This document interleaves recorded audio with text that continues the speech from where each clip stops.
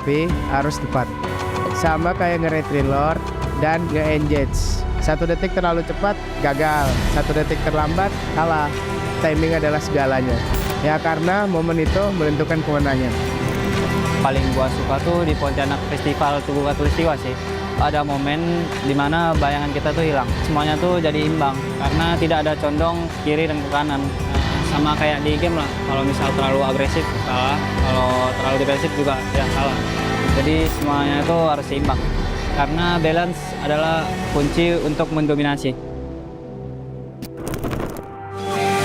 Di Semarang tuh ada namanya Dogderan. Kayak kita nyambut bulan puasa nih dengan penuh sukacita, kayak ramai juga energinya.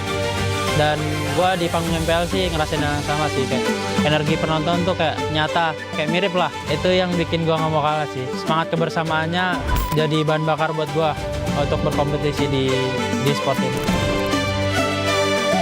Tradisi di Aceh, yang paling teringat sama gue sih tari saman. Tari saman tidak memberi ruang untuk kesalahan. Ya kalau satu salah ya semuanya kelihatan salah.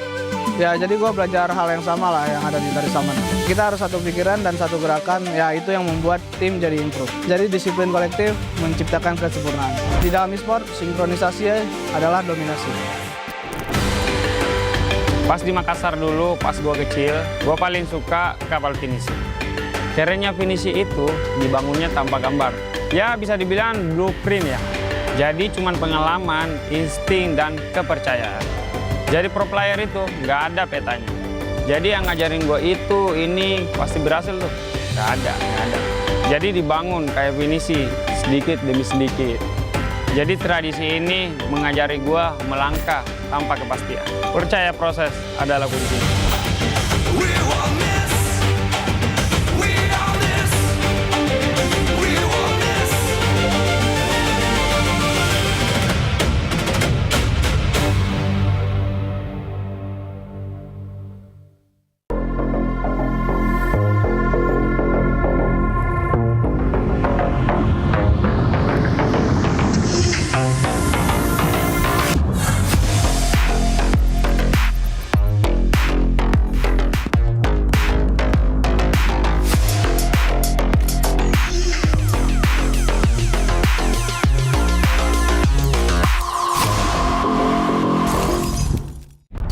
Semua hal terus berubah.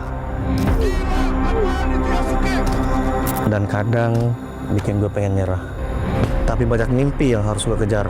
Gue butuh support yang konsisten. Biar gue bisa terus naik level, terus berlari tanpa henti. Skin gue banget nih, gue beli aja. Seperti GoPay Games yang setia menemani, walau meta dan gameplay terus berganti. Walau yang lain terus berubah, GoPay Games konsisten ngasih yang pasti murah.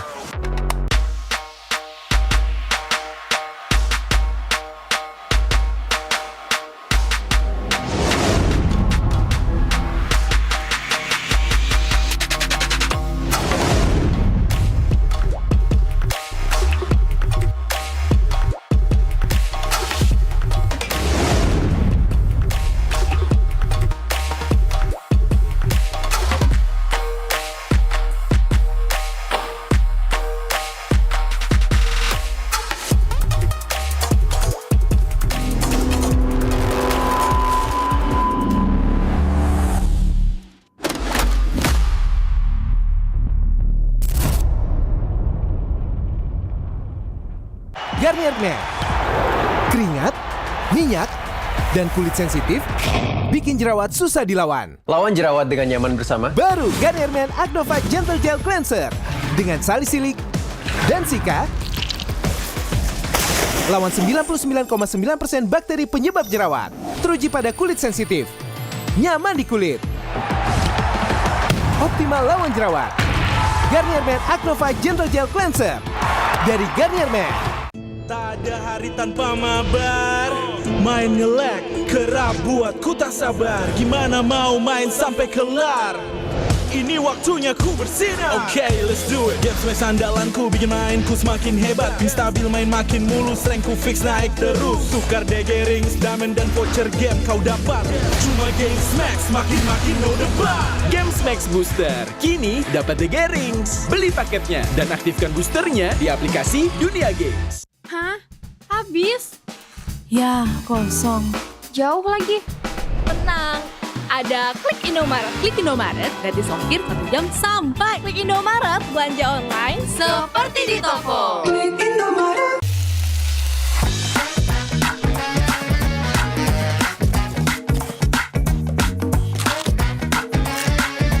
Gimana? Enak?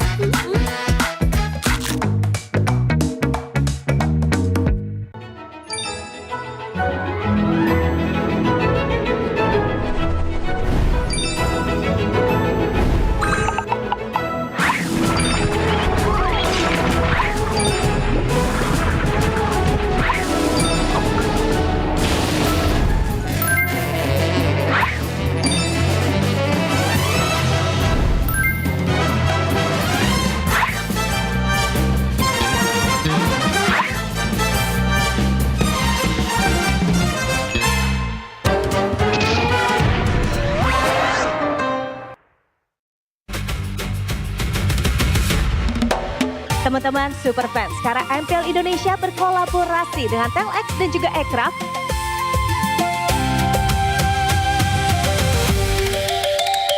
Kira kita ngelihat aset maniak kita. Tadi gemas. Lucu pisan. Ini adalah collab terbarunya kita nih bersama dengan Aircraft dan juga Telx. Ini adalah sebuah pergerakan di mana kita bersatu padu. Kalau sekarang sih seru ya, soalnya ada budaya-budaya Indonesia juga ya, kita mengangkat semua budaya-budaya. Terus kayak kemarin player-playernya juga pas entrance-nya jadi ada permainan zaman-zaman kita kecil, jadi flashback aja seru sih. Jujur seru banget, soalnya kan activity-nya banyak kan, jadinya kayak yang bisa dilakuin gitu, kayak bisa main gasing, bisa main congklak, bisa main yoyo dan lain-lain lah. Kalau main terus dapat stem, jadi kita dapat kayak hadiah, banyak lah istilahnya. Jadinya seru banget from my opinion. MPL sekarang sih udah mulai care sih sama budaya-budaya Indonesia. Gua rasa ini bisa jadi buat edukasi di generasi gua sih. Soalnya ini bisa buat tahu budaya dan tradisinya lah di Indonesia ini. Terima kasih MPL udah menghadirkan permainan-permainan masa kecil kita. Terima kasih MPL karena sudah membantu kita semua jadi ingat masa lalu kita. Semoga kedepannya MPL makin ada aktivitas yang lebih seru lagi.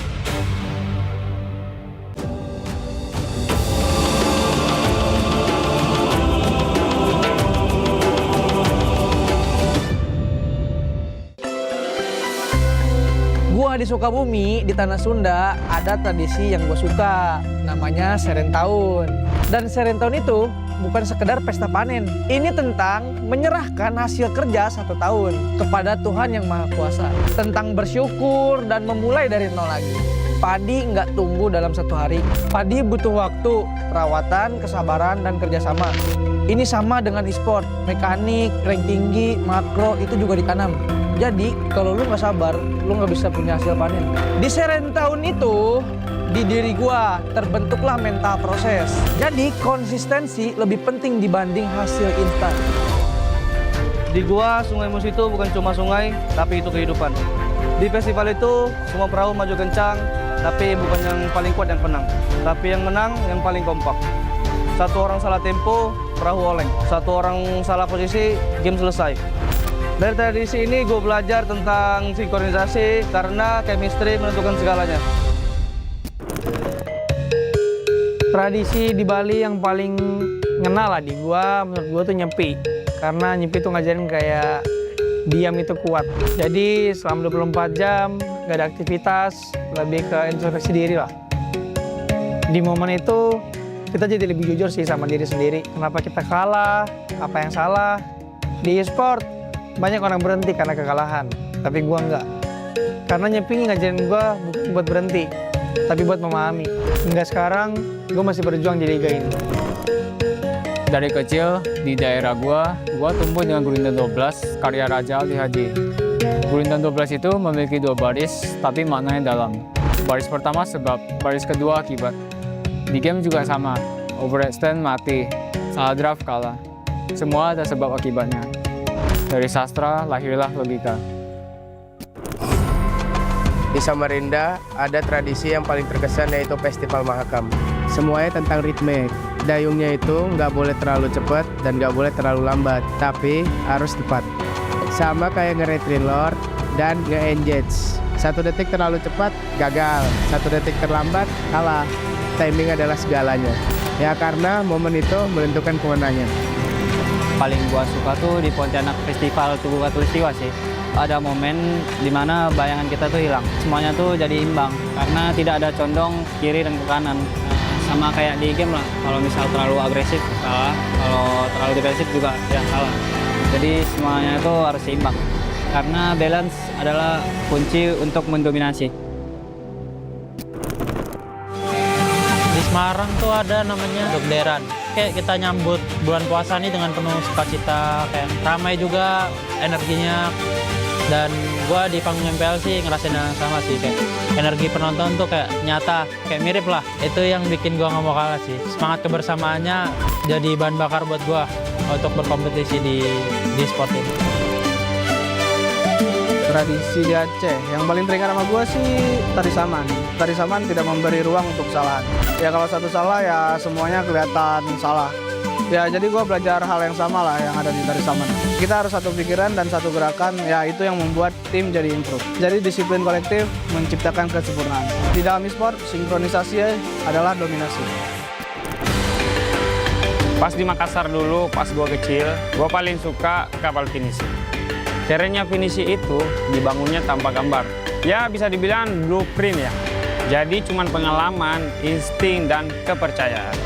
Jadi pro player itu nggak ada petanya. Jadi yang ngajarin gue itu, ini pasti berhasil tuh. Nggak ada. Jadi dibangun kayak finishing, sedikit demi sedikit. Jadi tradisi ini mengajari gue melangkah tanpa kepastian. Percaya proses adalah kuncinya.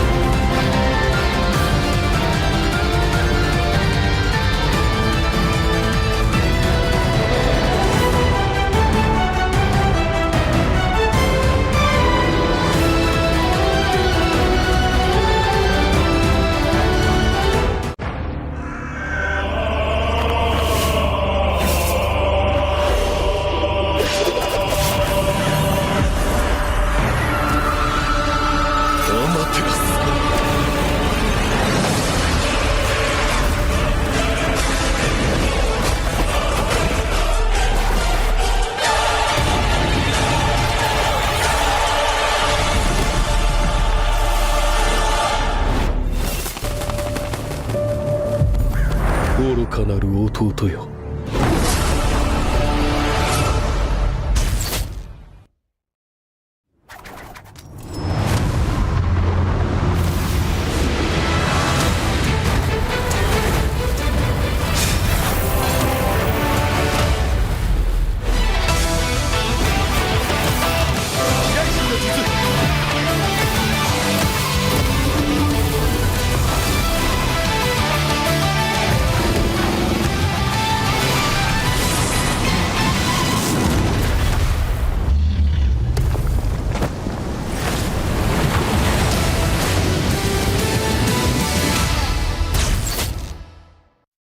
みんな、渦巻きナルトが帰ってきたぞ。飛来神の術。俺ってば父ちゃんを越す火影になる。愚かな弟。子供騙しか。アマテラス。ふっ、行くぜ。これが俺たちの力だってばよ。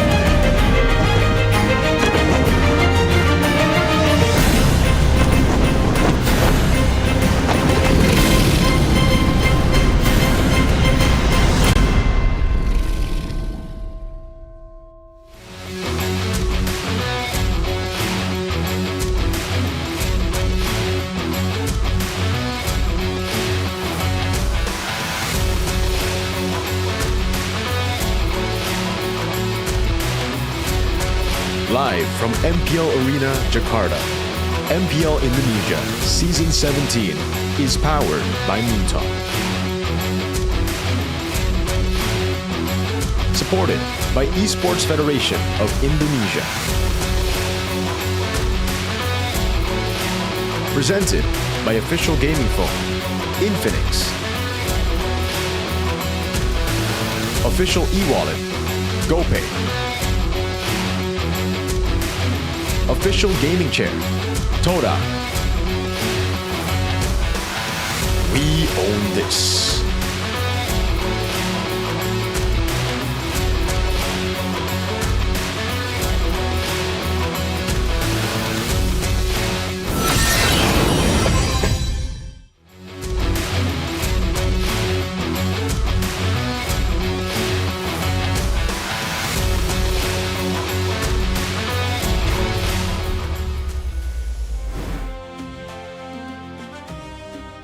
Selamat datang di MPL Indonesia Season 17 hari yang kedua, minggu yang ke-6. Luar biasa sekali, kita semakin dekat menuju ke babak playoff dan pastinya dari seluruh tim akan memberikan kejutan-kejutan serta formula-formula barunya yang akan bertanding khususnya di hari ini. Karena hari ini akan menjadi hari yang cukup panjang. Di malam minggu kita akan menyaksikan 3 match. Dan sebagai match pembuka kita akan melihat adanya Alter Ego yang akan bertemu dengan EVOS Esports untuk kedua kalinya. Di mana EVOS Esports kemarin baru saja mengalami 2 kali kekalahan. Dan di match kali ini apakah dari sang macan putih akan mengamuk kembali atau bahkan dari tim Alter Ego yang masih mempertahankan momentumnya. Selain itu, kalau kita melihat, kita melaju ke match berikutnya. Di match yang kedua akan ada teman-teman dari Onyx Esports yang akan melawan TLID. Di sini pastinya Sabila yakin banget teman-teman super fans juga penasaran bagaimana berjalannya match-match kita hari ini. Karena kalau kita ngelihat di match yang kedua nantinya, apakah dari tim Onyx akan kembali mendominasi atau bahkan dari King Kevin Maharaja beserta teman-temannya yang akan menjadi tim yang ketiga untuk dapat mendumbangkan sang Raja Langit. But kita masih punya keseruan lainnya, last but not least kita akan melihat adanya Bigetron by Vitality yang akan bertemu dengan tim RRQ Hoshi, di mana pastinya di sini khususnya Kingdom amat sangat menunggu kemenangan dari tim RRQ Hoshi. Kita penasaran bersama-sama apakah di match kali ini, di match yang ketiga untuk hari ini, tim RRQ bisa bangkit, bisa mendapatkan kemenangannya, atau dari Bigetron by Vitality yang benar-benar mereka pastinya akan berjuang untuk mengamankan upper bracket di playoff nanti. Tapi di sini aku sudah melihat ramai banget. Sudah ada teman-teman super fans, aku pengen dengar dulu suaranya dari Alter Champs dulu. Mana suaranya? Wow, sudah panas sekali. Jangan mau kalah, aku akan bertanya dari sisi berikutnya. Ada EVOS Fans, mana EVOS Fans? Menggelegar sekali semangat yang diberikan di MPL Arena hari ini. Tapi sebelumnya Sabila Join mengingatkan bahwa MPL Indonesia tidak dapat berjalan selancar sekarang tanpa dukungan para sponsor dan juga partner. Karena MPL Indonesia powered by Moonton, supported by PBSI, presented by official gaming phone Infinix, official e-wallet ada GoPay, official gaming chair ada Todak. Tidak lupa untuk partner ini sports kita ada Garnier, Bayu, Dunia Games, GamesMax dan juga OnePlay. Untuk supplier pastinya di sini ada IndiHome, Klik Indomaret, Yummy Choice dan juga Aqua. Baiklah, sekali lagi di sini ya, Sabila tuh pengen ingetin biar kalian nantinya nggak ketinggalan dan juga nggak kehabisan tiket. Karena dari kemarin-kemarin Sabila selalu ingetin buat teman-teman super fans untuk amankan hari ini di tanggal 2 ya, kalian siapkan untuk smartphone kalian biar kita bisa seru-seruan bareng, biar kita bisa menyaksikan dan bisa menjadi saksi siapakah yang akan menjabat ataupun siapakah yang akan mendapat nih gelar King Phoenix untuk MPL Indonesia season yang ke-17. Dan sekali lagi mungkin sekarang ya sudah hadir di MPL Arena maupun teman-teman yang lagi nonton di rumah langsung saja di standby-kan untuk smartphone-nya masing-masing. Dan untuk yang ada di MPL Arena nanti Sabila minta tolong kita semua boleh ya kita countdown bareng-bareng untuk dibukanya tiket dari playoff MPL Indonesia season 17. Dimana pastinya untuk di playoff ini kita bisa seru-seruan bersama, kita bisa semakin dekat satu sama lain atau bahkan bisa menemukan teman-teman dan juga komunikasinya yang luar biasa nantinya. Jadi dari nggak kenal bisa tiba-tiba jadi kenalan dan menambah teman juga. Nah, kita sudah memasuki 19 bahkan 17 detik lagi untuk pembelian tiket dari playoff MPL Indonesia season 17. Langsung saja dari 8, 7, 6, 5, 4, 3, 2, 1. Ini dia tiket playoff dari MPL Indonesia season 17.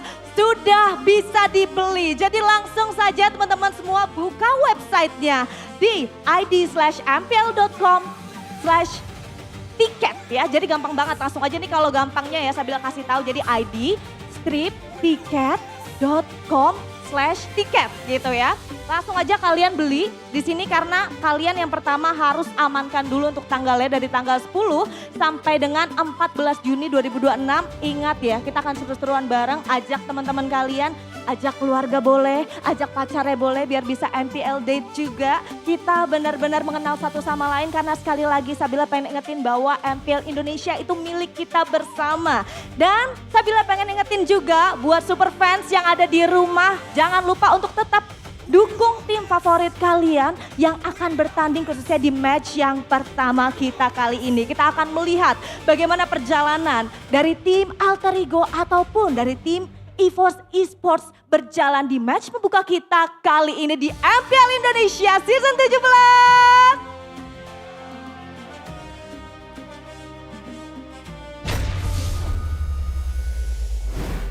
Playoff tickets are officially available, ladies and gentlemen, so go ahead and check it out at our official website because obviously you don't want to miss it. 6 teams are going to be fighting for their lives to make it to MSC as well, not just to be the new Infinix.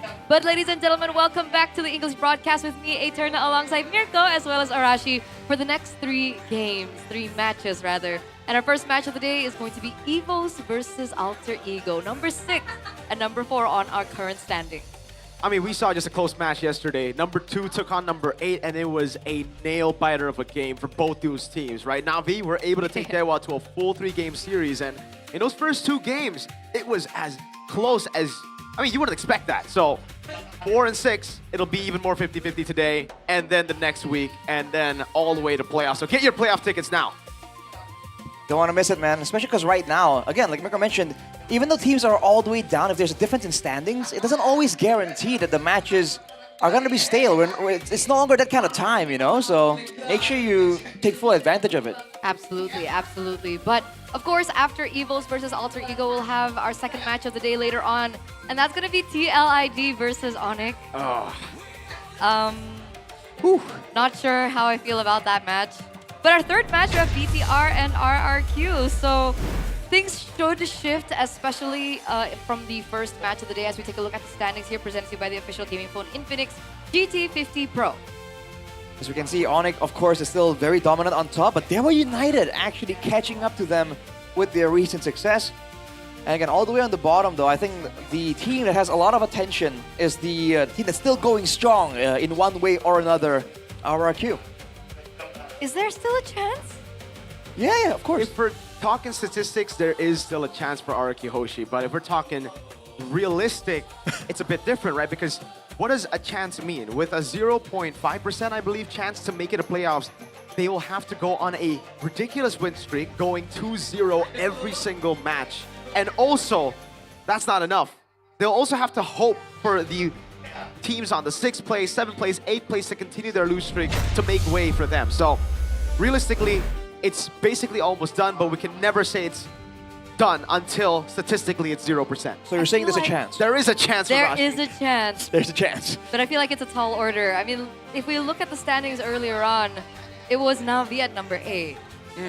And Navi's been performing really well, especially coming to the second leg of the season. And that's why it's really crazy. A lot of people have been really critiquing RRQ, saying that they are playing abysmally. And in some factors, they are. But honestly, the other teams are just getting so much better that it's kind of hard to really watch them make improvements and still fall short of the competition. Yeah, so we're going to see exactly how the next 3 matches are going to go. And considering like the patch changes and so on and so forth, do you think we might be expecting something interesting today? What, an upset? Oh, you think? I mean, BTR to call the Robin Hoods of MPL ID, you know, they are the streak breakers as well. They broke the 100% win streak of Onyx in this season. They broke the 100% win streak of TLID. They broke the lose streak of Navi and Geek Fam. And I was pretty surprised that they didn't break the lose streak of RRQ the first time around. It looked so close. Riza was playing game 1. Game 2, Moreno stepped in, and with an early game comp, they went late game. I was like, oh man, it's actually going to be a 2-0 loss for BTR. But then, there goes the problems again for RRQ, right?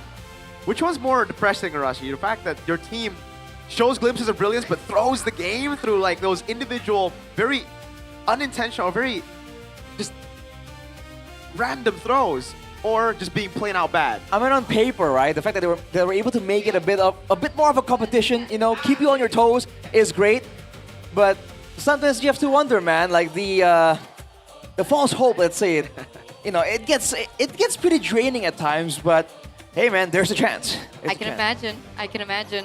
But let's focus back onto our first match of the day. What does EVOS need to do to avenge their leg 1 loss against Alter Ego? Considering, if we take a little bit of a flashback to week 2, it was a 2-1 victory for Alter Ego against the White Tigers.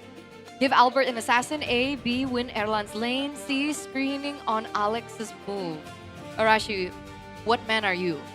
I feel like I'm like an A man on that one. A man. I feel like. Because honestly, especially number C is a bit vague, man. Like, Alec does so many different things in a game. What do you mean when you want to screen him? Are you trying to keep his aggression down? Are you going to try and, you know, get past him when he's playing defensive? It's such a vague statistic. But this isn't, though. Climbing to be the greatest. MPL ID XP laners all-time data. We have Nino, Boots, Luke, and Pai actually. So Nino's up top there in total assists. Meanwhile, for the side of EVOS, we have Luke at number 3 for total damage taken. And Nino short thereafter. Yes, I'm not too surprised. It is very impressive though that Luke, after having a bit of a break in his professional career, is still up there in the numbers, man. Shows you again that win or lose, the guy is present in the game, right? If he's winning, that's where the damage comes through. If he's losing, he'll at least tank a lot of damage. So he's definitely someone to look out for in this current meta where every single role can have an impact, right? Yeah. I don't know if I'm being biased here, but hey, total assists, Luke is in number 3, and total damage taken, Luke's been number 3 as well. This guy was inactive last season. He joined MPL ID Season 10, and Nino as well. The fact that he was a gold laner for the majority of his career, right? And then, after Season 14, moving over to the XP lane. So he's only had a few seasons as an XP lane, yet he's garnered this many, stats already. It's pretty impressive getting all the way to number 1 in total assists for Nino. Actually, that makes sense because it's not average. Exactly. And I don't know if they actually counted based on when they swapped to XP for Nino specifically, or if this is all-time stats. Because if it is, then the stats are kind of skewed, right? He was a gold laner in the past. Although, to be fair, remember, back then, fighters were in the gold laner. So there's a bit of that at play, but it's still impressive nonetheless. Interesting. All right, so we're going to be expecting a very interesting showdown in the EXP lane, obviously between Luke as well as Nino. But of course, going back to the question earlier that we asked to the audience, right? Albert back on the Assassins. We've seen EVOS going for a particular strategy, especially lately. It seems like it's more Erlan focused. So will we be expecting them to shift that strategy again? Well, we have to hear from them themselves, actually. Okay. So with that, let's take a look at their ping test and hear what they have to say about their next matchup. Lawan lu kayak ini heart rate lu harus tinggi banget. Iya, tapi gue nggak tahu sih Meng gimana caranya Meng nge-trade gue tinggi. Nah, gue punya saran no. Apa tuh? Kalau misalnya lu diantara lu yang ketahuan misalnya heart rate-nya tinggi, lu bakal dapet sertifikat GH baru no. Maksudnya kayak balap lari gitu? Ya kayak gitulah. Oh. Kalau misalnya yang kepergok kode win duluan ya, lu Ya, bakal. Kalau itu mah lu yang mau, Ming. Ya. Itu mah lu yang mau. Emang lu nggak mau? Mau sih, Ming. Ya, yaudah. Kalau urusan sertifikat tanah mah gue mau sih, Ming. Ya udah itu doang no, udah bisa dibicarakan Slow.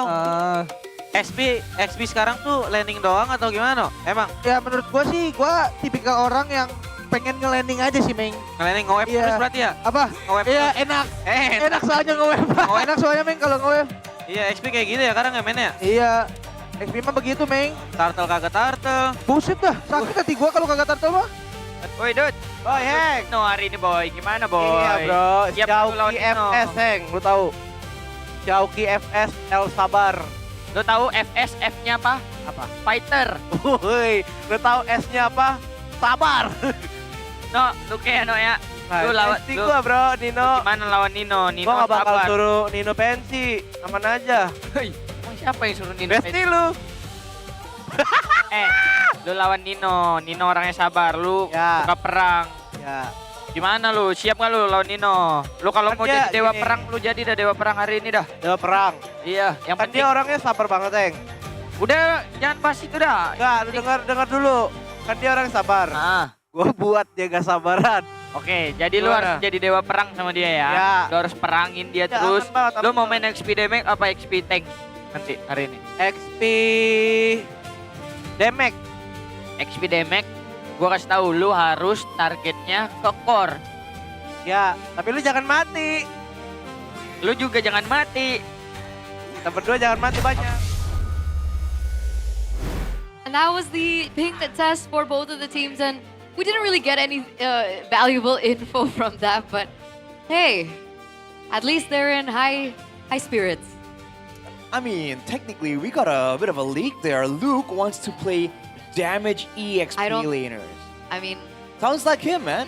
yeah, true, but sometimes the players like to troll during their ping tests. that you is know, true, that is their true. interviews as well. But it's safe to say that we're gonna see Hijume for Alter Ego, not Cyrus. Yeah, I don't know. Maybe sure about that. because yesterday they did play Hijume. I don't know if it's gonna be Cyrus or Hijume. That's a good question. Evos, though, I agree. Put Luke on damage. Okay, we'll see whether or not that happens as we take a look at the official team lineup for Alter Ego. And it looks like from the ping test and in the official starting lineup, it's going to be Hijume alongside Nino, Yasuke, Alec, as well as Arfi. The three face masks at number 4 looking to climb ranks and maybe the upper bracket. Can they rise back to their peak form at M7? The big question here today. Ladies and gentlemen, welcome on the stage, Alter Ego Esports. This is a team with a lot of expectations. They've been ramping up the intensity. They've had interesting moves in the previous weeks, but it seems like now finally they're starting to put some throttle on the pedal, and they're trying to get a dominant finish to the season in the second leg. And on the other side, we're going to welcome the official roster for the White Tigers with Luke. Wait, what? Few's not going to be playing in this match. It's Freaky in the mid lane.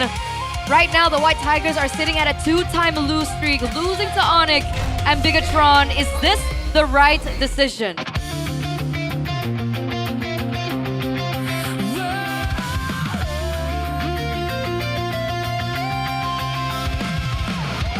Only Evos have done the unachievable here in Indonesia, raising the World Championship trophy, the first of its kind.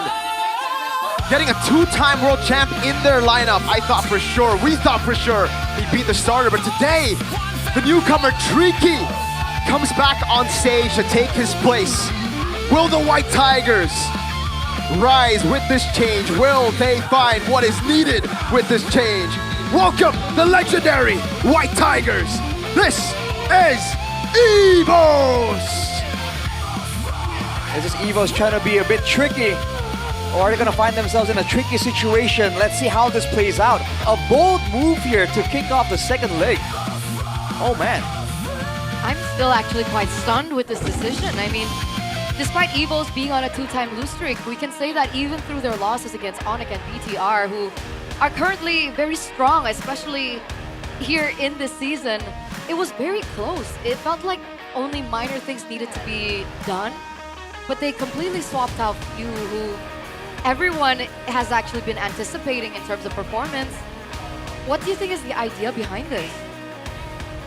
Either they're really concerned that Zephyr has downloaded their information and they're trying to throw a curveball, or something is happening behind the scenes. But honestly, considering their performances and how they've looked, it's hard to believe that there is anything really serious happening, right? They seem to be in sync. They seem to be in high spirits as well. What do you think about this? It's a shocker. I don't know. Because if the changes of roster for the mid lane, Tricky or Few, if it happened early on in the week, then in the season, then it would make sense. You know, they would still be trying to experiment, trying to see what fits the roster best. But week 6, a change this late into the season may have a different meaning. It may be that Tricky is going to be the main starter for the rest of the season. And I guess this is where the trial begins. We asked you earlier, ladies and gentlemen, what does EVOS need to do to avenge their Leg 1 loss against Alter Ego? And it seems like 64% of you, so majority of you, think that they need to give Albert an assassin.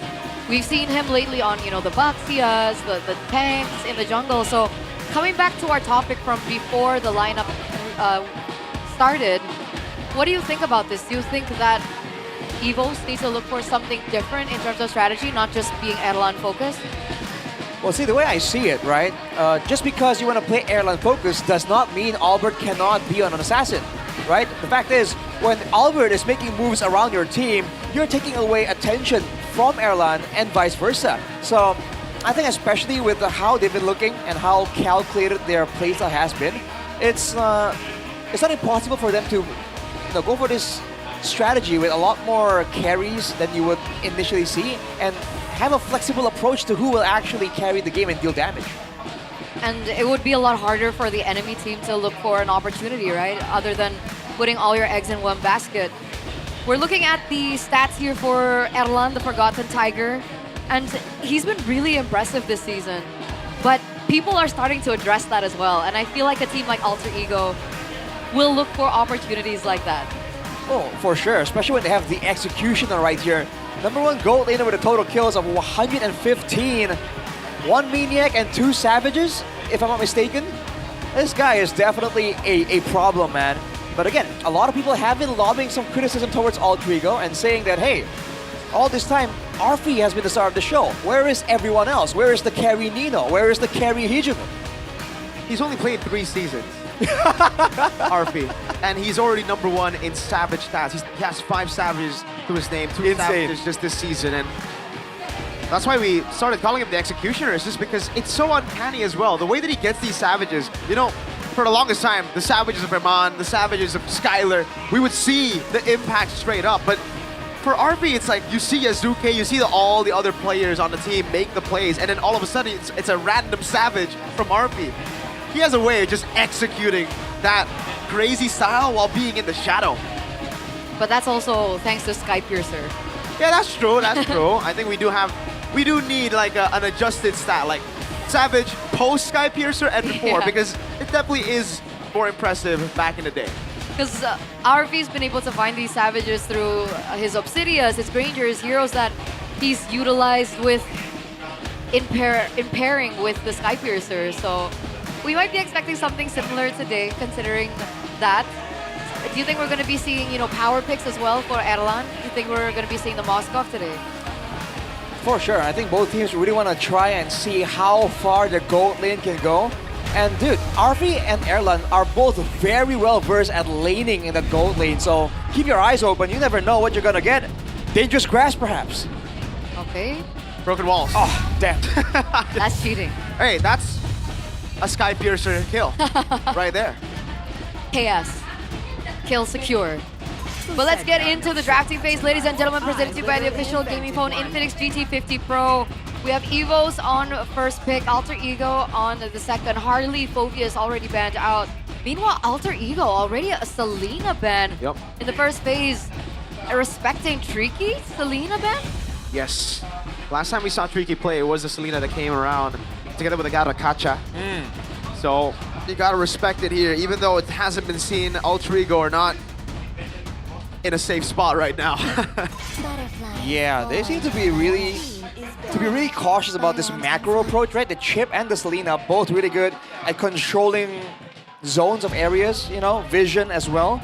Especially if we talk about the potential for the junglers to carry, don't forget, we talked about the gold lane matchup, but Albert and Yazuke is another matchup that you gotta keep your eyes on. I think both teams definitely have ideas for the jungle approach. Ooh. Big respect. Yeah. Freya banned out by Alter Ego, not allowing Evos to pick that one up for themselves. With the Jushin banned out, are we expecting a Marcel first pick? It looks like they will still go for the Marcel. Going to be able to get more info as well in the early stage of the game, and I think that's where things are going to get tested for Alter Ego. They need to look for a next 2 strong pick to control mid. Well, they have the Leo Mord. That's the immediate the thought right here. If they want to combo it with the S17, it's a combo that's being very popular right now. You can use it defensively, aggressively. Gives you options to really be unpredictable. Alter Ego has shown it before, but maybe that's a bit too textbook for their taste, right? They might go with some other picks to have a healthy amount of flex potential to throw Evos off. I like it. I like this response here. I thought Evos were actually going to go for the first pick Suyo instead of the Marcel.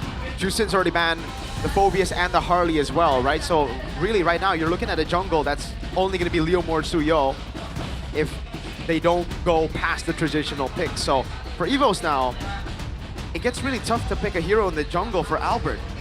I was wondering, we've been seeing a lot of Joy appearances in our neighboring regions, the jungle. Right. And I mean, back in the day, it was the Joy. Is that in Malaysia? I think PH as well, no? I don't know. I haven't seen the Joy in the Philippines, I think, and I haven't been watching in Malaysia. But it will just be the Leo Mord. I'm not too big of a fan of the Joy in the current meta, no. But I am a fan of the Harith. Harith's great. Good answers to the Suyo too. And right now, Evos, they have multiple ways to really dictate the pace of the fight.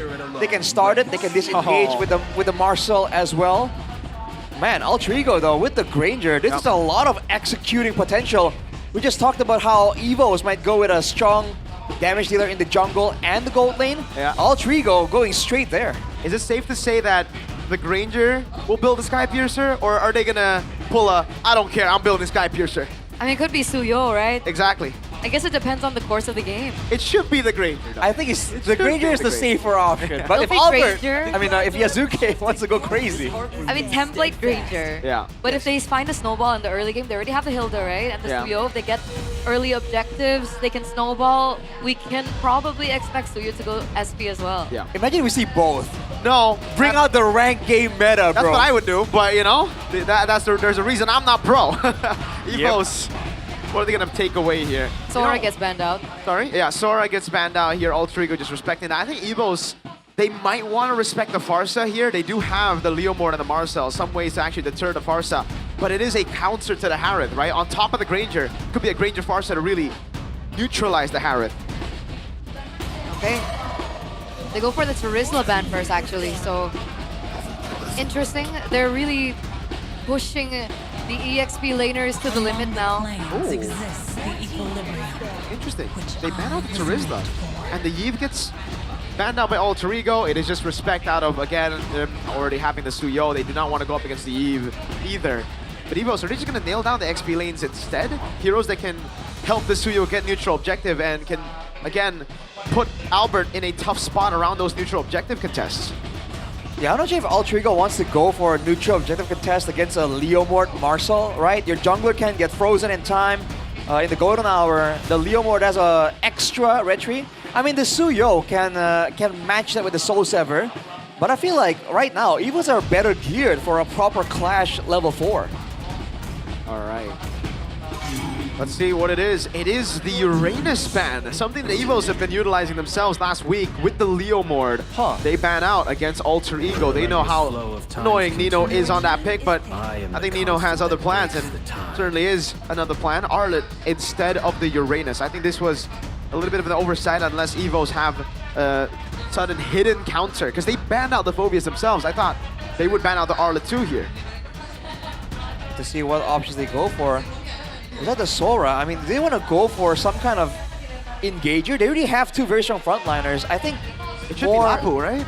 Yeah, more utility and damage is the idea, I think, for Evos. And the Lapu really fits Luke. It fits in this composition in this game as well. And they snatch the far side. That's why they don't ban it out. All the right. Lapu has called Alter Ego. Do they take the Valentina to steal away some of these big ultimates?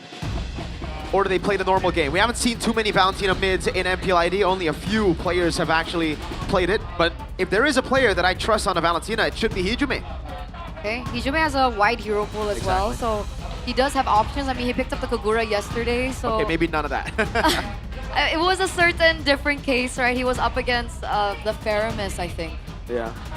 Could it be the Lilia? I mean, we've seen it several times. Yeah, Not Lilia bad. worked. Not bad at all. Yeah, it kind of works, but against the... It's either Lilia or Zetian, right? Those are the two heroes that we commonly see. Or the Valentina. Those are the three The options. Zetian, I'm not too big of a fan against Lapu. a bit vulnerable, by all means. The Lilia, you do a lot of damage to the others. Whoa! The Farsa outrageous here is what I was going to say. The Lo Yi becomes the option for Alter Ego. Man, they still want to go fast. Oh, Another wow. unique pick as well for our Hijume.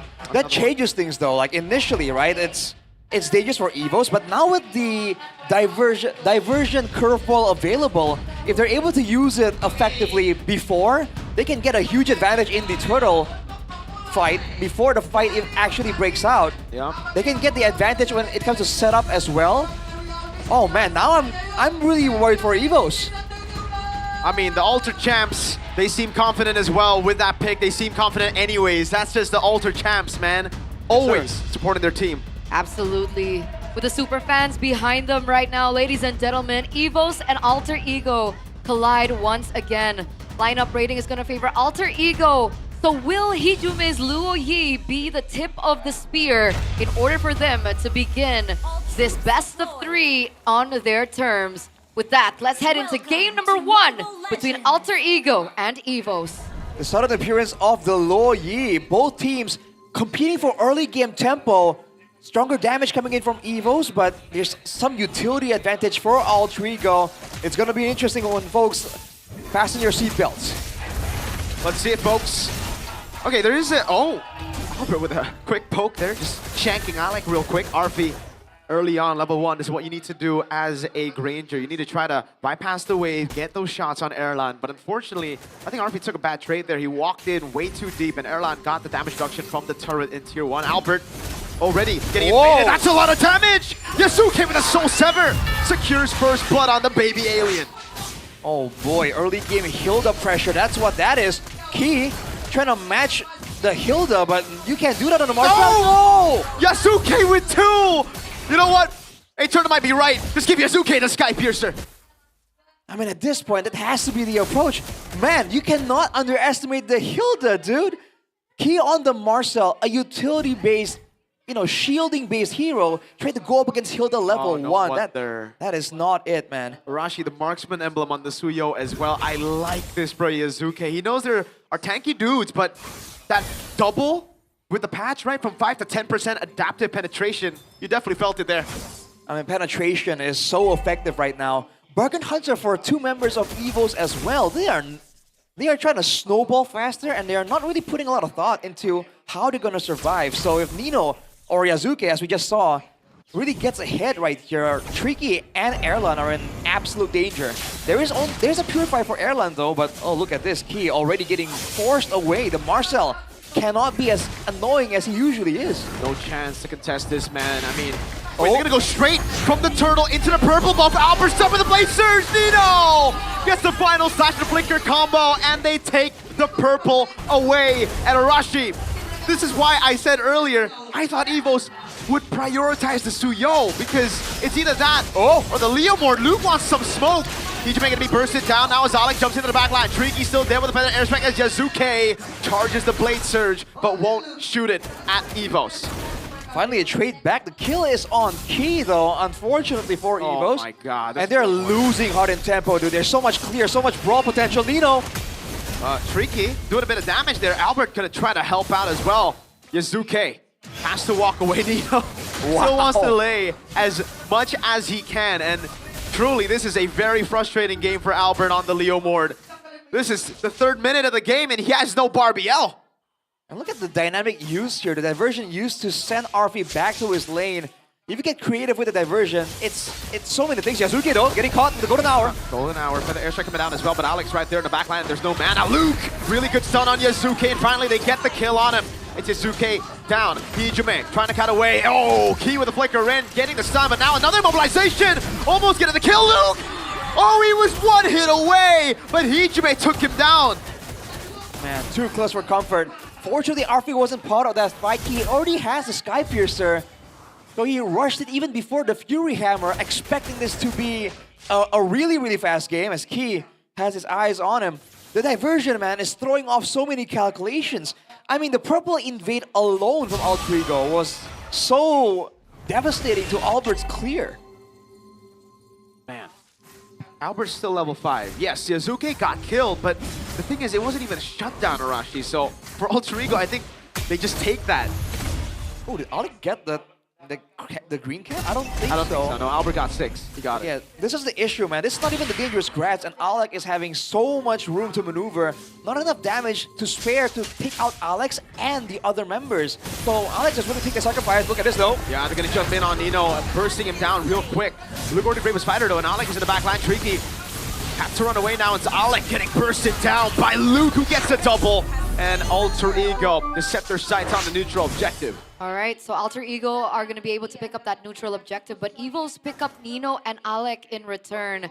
At this point, Alter Ego still have the gold lead. They're still holding on to the economy with the pressure and the pacing that they've been able to get in the early stage of the game.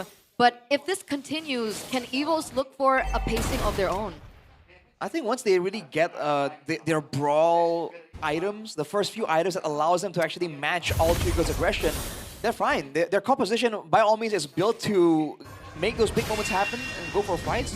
Altrigo, though, I think pace-wise, they're always going to be one step ahead of Evos just because of the diversion. Okay, and we saw a diversion earlier on as well into the EXP lane, but fortunately for Evos, they're not going to be able to get it, but now Hijime! Oh, he gets caught, shoved out of the diversion as well. Now Nino, caught by Luke, has to flicker out. All right, Hijime gets taken down, so Evos are doing quick work as well. Altrigo are really trying to maximize the low Yi usage, and you know that means Hijime oftentimes has to walk back to lane. Evos did a great job there capitalizing on that factor.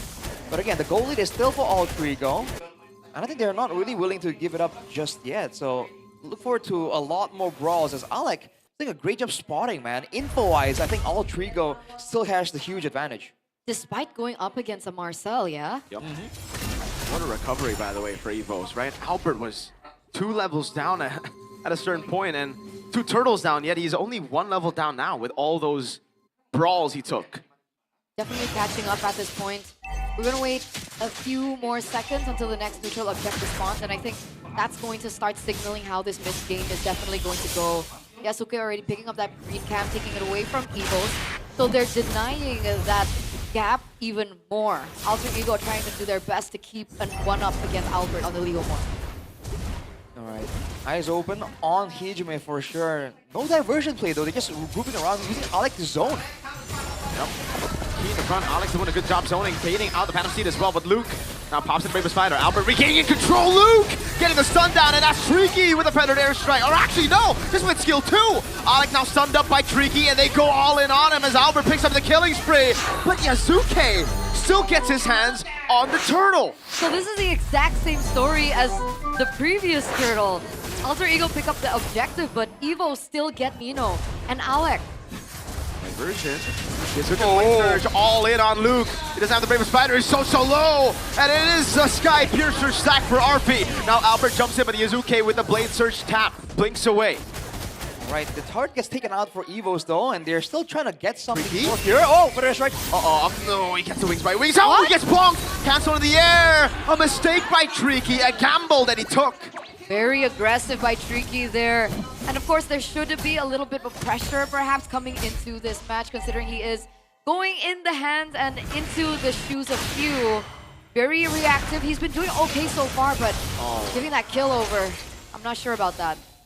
I mean, the pace and the tempo is where it gets difficult if you don't have experience, right? A lot of these moves are improv from both teams, and Tricky, you know, he's playing with some real experienced players here, and he's kind of a little bit outclassed. Look at this, though. Good disengage by Key. Gets pulled back by the rotation. RP! Oh, the body block by Erlan. And Key has to flick around. Now Yazuki gets caught in the bond force of Erlan. But he won't be able to just chase him into that tri-bush. Ooh, man. That was a dangerous one. Yazuki immediately not wasting any time at all. Every single time there was some kind of fight, some kind of skirmish, he just finds time to steal away camps from Albert, which is why he is actually the same level despite, you know, despite trying their best to put Albert behind. He's actually keeping up. RP has to respect his Zaman force. Erlan is, again, getting forgotten. Alter Ego have forgotten about him the entire game. Yeah, still standing at 0-0-3, not punished, not anything just yet, not hindered as well. And he's not far behind of RP either against the Granger. So he already has that first item down. I think the second one is already built up as well. Oh, it's a bit different though. It's a Lord this time, right? I think Alter Ego are very happy to trade 1 or 2 members for a Lord at this point. Diversion to the mid lane though. Alright, just 4 rotations. Now RP with the Sky Piercer is in the vicinity. Evo's gotta be careful trading kills, man. Sky Piercer stacks are already devastating, but in the hands of RP even more so. But that tower's gonna go down in the top lane in favor of Alter Ego. So Alter Ego very quick with the macro plays as well, very objective centered. Might still be pushing for Alter Ego even with a 2k gold lead. Evo is now caught in a tough situation as Alec finds himself behind enemy lines. Golden hour on the Lord. This is the lane. Erlan gonna go in as well. Phantom Steed, he shoots it. What?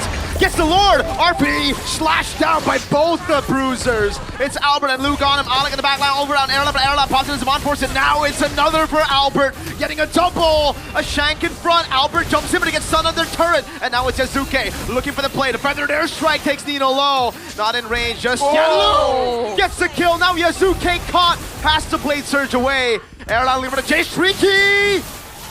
Flickers in forward aggressively, and the Phantom Steed comes back for Albert. And he almost gets him in the process, but wait a second. Alec, try to defend mid, will be able to, but it really seems like he only delayed the inevitable in mid. Literally everyone fell then, right, in the escapade? Except for Yasuke? I think so. RP was the immediate main target. They did get the Lord, and they will be able to use it macro-wise, but Evos, they understood what Alter Ego were trying to do, and they made sure that they paid heavily for that. That's a Lightning Truncheon competed for Tricky as well, so the pick-up game very much is alive for Evos, and the Lord isn't really being escorted right now. Alter Ego might not be able to get there in time. I'm pretty sure they should be able to get that mid-tier turret. Oh! Airstrike Yasuke! Very aggressive as well. Gonna be able to cancel that further airstrike as well, but that's it. They've been able to clear that mid lane. That mid turret doesn't fall. The Lord is still pushing and crashing into the bottom side. We do see a diversion play. Gets spotted in the bush, Nino. Good read there. Alec. Wow, he actually baits out the Phantom Steed. I don't know about this, Evos. Alec. Oh, there you go. They find the shots in the end. Alec taken out. But they've used quite even the Golden Hour. They're gonna get turrets off of this. I don't think that was worth it. Wait, hang on a second. Did you see that? The Lord kind of backtracked on the bottom, got pulled away by Erlan. So the protection in the bottom lane is still very much up. But the whole shield goes down anyways. Wow. Despite Erlan's best efforts. So Alter Ego taking away almost all the turrets. Concealed from Key to try and turn it back. Phantom Steed, Hijime, forced to flicker out. Erlan committed to Zaman Force, dashes away from the final slash of Nino. Yeah, Nino doesn't get it, doesn't look for a trade as well. How? What? So, at the end of the day, after everything and all that effort, who was it in favor of, Evos or Alter Ego? I think Alter Ego, man. Alter Ego has... I mean, both teams have okay scaling by all means, but I think Evos wanted to be a bit more dominant in the brawls, and Alter Ego have been able to maintain a gold advantage throughout the whole thing. They have a turret, they've had turret advantage for a while now. Now with the low Yi, they can rotate in a more confusing manner, and Evos don't really have an answer for it. But right now, even from the drafts, right, we were talking about Alter Ego and their snowballing, right? They technically haven't really built up a snowball because of the trades that Evos have been able to get up until this point in time, right? They get more trades and kills. They were able to get more team fights as well. And RP doesn't have his Sky Piercer stack anymore, right? He got killed after he got that first Sky Piercer stack. That's true. And he only had one anyway, so it wasn't really a significant amount. But the control is the same story here. Alec can zone everyone the same way he's been doing and there's not much Evos can do about it unless they want to spend resources. Whoa! Goes in with the power of wildness. Luke, Bravest Spider, Nino missing the final slash. Albert walks in with Phantom Seed, now brings Alec back, but Immortality is the only thing they get right now. They go for the kill, and it's Airline who picks it up. 2 ultimates down, 3. Make it 3 with Tricky as well. The Lord gets reset. Nino's clearing in the mid lane. Oh, Nino's gotta be careful here. Walking into 3. Uh-oh. Feather Airstrike again, right as it's off cooldown. And Alter Ego! All this time, all the golden hour catches Albert right on the edge. Well played, Alter Ego. Beautifully played. They lose Alec in the process, sure. They use Nino as bait for Evos to move away from the Lord. They were able to take resources away from Evos as well. The Feather Airstrike used, Key's ultimate used as well, the Golden Hour. And in the end, Alter Ego were able to pick up the Lord once again. Now the big question is now, will they be able to utilize it better than they did in that first Lord? They can get a base turret for sure, but they have to be careful, man. The Siege, they don't have a lot of range except for Arfi, and they're up against a Farsa, right? If Alec can maybe stop the Feather Airstrike, that's a different story. But look at this pressure. Lord should get a charge in. It's half HP. Luke, good job there. Dive into the back line, gets stunned up earlier, but will be able to escape. The Lord does get a charge in the end as Key walks up. Luke jumps on Hijime with no blinker, and that's a blinker for Hijime. Right up on time. Now it's Nino walking up. The golden hour delays it. The shots from Arfi. Those are a lot of stacked shots on the golden hour that just bursts him down. Feathered Airstrike out of range for that last shot on Nino. And he doesn't go down despite how much damage Tricky was able to obtain, especially with the amount of items he has under his belt as well. Fortunately for Alter Ego, they're still going to be able to get that down. Evo's looking for a pick here. They want to find something, but it won't be allowed. Yazuke? Oh, yeah, he does not want to go in right there. Not enough info. The base turret on the top side, though, took a ton of damage there for Alter Ego. So it's not on the far side, but it's extra pressure they can use to make sure Evos makes mistakes in this late game. Quick item check, and Arfi is all basically full build at this point, with the Rose Gold even. It won't save him from a full channel Feather Airstrike, but Tricky's only on 3 items. Ooh, Alec. Okay. It's just a bait of a diversion there. So that gold lead on Arfi, 2,000.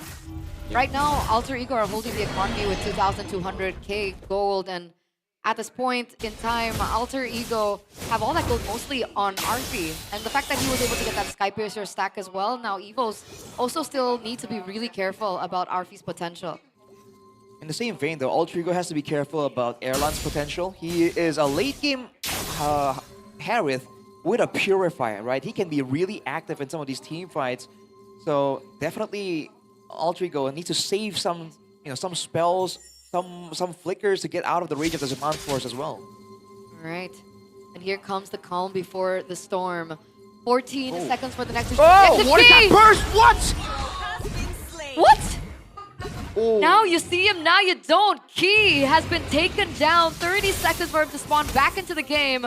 Alter Ego, perfect timing for the next Lord.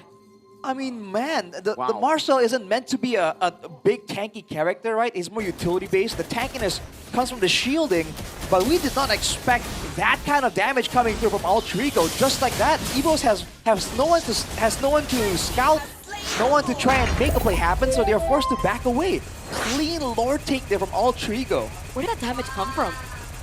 I mean, Hijime. Both physical and magical, and then Alec as well. It was just all of them using their skills together. That's why it looked like they went 100-0 real quick. Not even a chance to breathe. I mean, the Marcel can get a higher HP pool, right? All his max HP gets converted, if I'm not mistaken. So yeah, he is surprisingly squishy, and he only now has the Flash of the Oasis. So he's been been itemizing for personal tankiness, and you just saw it. It wasn't good enough. Absolutely not. I mean, that 2,000 gold lead from Alter Ego that we were talking about earlier on has evolved to 5,000. And now the Lord is knocking on the top side of the map, and every single lane is pushing. Yeah, they get the Barley and Nino with the final slash. Over on 2! He gets caught again. It's Luke with the Bravest Spider, but it's going to be the golden hour. There's Albert, goes godlike in the back, and RP gets taken to Albert! Oh my goodness! He saves the game for the team. He gets a triple while he's all alone. That's a balance here if I've ever seen one, man. Albert 1v4, 1v3, getting 3 kills. That's just ridiculous, man. Altrigo, they used Alec, they used everything they had to really pressure the base turret, but they forgot that Albert is still very much on curve, very much in the game here on a carry jungle. That was crazy. Just when Albert was starting to become forgotten, 936 KDA right now, and now the tides have shifted. Evos are now pushing in. They pick up a turret, but there is still a small save and grace for Alter Ego in the fact that they were still able to get that inhibitor turret in the top side of the map that Alter Ego should be able to utilize in their favor come the next Lord. Ooh, wow. Better airstrike immediately in case that diversion was taken. You're seeing no hesitation from Evos, man. I'm liking their odds in the late game here, but yeah, in the macro department, against a diversion, it's already a tall order. Now with a base turret down on the far side, Altrigo should be able to maneuver their way macro-wise into an easy Lord. Okay, we're gonna take a look at a replay now presented to you by the official gaming phone of what occurred earlier in that base. So Albert, there. Yep. Just dashes in there in the back line. There's not enough damage to take him out, and for the most part, again, initially they sent Alec under turret to try and pressure Evos off. That's definitely something that Altrigo will not give up again. Kido, Golden Hour. Oh, he gets Hijime. Gets the stun inside of the Golden Hour as well as the Phantom Seed gets used out. Hijime in the back just get, you know, with the final slash into the back as well. RP going for the hits. Luke with a jump with the stun as well. He's going for the radiant slashes. RP dodging away as Yasuke goes for the 1v1 over on Albert. And Albert's still able to survive, but Yasuke and Albert both buy the immortality. Albert, can he switch up more items? My goodness, he can. But he still gets slain by Yasuke as Luke will lose his immortality and his life to RP. The Executioner picking up another kill. Only Tricky, one man, the replacement left to defend. Yasuke with the wave up top. Going in, feathered airstrike, Big Bong, and he tries to flick around and he tries to clear out the wave with the Blade Surge, and now Nino walks up as well. Alter Ego take game number 1. And they close it out with a wiped out, ladies and gentlemen. Evos tried their best to halt the momentum that Alter Ego were building from the early game. Pushed it to the 20th minute, and they finally get their win. Alter Ego, first match, first game. A competitive game right there, but Alter Ego, man, they keep their head in the game. They know what they're looking for, and despite it looking so close, they found a way to win in such a clean fashion. That is so impressive, man. Evos did not see it coming. I really don't think that was a clean game, but it was clean Alter Ego. It's the brawl that they want, it's their style, it's what Alter Ego regard as a clean game. I mean, it's a clean finish. Yeah. The game was not clean by all means. It was a messy brawl all the way since the beginning, since level 2. Oh man. But the way Alter Ego find these endgame team fights and come out on top with 4 members standing, like, how? I got no clue. Luke did his best as well. There's so many things happening at once. And this 1v1 of the junglers, man. Both buying Immo. That's crazy. Oh, what a play. It goes Winter here, but eventually Yasuke gets the kill. That really saved the day, honestly. If Yasuke got taken out there, I don't think it would have ended up this way. But GG to Albert. Nice try as well to Albert and for the rest of the team, because, man, that was quite entertaining first game. Quite entertaining? That was a very entertaining first game, man. Again, especially with Tricky coming in, I think a lot of people were expecting a bit more of a dominant performance from Alter Ego, but hey, Evos, man, not bad. Not bad at all. I feel like Tricky is more... Tricky? Tricky, yeah. Like he's brave to make these crazy things, whereas Few seems to be like a mid laner who's more like responsible. Does that make sense? Discipline? Responsible? I like the word responsible. Responsible. Because like Tricky, he made that move and then he died for it. But in some cases, he's also the big person in these team fights. It's like an X Factor type deal, you know.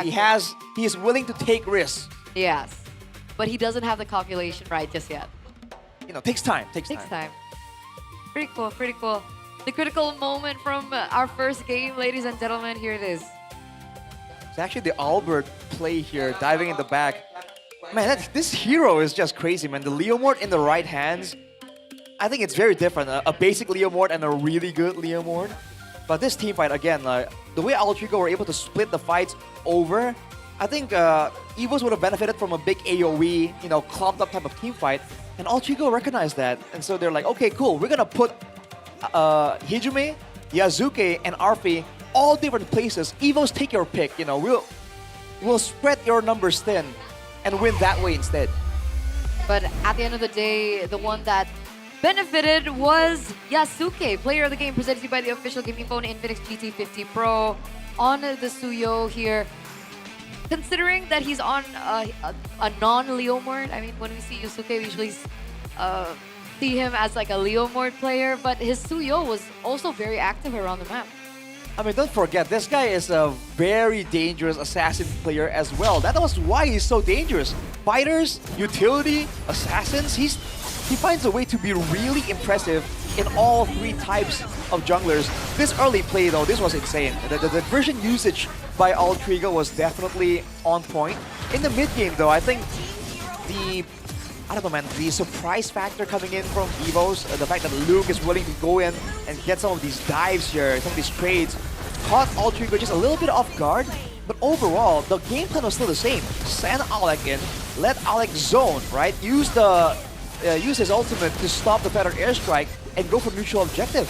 And despite Evos finding ways to at least punish Altrigo for going for these turtles, for the early Lord as well, they lost 3 members for the first Lord, Altrigo, and they always had like at least 1,000, 700 to 1,000 gold lead at all times. So it's hard to see it any other way except Altrigo having everything calculated, man.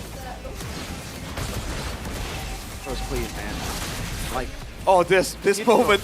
Man. The build-up, bullets there, yeah. Luke, he just had to take it like a good boy with the golden hour there. It's crazy to me that Yazuke always got the neutral objectives when Evos won the fights. Like, Alter Ego, usually it would be them who would give away neutral objectives to win the fight, right? But it's the opposite this time around. Man, it's like a macro-oriented Alter Ego. We've seen the brawl style a lot, more than necessary almost. But this macro style where they don't care, they lose fights, but they get the objectives, they get the turret advantage, they get the pressure, the farm, This is different, man. It's so impressive to see Alter Ego have this many different looks. I feel like we saw glimpses of that type of gameplay from yesterday. Right. Against King in their second match. Yeah. Like where they're a little bit more macro focused instead of prioritizing the brawls above everything else. And now Alter Ego's gameplay is starting to evolve, and that gets a little scary. Gotta give a shout out to Hijume as well, though. The Lo Yi, again, it's a hero we haven't seen in a long time. He made it work, man. I'm curious to see the damage numbers, because Lo Yis are usually a bit more subtle with their damage dealing, especially in a team with an Arlet, Suyo, and Granger, and a Hilda even. There's a lot of damage coming through from all the members. And I can't help but feel like for Evos, they might have overestimated the potential for Marcel as a frontline. Because again, the golden hours are great. They change the game. Now your teammates can move in the golden hour as well, but you cannot use him as a frontline. So right here, there are 3 members from Evos that are a bit tanky, but they can't really serve as a main frontline. The Leomord, the Lapu, and the Marcel. So they're kind of like jack of all trades, master of none. And unfortunately, in a proper front-to-back fight where Arfi was dealing damage, Evos just couldn't match up. I don't know, for me, right? Just looking at the composition, the way that Evos wanted to play, this is why mid-prio is so important, especially when you have a Suyo in the lineup on the enemy team. It's also very important when you have a Suyo in your own team, right? Yeah. The invades, especially with Leomord, especially with Suyo, if you fall behind early, it gets tough. And you saw how good Albert was despite falling early. Yeah. If he was able to get his hands on those neutral objectives, this could have been a snowball for Evos instead, right? So for Evos, I think that's something they need to learn in the next game. Here, they took away the Farsa, understandably so. They didn't want the Farsa to go to the hands of Alter Ego, who could counter the Harith.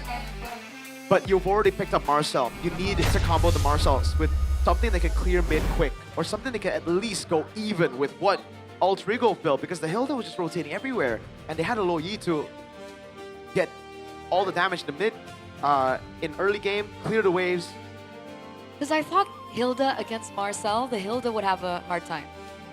I don't know. It depends. It depends on what context, yeah, but mid prio, no. So it's still the Hilda. Yeah. For sure, for mid prio, for small trades, the Marcel would win. For all-ins, the Hilda, I thought because you of saw Ki Marcel's get beat up. passive, right?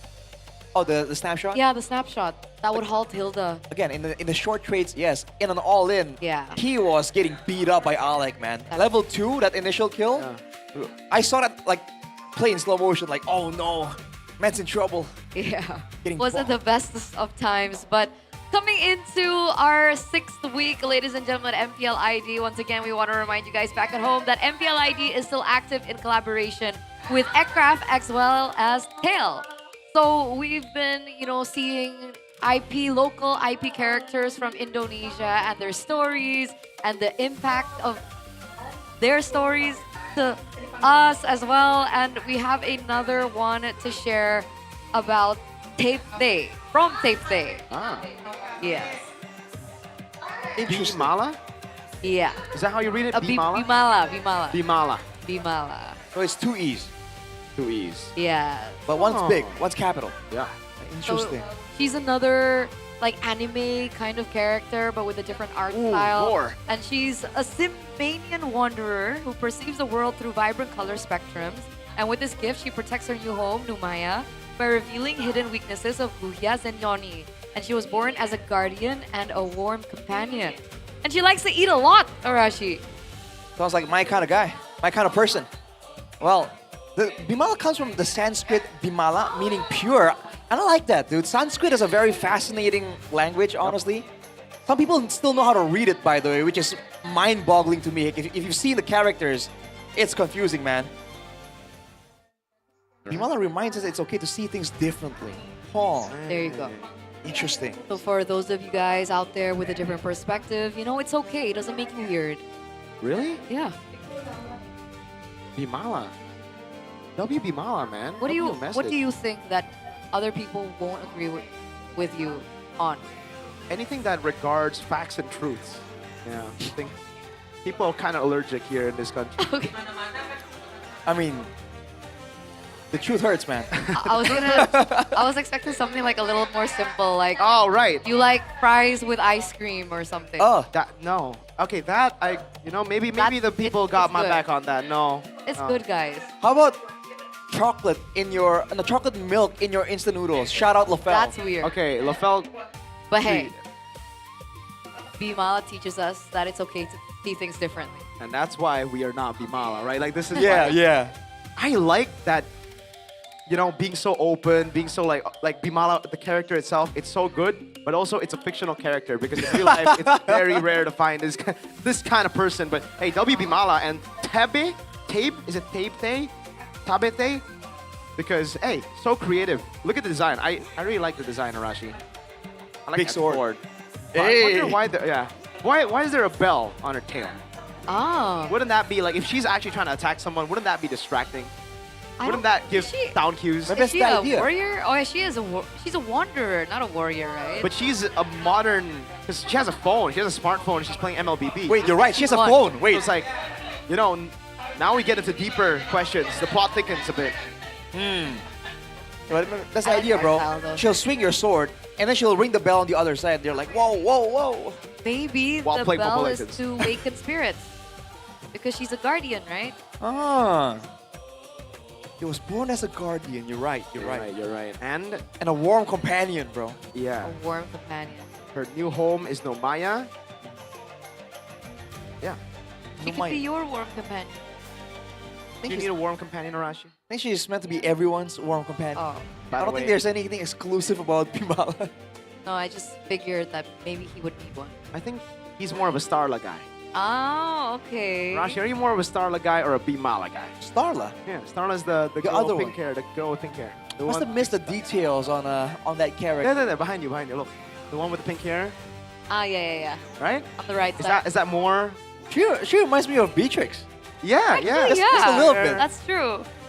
Interesting. Matrix. Yeah, So answer the question. He seems a bit more my speed, yeah. Ah. You know him well. You know him well. More of a Starla guy. You know, my But- favorite?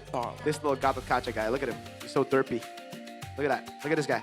This guy right here. You see him? Where? Gato Kacha. No, right- Look on your screen. It's on the screen. This guy. He's so derpy. That's Gatot Kacha? Yeah, that's Gato. Look, I'll move to the side a bit. Look, that's Gato.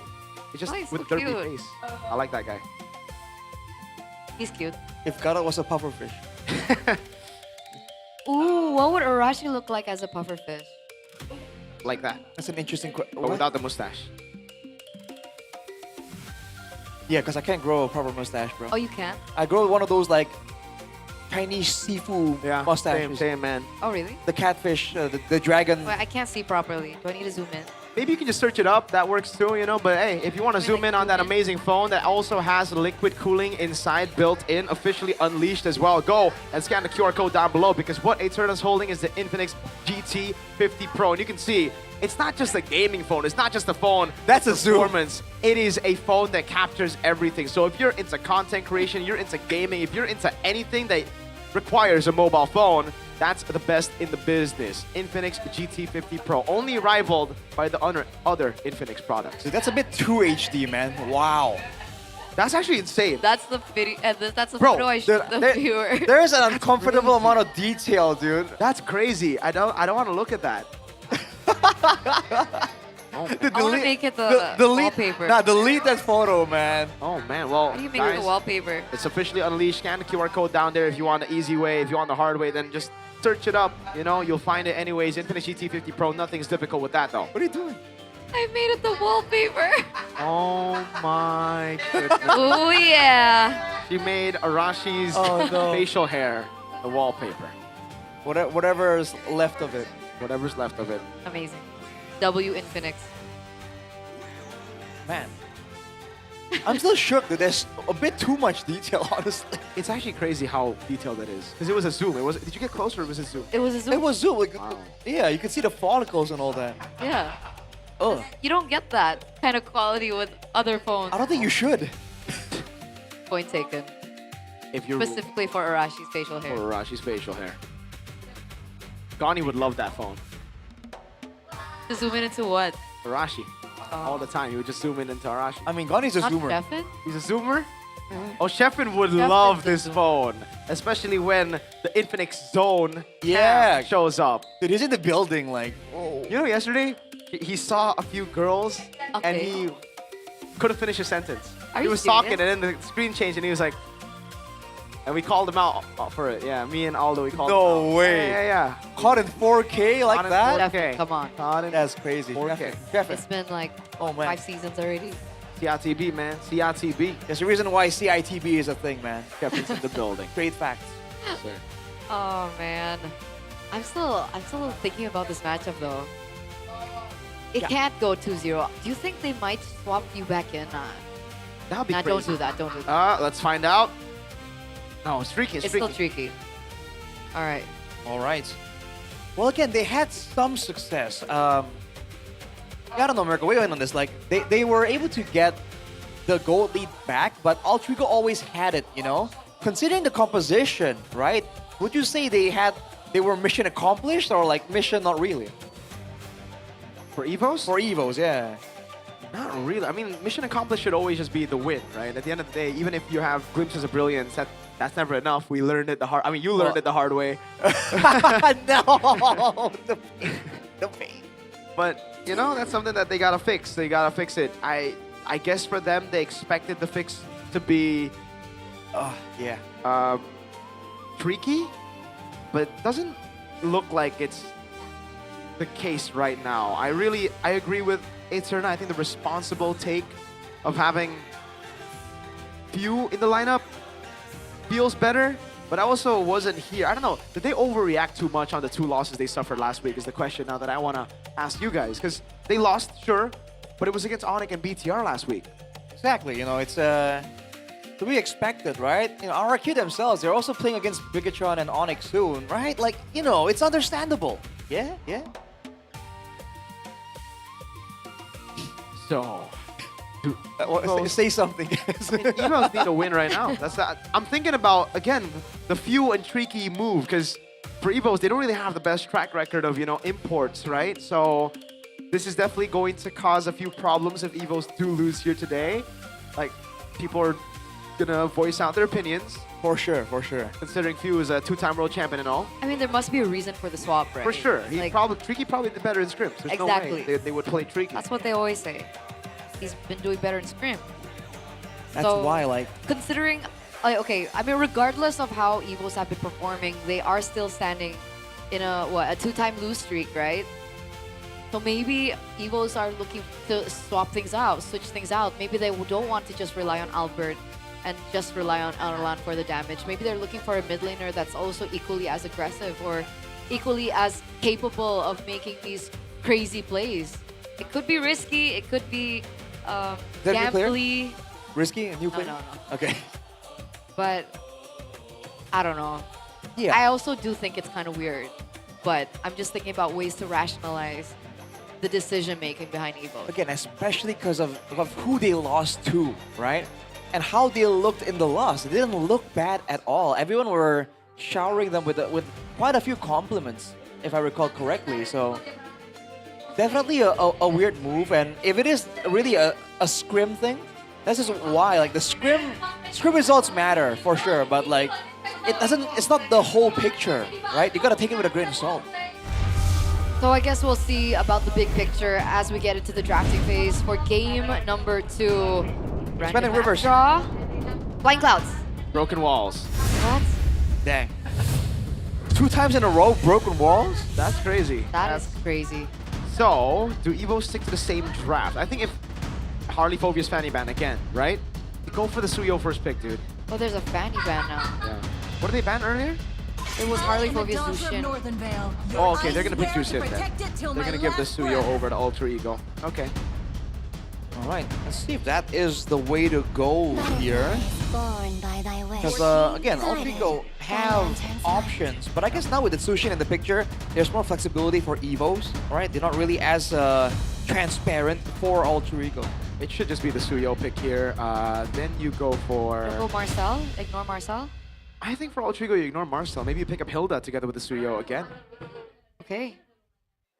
What do you think, Arash? Hilda or Marcel? I think Hilda gives immediately a bit more impact, right? Especially with the high pace that both teams are trying to go for. The Hilda makes a bit more sense. Sorry, where did Glue go? We saw the Glue yesterday. It's still a pretty good pick. It's just... It really depends. It's kind of a skill thing, you know? If you're really good on Glue, then you can utilize it. Oh, they just go for the natural counter and Green first. Alright, they'll hide the Hilda. Cool. Again, they can wait. What? Whoa! Oh Rin! my God. Wait! Oh my goodness, Rin! He's gorgeous! I mean, that's one way to put it. I guess, you know, usually it'll be girl support girl, but I don't know if that's even the... Is he gorgeous? He said Poppy Poppy Boom! He said Poppy Poppy Boom. Shout out to Yasu. He also said Poppy Poppy Boom at the M5 World Championship. Damn. Yes, sir. But dang. He was a pioneer. Rin. Rin. Hey, is that really a W? Yeah? He's a man of sheer will, let's put it that way. Oh, Baxia, Harith. They're trying to raise the tempo even more, I think. Yeah. So do Alter Ego pick up the carry? Early on, there's already a Eve there to shred. The carry does well against the Harith, will do well against the Baxia as well. Or do they just pick up a roamer for mid-prio? Like a Khalid? Glue! Like a Glue against the Baxia. Oh my goodness. The Glue works so well here, you're right. Oh boy. Alter Ego taking their time here though. If they don't want to go for the Glue, yeah, I guess it's just mid-prio, right? Mid-prio seems to be the big contest here from both teams. Or what Miracle mentioned earlier, right? They go for something that can shred the Baxia. It's the Glue. Okay. Alright. Glue is still very good mid-prio too, by the way, so... Yes. Oh boy. So Alter Ego just ban out Kalea, and then they ban out... Do they even need to ban out? I think just for safety to ban out Kalea and the Khalid. Right. I was gonna say either Cho or Khalid, but they gotta choose one obviously, but take away the mid-prio heroes. think the Khalid is a bit more annoying because they don't really have a lot of crowd control for Alter Ego, right? They have some, but no real ways to really force the Khalid to not use a quicksand guard. Yeah. For Evos, Granger ban for understandable reasons, but is there a curveball available for Alter Ego here?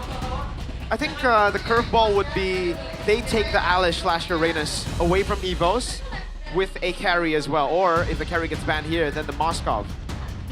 Right, Moskov angle. Claude, Moskov, those two blinkers. This macro play, late game play for Alter Ego, but then that will allow them to have some late game insurance while still being able to contest the early objectives. Yep. Makes sense, makes sense. I am the sovereign of the Oh, Obsidia! That could work too, yeah. So Evos it's are full building RP towards... respect. Exactly. So Evos are definitely looking for the Arlet pick. Oh, Alter could also snatch that away. Yeah, the Arlet works really well for Evos. They need a damage dealer as well, physical, right? They only have Harith right now on the Juice Sin, so... Dang. Can Alter Ego take it away? They can. They can also take the Alice. Really depends on what they want right now, because both work. I think the Alice makes a bit more sense if they wanna, if they're concerned about the sustained game, right, between the two. Go for the Claude first, though. They're safe option first. Get Nino a winning lane up top. Yes, put sir. the Claude in. Not a bad lane either against the Harith, by the way. Just survive. So Evos are forced to make the move first. They're forced to reveal their cards, and it's very hard. I think for me, I would go Alice in XP to deal with the glue as well later on. But then you would have too much magic damage. That's the thing. Oh, you're right. That's the dilemma right now. You So go they might just go Lapu? exactly. Lapu Arlet makes more sense if they're thinking about the physical. Because if they want to dive onto the Eve as well, I think they would get, you know, benefits from a Lapu pick. Yeah. And then the Lapu makes a lot more sense. You can drop the glue as well with the Bravest Fighter. You can heal with the blobs too. Along with that though, like, they definitely need more engage, perhaps? Yep, Leo more. Oh, Baksha roll. Baksha They pull roll. a sneaky one on us. They flex the Baksha in roam against the glue. I believe it... Leone played the Baksha roll. Yeah, it was Leone. So now Alter Ego just need to answer the same question. What do they want to put in the EXP lane for Nino? I mean, like, I hope it's not something like a Uranus. I think it is. It's against Lapu Lapu too, right? I think it can be, but if Esme? not Arlet... No, I don't think Esme, because you need something else, like the Esme here against the Baksha. The Uranus also struggles against the anti-regen early, but at least Alice and Uranus have more ways to escape. I hope it's the Alice because there's more playmaking, no? Could be Arlet if they want pure playmaking still. They have CC. Oh! Okay. Wow, okay. Oh, this is actually also a very, very good pick. I can't believe I forgot about the Terizla. Yeah. Is this the first time Nino's picked up the Terizla? Yes. I believe it is the first time. Alright, cool. Yeah. What do you It's think really about the drafts, Rash? I think Alter Ego has a bit more of a straightforward approach here. If Evos want to win, they have to do what Alter Ego were doing at the end of game 1 and make the fights confusing. Otherwise, Alter Ego, it's a pretty done deal, man. Penalty zone into a full engage. That's true. You agree? I agree. Alter Ego have what it takes. They have a very good composition. The Suyo against Leomord again, a winning matchup. And the build on top of that, Terizla can really stop the Leomord around these neutral objective fights. Okay, we'll see. Lineup rating looks like it's going to be favoring Alter Ego once again, just like in game number 1. And right now, the three face masks are looking to secure their third win streak in a row here in MPL ID Season 17, leg number 2. Can Evos be the answer to prevent that from happening? Let's see how this one plays out, man. Evos has to be double careful with the distance management. Against a Terizla, against a real-world manipulation. So many engaged tools, but they have forced out the flicker from Alex, so small victories there. Yeah. Erlan leashed earlier, so he's gonna be kind of late into the lane. RP tried to deny him that XP, that gold from the minion, but he just walked in. Early game, it's still very much possible. And again, I think for Evos, they have to be careful because, especially for Key on the Baksha, when they're on the when they're aggressing, that's fine. But when they want to escape, right? If that Baksha gets caught in a penalty zone in a real-world manipulation, you know, it's not really that straightforward for Key to get out. Which is why I guess he went for the Revitalize. But again, he's doubling down on being able to win in the early game. Might just work. Nino has to flicker. He does flicker, but it's off angle. Oh, not enough to get him away. A big shank by Albert, and this time it's Evos who capture first blood. This is a really good start for the White Tigers here in the early stage of the game. They're setting the tempo. They're also eliminating potential issues with a Terizla being picked up by Nino. If he gets that snowballing, it's going to be quite difficult, especially later towards the game. They're looking for another one. Yeah, they know Alec doesn't have flicker. Albert on the steed. Stunned up by Yazuke. Alec gets a dash away, actually. Good save by Yazuke. The foot's on the other shoe, man. Evos trying to get some payback for game number 1. Altrigo don't really seem to be in position to contest, but without a revitalize on key, this might be the moment actually for Altrigo to try and do something sneaky. But Alter Ego seems to be clearing a lot quicker, right? But it feels like he doesn't matter. It doesn't matter to him. Triki's going to be left in the lane. Gonna actually leave it. He's gonna lose some gold there as they focus back on the new Skrull objective. Albert no ult. Phantom Steed, oh, it's back up already, but a penalty zone locks him down. Luke gets a kill, but now he's gonna be caught inside of the RWM, man. He has to flick around, and now blazing duet from RP with the Soul Sever of Yazuke, plus the orange buff as well. That's a level 4 power spike that of Alter Ego, right? If Evos were able to control the early game, it's because most of the heroes don't really rely on it. Zushin does really well pre-level 4, but as soon as Alter Ego hits that level 4 with Ijume, even Arfi as well as Nino, that's when things might be able to turn around for Alter Ego. Man, with all those big ultimates, it's almost a given they will get a bit of an advantage in that fight. Evos have to find moments where Alter Ego have their skills on cooldown or really outmaneuver, out-rotate Alter Ego, but as of right now at least, they're doing a good job, Alter Ego, of denying Evos those windows where there'll be easy ganks. And look at Albert here, trying to steal back some camps. Good proactive moves here. Wow, RP gets it with a basic attack and skill 1. Okay. Calculations. It gives him a little bit of an edge, I suppose, at this point in time, considering they do have to figure a way to shut that down. Is that a Sky Piercer Suyo on the way here for Yazuke? Yeah. Oh man, he was already crazy without. Yeah, oh, a very aggressive flicker by Alec. Good reaction by Tricky with the Crimson Beacon. Now RP with the Blazing Duet, zoning Airline away, even through the Zaman Force. Oh, he is mobilized, yeah. Raksha, oh, mounted as well. He pops in the Revitalize, but I don't think it's going to be enough to take him to survive here. Oh, wait a second. He brings him under turret. Alec still gets the kill, but Alec is in a very rough spot. Albert should be able to get the trade, and yes, he does. Tricky gets a kill on the other side. RP has to flicker. And in the end, that's going to be a 2-for-1 trade in favor of Evos. Albert as well, back on the Leopard again here in game number 2, doing work as well. Bit of an overstay there too. Tricky finally rotates around, gets the pickoffs as all. Ooh, this duel here from the EXP lane. Yep, good zoning on Nino, good damage on Nino. Yazuke nowhere near. Nino gonna be stunned up by the shield Unity now. Free turtle over to Albert, penalty zone, locks him down inside of the RWM, and Key will be the soul sacrifice. But that's a 1-for-1 trade. Neutral objective for Key. I think it should be worth it for Evos, no?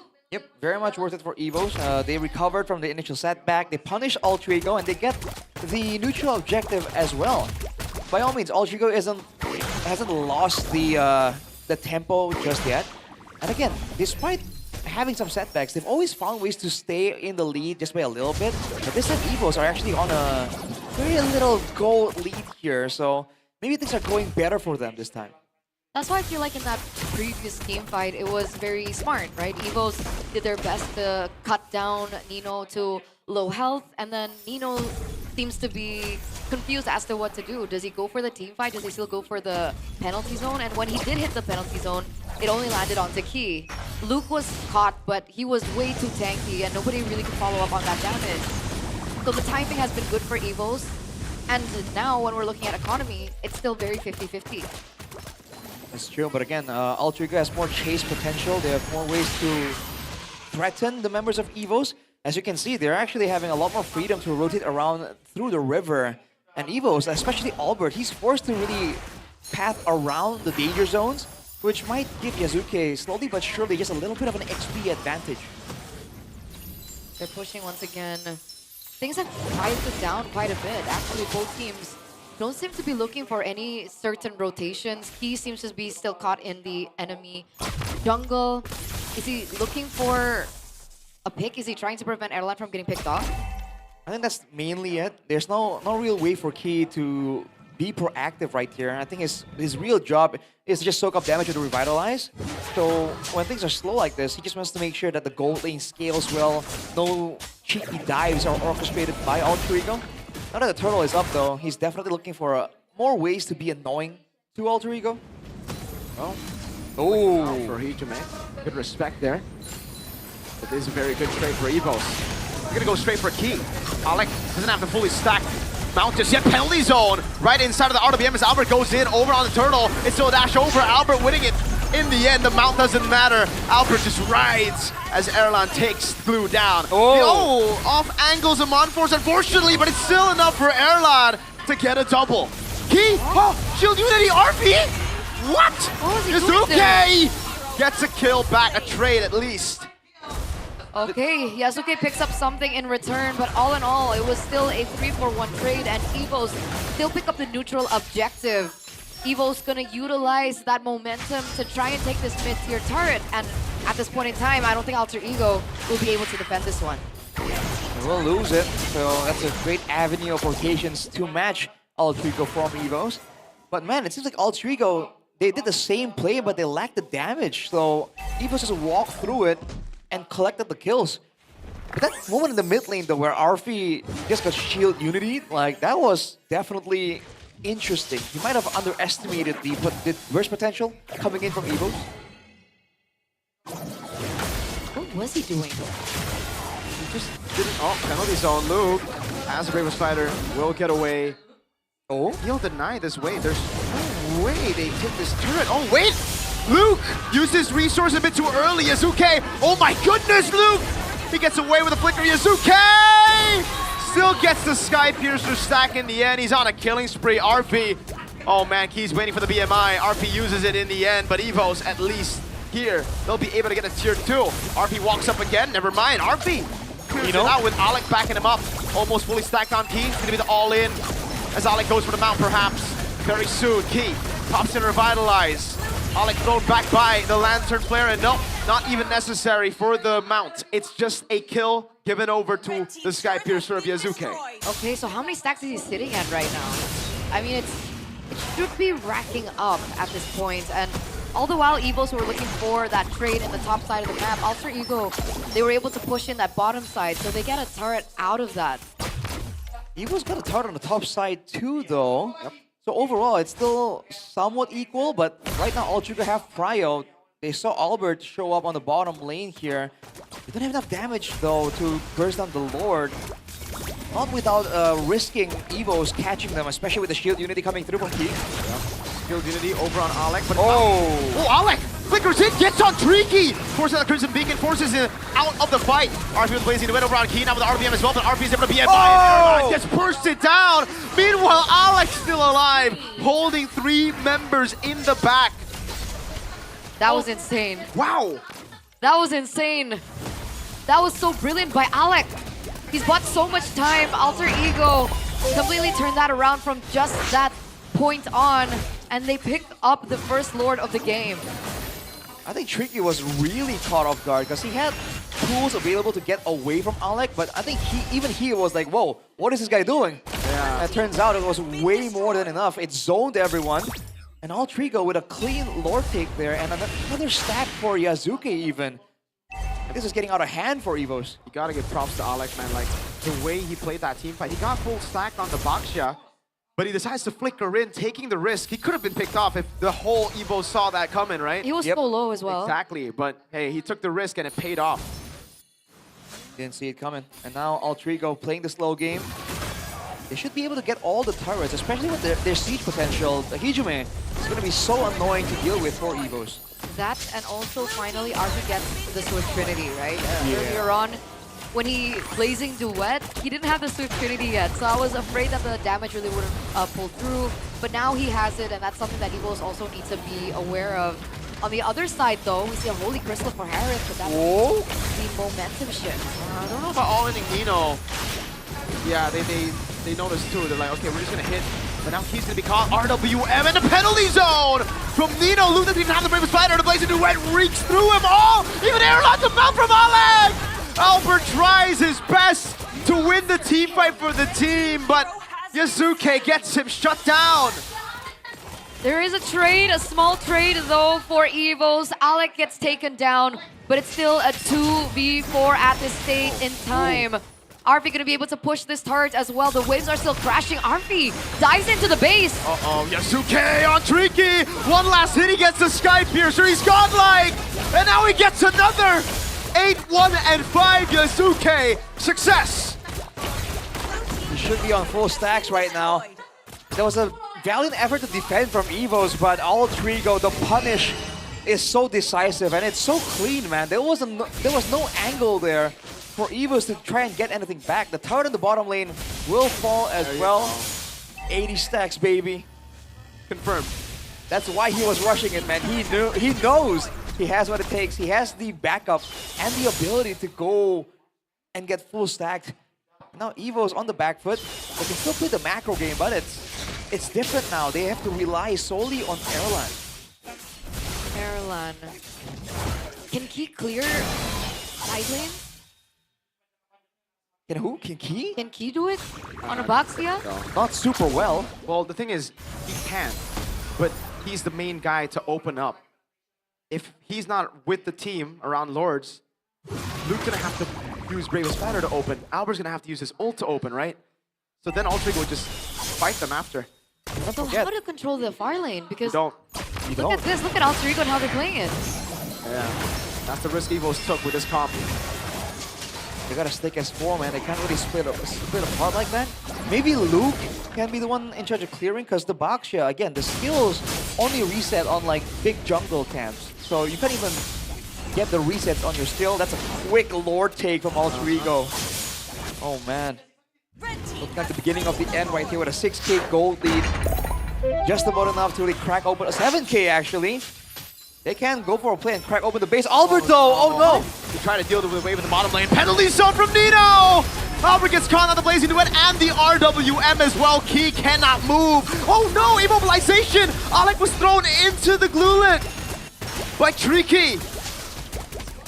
Yikes. 2 men down right now with all the members ready. The Lord will still be quite a ways away, but it's looking tough, man. There isn't really a win angle for Evos. They have to get a pickoff onto Arfi or Hijume, something like that. Oh my lord. Base turn in the mid lane going down. Albert, 10 seconds still. Keith, 10 seconds as well. 3 base turrets all down. Only 3 Tigers left to defend here. Albert and Keith, they're back. Alec gets taken low. Yeah, good damage. Erlan putting the damage on them. The Bravest Fighter's already used as well. They've already used their cycles of skills here. And there's another wave that comes around. That's why Altrigo are staying. They want to look for the end. The RWM comes down again with a penalty zone as well as Alec is in the backline and Albert tries to go for him. But again, it's Alec just surviving. Arfi with Blazing Erlan forced out of his own Zaman Force. Alec gets brought into the base. Poor Patrick. Erlan with the damage. Not enough to go on Nino. RP with a BMI defensively and Altrigo finally back away. And Evos live to defend another day. A successful defense, I would say, for Evos. Successful, but at what cost, man? They lost all the turrets and they gave up an additional 1k gold advantage to Altrigo to stay in the game. With 70 seconds to go, Evos have to do something drastic here. If they just let the game play out, Altrigo are very happy to just go for the same plays, the same maneuvers, take the Lord, and end the game with it. Evos have to do something crazy, so crazy it might just work. So what's the call? Do they look for a pickoff first before they engage onto something?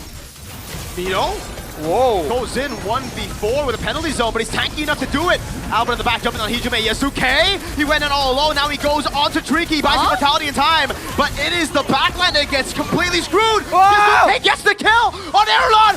Winter Crown. Can he get away in time though is the question. Yasuke gets away in time. No way. Yasuke! Wow! One of the youngest players on Alter Ego. Again in the jungle on this Suyo. He wasn't supposed to survive like that. How did he get away? That was disgusting, man. That was all the wrong calls, and it doesn't even matter. He went in there, didn't get a reset, didn't really get, like, you know, the impact he wanted. Gets crowd control, was super low, and he got out and made it look easy. What? That's disgusting. Wow. I can't believe that just happened. Immortality winner crown. That was supposed to be a punish. That should have been a punish. He jumped on 4 dudes alone and he got a kill and lived to tell the tale. That's insane. Now Alter Ego are back on track to pick up the next neutral objective of the game and potentially the final one of the game. Hijume doing his best to open up the map as well with his skills. Yasuke already on the Lord as well. Can Evos find a turning point? Can they look for a pickoff? Oh, Key. It doesn't matter. Key in the backline as well. Oh my god, they go all in on Hijume. Albert with a killing spree. Nino penalty zone canceled it earlier. In the back, it's a mount onto Erlan, but it doesn't even matter as Albert gets a double and Erlan is still alive. He's A-OK. The dismount coming soon. Alec against 5 Tigers, but oh man, looking at the pace, I don't think Evos can do much with this. The pace, look at the minions, there's too many of them. They can't even go for Lord. Are they going to? Well, Erlan's being placed there. He's going to be able to clear it. Should be able to clear it. Yasuke, for some reason, in the top side of the map, was he looking to look for an end angle, perhaps, if Evos went all in? But no, Evos going to be straight and stick to the housekeeping. Going to still be able to clear. They forced Arfi away. Okay, they get it. And they also forced Yasuke away. Still get it in the end. Evos. Oh! Oh, no way. Yeah. Oh. Because Albert didn't retreat there. Oh, he did. It's just late. That display, 30 seconds. Can you imagine? Dang. All right. They shoo away Alter Ego. They negated the gold advantage. An amazing recovery there. They sent Key for a flank. They got the stun on Hijume and went all in on there. Like we said, man, one of these carries taken out, that's a huge damage loss. And Alter Ego scrambled to recover, but they just couldn't. Not with the right setup like that. And now they're stuck defending against the Lord. Oh, is this a comeback angle from Evos? Could be. Alter Ego have kind of thrown their game quite a bit with those fights, you know? It happened once, Yasuke got a clean escape, but then they took it again. Also Key, though. What an opening. Yeah. Oh, conceal from Alter Ego. Yeah. They're trying to get this very annoying wheel. Key. Can get it, though. As the Sea Halberd gets built for RFA, that will be massive in threat potential. But remember... Oh, whoa! Yeah, late game Claude. Better watch out, man. Luke, especially on the Lapu, you're not all that tanky. Man, he's already quite low, actually. He's gonna try and regen up, but he gets caught so low, too. Wow. Claude late game, man. Clear with the Eve, too. They can't push. They can't. It's a Wishing Lantern on the Eve as well. Hijume is doing max HP damage every single Void Blast. Oh boy. It's still a macro advantage for Alter Ego by all means. Evos have bought enough time, but do they have enough? Can they find another opening there to get a decisive fight? Because back then at least, the Harith, late game Harith is a force that can change the tides of a whole game. Erlan has the skills to do so. But can the team find the fight and allow him to output that damage? Oh, Hijume flickers out the safety, but Nino might be caught. Oh, he actually goes in with the penalty zone. Baits out the Crimson Beacon and he flickers out. No Crimson Beacon, Yasuke charges the Blade Surge, but Evo's back away. The waves though, look at the bottom wave, look at the top wave. Yeah, they're going to be forced to the bottom side of the map quite often and frequently, considering that the Lord has spawned in the other side of the map. Real-time victory rate shows an 85% victory rate for Alter Ego. 15% only for the White Tigers. I mean, all their inhibitor turrets are down, but if Evos can find Alter Ego in a spot where they're caught lacking, I feel like this can still turn around. There's always a chance at this in this kind of situation. Looking at the items, by the way, Hijume made an adjustment. He had the cooldown boots, switched it for the rapid boots right here with the brute force. He knows he needs to get away from all of this dive potential, all of this chase coming in from Evos. He needs to get away from Tricky for the Lantern Flare lift attempts as well. So again, all the cards are set. Alter Ego wants to play the slow game, Key going for the same maneuver here, some kind of flank, some way to catch Altrigo off guard, but they're double careful this time. A slow push is already building for Alter Ego on the bottom side of the map. Evos, who will they be sending, or are they just going to leave that alone? Remember, Arfi's on a Claude, so there is still a chance for a possible end angle from the far side of the map. There's a lot of things that Evos need to think about, and Key might be looking for something. Oh my god, right on Hijume again, Key! What a flank by Key! Yasuke shut down by Tricky! Alright, with lazy to it on Tricky. Now on Luke. 1v1, a stun comes in for Luke. He goes in for the damage. RP pops in to win a crown. He buys the immortality. Luke's already there as well as Albert buys the immortality as well as he goes in for the fight in the mid lane, but RP will get slain by Key. Uh-oh. Yasuke, Hijume are down. Albert looking for the next one, perhaps. Can Nino find his way out of this? Oh, Nino! Now a penalty zone onto Erlan, but Erlan's a very, very well-stacked late-game Harith. He goes in, wins a crown. Emo by Nino. He gets there in time. Now Alec trying to go for the backup as well as the shield unity will finally lock his fate as Erlan claims the kill. But now it's back to housekeeping. Luke has to deal with the waves in the bottom wave, the top wave, the mid wave crashing. Every single member of Alter Ego are gone, except for Alec. It looks like Erlan and Key want to look for something else. Look at that damage! He's fully stacked up. Alec goes in for the mount, onto Erlan. Now we wait. Hijume's back, Yazuke's back, the wave. There's no way for Luke to join in, and look at that damage by a guy from Alec. Erlan buys immortality. Alec there, Hijume flickers in, Alec flickers in as well, the RWM! And Yasuke gets the kill. This looks good for Alter Ego right now. It's going to be a pickup onto Alec, but there's not enough damage. Yasuke goes in for the kill. Uh-oh, Crimson Beacon down as well. Look at the waves. Luke still cannot participate. They have to deal with 3 super minion waves in their base, and it's so frustrating for the Tigers.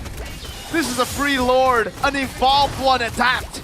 After all that, Alter Ego pick up the Lord in the 23rd minute of the game. Ladies and gentlemen, after all that effort, after that initial start from Key, being able to take down the main course from Alter Ego down, after that long drawn fight, just because of the lack of inhibitor turrets, Alter Ego still have the benefit. That's the early game investment that keeps on giving for Alter Ego. Now with this Lord, surely this is the end angle they're looking for. Key, once again, taking the scenic route, trying to get to the back lines of Alter Ego, but surely third time will not be the charm. Alter Ego are definitely on the lookout for him. The conceal's popped. Luke with a dash away. Luke with Raven Spider now. It's already baited out. Albert and Key again! He was able to find the flag, but now the Blazing Man comes around. Albert's still there. Winter Crown already used up, but Winter Crown for Albert also is there. RP, he buys the Rose Gold, but it's not enough. Nino with a Peninsula Zone and a Flicker back. Yazuke buys the Immortality, but he gets thrown back by the Crimson Beacon and Lantern Flare. Yazuke still gets away. The Evolved Lord. Oh, wait, Alec? Alec? Run and bring around the Rosie here. There's no way for him to escape the other way, so he runs straight to Evos' base. Wow, man. Evos, the third time, and it happens again. Deja vu, flashbacks to the 2 times Evos were able to mount a comeback, and now Yasuke was taken out. The stacks are no longer there. Not the same amount, at least.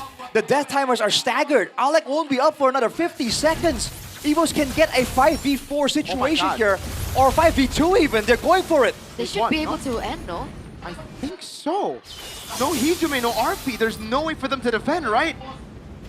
Uh-oh. Evos with a possible comeback. A wave spawning here. A cannon minion at low HP. A cannon minion at full HP with 1 caster minion in the mid lane for Evos. Oh, but they clear it. Penalty zone on Luke. Hijume is back up. Now the RWM doing so much damage. Erlan in the backline now pops in his Mod Force as well. Albert walks up and takes Nino down, but Erlan takes a few too many turret shots. Fingers out of the Queller. Now it's RP walking up as Izuke goes for the Blade Surge. Wave in the bottom lane. Still good for Alter Ego as the Lord spawns back in the game in 10. Ladies and gentlemen, we have a game on our hands.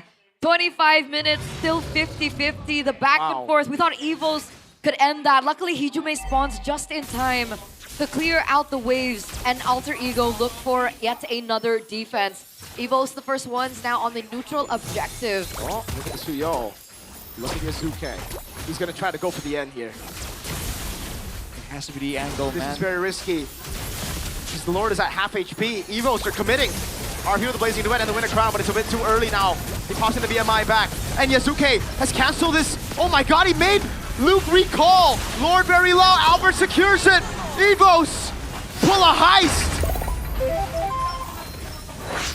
They've taken it now at a 7K gold lead. Wow. The Tiger that was on his last breath, on his last legs, have found ways to get back into the game, found the resources, and now with the Lord, finally, is this the super late angle they've been waiting for? They have the damage reduction. It's gonna be a 5v5. It will be in the base of Alter Ego. They won't have the flank angle. It's gonna come down to mechanics, man. It's gonna come down to the micro decisions at this point. Man, this is gonna be a very difficult Lord to defend as well. Yep. Evos have all the tools that they can. Will Alter Ego's high ground be enough? Let's see it. They have a Claude and a Yi, so they do have high ground, but they're not pulling the wave. Evos are not letting that happen. Good zoning by Luke as Streaky pops in the Crimson Beacon. Alec with a dive into the backline, but Airline pops in some on force. Luke, he's too far out! His immortality's down. RB pops in the Blazing Red. The RB are still doing so much damage with the Wishing Lantern. With a penalty zone. How have they won? Yasuke! Oh my god, Airline buys the immortality! Beautifully done as Albert gets the shank. Now RB with a clear. Nino in the front with the Winter Crown. He's gonna fall as well. Lord at 14,000 HP as Airline pops into Mod Force and gets the immortality. The turret on him already. Albert dives in deep. Airline gets a killing spree. The comeback is complete for Evos. With 2,000 HP on the Lord, they go for the end and they take us to a game 3. 28 minutes. 28 minutes of intense gameplay. At the very end of it, the White Tigers forced a game number 3 from a very dominant Alter Ego.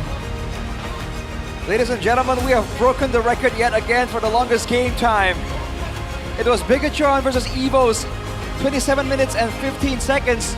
28 is this game.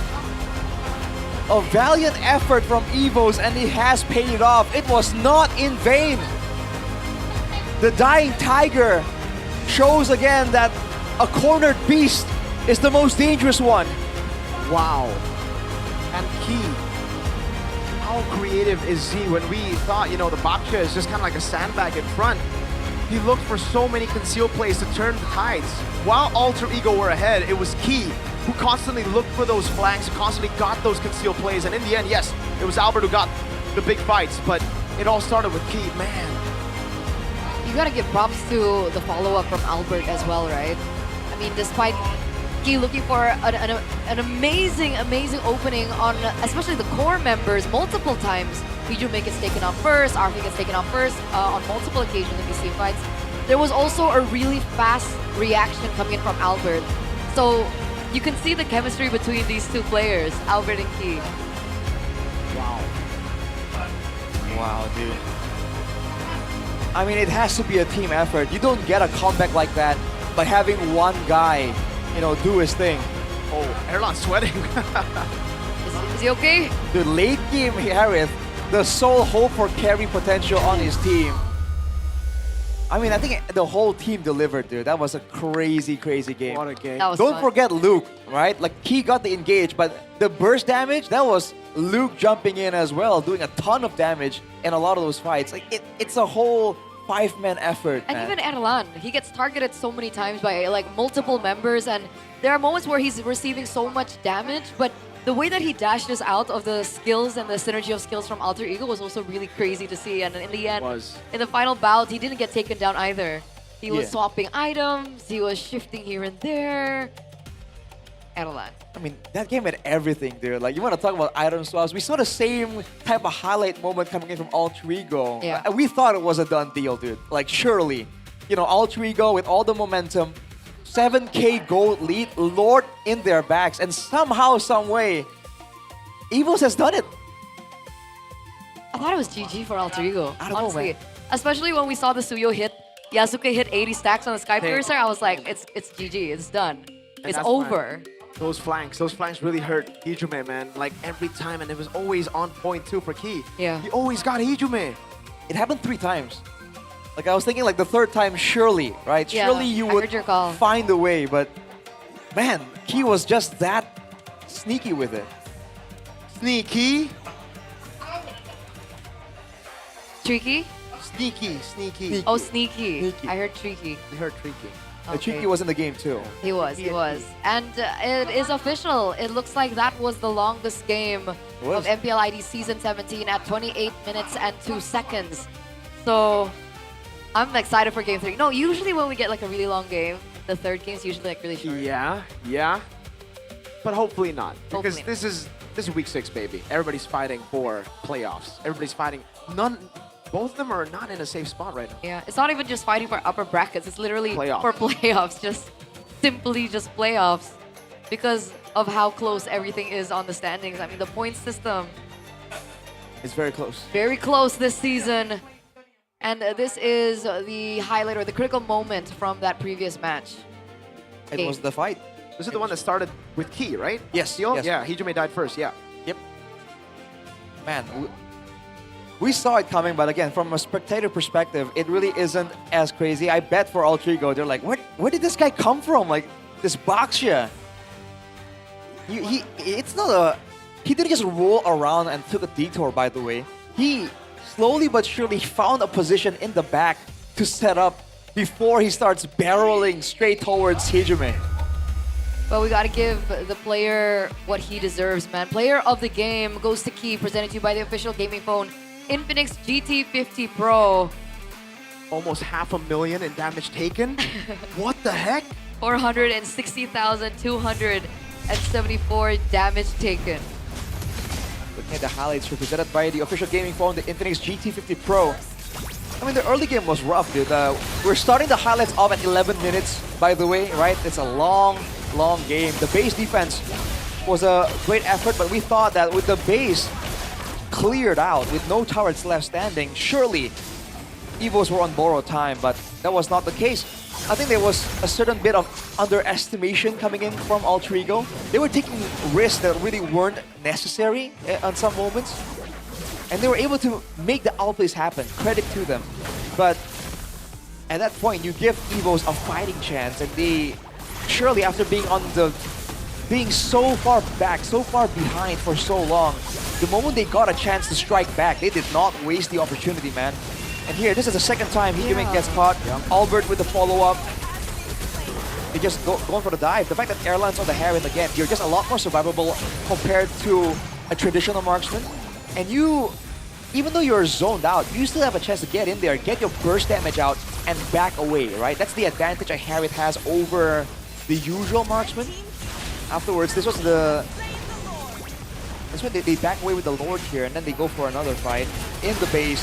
And even here, I thought surely with the base behind them, there won't be any tricks that Evos can pull off. But Airline kited back from Yazuke, and then abusing the Lord, I guess. Everyone was able to get a decisive teamfight win, even though RP and Hijume made it look like they almost were able to defend it for even longer.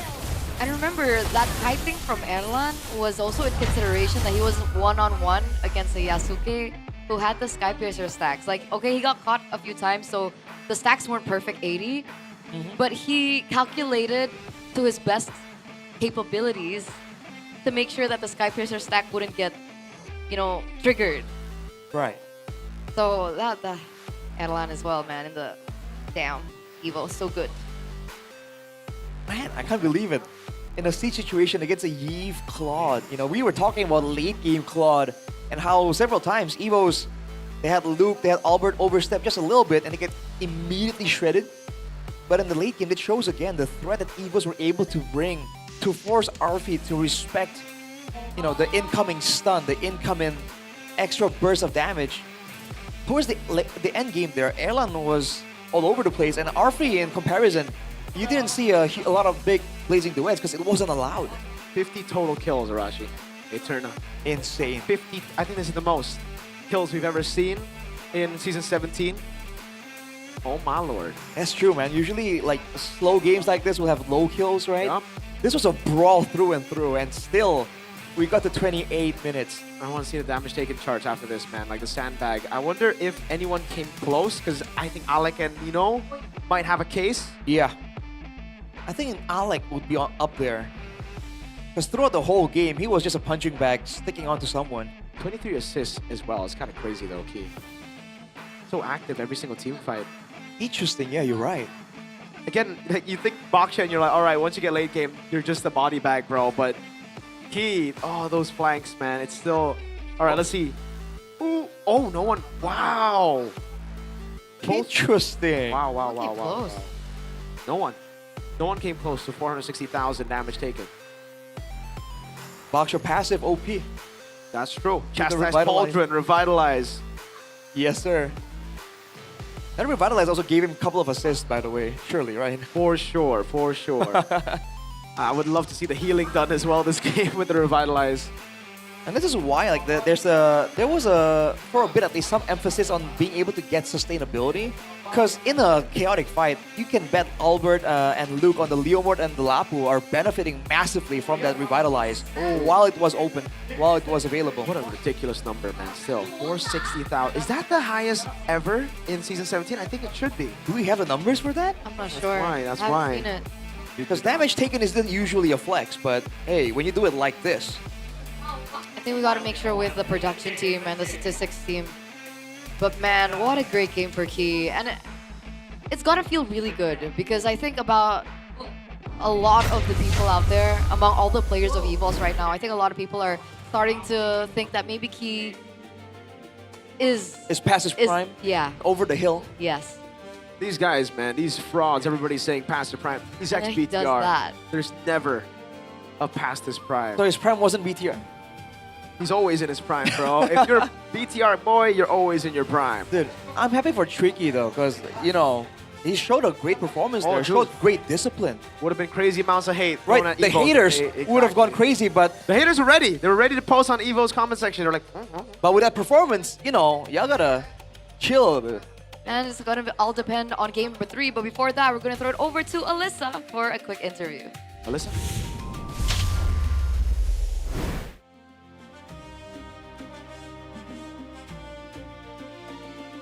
Halo semuanya. Ya Allah, kirain siapa? Rine? Iya. Ini hari ini jadi wujud apa ini teh? Jadi Angela skin kissing. Astaga Rine, kamu mau bilang cantik gak boleh ya. Kamu ganteng banget kok hari ini kok. Ganteng kan? Ganteng dong. Muter dulu, V-check dulu, V-check. Nah, ini Alter Gems gila bangga banget loh ya hari ini. Luar biasa. Kamu atas dasar apa ini hari ini menjadi Angela? Biasa ini mah permintaan viewers sudah datang. Bang, coba dong datang ke MPL Arena cosplay Angela. Bosan gue ngeliat online terus gitu. Jadi kamu wujudkan hari ini ya. Tuh. Luar biasa sekali hari ini. Boleh dong papi-papi pumnya dulu? 1, 2, 3.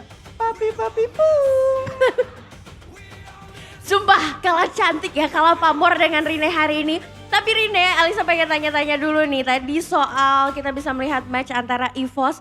Ini ada apa? Kenapa di game 1 udah berhasil dengan begitu kerennya, di game kedua sudah hampir menang tapi ada comeback dari EVOS.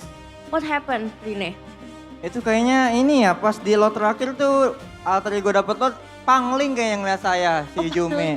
Pangling. Jadi ngeliat kamu kayak aduh tergocek gitu ya, cantik aduh banget. ini siapa nih depan nih cewek cakep banget. Mungkin. Panglinginnya EVOS aja, jangan panglingin AE-nya. Saya kan duduknya di situ tadi. Oh, emang kamu tipenya Hijume? Iya, mungkin. Enggak dong ya? Enggak dong. Normal. Tapi kamu yakin gak game ketiga menang nih? Insya Allah menang. Insya Allah menang. Apa yang harus dibenerin nih? Yang dibenerin ya semoga hoki aja. Mainnya kayak biasa, santai, relax, enjoy. Kan harusnya kamu datang ke sini sebagai hokinya AE dong. Betul. Sebagai jungler anomali kebanggaan AE. Kamu ada pesan-pesan gak yang mau disampaikan nih? Dukung terus alter ego. Gimana pun suatu situasinya, menang atau kalah, tetap support aja. Tetap support aja ya. Boleh dong kita kasih tepuk tangan Alter Gems.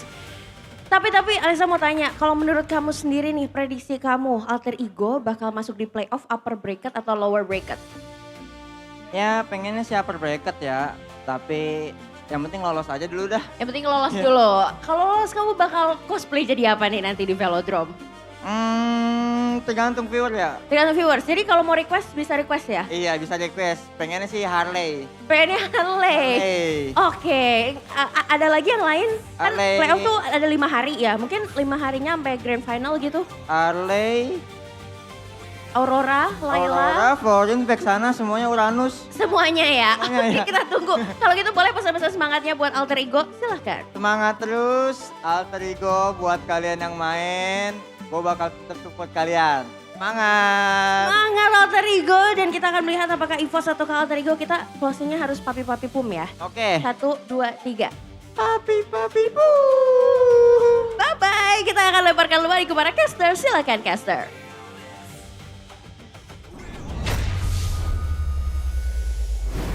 He's so cute.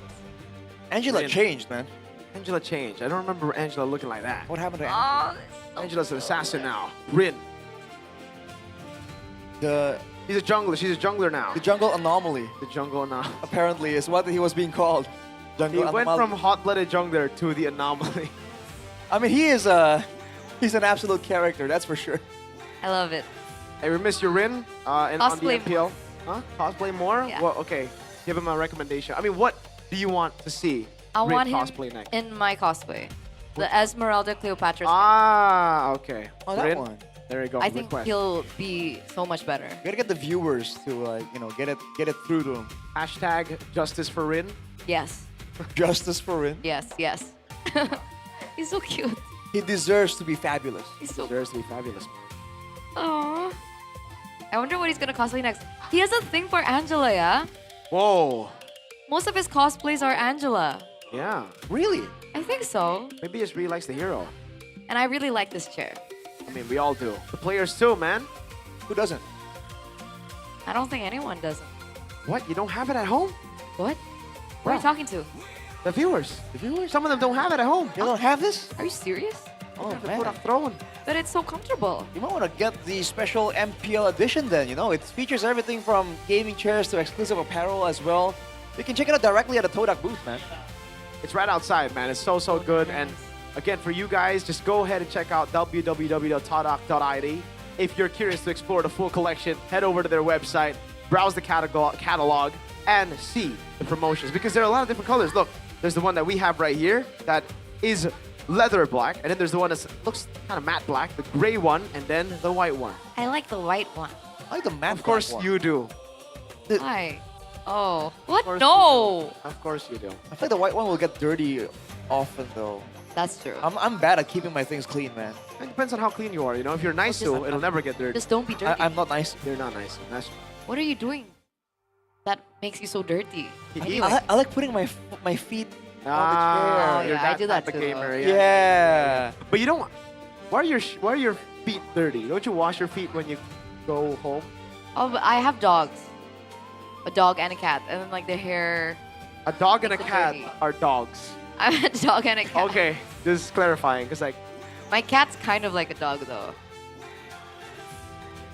Anomaly. Anomaly. is your dog perhaps a female dog? Yes. Okay, Interesting. we have Yes. a word for that. Oh. Yeah, a lot of people have been talking about those. Yeah. You mean talking about it during MPL talk? No, not MPL talk. Oh, not MPL talk MPL is talk. strictly for analysis, deep insights, and very heated discussions. Exciting stories straight from the people behind the scenes of MPL ID, like Professor KB, who's sitting right there, Coach Age, who's definitely showing his age right now, Coach Nafari, who looks a little bit too much like Kyrie nowadays, and Abang Lord. Yep. And they get together and they break down the new meta, they discuss crucial moments. Wow. And they even analyze not just MPL ID but also MPL MY. Wow. So if Wait, you guys, even MPMY? Really? Yeah. So if you guys have a free time, especially on Tuesdays at 10 o'clock GMT plus 7, you can go ahead and mark your calendars, turn your notifications, and tune in to MPL Talk to get the exclusive details of MPL. Cool. Behind the scenes info is like it's the thing I look for when I tune in, honestly. Who's your favorite among the four? Professor KB. Oh. My guy. Okay. Who's your favorite? just because he said KB, I can't say KB, right? Yeah. I gotta go. I mean, you for can't. the only guy there who's ex-BTR. Coach Age. Coach Age. Damn. Coach Age. I love Coach Age. Mr. Steven. Has he been Asian? Oh, he definitely has, man. What happened? That sounds like an insult. He doesn't No, look I'm good. joking, I'm joking. Wow, what the heck? You just straight up said he doesn't look good?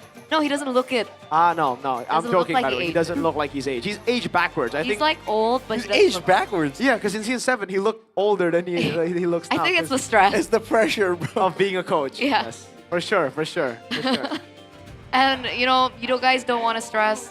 And of course, you guys don't want to stress because of That's lag. crazy. That's crazy. All right. Out of all the things you can Lag. stress about, you guys don't want to stress about lag because 2026? just it's such a simple problem to solve. Yeah. All right. Just go ahead, check out IndyHome, especially the IndyHome Internet Plus gaming package with a 1-to-1 upload and download speed. Your connection can stay stable, and the MLB matches become even more optimal. And it's super affordable, only starting from 385,000 rupiah. You guys can get internet to up to 150 Mbps, What? including various in-game benefits. Hold on now, Eterna. Look at the 150 Mbps. It got scratched. What do you... You get 200. 200. And I'm hearing you also get to enjoy a special speed boost promo. So you guys want to check that out. Limited time though, so don't waste any time trying to Yeah. get that. And with that connection, you can download Acecraft in just a few Acecraft. seconds. The STG game you don't want to miss. Random skills, bullet deflection. If you want a different game to help you out to fix your mechanics, because I know, John, your mechanic, you're pretty bad, man. You got to work it out, Mr. Jackson as well. Jump into Acecraft now and start your aerial adventure. Brazzy. LaFell. Gideon. Whoa. Husky. Dan Kubangay. Mo Saong. Mo Saong. Pueto. Mo Saong. You especially, you Leslie One Trick. I don't remember their real names. Neil the Gooseman. Neil the Goose. Joseph. Joseph Charles Omega Rezapek. That's a long name. That is a long name. That's a long man too. That's a long man? I think that's how you call. I mean, that's not, I think that is long He's man. sizable. He's sizable. I. Because he's a building. Eugene Yu. Did he say long man? He said long man. He's all nice to a long man. That's a little. He's not even a man. He's a building. Yeah, He's nice to the building Rezapek. he is. He's dense. But 1-to-1 now in our first opening match of the day. Evos and Alter Ego. Evos coming back in game number 2. How will game number 3 look like? 28 minutes. It broke the records of the longest game this season. What can we expect for game 3? I see, unfortunately, in a match of strategy like this, right? By game 3, there's usually specific expectations. They have made reads to each other, which is why usually the games get faster, right? But on the off chance they are both like really evenly matched, I don't think it's impossible at all to go for another long game, right? With the discipline that both have displayed, I think it's very, very possible. Okay, let's start with something simple. Okay. Let's talk about sides. Do you think Alter Ego will stick to red?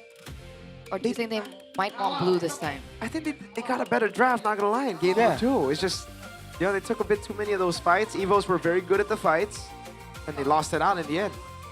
They weren't giving Evos the respect that they deserved, honestly. Especially after the first team fight that they lost. I think afterwards they have to immediately lock in, by all means. First pick selection though, gotta be Evos. Yep. By the way, you got your answer. Max damage taken, highest damage taken. It was key in that game. Oh, in the whole season? Yes, I think so. Wait. Key 460,000 Oh, in the game or in the season? this season. Oh wow. Or is So this it is all key. time? It is key, right? It is, it is. So Lucas second, Super Ken is third, the only jungler in that list. Wow. It's probably a box share as well. Yeah, it probably is a box share. Yeah. Box share OP, man. So it's got to be this season though, right? This season? Is it all time? Yeah, this season. It's not all time. We've had 500,000. We've had that. Okay. I believe it was Sir Pi back in the day. Oh, yeah. All right. Oh, yeah, there you go. I didn't get to see the sides. Oh, so they're sticking to second. Yes. They have been getting good drafts. I don't think it's been the draft. Expanding rivers. Broken. Nice. Dangerous grass. Okay. Oh! No more broken walls. There we go. No more Finally. broken walls. All right. Eterna, 1 point on the board. Let's see though, for Evos, is it the same bands? Wow. No, the Suyo this time. Okay, that leaves open the Phobius. Is it first pick worthy though? Is the real question immediately. No, I don't think so. I am not the only one Okay. bound by They banned it this out chain. because it is more of a possibility on the red side than Wait, the blue side. The Fanny. Are they gonna first pick it? Yeah, I think they have to. There's no way you give Yasuke his Fanny. No way. But Ultra Ego just go Kalea after that, so that's a risk you have to take. Oh, they don't. Yasuke, first time he gets a chance to go Fanny. Will Sephard give it to him though? What, Fanny Kalia? Yeah. Do you want to go Fanny Kalea? Because we were saying that the Kalia will be like the solution. Which is why I think there's some time here being expended by Sephard trying to figure out Did they go how he wants to play this. like Fanny Gold Lane instead? Fanny Gold Lane? What is this? No, I mean Kabuki? like Fanny and Gold Lane, like Fanny Moskov. Okay. Fanny. Oh, Fanny and a gold laner. Okay. Fanny Harith? I think that's okay actually. Well, we'll see in a few. They're taking their dear sweet time. It looks like Nope, they don't bite. They don't take it. They don't bite. They even show the Hilda, so it's as if they're challenging Evo. It's like, go for the Fanny then. They showed the Leo Mord as well, so... Yep, because there's no Suyo now, right? Right. No Harley even, so it gets tough. And if the Fanny falls behind, no purple buff, you don't play the game. Although again, Alter Ego, this seems to be very much so a neutral objective angle, right? Oh, yeah, No for sure. Suyo, Leo Mord with the guaranteed red trees. The Hilda to zone the same way we saw in game 1. Yep, and red 3 is probably going to be the Eve, right? I think so, but after the Eve got caught multiple times there, I'm wondering if they want to get something safer for Hijime. I think they're considering Fanny, no? Oh, they don't. Could be the Farsa then. I I'd thought choose that's the why they Farsa. picked up the high-lows. Yeah. But no, Imagine if they pick up the low Yi again. could work if they really want to play that side lane, but I think just pick up a Cloud or Moskov later to play with the side lanes and pick up a Farsa here to deal with Harith. The glue is open as well. That is true. But with the Hilda there, Yeah, exactly. Then it has to go... oh, Hilda XP. Yep. Eve, alright. So it was Farsa or Yve. They chose the Yve conventional route. They choose to win out the lane against Jusin instead of the counter towards the Harith. It works well against the Hylos as well, by all means. It's okay. Fredrin ban, Guinevere ban, right? Guinevere, I think, yeah, for sure. It's crazy that we haven't seen Guinevere at all, by the way. Yeah, right. It's like the assassins that both these teams want to play, want to show out on. And I guess shows you again, like the Rentry Prio is just that important right now. Yep. I mean, technically, Evos can still pick up... Oh, but it's really risky, yeah. Do what? The Fanny. Oh, they banned Baksha, actually. It's not going to be Rome. They already pick up a Hylos, but they're still afraid of the Baksha going jungle. That is pretty interesting. You see Key smiling a little bit. Yep, it's like, haha. You're scared. Obsidia ban. Wow, that is a very deep ban. So Evos really just want to play for the Harith, huh? So is Granger next? It should be. Yeah. The Fredrin does get banned, so it is Fredrin and Baksha. Guinevere ignored completely. Evos can just go Arlet and Guinevere to round things up in the draft. Yeah, I like that. But Alter Ego can pick the Arlet, take it away. Because in a way, the Gwyn is safer, right? You have immunity when you use the Violet Requiem. All right. What is Evos going to pick? Or ban, rather. Granger, right? Or do they go Granger. for a Moskov ban? If they want Fanny, Claude? though, I think the Moskov ban makes sense. If they want Fanny. I guess we'll see what they want by the bans. Can the Leomord go anywhere except the jungle? No. I don't think so, no. Will Zephyr overcook this? Experience the Granger. Oh, they still go Granger though. Okay. So does it look like they want to go Fanny? In the relentless flow of time's It is the Arlet, there you go. They noticed it. If Evo span out the Granger, Granger, they were probably going to go for Guinevere and Arlet. So the Arlet gets taken, and now Evos are gonna have to think of another combo. Huh. So the Guinevere is still there, right? Yeah. Fanny's still there too, but then Alter Ego pick up Moskov last if they don't Fanny. Yeah, that's true. Well played, Zephyr. What combo? I mean, by all means, Evos could use a bit more engage. Or is it something completely different? Is it another Lapu game for Luke? It might just be, man. It's Terizla? Maybe they go Terizla? Terizla Fanny? Somehow I feel like the Lapu might do better. Terizla Lancelot? With this blade. There we go. Oh boy. Very good. Very good by Evos. I like it. That's the only combination that in my head made sense. I like it. I really like it. Remember what Nino said about Albert on the Lancelot back in last season? When he was swinging around and he killed Hijume in mid? A bit of PTSD for the Alter Ego folks for sure. Oh boy.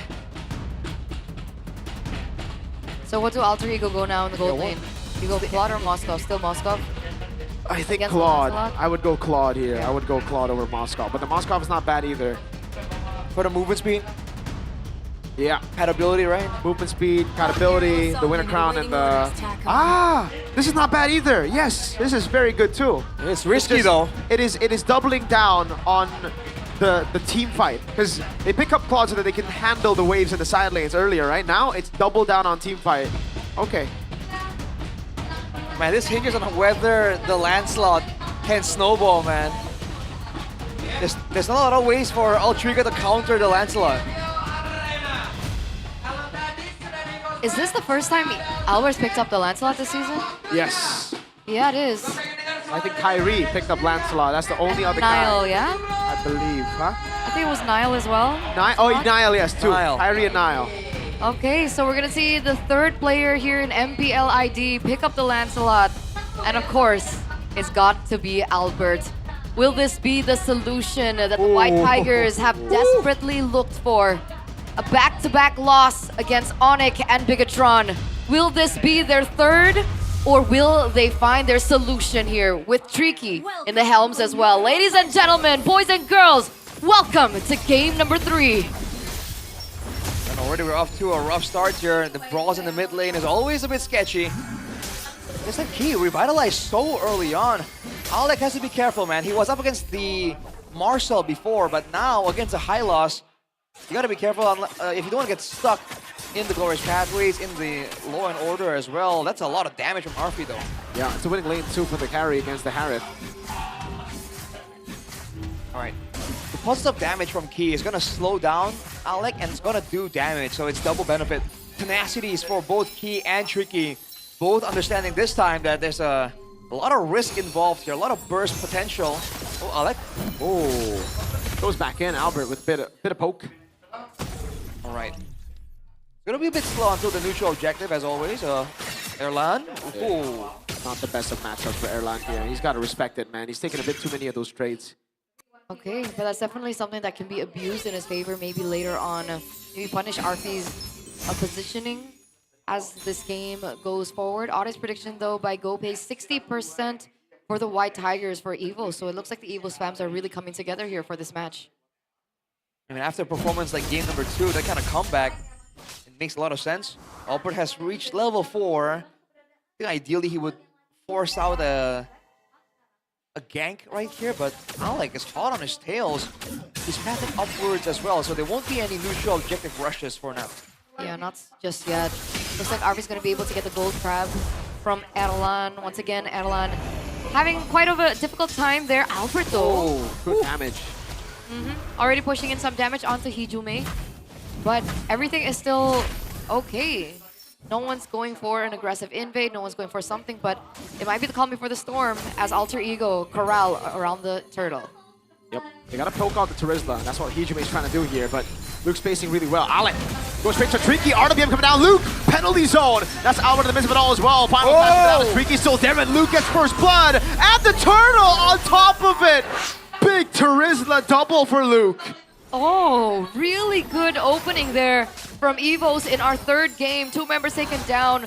Neutral objective secured, 1,200 gold lead. And we saw earlier as well that Arfi was trying to collaborate. Wait a second. Alec, he's gonna get out just fine. That Arfi was trying to deal some damage, but he also got zoned out very early by Erlan, who came in after. I mean, the penalty zone landed so well there, and Luke was able to get so much value damage. The AoE, again, in this game at least, favors Evo's just a little bit. Depends. If Luke and Erlan can combo together, there's a lot of damage potential that Altrigo can't really afford to kind of clump up for. Terizla pick is just so big, man, against the Leomord. Leomord really struggles around those neutral objective takes when the penalty zone locks you down. The thing is, Leomord doesn't have a dash to get him out of it, right? Unlike a Suyo, even a Lancelot. So how are they supposed to do the next neutral objective? What's the answer for Alter Ego? Do they look for a pick-off before they go for a full 5v5? I think ideally that will be the case, and they have a carry. Otherwise, they have to bait out some of those spells first before they can really get a proper fight. Because otherwise, Hijume and Arfi, they'll have damage, but they won't be allowed to really output it in a proper fashion. That's why I was thinking more of the Claude for Alter Ego instead of doubling down on the team fights, right? Because if you're building a comp for team fights, you lose out, it's a 50-50. Evos get a lead, it's no longer 50-50. But if you have a Claude, there's always that side lane control that you can play with. Especially in the later stages of the game, yeah? Exactly. It seems like it's like the issue that Evos were struggling with in that previous game. Yep. But now Alter Ego are the ones in that same position. And right now, Evos are still holding on really good control over the game. Once again, the map looks blue at this point on time. 1,500 gold lead still. And Nino looks for something, but doesn't quite get it. And now Evos are the first ones to the next turtle. Yeah, they can't contest this. Erlan will play weak side as well. Oh, do they still want to go for the dive? Erlan has Flicker. I don't think they can even get to him. They try to trade, but it's denied by Erlan. Worst pathway as well. He gonna get some punishes.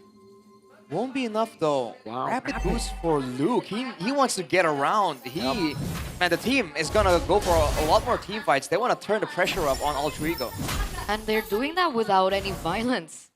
5 minutes in, only 2 kills. You saw that Albert was trying to push in that bottom side turret as well, but now Erlan goes in for the kill. Yeah, all in on RP. Luke with a swing of the hammer picks up the kill and another. This time it goes to Key. Oh, penalty zone from Luke. Right onto Yazuke. Erlan still able to cut away now, and look at the peel with the Lantern Flare and the stun from Key. Oh. It's a double for the horse.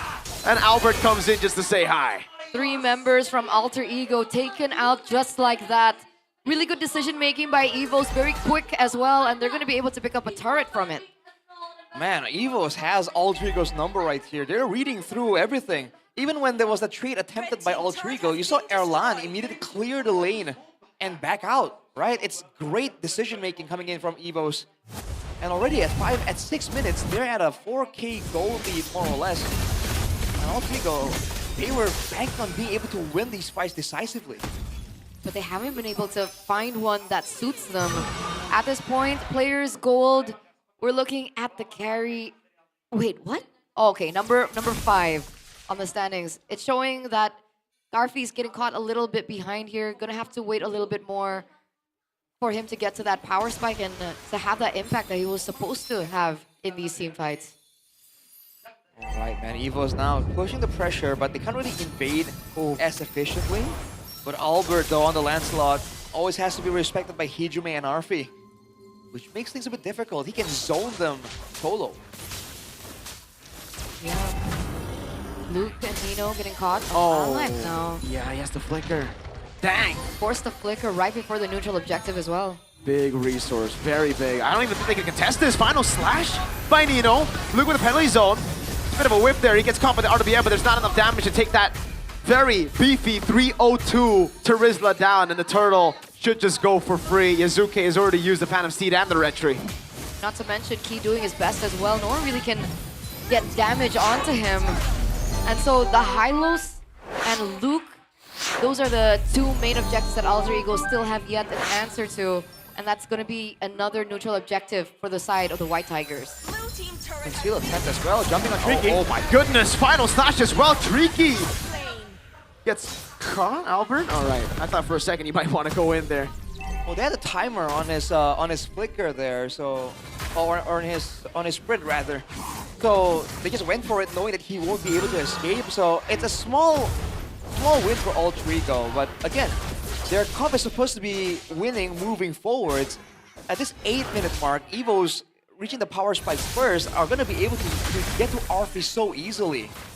I don't see Alter Ego really coming out on top in some of these fights. Yeah, not just yet. Needs to buy a little bit more time, maybe, to make sure that Arfi gets to that point. Again, Hijume also has found difficulty, I believe, in these team fights. Whoa. Have a potential impact. Yasuke doing a good amount of damage. He's still a fighter, even though it's early on, but the level difference, man, level 10 to level 13. Albert is on a roll. Not stopping anytime soon. Real-time victory win rate favors Evos. Oh, he gets knocked back. Alec. Yeah. Don't think they want to all in on him. Arfi. Ooh. Dangerous positioning from Arfi. He desperately wants to get involved in some of these fights. Already in the golden staff, not the DHS just yet. So far, Alter Ego at least have control of their own jungle, but some camps are definitely going into the hands of Evos. Fortunately for them, the Hylas can't really solo invade Alec, but they're making life very difficult for Alec to be useful. Because every time he wants to look for something, for information, for a pick, there's always Tricky in the vicinity to try and hinder it. So what is the Hilda supposed to do right now? Right, there you go. And he gets caught, he gets picked up. Gonna be a setup here for the neutral objective. Alter Ego has a clear going on. It's gonna meet in the middle though. They have the poke advantage with Hijume, but they might be forced to go for some kind of all-in pickoff. Yasuke is 3 levels behind Albert right now. Do Alter Ego really want to play this 50-50? There is pathway. Dino stuck, has to flicker out. Tricky also committed the Crimson Beacon. RWM from Hijume. Oh, I don't know about that. The threat from Erland stops it immediately. And Evos are still having full control over the Lord. Not much Alter Ego can do, man. Even Hijume can't walk up to poke. They cannot. Vin's looking very closely, as well as Zephyr and Styx earlier. Yeah. Slow Lord take though from Evos. Not really rushing things at all. Looking to get another pellet. Mid lane though. He is just way too tanky. Yeah. Already with the pauldrons, by the way, so he can very easily be baiting 4 Evos. Unfortunate stuff for Alter Ego. No solution up until this 10th minute of the game. The gold lead is still expanding for the White Tigers. Alter Ego. I mean, Arfi has 2 items at this point. Do you think that could be like the point of return? Well, they're definitely funneling a lot of resources. He's actually stealing some camps away from Albert. But even with the Swift Trinity, again, is he going to be able to survive against a diving Lancelot? Who's supposed to be protecting him? Is it Nino? Right? Albert definitely knows what he needs to be dodging away from with the Thorn Rose. Which is why I think Hijume and Arfi, they're going to need to get like 3 items, the core items, and then a defensive item before they can actually be useful. Alright, Zaman for Albert with a jump onto Alec. Not enough to take him down. He just walks away out of the Lancer Flare too. Albert on the purple buff. 15 to 12 now it is. Albert has reached max level. Oh man. It's a tight game Evos are playing, man. They're not allowing any mistakes, any pickoffs to be given over to Alter Ego. Yep. And a charge up top. Damage on the base turret with the First Lord. Rin. God dang, man. Rin. What is this? By Evos, by the way. Well, like they're not playing overly aggressive. Sure, they have 5 kills on the board. Like compared to game number 2, we had a total of 50 kills. We only have 6 kills in minute number 12. Yep. Because the game just isn't as equal as it was, right? Evos actually has the more dangerous snowball. They had the wins in the early game. Alec. A pullback. Alec with flicker out. Arfi, oh wait, they've used so many ultimates. Luke! Penalty zone! And now they decide to strike. Tricky falls. And there's actually no trade. Alter Ego. Wow. Huh. 1 for nothing there. They were forced to use like 3 flickers and all their ultimates, but they got something on the board for now. That's kind of crazy. That is. Can we see the replay? Because like, dang. Is this a slow climb back? I mean, in game 2, Alter Ego were leading by like this much, and then Evo's came back. That's true. Well, Arfrey has the Swift Trinity right now and a Fury Hammer, but I feel like he needs like a Wind of Nature before he can actually be a bit more aggressive. You have to remember, if he walks up, he risks getting bursted down by Albert and also Erlan, right? It's magical and physical damage, which makes things a bit difficult for him and Hijime. We're looking at the items right now, and it's exactly as you mentioned, the Fury Hammer already built in, and meanwhile, if you're looking on the other side of the map, Holy Crystal already built in for Erlan. Huge item power spike. And for Key as well, Radiant Armor on top of the Pauldrons, dude. Even with Hijime trying to burst it down. Wow, Erlan dodged away from the final slash earlier. Now he jumps in on Nino. Wow. Well played, Erlan. Now Key gonna be shredded down by Yazuke as he brings him down. Shut down by Yazuke on the horse. And that's a huge shutdown, no? To the horse, though. It's crazy that the horse has a shutdown, but yes. That's true, but Yasuke is still in the game. He is not in the vicinity. Alec! Erlan is jumping back and forth. Alec, no way to run this time around. He's stuck there. And he actually buys the immortality, so right as he gets it, it's down. Interesting move. That's going to be a resource wasted, I believe, Oh. for the side of Alfred. Wow. So Arfi goes in for another kill. Tricky gets caught out, actually. Oh, wow, this is so awkward. What? Yeah, these fights and skirmishes and pickoffs are happening when we're really not expecting it. Expecting it to. Slow push for Eagles on top, and they go straight for the Lord here. Alter Ego, can they spot it? They do, but do they have enough to actually go for the contest? Yazuke cannot enter. Albert securing the turtle. Or sorry, the Lord rather. Oh my Lord, that burst with the Eve and the carry. RP popping an ultimate Luke, trying to run away. Erlan doing a good job zoning them, and now it's Albert. Wow! RP pops him! He disappears. Just like that. Wow! After what Albert was able to do before on the Leomord, him diving in as a Lancelot instantly bursted out. 2 members traded back, looked at the gold lead slowly shift in favor of Alter Ego. Oh man. Dude, Albert came in there. I thought he was gonna get a highlight. No, he got ran over, got trampled by the horse. Wow. You know, the fact that Arfi got the Malefic gun right before that fight started definitely worked out for Alter Ego. You see like the immediate confidence boost that the extra range gives him. Now Evos has to be a bit careful. Again, they can send Albert in to take out Arfi, but with that kind of damage coming out of Yazuke, even though he was shut down a little bit in the early game, Albert can't be carelessly going in like that. Bro, Yasuke was 4 levels behind of Albert before. Yep.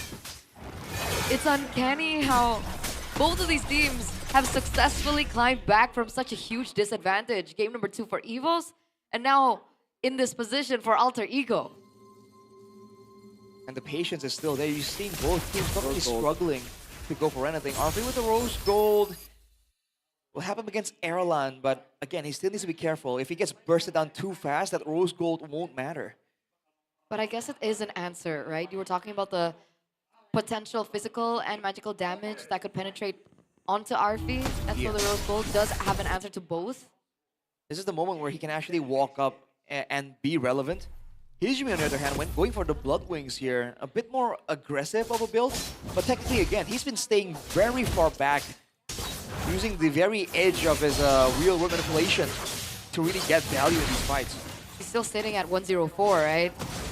He hasn't been taken down despite the lead that the White Tigers had in the early stage of the game up until this point.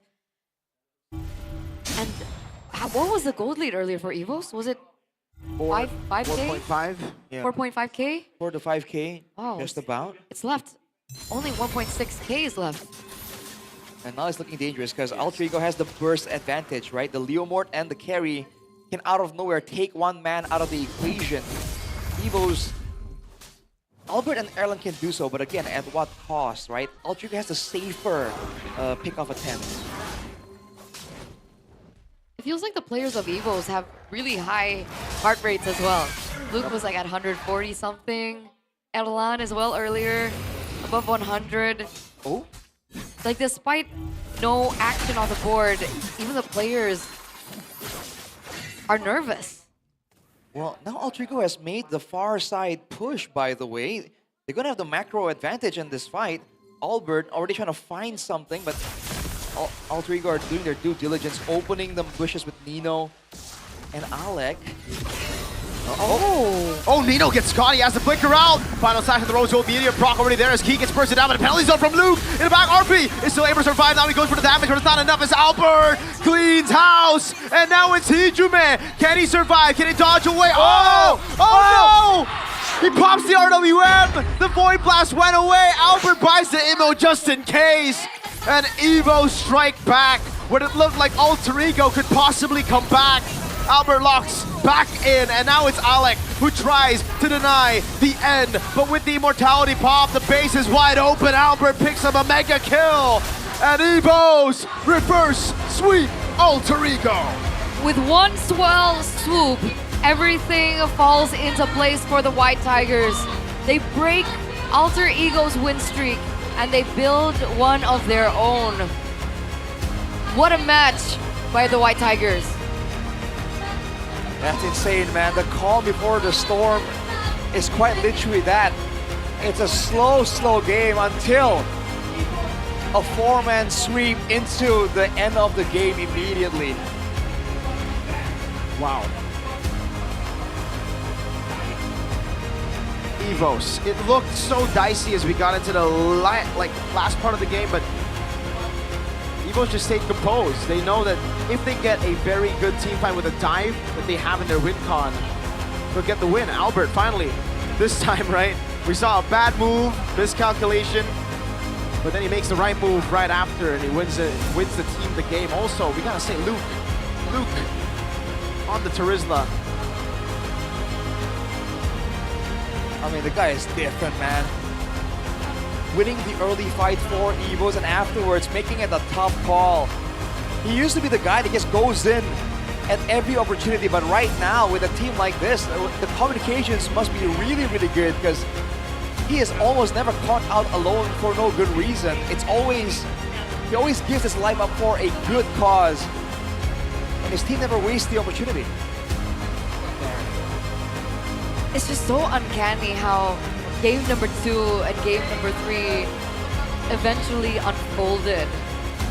Like you were talking about, the patience, the chemistry that was there, with Tricky coming in.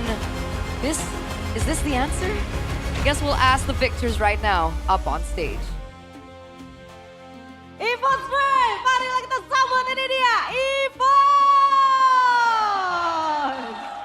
Permainan yang amat sangat intens diberikan oleh teman-teman dari EVOS untuk di match pembuka kita kali ini. Tapi di sini aku pengen welcome back juga untuk Tricky. Match there for EVOS. Hai. Iya, nggak apa-apa Tricky. Tricky, gimana nih akhirnya kamu bermain lagi? How do you feel, Tricky, playing again in this 6th week? And you get a victory. Alhamdulillah, senang masih dikasih kesempatan. Praise God, I'm happy I'm still given an opportunity. I'm happy that the team still believes in me. Apalagi hasilnya cukup memuaskan ya. Especially with this result. Alhamdulillah. Yes. Tapi Tricky, aku pengen tanya dong, gimana ask sih though, kamu Tricky, pada saat di game yang pertama ketempelan sama Hildanya Alec? How do you feel getting just shadowed by Alex Hilda in game 1? Belum sholat kayaknya, jadi ketempelan. It's fine. Maybe I haven't prayed, so something was sticking to me, if you know what I mean. Sepakat, aku sepakat. Jadi baiknya sholat dulu gitu ya next ya. Kurang sholat kayaknya. Oke, biar nggak ketempelan. So it's better to just have a prayer session before you enter the game. Melihat di game yang pertama khususnya gimana nih? Melihat di game yang pertama dari Tricky gimana? What is your opinion on the first game? Cuman kita sebenarnya udah nemu solusinya. Cuman it's difficult, but we found the solution. Jadi there were some mistakes though, unfortunately, so we were unable to get that victory. But we made it a lesson for the second game. Pelajaran apa yang bisa dipetik? Can you tell us what lessons you are able to learn from game number 1? Pelajarannya jangan kasih musuhnya masuk ke jungle Albert aja. No, the lesson is don't let the opponents get into Albert's jungle. Jungle-nya ya. Oke, setuju, tapi di sini ada Alright. Erlan. Erlan. Eman. Masih dibahas aja. Kamu masih personal ya? Enggak, udah dimaafin kan? Udah. This is still personal with Eman. Kerlan kata lo, Oh, Kerlan. Kerlan, gitu ya. Kerlan. Erlan. Aku mau nanya dong kalau misalnya dari Erlan sendiri, di mana kita agak sedikit tarik mundur di leg yang pertama ya. Looking back to the Kalian first belum leg, bisa menangkan di leg yang pertama, tapi you were di leg unable yang to kedua win benar-benar in the berbeda first sekali leg, hasilnya. but in the second leg it's a different result. Pelajaran yang dari Erlan sendiri yang For you bisa yourself, Erlan, membuat kalian mendapatkan kemenangan. what di lesson match did you kali ini? did you have Karena to win kita this nggak pernah match? menang 2-1 aja sih. Jadi kita Because we never won 2 and 1. Cara menang 2-1 akhirnya terjawab. Dan So we're just rasanya curious and we gimana, wanted to find Erlan, out how does it feel. menang 2-1? Enak banget. Feels great. Feels very good. Rasanya enak banget. Tapi Erlan, kalau kita ngeliat nih, positioning kamu bener-bener luar biasa We saw your banget. positioning. It's really amazing. Tapi bener loh, terlihat positioning kamu luar biasa banget. Ditambah lagi kan memang gameplaynya dari Alter Ego itu sendiri kan bener-bener cepet And banget Alter ya Ego's pace-nya, gameplay is very bener-bener high agresif pace, sekali. aggressive as Gimana well. caranya kamu untuk bisa How are you menahan able diri kamu agar gak ke take down nih? Agar lo to gesit limit sekali. yourself to make sure that you don't get taken out?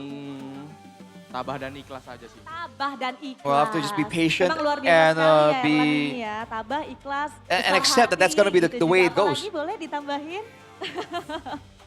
Tapi Ya percaya teammate aja lah. Jadi kayak tunggu mereka open map baru kita. Just believe in my teammates. Wait for them to open the map up before I Jadi, move into the areas. mengetahui tugas masing-masing gitu ya. So it's about knowing each other's Tapi job Erlan boleh description. dikasih Yes. tahu nggak sih untuk di match kali ini nih kita kedatangannya kan ataupun line up kalian ini kan bersama dengan Tricky bukan sama View. So you Boleh guys nggak sih came in kita with tahu Tricky alasannya? right here. Can you tell us why that was the Alasannya case? balik lagi ke coaching staff sih. Kalau It kayak comes back to the gitu. coaching staff. Cuman mau siapapun yang main ya tetap kita percayalah. But whoever plays, we believe in them. Baik, siapapun yang main tetap percaya satu sama lain dan hasilnya EVOS akhirnya interview lagi. Setelah 2 match kemarin kan belum interview, sekarang interview lagi. Finally another interview with me after Tapi look di sini. 2 matches without an interview. But look, Ya, Kak. Look, aku pengen nanya dulu nih. Kita wanna ask tahu first. dari pendukung Alter Ego, itu ada Alter Angela Ego's yang kawaii sekali. fans, there's a very cute, Kita a kedatangan kawaii salah satu pendukung Angela. Alter Ego yang kawaii sekali, bisa dilihat di sebelah sana. You see, Iya. see Udah keluar the ternyata. cosplayer Jadi over tadi there? ada Rin, Oh, kan? they left. Ada It's Rin. Ada Rin, dia kan cosplay. Nah itu membuat was cosplaying. grogi gak sih Rine? Did it add to the nervousness? Kok Willy Salim kayaknya. Oh, not really. We have Boleh diadu dong. Boleh diadu Boleh ya. diadu. we have our own guy, so we're not nervous. Infinix. Infinix. Infinix. Infinix kok. Kok Willy Salim jangan lupa ya. Infinix kasih ke lu sekarang juga. Infinix HP terbaik. Betul, karena itu Infinix the kunci best phone. kemenangan kamu kan. Apa? Kunci kemenangan kamu hari the ini key to kan. victory, right? Infinix kan. Saya cinta Infinix. Oh, I love Infinix. Pantes. Tadi lu Salah mainnya. denger ya? Iya salah denger aku Infinix, maaf ya. Infinix, ya. Infinix. Iya tadi aku, lu pantes mainnya tuh tadi kamu jago banget pas pakai Infinix. Ya, Aku bodoh. aku udah. My fault. Maaf ya. Tadi kamu beneran jago banget, apalagi di game yang ketiga. Kok kamu lebih galak sih? Apakah itu You adalah were so salah aggressive satu in nih game 3. kesalahan kamu atas misi balas dendam? Is that a revenge mission for Iya you? juga sih, soalnya di leg pertama kan hampir menang juga. Yeah, because we almost won in the first leg. Jadi seru banget. And lawannya. right there, Seru banget lawan in the second HM. leg, we Tapi almost lost kemarin again, tuh so Nino it was ngomong, very exciting. Jadi katanya Nino, kalau misalnya skill kamu tuh udah bener-bener kembali. Menurut Nino kamu says gimana, your Lu? skills are Bener, no. completely back Enggak sih, 100%. kayaknya. What do you think? Tetap jagoan dia lah. Yakin? It's all right. I think he's better though. Eh. I don't know if I'm sure about that Lu though. jago Nino. Jagoan Nino. Jago Nino. Kalau gitu Yeah, boleh Nino's dong better. kasih satu kata buat Nino. Any words for Infinix Nino? kok hebat, Infinix. You know, Serius. Infinix is so good, man. Enak ya It's pakai great. Infinix kan. Jadi lebih gesit gitu ya. Ya. Oke. Tapi terima kasih Luke. Sekarang kita Thanks, bergeser Luke. ke KYY. KYY, Key. Wah langsung Diam heboh. dulu yang di sana Oh iya baik. Diam dulu yang di sana. Tapi dari Ki sendiri, ini kamu benar-benar luar biasa banget. Kita You're sudah outstanding, menyiapkan Ki. satu highlight yang luar biasa untuk Ki. Nanti bisa dikasih ini ya, reaksi ya. Ini dia. I have this highlight for you, Key. Nah, Please react to it. ini di sini nih. Ki menggunakan Baxianya melakukan flanking yang luar biasa sekali. Gimana Ki kalau pendapat kamu, reaksi Great kamu? Baksha gameplay, flanking like this. What do you feel about that? Poin ya. I was randomly doing it. Gitu ya, Ki ya? Asal aja personal ke Hijumeng karena dia suka. Oh, it's personal with Hijime. Because he likes to insult me and Luke. Baik. Yeah. Tapi kalau misalnya melihat pergerakan dari Alex gimana Ki? But what do you think about Alex maneuvers? Melihat pergerakan dari Alex gimana? Alex still Alex lah, maksudnya dia jago lah dari season lalu. Kan. Alex still Alex. He's been great since the last season. Sampai di season ini ya emang masih still improving lah dia. And he's still improving. Jago, tetap He's really good. improving, tapi ini ada yang luar biasa sekali. Bahkan untuk di game yang kedua, kalau aku nggak salah, kamu tuh bener-bener targetin Hijumenya banget, biar yang lainnya tuh In aman. game Bahkan 2, you're really untuk targeting Hijime. Di match taken kamu aja itu kalau nggak salah tuh 400 ribuan. Tuh, You itu took gimana, Ki? almost 400k damage. Dia bilang udah mati aja, tabrak aja Hijumenya biar aku selamat katanya. Oh gitu, jadi kamu It's because mengorbankan Erlan dirimu is ya? saying, Sebagai dude, PJ just sejati, collide into sebagai them lawan and die, sejati so I'll gitu ya? survive. Erlan told him to do Luar so. biasa sekali pengorbanan seorang kaya ya, tapi Albert. Right, Albert. Akhirnya kita melihat adanya Lancelot dari Albert. Finally we saw Terakhir, kamu itu Albert's nge-pick di Lancelot. season 16 dan You let's lawannya use it Alter in Ego season juga. 16 against Alter Ego as well. Gimana Albert? Kita menanti loh hero-hero assassin dari Albert. We've been waiting for assassins from you, Albert. Lancelot doang, nanti ada yang lain lagi. Oh. That's just Lancelot. There's others in store. Kali. Maybe, maybe. Semoga ada. Kalinya Hopefully, boleh ditarik hopefully. lagi nggak? Tapi Albert, bukan cuma Ki aja yang ada highlight luar biasa, tapi Albert juga ada. So langsung aja kita lihat, ini dia. This is Albert's highlights. Oke. Albert, ini kita di game yang pertama. Gimana Albert? Kenapa? Don't watch this, don't watch this. I didn't win. Oh. Maaf, Mbappe. Ini kenapa sih? Kamu tuh kayak dunia milik berdua, Albert. Highlightnya kok begitu sih? Just the two of you. Why are the highlights like that? Ini Lancelot deh kita Hey, here you go, here you go. This is a Kamu di game highlight. Ketiga. Gacor banget terisnya. Luar biasa ya. Dude, the terrorists are so good. Gimana dari Albert sendiri nih? Hoki aja, hoki. Oh, tetap hoki. Yeah, I just got lucky. Tetap hoki walaupun dari Albert mendapatkan triple kill di game yang ketiga menggunakan Lancelot-nya. Gimana Albert? Ya berkat teman-teman juga lah. It's all thanks to my friends. The Lancelot, the triple kills. Berkat teman-teman dan juga diri sendiri. Dan Oh, juga my friends satu and me tim. myself and the prayers of the entire team. Baiklah kalau begitu. Gimana dari teman-teman EVOS, ada yang pengen disampaikan untuk match kali ini? Mungkin Luke, apa Luke yang pengen From Luke. disampaikan buat match kali ini? Tadi dulu buat Nino. Any words for this match? Because earlier it's for Nino. I love Infinix. Oh, Yeah, I love Infinix. sekali. Dan EVOS fans, marilah kita sambut. Ini dia, EVOS Esports.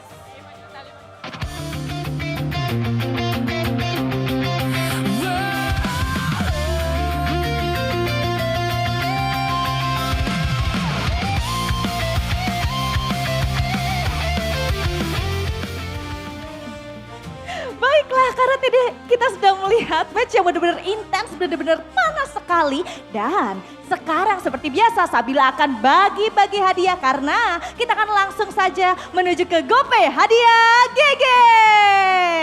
Caranya gimana? Caranya gampang sekali ya. Teman-teman yang ada di sini, yang ada di MPL Arena, langsung saja buka aplikasi dari GoPay ataupun kalau misalnya kalian belum ada, bisa langsung download aja aplikasi dari GoPay. Terus nantinya tuh akan ada QR code yang kalian bisa langsung scan dan langsung masuk ke account kamu, hadiah spesial dari GoPay. So sekarang langsung aja ya kalian prepare untuk smartphone-nya karena aku akan spill dalam 3, 2, 1. Ini dia.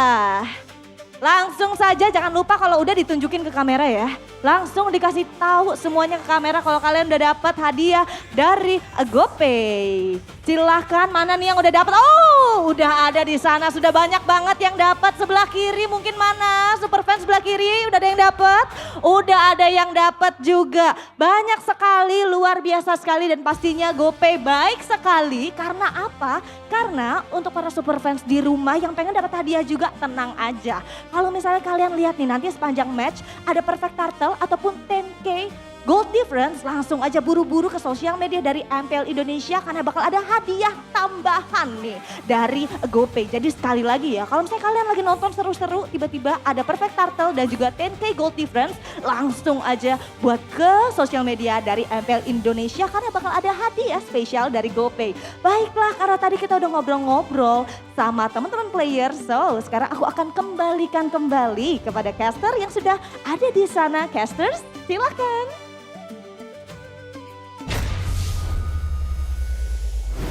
Thank you so much, Sabila, and once again, congratulations to EVOS, the White Tigers, for finding their revenge against Alter Ego here in leg number 2.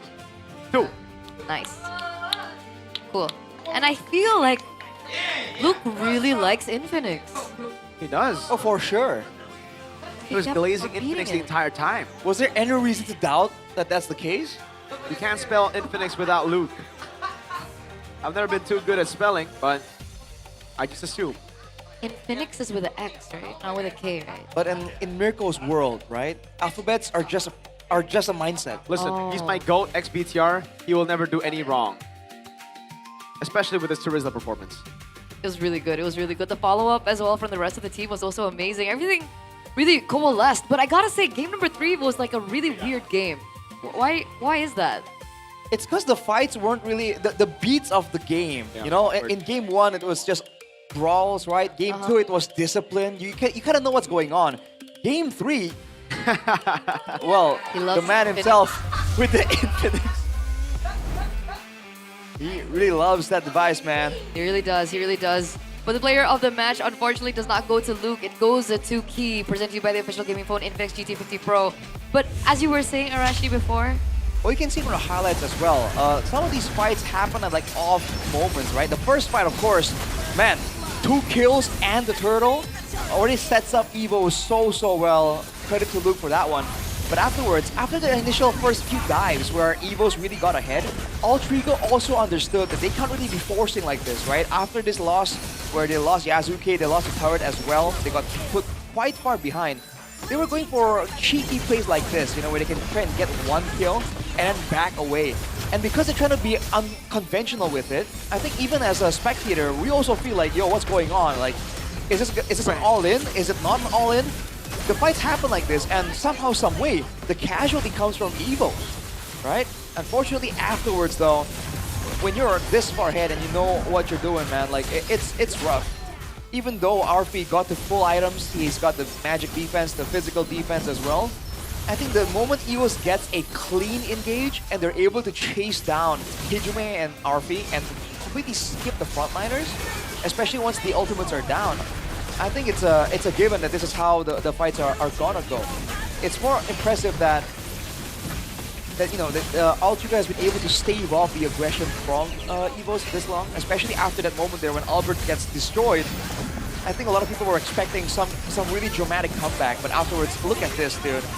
I mean, there's just way too much damage there to deal with, which was the concern in the first place, right? When your backliners are this vulnerable and there's so much damage coming through, and your frontliners are meant to be aggressive, I feel like getting to this point alone is already an achievement for Alter Ego.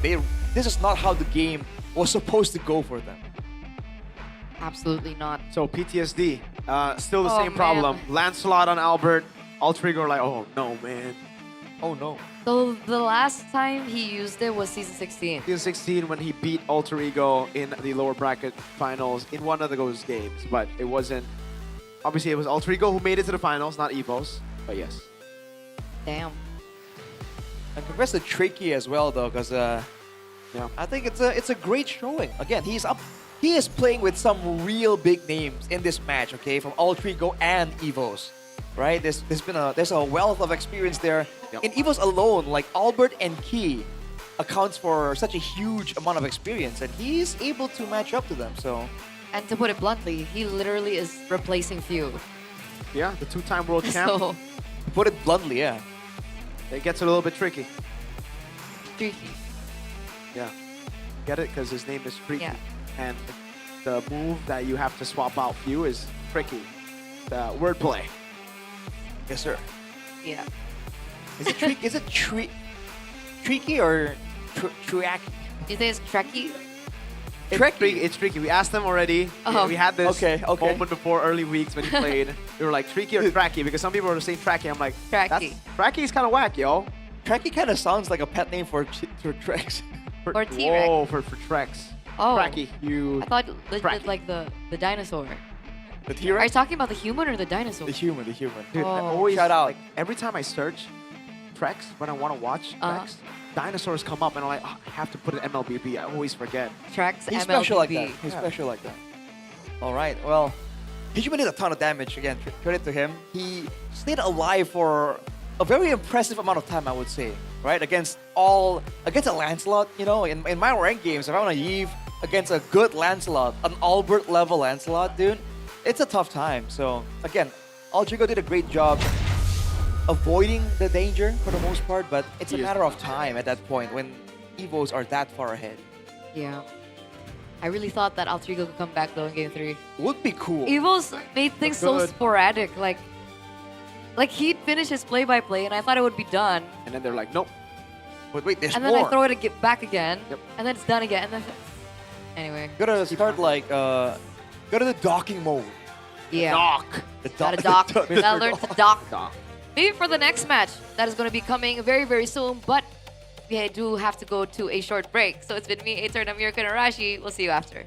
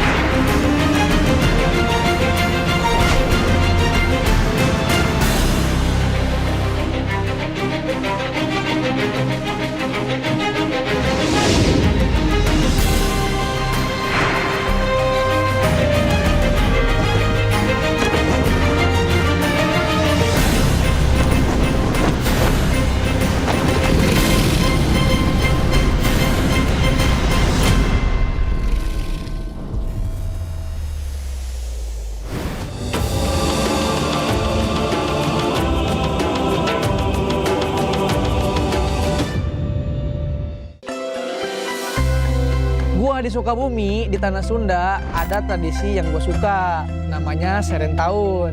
Dan Serentahun itu bukan sekedar pesta panen. Ini tentang menyerahkan hasil kerja 1 tahun kepada Tuhan Yang Maha Kuasa. Tentang bersyukur dan memulai dari nol lagi. Padi nggak tumbuh dalam 1 hari. Padi butuh waktu, perawatan, kesabaran, dan kerjasama. Ini sama dengan e-sport, mekanik, rank tinggi, makro, itu juga ditanam. Jadi kalau lu nggak sabar, lu nggak bisa punya hasil panen. Di Serentahun itu, di diri gua terbentuklah mental proses. Jadi konsistensi lebih penting dibanding hasil instan. Di gua, Sungai Musi itu bukan cuma sungai, tapi itu kehidupan. Di festival itu, semua perahu maju kencang, tapi bukan yang paling kuat yang menang. Tapi yang menang, yang paling kompak. 1 orang salah tempo, perahu oleng. 1 orang salah posisi, game selesai. Dari tradisi ini gue belajar tentang sinkronisasi karena chemistry menentukan segalanya. Tradisi di Bali yang paling ngena lah di gua, menurut gua tuh nyepi. Karena nyepi tuh ngajarin kayak diam itu kuat. Jadi selama 24 jam gak ada aktivitas, lebih ke introspeksi diri lah. Di momen itu kita jadi lebih jujur sih sama diri sendiri. Kenapa kita kalah, apa yang salah. Di e-sport banyak orang berhenti karena kekalahan, tapi gua enggak. Karena nyepi ngajarin gua bukan buat berhenti, tapi buat memahami. Hingga sekarang gua masih berjuang di liga ini. Dari kecil di daerah gua tumbuh dengan Gurindam 12, karya Raja Aldi Haji. Bulintang 12 itu memiliki 2 baris, tapi maknanya dalam. Baris pertama sebab, baris kedua akibat. Di game juga sama, overextend mati, salah draft kalah. Semua ada sebab akibatnya. Dari sastra lahirlah logika. Di Samarinda ada tradisi yang paling terkesan yaitu Festival Mahakam. Semuanya tentang ritme. Dayungnya itu nggak boleh terlalu cepat dan nggak boleh terlalu lambat, tapi harus tepat. Sama kayak nge-retrin Lord dan nge-engage. 1 detik terlalu cepat, gagal. 1 detik terlambat, kalah. Timing adalah segalanya. Ya karena momen itu menentukan kemenangan. Paling gua suka tuh di Pontianak Festival Tugu Katulistiwa sih. Ada momen dimana bayangan kita tuh hilang. Semuanya tuh jadi imbang karena tidak ada condong kiri dan ke kanan. Sama kayak di game lah, kalau misal terlalu agresif kalah, kalau terlalu defensif juga ya kalah. Jadi semuanya itu harus seimbang karena balance adalah kunci untuk mendominasi.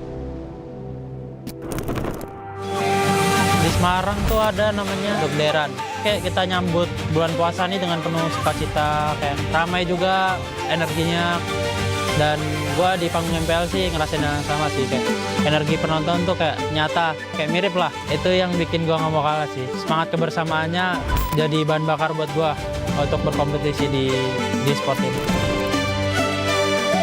Tradisi di Aceh yang paling teringat sama gue sih tari saman. Tari saman tidak memberi ruang untuk kesalahan. Ya kalau satu salah ya semuanya kelihatan salah. Ya jadi gue belajar hal yang sama lah yang ada di tari saman. Kita harus satu pikiran dan satu gerakan, ya itu yang membuat tim jadi improve. Jadi disiplin kolektif menciptakan kesempurnaan. Di dalam e-sport, sinkronisasi adalah dominasi. Pas di Makassar dulu, pas gue kecil, gue paling suka kapal finisi. Kerennya finisi itu dibangunnya tanpa gambar. Ya bisa dibilang blueprint ya. Jadi cuman pengalaman, insting, dan kepercayaan. Jadi pro player itu nggak ada petanya. Jadi yang ngajarin gue itu, ini pasti berhasil tuh. Nggak ada. Jadi dibangun kayak finisi, sedikit demi sedikit. Jadi tradisi ini mengajari gue melangkah tanpa kepastian. Percaya proses adalah kunci.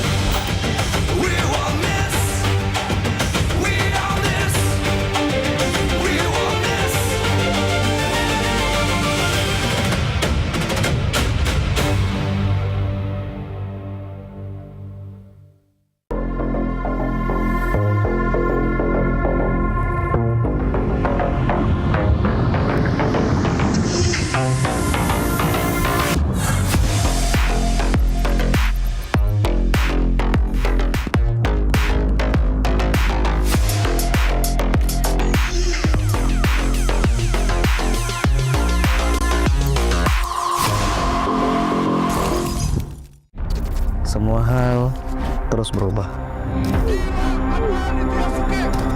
Dan kadang bikin gue pengen nyerah. Tapi banyak mimpi yang harus gue kejar. Gue butuh support yang konsisten. Biar gue bisa terus naik level, terus berlari tanpa henti. Skin gue banget nih, gue beli aja. Seperti GoPay Games yang setia menemani, walau meta dan gameplay terus berganti. Walau yang lain terus berubah, GoPay Games konsisten ngasih yang pasti murah.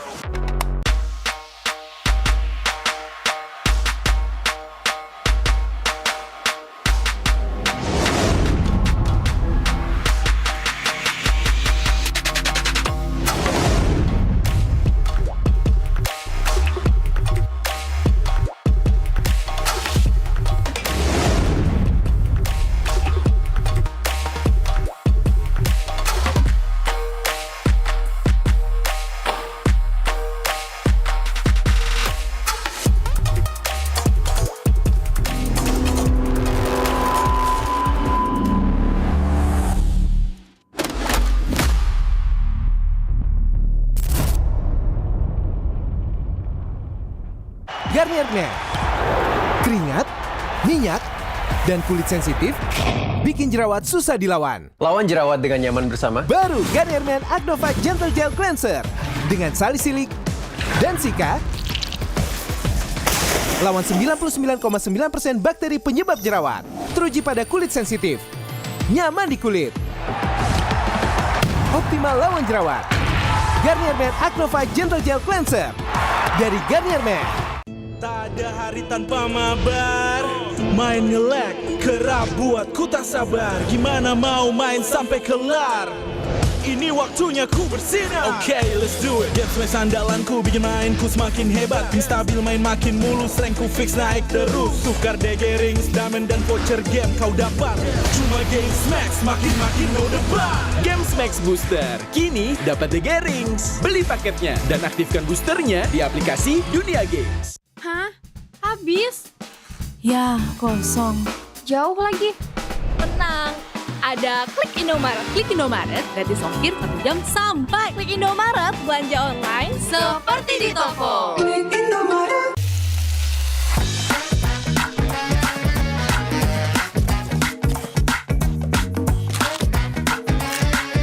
Gimana? Enak?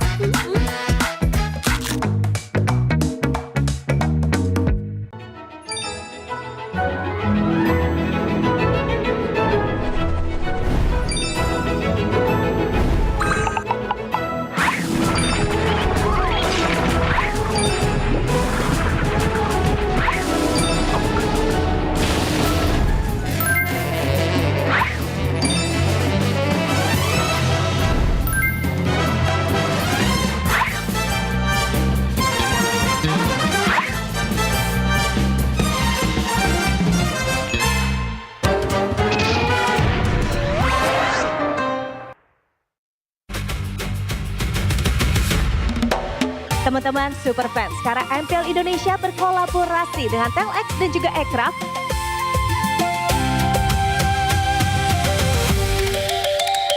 Kira kita ngelihat aset maniak kita.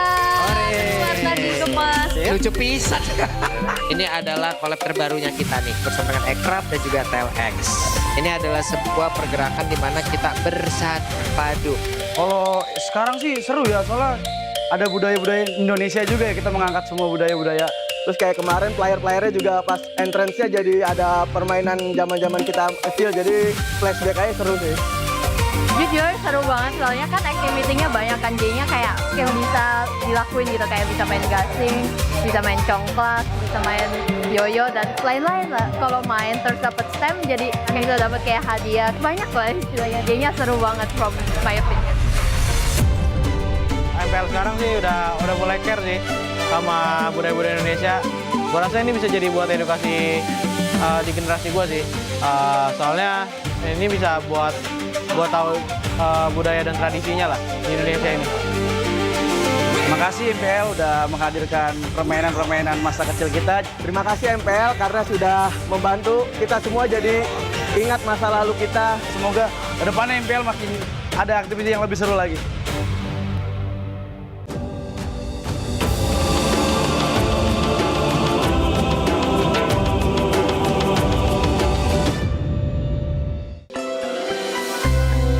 Gua di Sukabumi, di Tanah Sunda, ada tradisi yang gue suka, namanya Seren Tahun.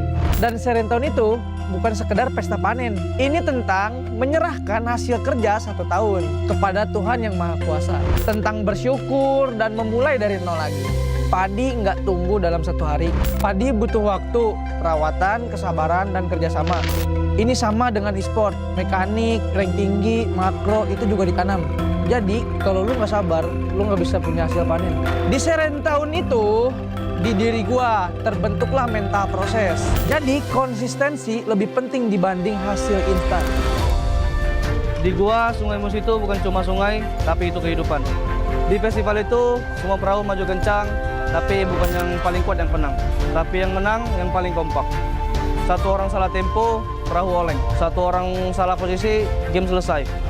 Dari tradisi ini gue belajar tentang sinkronisasi karena chemistry menentukan segalanya. Tradisi di Bali yang paling ngena lah di gua, menurut gua tuh nyepi. Karena nyepi tuh ngajarin kayak diam itu kuat. Jadi selama 24 jam gak ada aktivitas, lebih ke introspeksi diri lah.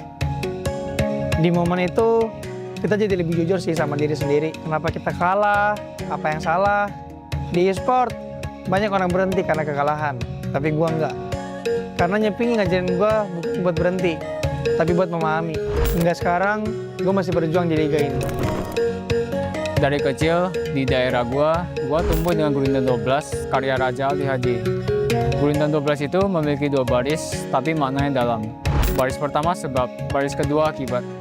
Di game juga sama, overextend mati, salah draft kalah. Semua ada sebab akibatnya. Dari sastra lahirlah logika. Di Samarinda ada tradisi yang paling terkesan yaitu Festival Mahakam. Semuanya tentang ritme. Dayungnya itu nggak boleh terlalu cepat dan nggak boleh terlalu lambat, tapi harus tepat. Sama kayak nge-retrin lord dan nge-engage. 1 detik terlalu cepat, gagal. 1 detik terlambat, kalah. Timing adalah segalanya. Ya karena momen itu menentukan kemenangan. Paling gua suka tuh di Pontianak Festival Tugu Katulistiwa sih. Ada momen di mana bayangan kita tuh hilang. Semuanya tuh jadi imbang karena tidak ada condong kiri dan ke kanan. Sama kayak di game lah. Kalau misal terlalu agresif salah, kalau terlalu defensif juga ya salah. Jadi semuanya itu harus seimbang. Karena balance adalah kunci untuk mendominasi. Di Semarang tuh ada namanya Dogderan. Kayak kita nyambut bulan puasa ini dengan penuh sukacita, kayak ramai juga energinya. Dan gua di panggung MPL sih ngerasain yang sama sih, kayak energi penonton tuh kayak nyata, kayak mirip lah. Itu yang bikin gua nggak mau kalah sih. Semangat kebersamaannya jadi bahan bakar buat gua untuk berkompetisi di sport ini. Tradisi di Aceh yang paling teringat sama gue sih tari saman. Tari saman tidak memberi ruang untuk kesalahan. Ya kalau satu salah ya semuanya kelihatan salah. Ya jadi gue belajar hal yang sama lah yang ada di tari saman. Kita harus satu pikiran dan satu gerakan, ya itu yang membuat tim jadi improve. Jadi disiplin kolektif menciptakan kesempurnaan. Di dalam e-sport, sinkronisasi adalah dominasi. Pas di Makassar dulu, pas gue kecil, gue paling suka kapal finisi. Kerennya finisi itu dibangunnya tanpa gambar. Ya bisa dibilang blueprint ya. Jadi cuman pengalaman, insting, dan kepercayaan. Jadi pro player itu nggak ada petanya. Jadi yang ngajarin gue itu, ini pasti berhasil tuh. Nggak ada. Jadi dibangun kayak finisi, sedikit demi sedikit. Jadi tradisi ini mengajari gue melangkah tanpa kepastian. Percaya proses adalah kunci.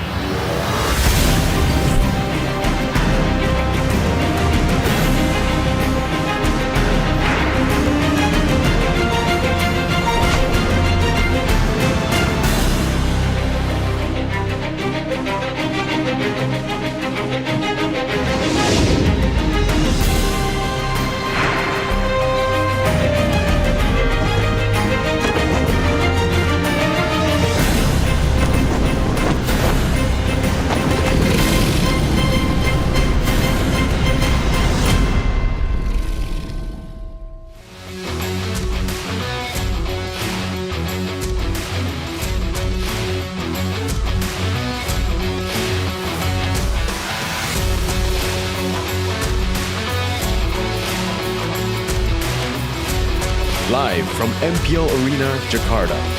MPL Indonesia Season 17 is powered by Moontalk. Supported by Esports Federation of Indonesia. Presented by official gaming phone, Infinix. Official e-wallet, GoPay. Official gaming chair, Toda. We own this.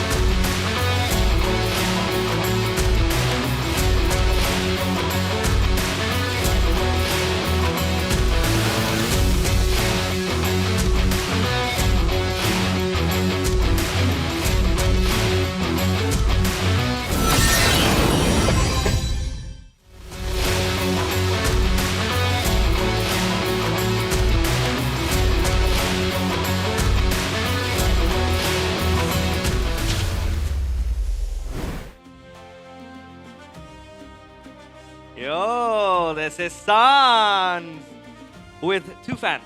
Kali ini Alisa sedang berada di pucuk atas. And Alyssa Permisi. Ini ada King Sans. Is in the Infinix Halo, booth. ada King Sans is here. Ratu Alisa di sini ya yang akan menemani King Sans with Queen Sans. Begitu dingin di pucuk klasemen. Pasti. It's very cold up there, isn't it, di sini ya. Sans? It's a lot of ice here. Di atas juga kan jadi dingin. Because Onyx is up there and it's very cold, so yeah. Wujud sebenarnya dari King Sans. This is the appearance di pucuk klasemen di booth Infinix of kali King ini. Sans. Kita tahu bahwa hari ini kamu akan menghadapi tim Liquid Indonesia. Today I'll be going up Ada against nggak sih kamu TLID. melihat dari minggu lalu kekalahan. If we take a look dengan at Geek the Fam. loss last Itu week menjadi against Geek Fam. evaluasi baru di minggu ini nih King Sans. Oh, how's the Yang evaluation pastinya this week? Kita ada evaluasi juga dan kita banyak Of course we yang juga yang salah-salah. evaluated. Ya, We minggu ini kita udah siap fixed our mistakes. untuk match-nya. And this Minggu week ini we're ready sudah for the siap match. ya. Tapi kalau kita melihat akan ada tim Liquid Indonesia nih. And dari mana there will be dua Team match Liquid kalau ID bisa tim Liquid in front of you. menangkan, akan berdampingan dengan Onyx If sendiri. TLID is able to win Jadi the match, apakah akan memberikan then you guys kesempatan will untuk be tim Liquid hand in hand Indonesia together, atau tetap sharing kamu that berjuang spot untuk up tim in kamu? the standings. Ya pastinya What do you feel? berjuang untuk tim sendiri sih. Kita nggak pengen kalah juga. Well, Nggak pengen my kalah focus ya is on my own tentunya team. ya. We Wow, don't want to di lose. sini ada raja-raja. We want to win. Kita tapi di sana kayaknya ada yang bermain Well, over here we have a sepertinya king. ya. King Maharaja. And over Kevin, there we also have a welcome. king. Wow. It's King Kevin, the Jote, the Coat, whatever you want to call him. Kenapa ini? Kenapa King Kevin kamu main kuda-kudaan? Coba. Kevin, why are you riding that horse? That kuda lumping. Sans, lu lagi main raja-rajaan lo. Sans, are you Lu playing? ngapain main kuda-kudaan juga? Are you playing king? And Sans is like, you're playing Berdua horse. Memang kompak banget ya hari ini bermain raja-raja dan kuda-kuda. Well, you guys are Memang very sesuai dengan together personality kalian. Kenapa today. bagaimana nih? You guys are playing, acting as kings. Is this enggak sih. an agreement? Kalau kita bukan raja. And Tapi Sans said, nah, we're not Landak kings. kita landak. Oh landak. We are Nggak porcupines. mungkin landak-landakan ya.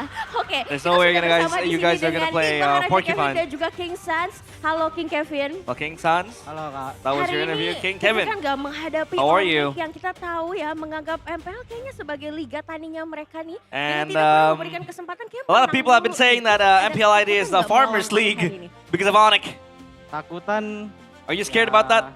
Gak ada sih. Tapi Nah, jangan panggil aku King Maharaja lagi sih. Soalnya We're not samping aku scared. ini udah kingnya ini. but please Ini don't king call ya. me King Kevin, Ini or asli King king. Maharaja Kevin. Oh jadi kamu mengalah. Because beside me is the real king. Tahtamu kepada King, King Sans. Sans. Benar kak. Sans ada tanggapan gimana And nih? Alyssa is Katanya like, King are you Sans gonna mau give that diberikan spot away? And sama he's like, dia, yeah. nggak mau King Kevin lagi. And Oh, Sans, jangan. what do you think Gua about it? mau jadi diri sendiri aja. No. Diri sendiri aja. Just Jadi be Sans yourself. tetap I'm gonna be dipanggil myself Sans as aja. well. Sans, tapi Alyssa pengen tanya, kalau Sans? misalkan kita kan melihat netizen ini semua bilang bahwa wanna Onyx ask. ini udah kayak Liga Tani ya di A lot of MPL, netizens have selalu been talking about menjuarai how dan kamu MPLID udah has melihat belum sih been ada pesaing kamu nih, a farmers tim league Liquid because of Indonesia Onyx. udah cocok belum jadi pesaing kamu Because untuk there has been no memenangkan competitors MPL? to Onyx. Sebenarnya Is semua tim TLID a jadi competitor pesaing to you kita guys? sih, dan itu pun kita semua tim bakal waspadain juga.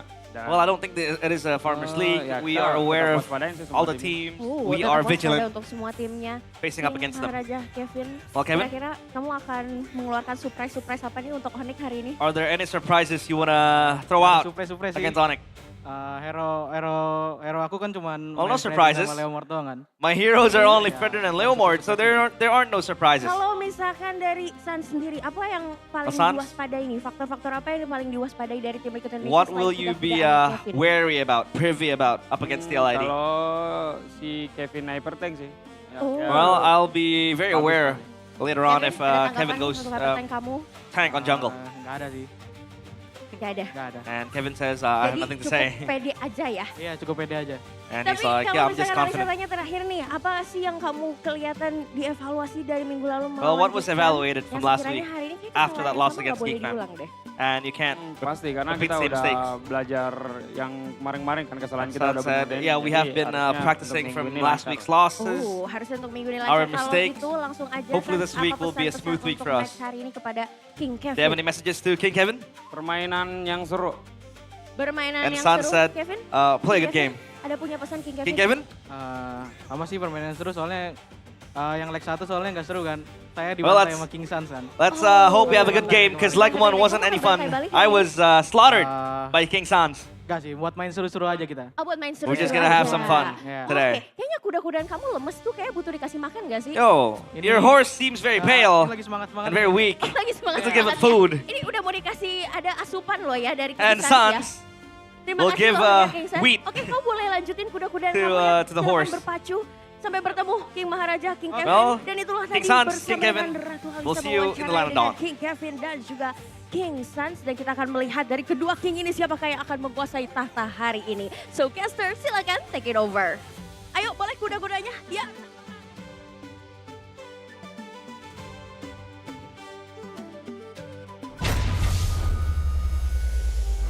Ladies and gentlemen, welcome back to MPL ID Season 17, Week 6, Day number 2. It is me, not Realize, Eterna, alongside Right. Mirko and Arashi. Dude, your team's playing in this match. How do you feel about Yeah, your I don't team's- know who I'm gonna support, because I'm Eterna, who likes TLID. Yeah. Yes. But I'm also Realize, who likes Onyx. Who the heck's Oh, that who guy? the hell's Realize? I don't know. We don't have a Realize here. We only just have Eterna. Eterna, I just want to say, you look really good. You look really you good. look today. better. Like, you look better. something You look better. changed. What Like- happened? You like my facial hair? Ah, it's All the that? facial Yeah. hair. So Eterna with a beard. Yeah, I've been trying You to grow look it out. better. I've been trying to grow it out, to look more cool. Interesting. You do look cool. You do look cool. Hashtag Eterna beard. Hashtag Eterna beard. But, with the very beautiful Eterna right here, we're going to bring you the second match. Hey. Yes, sir. No, in all seriousness, why are you here, Realize? What happened? I'm gonna pull off a Mario Götze in the World Cup super sub. Dang. To replace Eterna. Eterna will she'll be back soon enough. But of course, Oh, she'll be back for match 3? Nah, she'll be back soon.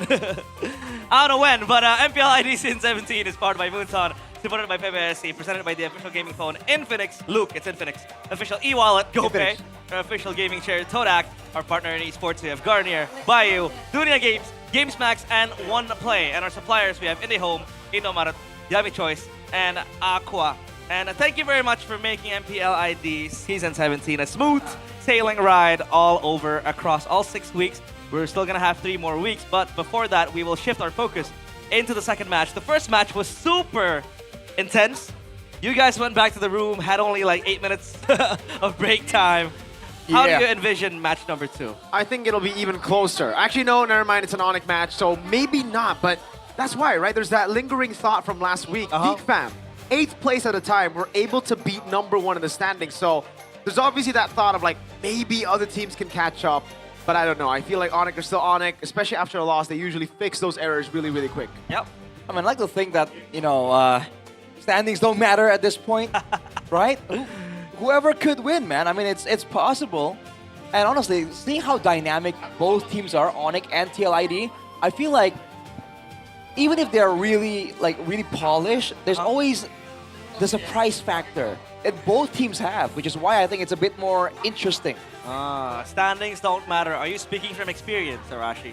Experience? What do you mean? What could you possibly be talking about? Rashi, We'll be talking about that later. There are only 8 teams this season. 8 teams. Yeah. Only 8 teams trying to beat Onyx. So the 9th team isn't trying to beat So the Onyx. 9th team is just gonna be there, chilling.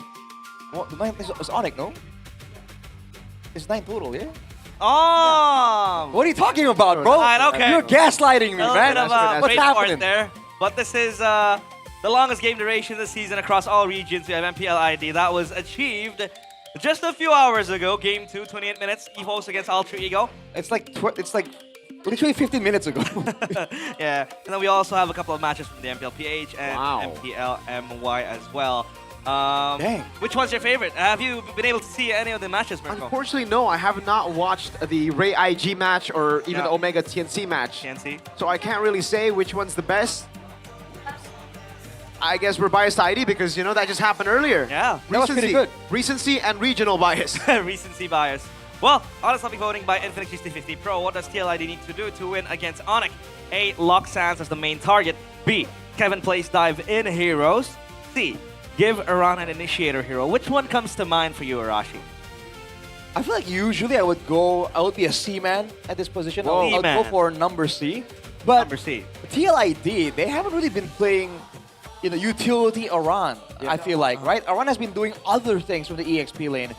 After seeing match 1, I think that will be the assumption, number C. But I think, honestly, it's looking more like number B. All right. B.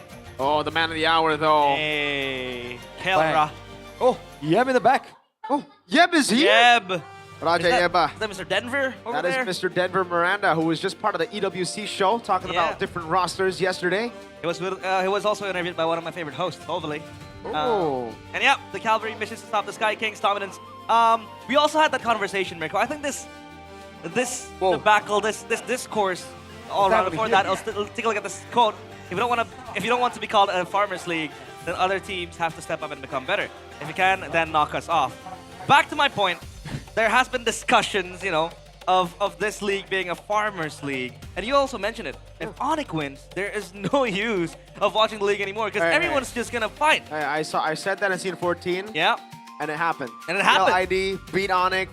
I didn't have to stop watching MPL. Now, this season, though, with Kelra joining, I don't think I'm gonna make that statement. You know, Onyx, you can win because it's true. Even when I made that initial statement in scene 14, you know, if Onyx wins again, don't watch.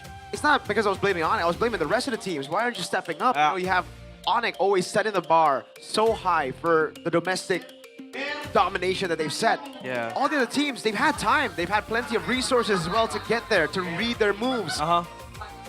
And it seems like this season, especially, almost all the leagues are going to see like similar champions. MPL Malaysia is still going to be SRG. It seems number 1. TLPH are still number 1 in MPL Philippines, and Onyx are still number 1 in MPL ID. Yeah. Well, I've also, you know, have been observing, like most of the seasons we've had, 15, 16, 17 even. The regular season would be so competitive. You know, Bigatron up there, and then Onyx losing to Geek Fam just a few weeks ago. And then when it comes to the playoffs, Onyx just wins everything. So, is that in your perspective, Arashi? Again, an establishment of that Farmers League narrative we have. Yeah, I feel like there's a bit more curveballs in this season for sure, but you can't deny that there is some dominance at on display right here. Again, especially with the kind of backup that Onyx ID has right now. Can you really say like, oh, you know, teams just aren't doing enough? You know, there's been a lot of improvement in the overall scene. It's just that they brought in the gold standard. The gold standard. It's kind of cheating. It is unfair. It is unfair. Let's take a look at this draft pick recap on leg 1 Onyx. 2-0ing TLID. And I also mentioned this to you, Mirko. I've been asking you a lot about this. Why does teams let go of Fredrin when they know that all Kevin plays is the Fredrin? He picked up that Fanny. He went 0-6. If I'm not mistaken, he was heavily bullied. By a BTR? And then we... That's true as well. In front of Nile as well. Is this time where maybe Kevin... Is this the time where Kevin might want to bring out the assassin heroes, or should he just stick to like the Leomords, the Fredrin? I think for TLID, I mean, that's their main strength, yes, but they have to find something else if they want to be an elite team right now. And for Onyx, the reason they don't ban the Fredrin is because they're the type of team to actually beat that out. Like we saw in the first leg, the Fredrin was there on the other side for TLID, but Onyx were still able to beat them.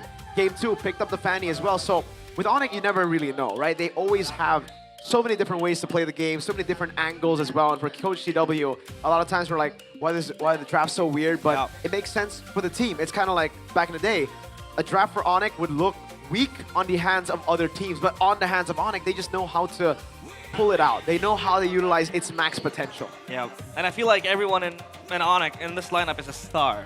He can play through Kelra, he can play through Sans. Yep. Hell, even Kyrie and Lutpi. And then Keyboy, you know, doing his own thing with initiations and catching people off guard. And this is the draft pick recap we have previously.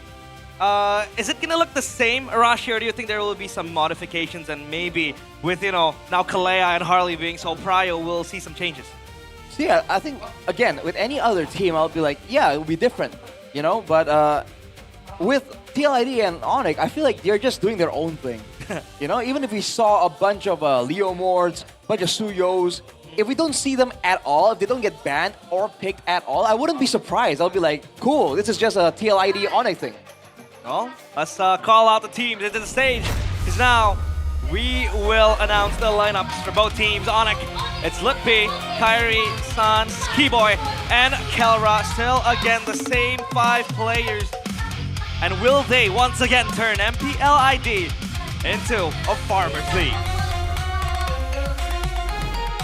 They've been farming quite a bit. Almost half of MPL ID's champion title has been claimed by the men you see on your screen. And now with the gold standard again, we gotta welcome the Sky Kings, the final boss of Indonesia. This is Onyx! And so far, the gold standard has been able to meet the harvesting requirements to farm those crops, farm those wheats, and farm bodies in the land of Dawn. I mean, with farming comes consistency, comes hard work. It comes the great harvest, but right now the cavalry are gonna try something. Riding to the farmland of Onyx, it is still TLID with Iran, Kevin, Drichel, Leone, and Kyo. Will they be able to stomp over Onyx's crops and harvest? We'll have to see if King Kevin will put on a show.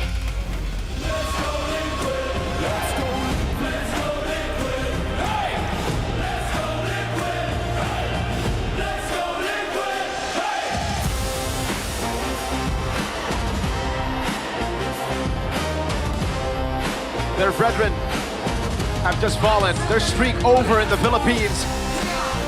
Can the ID team step up to claim that first spot that they held in the first few weeks of MPL ID? Welcome the cavalry, the young stallions of Indonesia. This is Liquid ID. Attempting to gain a second win here. The cavalry trying to raid the farmers, trying to take the glory for themselves. It's a tall order, but they are here to deliver on behalf of their supporters. Yep. The main man, obviously King Kevin, put on a show last week against Alter Ego. And then even Iran at the helm as the captain, straightening things out as we take a look at the respective coaches and analysts from both sides. We have Paddington and CW with Honjo going up against Honjo and Mang Usep or Facehugger. Honjo and Facehugger, they've been able to find something crazy right here. People, remember, we're not counting TLID to be any type of threat in Season 17, but they have proved everyone wrong, and they might do so again today.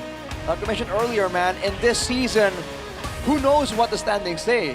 Sometimes it doesn't reflect anything at all.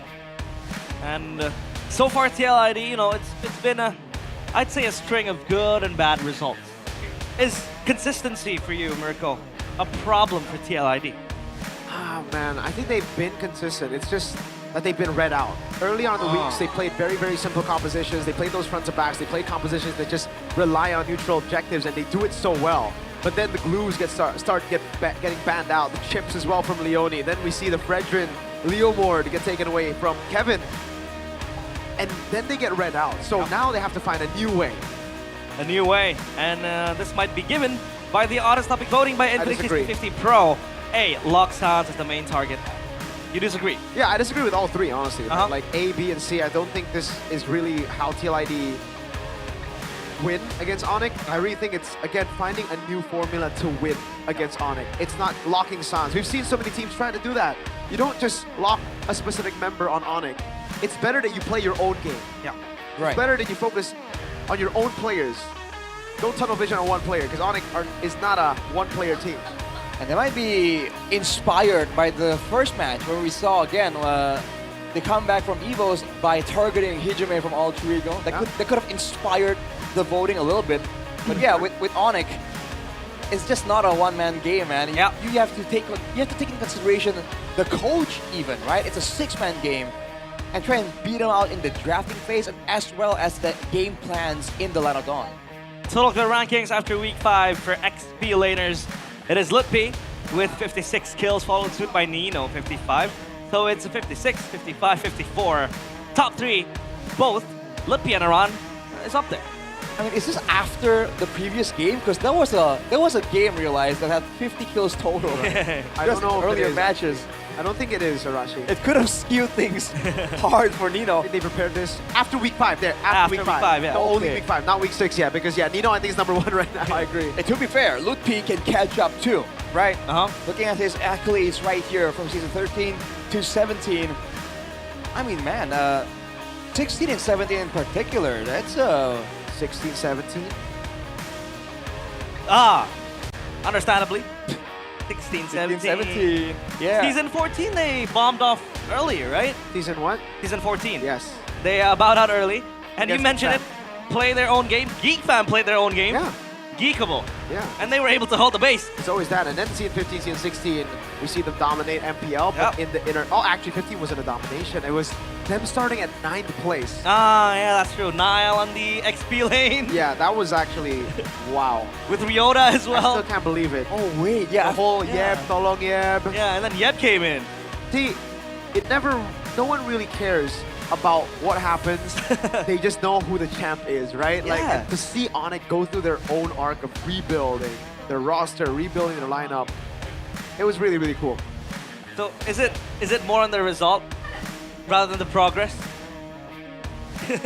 Does the ends justify the means? Exactly. Type of argument. I mean, because even now, Arashi, everybody's like Keskyut out. They forget about season 14 and 15 when he made it to back-to-back runner-up positions because he didn't win, right?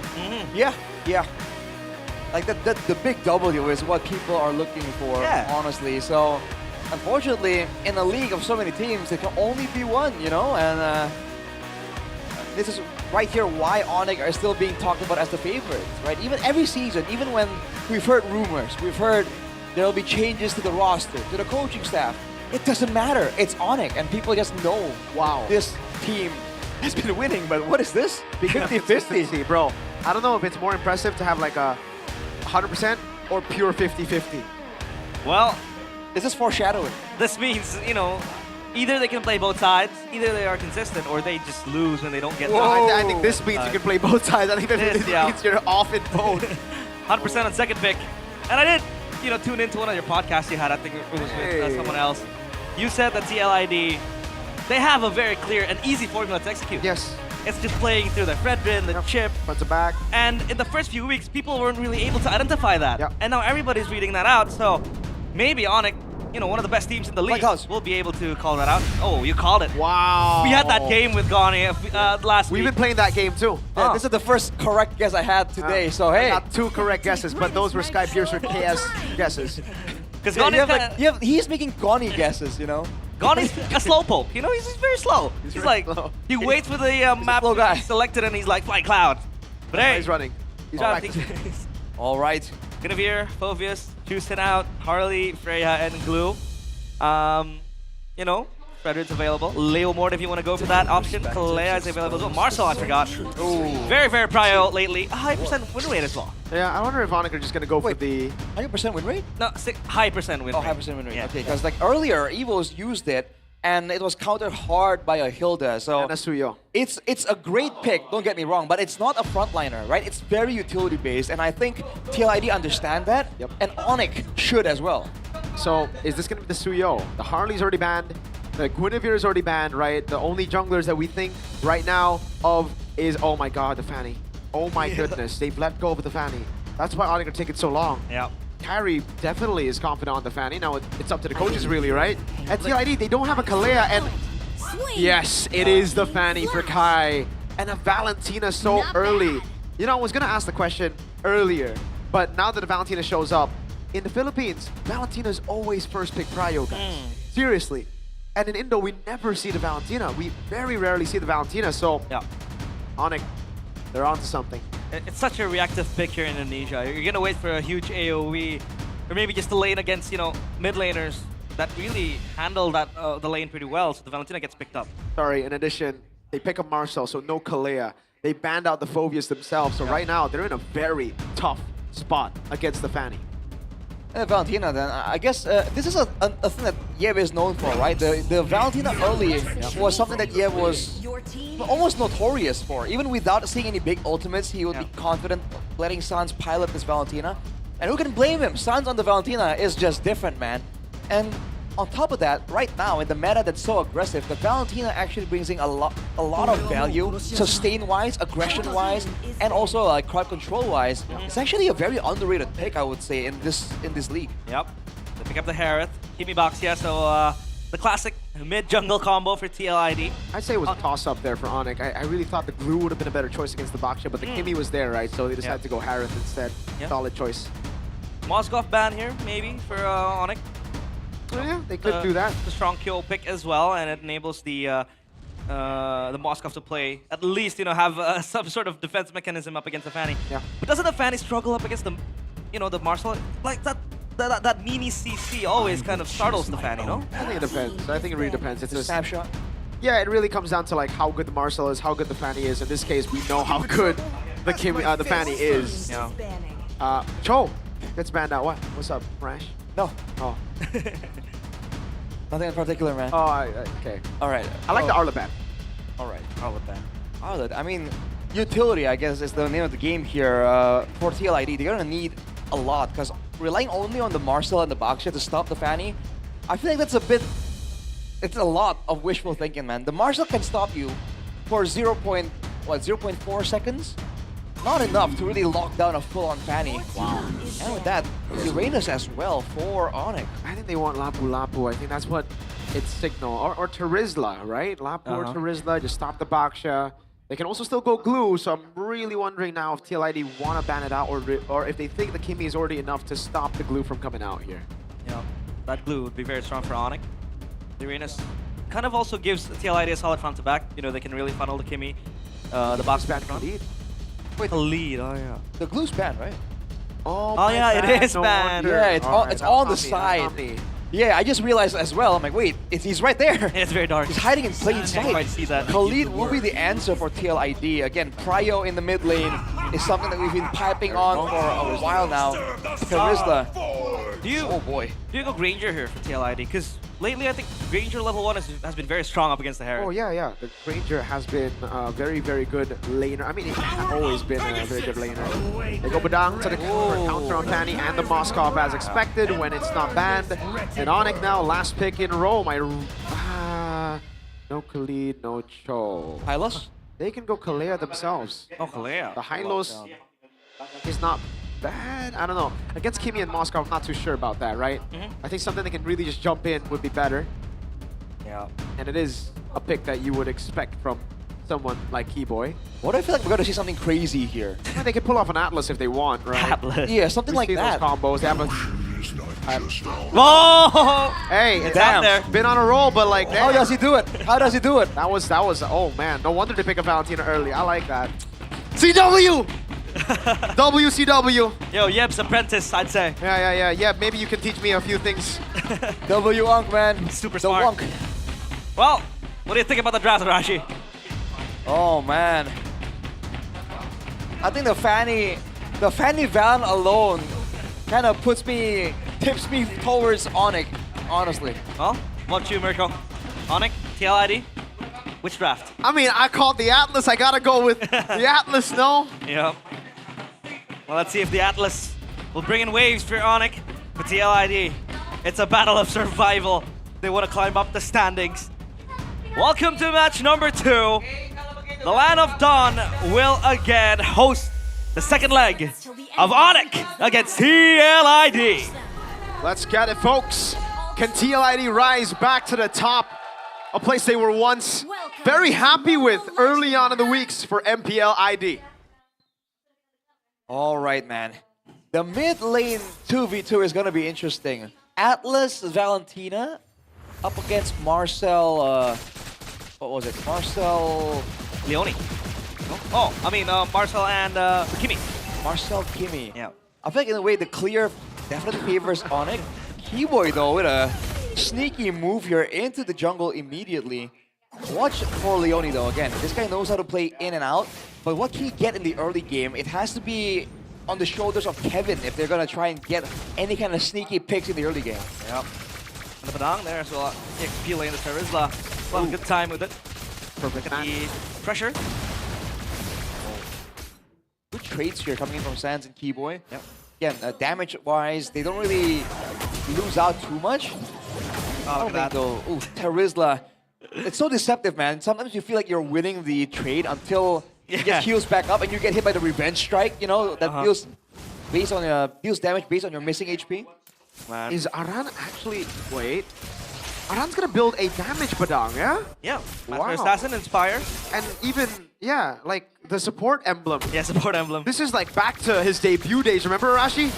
Yeah. The damage Badang for Aran. Gonna have extra healing as well with that It's a bold move. green emblem, but now though, in the first total, who do you think wins this out, Arashi?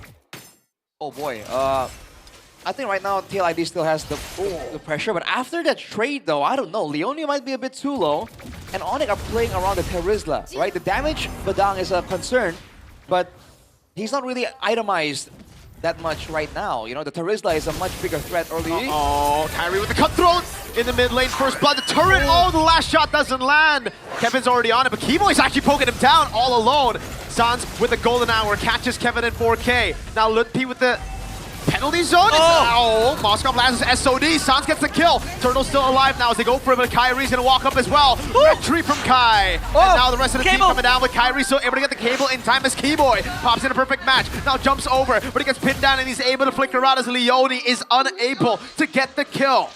A long fight on the first turtle, and you can see the pressure that the Marcel brings to the Fanny, but at least Kyrie's still able to get that. Sans will be able to dash out from that. Free gold for Kelra. That's super value for Onyx, man. They get the kills, they get the neutral objective. What is that, Kevin the Jolt? What is that? What is it doing there? That was a picture of Kevin. Can you do that? I didn't know you could do that. Me neither, man. Me neither. You can do anything you want. Look, realize playing True Eterna. I'm Eterna today. Uh-oh, Kyrie gets the kill in the mid lane, the second on Dritchel. Yikes, dude. This Fanny is out of control. There's nothing stopping Kyrie right now. He can just keep doing this. I think the only real threat is Aran. And unless Aran roams away from the EXP lane, there's not much TLID can do. And now questions will be asked, why? Why is it so easy for Kyrie to pick up Dritchel? It's because he's forced on Purify. Usually you have to go Flicker against the Fanny. But Aran picks Keyboy up right there. Good kill by TLID. Fanny having a field day. Aran getting bullied, Kyrie. Uh-oh. He gets pinned up. What? He goes through it. Oh, he even dodges away. Limpy gets a penalty zone. Dritchel unable to get the kill. Now Kevin jumps in with a shield unity and pops into Poissons. Limpy with the flicker out. Dritchel gets the kill. It cannot be this easy as the Fanny, Arashi. I mean, it really can be. All you have to do is watch out for the snapshot from Leone and the Spear of Misery and Aran, and that's about it.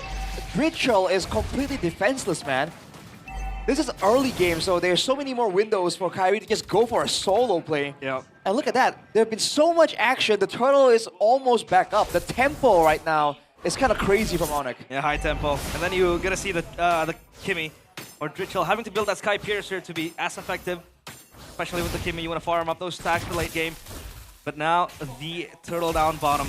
Up top is just gonna be that farming lane, as we do see, as usual.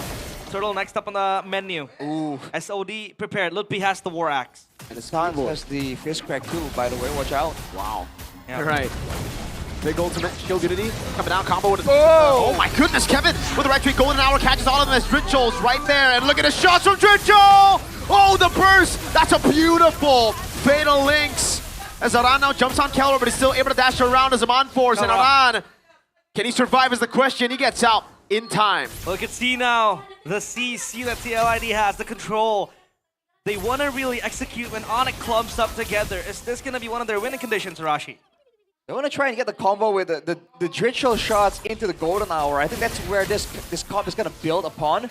Aran's damage and crowd control is just for the Fanny. Again though, that requires Onyx to play clumped up. They don't have to, right? Sans, Kyrie, Keyboy, Lucky can just play separate. And then TLID would be at a loss of trying to find Whoa. The flashy moves there. Yep. Very, very flashy. Calibra, 1v2 becomes a 2v2. Yeah. And Keyboy's looking for a play, but just can't find it. Yeah. This Atlas will have a field day fishing for those Fatal Links. Yeah. Big ultimate for the Atlas. Fatal Links into a penalty zone is the combo. Not to mention Sans with whatever ulti he has. There's only one Purifier on the side of TLID. It's on Dritchel. And to be fair, he is like the main carry technically in this early game. But later on, Kyo, like the late game insurance, is at risk. You know, Kelra has the Purify, and he can carry. Yeah. And the ultimates from TLID, I think everything is viable for Sans to take. And you have that control from the Kimmy ult, and then probably, you know, Fist Crack from Badang. So I think the one you want to take. At least for now, the snapshots has been stopping Kyrie from solo killing Leone. Uh-oh. Maybe you spoke too soon, realize! Kai is unstoppable. Oh no, it might be another. Kevin all alone, pops into poison Sans, but now gets stunned up now. Oh, the Fatal Links to knock him down. Dritchel purified out of that. But Kevin, Sans, what? Steals the SOD. I take back my words, Kyrie. You jinxed it, realize. You spoke too soon. First. It's so instant too, like you just mentioned it. And now look at this move over Aran. Penalty zone, now Kelra walks up. Oh, a desperate Fist Crack. And a kill for Sans in the mid lane. They try to go for the pick off on Keyboy. Oh, Spear of Misery and the jump in forward. Good move by Kyo. Oh no! Golden Hour catches Kyrie in 4K. Kyo doing a lot of damage on the Kyrie right now, but burst! Kai's still able to get the kill in the end. Dritchel shuts him down and picks up his own killing spree. It's so hard to kill Kyrie. Gets taken down at the end of the day. But what does this mean for TLID, Arashi? I mean, it's good. They got the shutdown. Oh, hang on a second. Uh-oh. Sans on him already. Kevin gets away with the shield unity. Right. They know that they got the advantage there. They got what they wanted. They back out away. Dritchel has the Sky Piercer already. Picked up 2 stacks, I believe. So 20 stacks on the Sky Piercer. And a shutdown on Kyrie, too. I mean, that's the idea, right? Get the Golden Hour, get all the DPS in, and let it expire, you know? Like, that's the main idea, but can they withstand all the pressure, though? Oh, Kelra wants to go in on kill. Fatal Links by Keyboy. And the kill for Kelra. Leone! No, the fear, the terrify. Got him acting really, really unwise. Kelra picks up a double. Dude, the tempo is insane right now. Again, we've already said it, but while this is going on, they're going for dives with 2 members. They cleared the mid lane. They sent Kyrie off on a mission to clear the side lane still. And now, look at this. TLID stuck on the turret. No! It's so annoying. Kevin's trying to hold it down right now. He's going to delay it for a bit, but now it's just a kill over to Kelra, who's 4-0-3 now. That was also without Kyrie coming in. And now Onyx, 2.1k gold lead isn't really the biggest we've seen so far, but they have a firm grip on the early game. And now this begs the question, will Leone be saving that Golden Hour for Kyrie? Because this Fanny needs to be stopped, and that Fanny will be, you know, on cleanup duty. I think the Golden Hour is a bit too unreliable. It has to be a run, but if you saw what Kyrie was doing there, he was throwing weird cables, baiting out the reactions from Aran. So now he's keeping Aran guessing. He's never shown a straightforward maneuver on this Fanny. Earlier, he baited the pushback from Aran just earlier. So Aran's gonna be very careful in like when he thinks and decides Kyrie is gonna go in and commit. Yep. Comes to the late game, at least they have kill to function on the side lanes. But then again, Kyrie can match that. Fatal Links by Keyboy, the burst from Kai. Now Kevin tries to get something back, a bit of compensation, but they just can't find anything. In a way, the perfect match actually is a great tool to disengage from this composition. Yeah. From TLID, there's no way for them to catch Keyboy. No chance. Once he's on the way out, once again, the SOD is taken by Sans. We're going to use it to scout, to pressure before the Lord take. Look at the zoning though. I mean, Kelra has been farming up a storm. Everyone's a problem at this point. It's only a 3k gold lead. It's looking so desperate for TLID though. Can go in. killed Unity. Leone, oh my lord, he's getting chunked. Demobilization over from Pritchell. Kevin's looking for the angle, but Onyx will not oblige. They will just play this Lord dance. Yeah, this brings us back to the honest topic voting. You can't just play to lock down Sands. Everybody is a star. Look at the damage.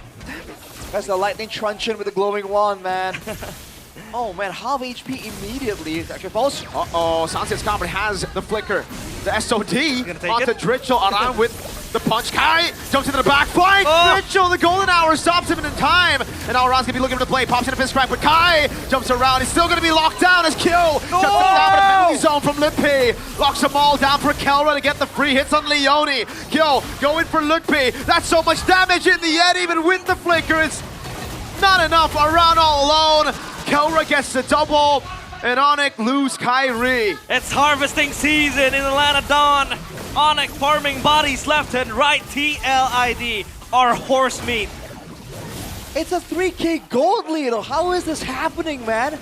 TLID has no control whatsoever in the fight. He just read like an open book by Onyx. Richard's gotta be careful, man. There's way too much danger. It's a free lord. Whoa. That fight, even down to the revenge strike calculation. On under turret there. Onyx, how do they do this? Yep. It's unfair. It's so unfair. I just realized they completed the Lord without Kyrie being present. They have the damage. Replay. Arashi, break it down for us. I mean, again, Suns outplays this, right? Flickers out of the engage. SODs. SODs. Takes it. On top of that, Kyrie comes in there. Golden Hour setup, as discussed, is exactly what they want. Fist crack onto the carries. And then penalty zone onto 4. My lord. That late penalty zone just demolishes them. Kyo gets hit with a revenge strike. Suns add some damage, and that's it. They're on the same page in every single second. And now it's a base cracking situation, 6K gold lead. Look at the zoning from Keyboy as he pops in a perfect match. Now he gets pinned down to the wall, but it doesn't even matter as Kevin's gonna be very shredded as well. Keyboy falls to Kevin. Golden hour for a bit. They don't crack this base turret. Still with a Moskov and a Kimmy. Yep. TLID. They keep their turrets alive. Good wave clear, good higher ground. At least for a brief moment that Kimmy and that Moskov will stem the bleeding. And maybe Onyx can operate in the side lanes too. With the Fanny being present, they can stop the pressure from the Moskov. But for TLID, what's going to be their main objective? What's going to be their main winning condition now? This has to be a macro angle here. They need Kyo to step up, to go for the side pushes, maybe 1v1 Kyrie. It's a tall order, but it's a must at this point. They can use Leone to disengage. Oh! What?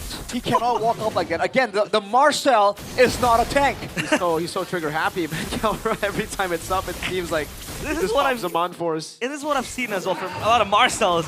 They get too complacent. They know they can mini stun. You can run around, but you're not a tank. You know, you get taken down as well. You get bursted down, especially now Onyx with 18 kills. Everybody's online. Kelra is 6-0. Kyrie is 6-2. Sans is also a problem. Pick your poison. Yeah. It's rough, man. Leone can't really show. It has to be Kevin because he's the only real tank, right? Aran is going damage as discussed with the DHS and the Heptases. I think it's really meant to take out Kyrie, but there's just not enough control right here. Oh, look at this. Oh, yeah, it's so tough because, like, well, they can commit on Keyboy, but also the question is, do they want to use their resources on the Atlas, right? Yeah. That's the thing, and they bait out the poisons from Kevin. That's a very, very important ult. Well, I think Roar completed by Aran. Well, yeah, full damage, and then you just gonna want to pin down the Fanny. But in retrospect, Arashi, do you think going tank would be better? Or, you know, damage is just for the Fanny? Oh, I don't know. Again, I think they just want to try and get a big combo, but I guess it puts Kevin in a tough spot because he can't really stay in the back, right? Leone can't move forward. We've seen how that went out. So Kevin is forced to move forward, and which is why he's forced to expend so many resources. Because on the off chance Onyx decide to commit, he does not want to be late to press that button. Let's see now. Onyx will be looking for this Lord. Cut the base. Blood Wings, Divine Glaive, completed for both magic damage dealers. Hans and Kelra. TLID, will they contest this? They are posturing as Kill will push up top. That's going to be a small win for TLID. Yep. He was going to look for a flank, but this Lord, I think it is going to be a minute. Trying to ring around the Rosie here, trying to look for an angle, but yeah, it doesn't have shield unity anymore. Kyo's still up top though. Yeah. So Onyx wants to make the move.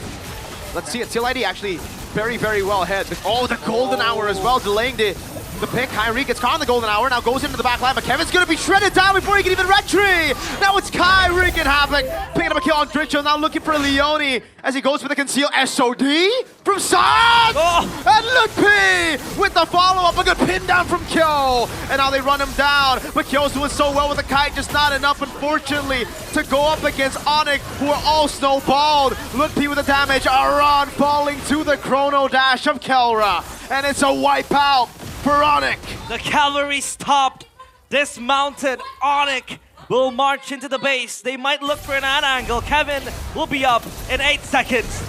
I think it's over. There's no time. Oh, maybe. They didn't feel... Okay, it's over. Yep. Ladies and gentlemen, Arashi and Realize. That's game number 1 to Onyx. Completed, done and dusted. Onyx dismantled TLID in such a dominant fashion. The Fanny went online, the Harith wreck Havoc, and this Valentina was also insane. Everybody stepped up. TLID couldn't do nothing about it. Can't doubt Sans on the Valentina, man. This guy is just too different. Overall, though, as a team, that was unreal. I don't understand. TLID tried all kinds of combinations, all kinds of engage methods, and Onyx just danced around them. They made it look easy. For real. The amount of horse meat they consumed, it's almost like Onyx or Prime Alistar Overeem. Alistar Overeem. That match against Brock Lesnar. I mean, they were... Yeah, I did Brock Lesnar. Definitely unnatural there from Onyx. So, the farmers here just withstanding the assault of the cavalry with ease. It's like these are not normal farmers, man. Yeah. Welcome to the rice fields, bro. Welcome to the rice field. This is welcome to the farm. Yeah. Harvest season is up. TLID is ripe, and they take it all for themselves. And this is why, looking back again at that audience topic voting, you don't really want to go and lock down Sans. Sans wasn't even an important part of the core until the mid game. The mid game is where he popped off. Earlier on, it was just, Kyrie and then Lutpi making the plays with the Terizla. But then everyone showed up, everyone popped off. It feels like a deja vu of Leg 1. One-sided again. I'm wondering if burst damage is just a new thing. Because teams are getting so good at maneuvering back and forth, right? Yep. DPS just seems so much lackluster. I'm feeling, right? It's my personal opinion, but I'm feeling like the Hariths, the Valentinas, all these burst, get in, get out heroes that have that liberty are just doing so much more compared to these people who have to sit there, and do damage and risk getting countered, This be the reason why Valentina is very proud of PH too. Dude, when you have a player that's just so good, the Valentina, Sanji, right? And in MPL Philippines, you got Sanji, you got Haji, you got the boy. Dude, almost all the mid laners in MPL Philippines are just that good. So that's why you pick up the Valentina. And then here it's Sans, right? So Moreno is the other guy who's played the Valentina as well. Yeah. I think we're going to see a lot more Valentinas, man. And what's crazy is me, Mr. Dan Kubangay in the Philippines, we usually dislike a Valentina blind. But when you're that good, you can go Valentina blind. Doesn't matter if there's no big AoE tool, you get an SOD, bro. Because it stops the enemy team as well from going for those big ults, right? Yep. It's kind of like a preemptive pick, I would say. It's like a way to discourage big ultimates, and then you pick an Atlas. Yeah, that was a very, very that's dirty, man. Crazy pick, but hey, W Keyboy, he played it very well. Man, the Atlas. The Atlas really reminds me of Season 7, dude. Because back then it was El Momento always on the Atlas. It was amazing. Yeah, key. Right. It's a different time right now. I thought that was almost, about to be a turning point for TLID. Yeah, it really was, right? And then you realize the penalty zone was not used. The heck? Yep. The resource layering was so good. But hey, your MVP, the player of the game, presented by the official gaming phone, Infinix 50 Pro. It is Sans. Well, I voted for Kyrie, but yeah, this guy also deserves it. This is my number 2, vote if that is a thing. Very, very great gameplay with the Valentina. super aggressive. We know that he likes to be in these positions. And he just knows when you know all the heroes, he has an insane hero pool, right? When you know the heroes, you just know how to play around them. I think Sun's a great example of that. He just seems to really understand how far he can push, his limits with the Valentina. And you're seeing a lot of times later on when they engage on him as well. He just knows like, oh, if I'm gonna get engaged on, it has to be using this combination. So he just seems always prepared. And the timing on the Terrify, bro, it's rough. And in the mid game here, when everyone's already snowballing, there's not much that TLID can do, right? But then if they want to take it to the late game, Kelra himself is also bringing up a storm right here. He cancels the engage. Yeah, because they didn't have enough damage to get Ritual. It was Sans, boom, right there before the golden hour, right? Takes it and gets out as well. Able to dodge from that golden hour. Very, very elusive with the Valentina. We talk about how TLID needs to go for a comp that's really them, their kind of style. I think that was the idea here. The attempt is to go for this, this ritual-centric playstyle, having Aran as like an X factor. But unfortunately, against a team like Onyx, like they've just seen it all. That SOD, man. SOD out of nowhere. Penalty zone as well. Like they're just so in sync, it's ridiculous. The dive in the bottom lane we saw earlier is proof of that. I feel like they're all talking, like how they were able to make sure that the Revenge Strike took out the last member there from TLID. These are like some really tiny margins, and Onyx are making it look like normal. That's why when it's a draft for Onyx and it looks weird, you just got to give them the benefit of the doubt, because they've just proven so many times that unorthodox drafts, unorthodox ways to play the game, they know how to utilize it. How are they so good at video games? Maybe because good gaming chair from Torak. Yeah. That definitely helps. Great gaming device as well. Yeah. Ooh, shout out Infinix. Shout out Infinix. Yeah, TLID tried their best. I mean, we did see a glimpse of what they were able to achieve in the late game. When the game gets going with the Sky Piercer stacks, you have the items completed, it'll hit like a truck. Same goes for Kill. Kill up top, that final fight, he was able to kite brilliantly. Took down Sans in the process, but still, Onyx were just too far gone with all the scaling they had, and everyone just popped off. By all means, I think Onyx did get a huge advantage in the drafting phase already, right? They got the Fanny against the Kimmy. It's already a tough time. I think TLID had this vision. We want a Kimmy carry with potentially the Golden Hour, with a marksman, right? Could be a Granger. Moscow works as well because it's against an assassin. But I feel like they tunneled way too hard to try and go for this Kimmy strategy, especially after seeing that the Fanny was already picked up. You know what I mean? Because I feel like if this wasn't a Fanny, the idea isn't bad, right? We've seen Onyx actually pull off this similar composition, Baxia Kimmy, right? Have a very tanky frontliner, and then have this continuous source of damage. But Onyx just has ways to get to Drishel and ignore everyone else. So I think that's where the game plan falls apart. Yeah. Well, solid performance against from Onyx. Something we expect as well. And the Valentina in the hands of Sans. I've always seen, Valentina sometimes, it's a playmaking hero, but at the same time, it's kind of also very utility when you want to go from behind and then you have the ultimates ready. But in the hands of Sans, it could be both. It could be all he wants it to be. It could be the playmaker, it could be the one playing from behind with the utility, stolen ultimates. And the ultimates from here, I think, isn't even that, that kind of massive. I mean, I would say the Fist Crack is very, very good to take. Stopping people in the tracks, the Golden Hour too. But we saw him. It's more of him with the Valentina becoming a presence.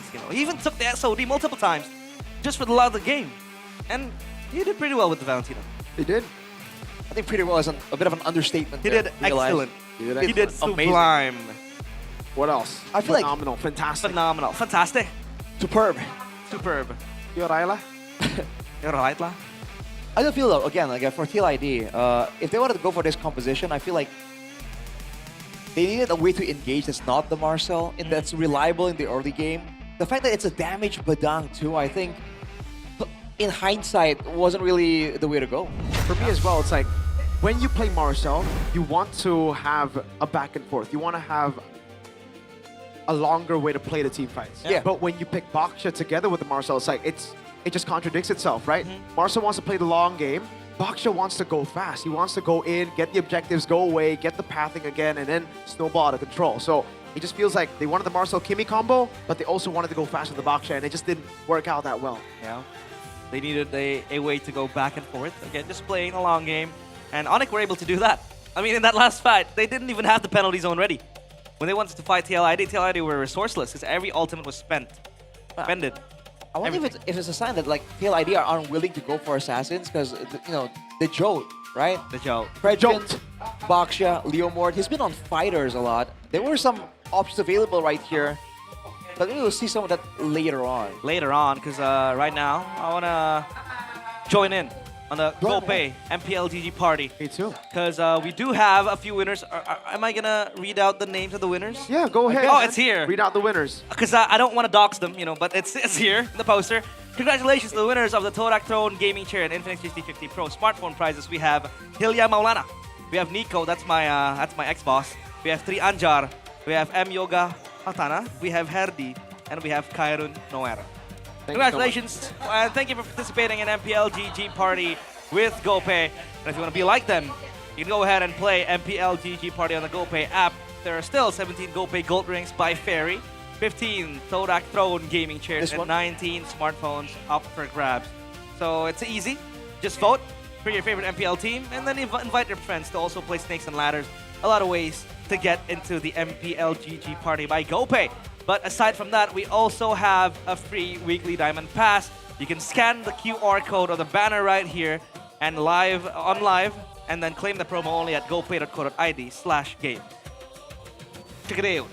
Check it out. Check it out. You can also again WDP. top up your MLB diamonds. Get the weekly WDP for free on GoPay games. So there's so many benefits for y'all if you use GoPay. I personally am a GoPay, not just user, abuser. I love GoPay. I love all my GoPay coins. I get a lot of GoPay coins actually from like little cashbacks here and there for making transactions, and it's so good. I'm a GoPayer. That's what they call us. That's a like GoPayer. double Are you a GoPayer or are you a Goer Pay? I'm a GoPayer. But unlike the few days in the last month, I'm a Go or Pay guy. Go or Pay. Go or Pay. Go or Pay. You wanna go and pay? Do you pay? Connection though when you want to use GoPay, and sometimes it gets tough when you're not using Bayou. So just use Bayou. Bayou by Bayou, Bayou for you. It's a unique provider. Yeah. Interesting. It has that strong Telkomsel signal. Telkomsel. And Telkomsel is one of the best providers coverage-wise. It is the best in Indonesia. The best. Because I've been in the middle of the sea. I've been up the mountain. Ooh. And you get signal with Telkomsel. Everyone else, not much. Not much. True story, man. And then Bayou, it has a number that stays active forever. Exactly. And in Indonesia, you can request for beautiful numbers, so that you have a memorable phone number. Imagine losing it because your numbers don't last forever. Yeah, exactly. So gaming together gets smoother by Bayou. By Bayou, man. By So let's Bayou. switch to With Bayou Bayou. now because you get this as well. Look, if you go and get Bayou right now with 72,000 IDR, you get your number, you get your package, and you get 229 diamonds. That's 207 plus 22 free diamonds for y'all to get your free, basically, W to P. I need those diamonds. The W to P. You like W to P? I do like W to P. I like W to P as A well. lot. What up, bro? What? WDP. What up? What up? What up? What up? What up? What up? What up? Calling all Really plans to one play XMPL official virtual card is about to drop. What up? It's dropping. It dropped. Are you a collector? I am a collector. See, I have always just collected jerseys. I got a match-worn Finals MVP, Kelra, and a Finals MVP, Super Marco jersey. So, just a little bit of a flex right there. But I would love to get their cards, man. The cards. This is the exclusive gateway to collect World Championship Pro Player cards. It's a collaboration with OnePlay and MPL. OnePlay. And a lot of options you can take. A lot of cards as well. You can kind of gacha if you want to say. Hey, that's in the meta right now. Everybody's just it has a word in Indonesian. It's called Brewek. brewek. What does it mean? I don't even know what it means. It's the sound when you're tearing open the card pack, brewek. Okay. We always have very interesting terms. We do. It's part of the culture, man. It's a very funny country. If you know, you know. If you know, you know. You know who I learned that from? Like the meaning of brewek?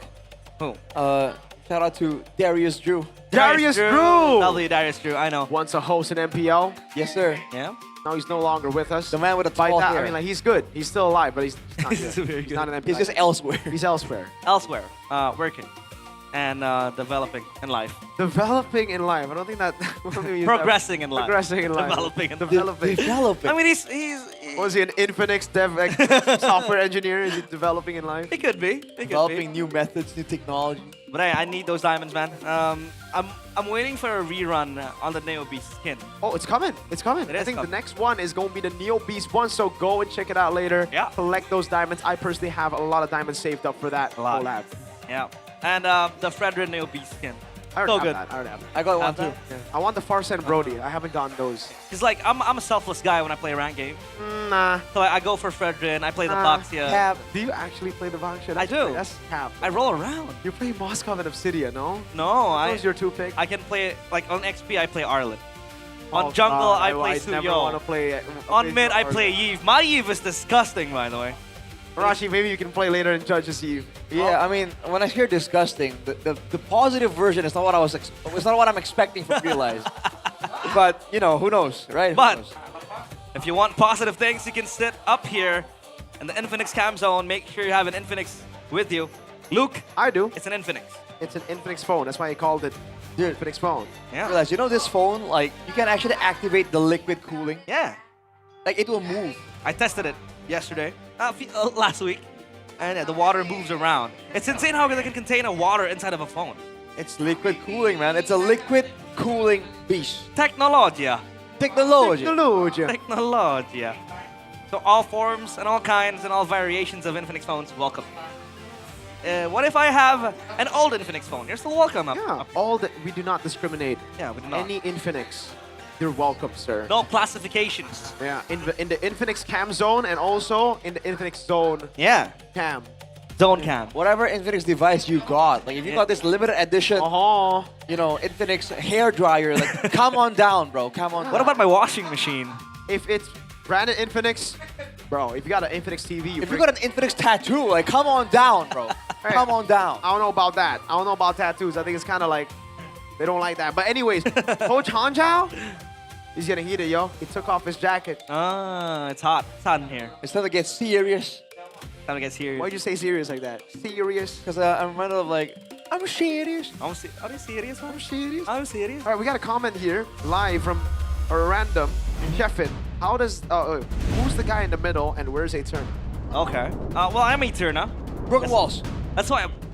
And expanding Well, I'm Eterna. I predicted TLID.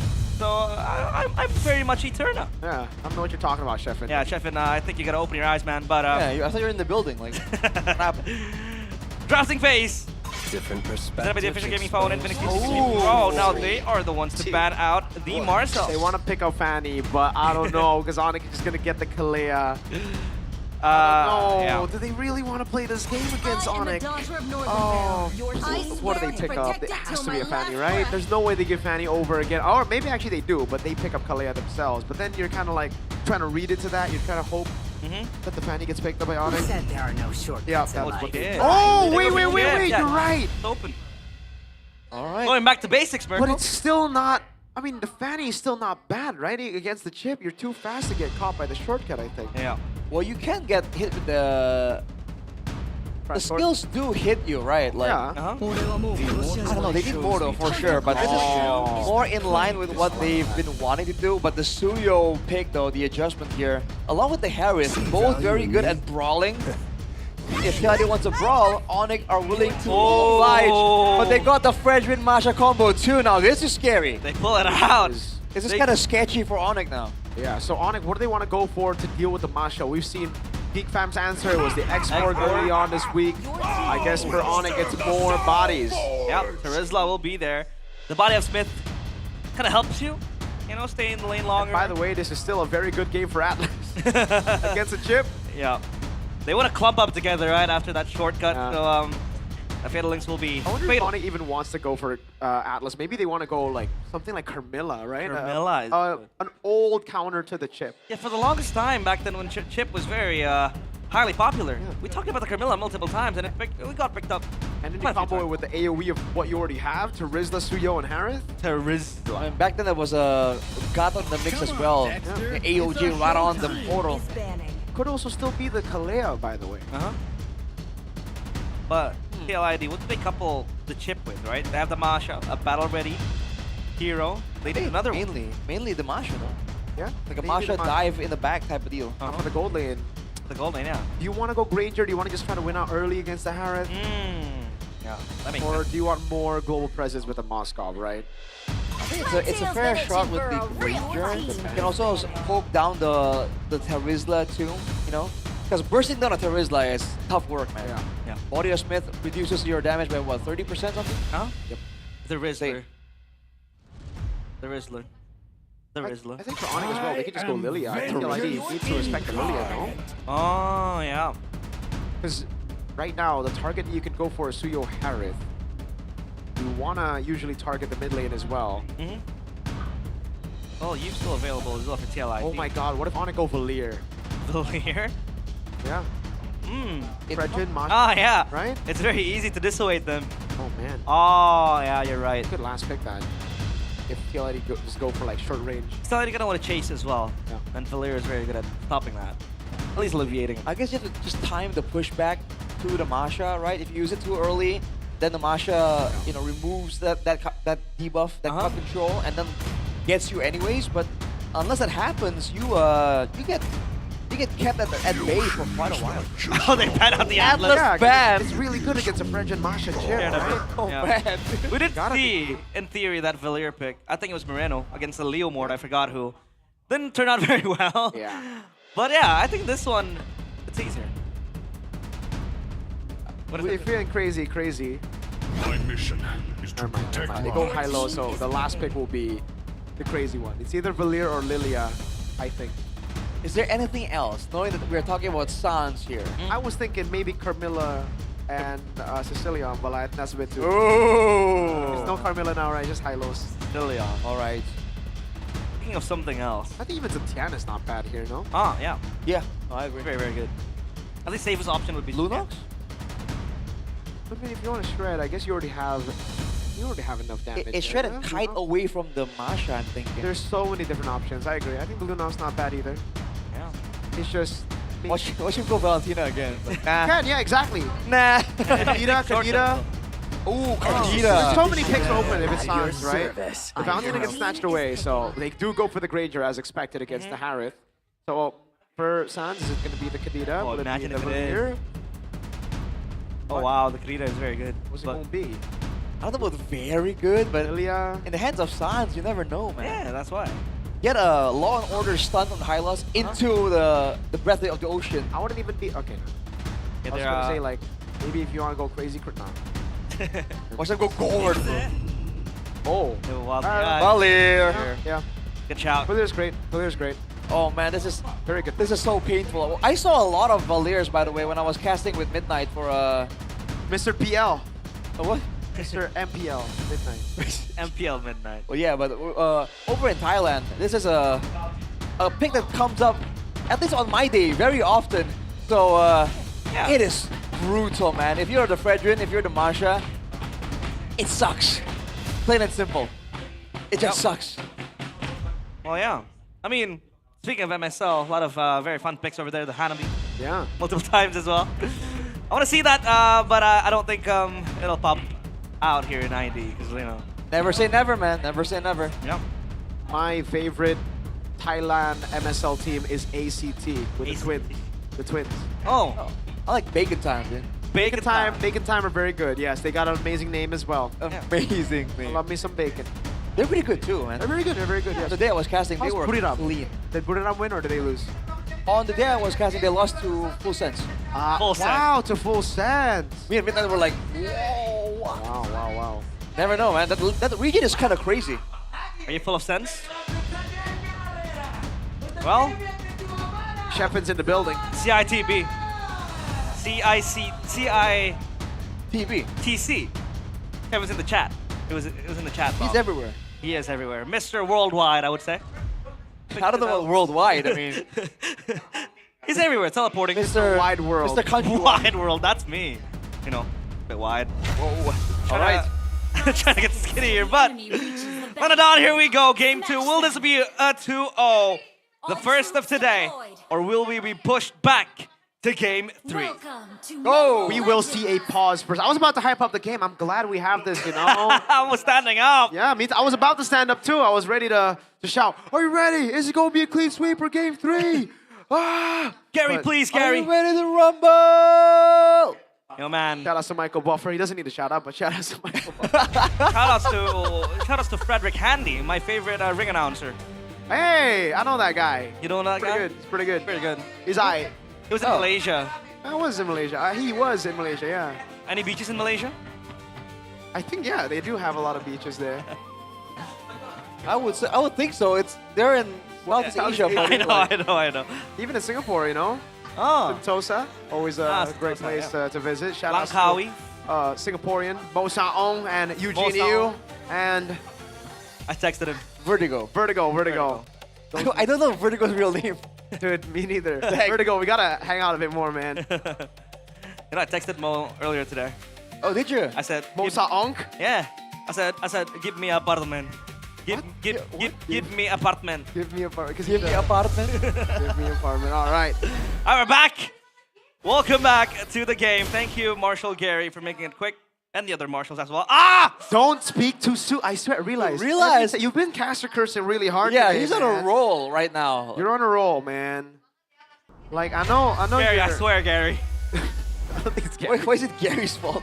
You gonna beat him up? Gary? Way to single out one guy, bro. Well, I see him a lot. Because, you know, we live in the same kind of like... Where's Danang? Oh, yeah, Danang. Danang. Is Danang still here? I think he's on vacation. I haven't seen him in quite a while. Yeah. Please be patient with us, ladies and gentlemen. For those watching here, we are going to try to fix the issue ASAP. And remember, fair play is our #1 priority. So we are going to give the players enough time to fix whatever mistakes or whatever errors, lag, issues that we have here. We own this. Happy birthday, Leia. That was a sign earlier. Happy birthday, Leia. Well, safety is #1 priority. So, as the crazy hacker once said. Crazy hacker. One of the OGs of YouTube. Today I'm gonna try Russian MRI. Life hacks. Life hacks. Yeah, that was really good at life hacks. It's not hacks. life hacks, it's life hacks. Life hacks. Well, he doesn't need a shout out, but shout outs to him too. Shout outs.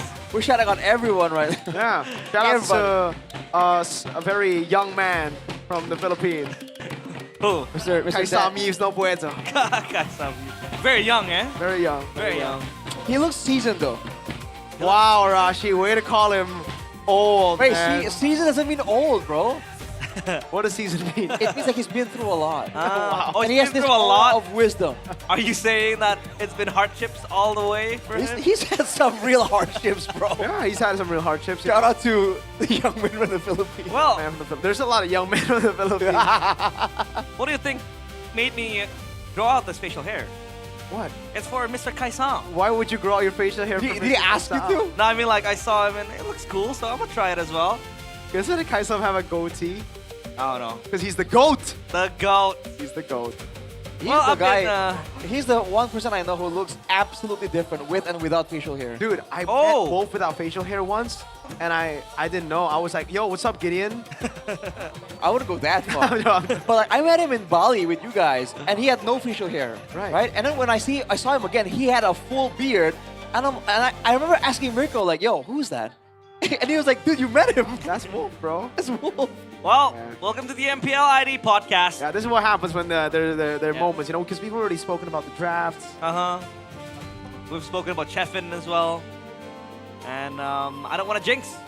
I've been saying, yo, I think Leone. You said Teal ID. You predicted Teal ID to win. I predicted and Teal ID. Guess I what's said, happening right now? well, This is all you, bro. Leone snapshot. Hey, that's Jesslyn, my friend. Hey. Shout out Jesslyn and Ling Ling as well. CRTB, Ling Ling. Yeah, Ling Ling and Jesslyn and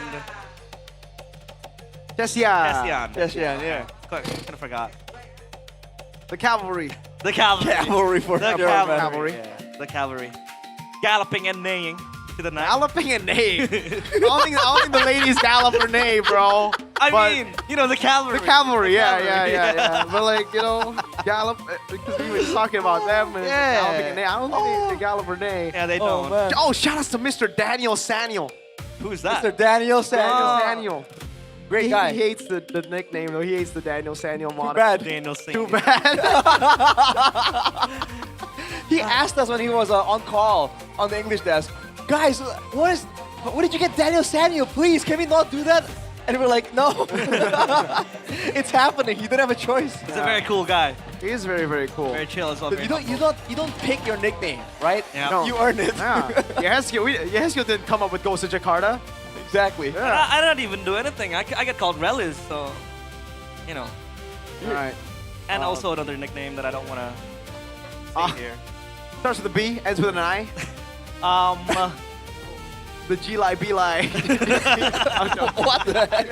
That was an old meme. Pete Radgumai Kandai. That's such an obscure meme. No one would know. No man. one knows. I think people would know more the E meme. Yeah. That's the important videos playlist. For If you those- know, you know. Yeah, for those people in the chat, please spam caster start the game because Yeah. we will start the game just when you ask for it. Please do. Because It helps clearly, it's in our control. Yes. It is.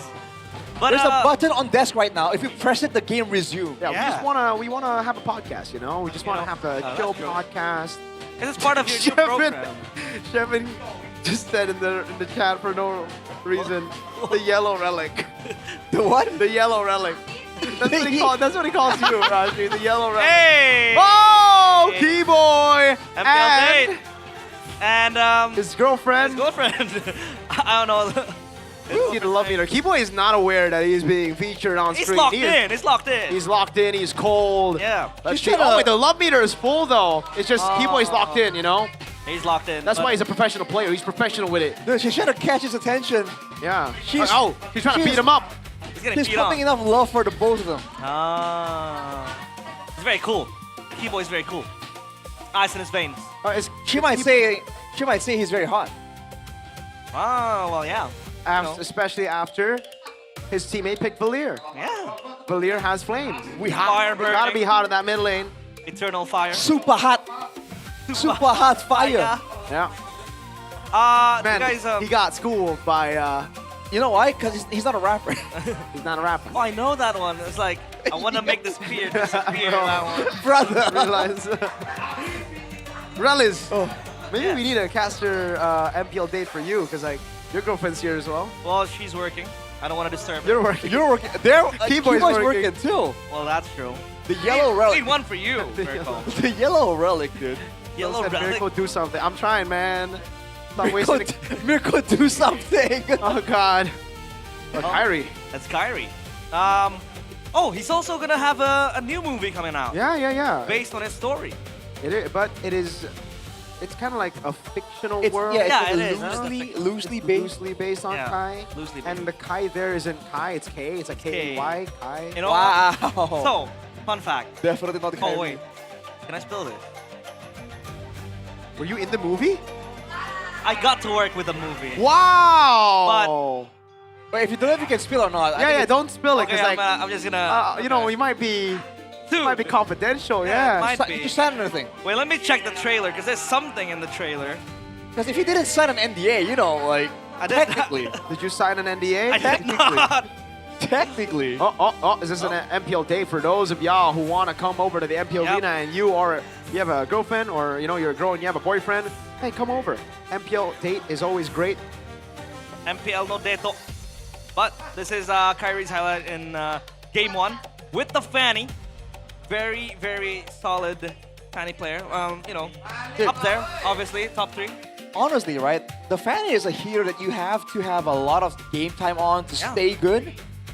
I'm curious to see like how much each well-known Fanny player actually plays Fanny. You know what I mean? Right? Because like between May Kids, Albert, and Kyrie, I want to know like how often do they play Fanny to get the results that we see on the MPL ID stage? Because it's pretty crazy, man. I just want to know, are there any other warm-up methods for the pro players when they get stage? Because like every time we span to them, it's always the fanny cables. Well, one time we barged into the Onyx talent room, and Kyrie was in the corner. This is like early on, by the way. Season 10. Yeah, very early on. He wasn't talking. He was in the corner practicing red trees on a Lord. With Bauman. Was it? It was Bauman. Wow. It was meta back then. Man, what a throwback. I just got like a whole flashback. And then we spoke to Aldo. We're like, yo, how's Kai? And he's like, this kid's amazing. I'm glad to have him on this team. Full clip.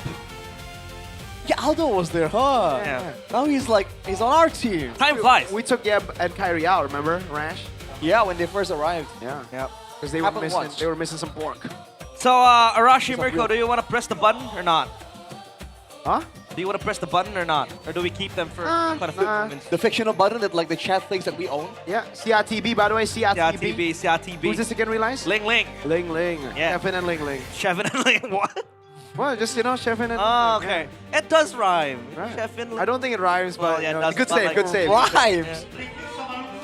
Ling Ling and Lung Lung. Oh, KB okay. saying Ling Ling and Yeah, Lung Lung Ling because Ling and Papu Lung Lung is Lung, so Ling Ling Yeah. and Lung Lung, perhaps the new couple. New series coming soon. The Adventures of Ling Ling and Lung Lung. Rashi and Rasi.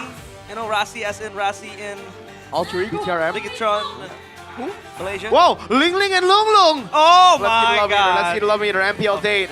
Papu Lung, let's see if you've got game, son. He does. You got game? Got game. Oh, Papu Lung. Oh, Ling Ling's not. Oh, my god. Hey, depending, if you watch the movie Project Hail Mary, that could be a good sign right there. The thumbs down. I slept throughout the movie. That's kind of crazy, realize. It was like, it was boring for me. Wow. I highly praise Interstellar. I thought, PHM would, It's not as good as Interstellar, but That's true. Oh, it's just a thumbs up. Dang. Getting friend zone in MPL Arena while working is a big blow, dude. Where's the guy vibing in the back? You saw that? It was vibing. He was like one of those things in front of the supermarkets. Like the... Okay, let's press the button. And we're back to the game. Oh, Leone flicker, what? Welcome back. And, yeah, Leone flickered. So, yep, this is it. TLID against Sonic in game number 2. Just like that, ladies and gentlemen, Lutpi is going for a cut, and Kyrie, he's stealing. Stealing. And, right.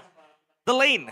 Valor up against Valentina. At least he has a chip with the Valentina. That helps the mid-prio too. But the high-lows, they're going to be, as oppressive. Oh man, they're just gonna go in. Leone doesn't have flicker. They're gonna get him. First blood to the horse, Keyboy. Man, dude, this mid lane prio, TLID with a chip. Valentina, I guess Ritual? Oh no! Oh my goodness, they're just walking up. They're getting punished. Kai picks up a kill. They read through the move as the tendencies to go back in and lane normally after getting ganked. What a good read there from Onyx, man. Ambrose by you though. No tenacities on the side of TLID. They seem confident. For the Valir though, Inspire Wilderness Blessing. Hold up, Arashi. The Suyo went for the Assassin emblem. We saw earlier on, Yazuke went for the Marksman emblem. No. Anything in particular? So he doesn't want to, he's not going for the extra penetration that you get with that Marksman emblem. Maybe This is free. It is. Maybe for more executes, I don't know, yeah. More movement speeds and all that for Kyrie. Free turtle though, without even any vision from TLID. And no red tree as well. With the chip, you were expected to take, vision, take control of the few bushes around that Kumar might be residing in. But now, dude, Onyx. Full turret gold mid. What? Yeah. But the plating is off. They have control. Everything so oppressive from Onyx TLID. What can they do to stem the bleeding, Kevin? He gets a double taunt. He's trying to go for the... Oh, we can't even get the Appraiser's Wrath fully stacked up. Nah, against a Valir, that's just not happening, man. Rashi, Kyrie's going Sky Piercer. James Pong's route. I mean, why not, right? Yeah. Yazuke go for it as well, just earlier. When you can get the kills, it's no problem. Ritual though, getting away the ultimate. I'm not sure if we can use it for anything quite that meaningful. But this is a win condition, by the way, against the veteran. Oh, kill! Whoa. Terrorist bullying him. Kyrie, to go in. And this, with flicker. Yeah, the Suyo is so good as well for mid prio. High tempo as well. You know that level 2 Suyo mid cheese? with the skill 1 as well, that really helps. And I think that was also apparent in Onyx when they were able to get Leone earlier on. TLID. They're gonna wait for level 4s on both Masha and the Chip. The Chip is level 4, but yet to make a play. Do they need to force it to rush here, or do they wait for an Onyx blunder? Oh, I don't know if Onyx is gonna give them any blunders to work with. Even if they force it though, there's just not a lot of gankable lanes. The mid lane has a built-in Purify and a Flicker. Kelra with the Zaman Force with the Flicker, too slippery.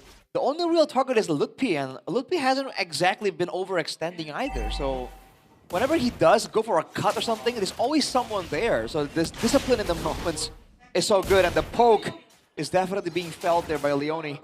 He's gonna heal it back up, but man, throw it up in 2 seconds. I don't know. Oh! Steals the purple! Oh, that's a tilter, dude! Free turtle again to Kai. Oh, dude, level 6 to level 8 already. He's already a 2-level div, and Keyboy steals it away while using a horse against the horse. You do not steal from your own. That's friendly fire. Oh, Kelra trying to go for the dive on Kyo. Dude, high pressure ganks or high pressure solo kill attempts here coming in from Kelra. Yikes. The Chip's up there though, Leone. I don't think he can find anything though. He's gonna be forced to sit there and watch. Kelra. He might want to crash. Kelra has the flicker. Leone's going to look for a flank angle. And they have to check. I don't think they know that Leone is here. Oh, these are 2 very squishy targets. Yeah, and they could get the kill as well. But look at the backup from Onyx. Oh, Crash Course. They're shadowing Crash Kelra. Course is going to go in. Oh, no. Oh, this has gone very bad. Glorious Pathway. Now a dive on Leone, his son as well. He didn't want to commit. Oh, Kyo feels the damage for sure. This should be a turret, and it will be a turret. Wow, I thought he would at least pop a shortcut there and get something, get his teammates around the vicinity. Okay, if they popped the shortcut, would it have been a wipeout? Oh, wait. Could have been. Right? Like, that's a risk, man. Especially Kyrie now has the Sky Piercer. My god, it's so annoying on a Fredrin against this Valir. Yeah, you get kited a lot, you get poked, you can't move, you're very slow! Kelra with a solo kill up top. Now he jumps on Leone. Shortcut coming down as Kelra's going to be definitely dive on. But Aran's going in. Now the HP bars are resets as well. Kelra will fall to Aran. Leone jumps in the back line and praises Scrap. Aran is able to flick around as Kai picks up a killing spree while already having a Sky Piercer. Kai on a double. That's 2 stacks for Kyrie. And everything goes from bad to worse for TLID. Onyx, look at the control. At 6 minutes, they get the turret up top. It is not far. Dang. It's so tough, man. TLID, they showed that they can at least go for a dive there, get 1 member, but it's not enough. The issue is that Onyx isn't playing a protect the president strategy. Anyone left alone, even Lutpi, right? If there isn't enough damage to deal with Lutpi will be able to take down members of TLID. Oh, look at this. Oh, Kelra. Now we're just gonna dive. Leone with a Crash Course. Kelra jumps back in, baits him out of the turret. Now Aran. He has 3 health bars. Now he's down to 2. Zan's trying to cut him out. Bridgel steals the Queller. He goes for the arrow that does no damage. Sasuke with the Kage Bunshin no Jutsu. 2 Sasukes. And the real Sasuke is Kyrie. Kyrie just wants to keep going in. He never wants to stop. Yeah, very high tempo from Onyx. Kelra just has no reason to stop, man. He can just keep going with this demand force, super aggressive at every single turn. It's ridiculous, because you would think that against a Chip, against a Masha, you want to be a bit more careful, but that's the kind of pressure that Onyx has right now, Kevin. Oh, he's going to get checked. Oh, no. Does he recall him? Oh, okay, he just gets retried. Oh, no. Kevin the Jolt! Can he run? How's Kevin going to run away from this one? Kai slashing him down. He gets the unstoppable. Another stack on the Sky Piercer. That's, what, 30 stacks now for Kyrie? I think it might be 40. 40 even. With 5 kills he's getting. Okay, yeah, no Leone. No shortcut on Lutpi. Not gonna get it. Yeah, given the poke damage coming in from Kyo, he went for the Sky Piercer 100 strike build. My goodness. And it's being ignored by Keyboy. And what do you do as TLID now? Oh, Kyo! Kelra with a dive under turret, now flickers out to safety, jumps onto the tier 2 in the mid lane as the Masha and the Chip tries to flank. Aran and Leone in the back, Kelra distances himself away, doesn't have the Zaman force, and Keyboy's chasing Leone now. Yep, good spacing from Onyx. And it's insane how TLID are the ones who have the shortcut. But it's Onyx crashing into them. Yeah, Leone is gonna get stunned up. Does he go for the flicker? He goes for the flicker, but Kelra is able to distance him away. Aran jumps in with the thunderclap now. Kelra jumping in with the Zaman Force. It's still gonna be a kill onto Kyo. Uh-oh, Kai gets caught by Kevin with the Appraiser's Rat. And now it can turn all around. Looking with the swings of the hammer onto Leone. Finally, signs of life from TLID. They find a silver lining. This could be where they will take the Lord and then restabilize everything else. But Onyx still 3 men strong. Is it enough to stop them? Keyboy with a stun on Kevin. And oh, dude, that damage. They're just way too ahead. Crash course coming down. Thunderclap by Aran and Drichel with the kill. Now it's Lippy next to the chopping block is that's Kyo, who gets another sack on the Sky Piercer. Looking for the horse. Lord in the hands of TLID. Kelra walking back up right now. Has the Zaman Force. Can he do it? Pops his Zaman Force in time. Kyo picks up the Lord. And Leone will fall to Keyboy, who... It's actually Keyboy who gets the mega kill. 4-0 and 5 on the high-lows. Mega kill with the high-lows, Arashi. I mean, shutdowns on the roams. Get used to it, man. Despite the gold advantage, though, TLID with a winning team fight there, that's massive. Massive indeed. To see Halbert picked up by Aran as well clearly helped in that endeavor. Now with the Lord, TLID has a bit more liberty on how they want to approach some of these flank angles. Leone and Kevin will no longer be forced to just sit in the front and get fireballed, right? Ideally, Leone gets a flank right here and pushes TLID closer to equalizing the goal difference. Well, Ice Queen's 1 completed for Sans. It's going to add more insult to injury. Double wound. For the Fredrin, double wound. You're just going to move very slow, very sluggish. It's like me after binging snacks. We know this by GoPay. This marks the return for Sans' Valir. MPL ID 17 after last being used 350 days ago during MPL ID Season 15 regular season. Why are you looking at me? Why are you looking at me, Mirko? I'm not looking. Onyx lost to Bigatron. So is it going to be a loss? I mean, it's not Bigatron, it's the LID, so, you know. What? It's not Bigatron, it's the LID, so. That's true, that's true, that's true. That's true, you know. Yeah, don't speak too soon, realize. I've been jinxing a lot of things today. Yeah. Right well, now, though, 5k gold lead still, by all means, it's still an okay situation to be in for Onyx. Remember, the late game carry is going to be Kelra, and earlier he only had 2 items, right? Building the Holy Crystal right now. The question is, after that though, can he withstand the damage coming in from a full damage Aran? Yeah, Aran's 3 items now. Sea Halberd, the Malefic Roar, and Heptases. So now for Onyx, they look much more meticulous. Very calculated in their approach. A few minutes ago, they were running around rings on TLID, just rushing them down. And I do like this kind of like high-low stick. It kind of counter-engage as well with the Glorious Pathway. They were the ones crashing into TLID. But TLID now, are they going to only wait for Kyo to scale? Or do they look for a pick-off in an unexpected flank angle? That's a good question. I think a flank angle is ideally what they want. I think the main weapon right now is not Kyo, it has to be Aran, right? That's the guy that can't be stopped. He can kind of take out one member away from the fight and make it kind of equal, right? Make it a 4v4. The 5k gold is slowly but surely fluctuating right here. With the crown for Lippy, interesting. Might be a hint that the next big fight, Onyx intends to kind of get something decisive. Because I thought it would be Kelra and Sans who would need the winner crown, you know? Yeah. Flippy with it. And Kyrie, I think, is going to build that either BOD or Malefic Roar. The last item as the Queen's been completed. And Keyboy is going to be as tanky as ever. Yep. They don't really have the Shred, I would say. They do have the Burst. Not a constant DPS to take down the Horse, so that'll be a tough task to deal with. The Lord taking low. And TLID, they need to answer. Bottom wave pushing. Kevin's trying to go for the red tree. Masha up top. Oh, good poke on Sans by Kyo. The Death Sonata doing work. Just to go back. This is flying clouds, isn't it? No, I can think relocate. Expanding Rivers. Expanding Rivers, okay. Excuse me. Oh, Masha's doing work, man. Aran. Yeah, and he can play far back as well, right? Because he has the shortcut to join in the team fight very soon. And that means Onyx needs to allocate a player to address Aran. Just roaming around, getting the side lane pushed in. That could be a problem. And TLID now have the ball in their court. They have the global pressure with the shortcut, and they're making full use of it. Vishal also has the penalty zone, by the way, so watch out for that. Sans, you gotta stay in good position, man. You're taking a bit too much damage. It's a commit from Onyx, though. Yep, they gotta go for the CC on Kevin.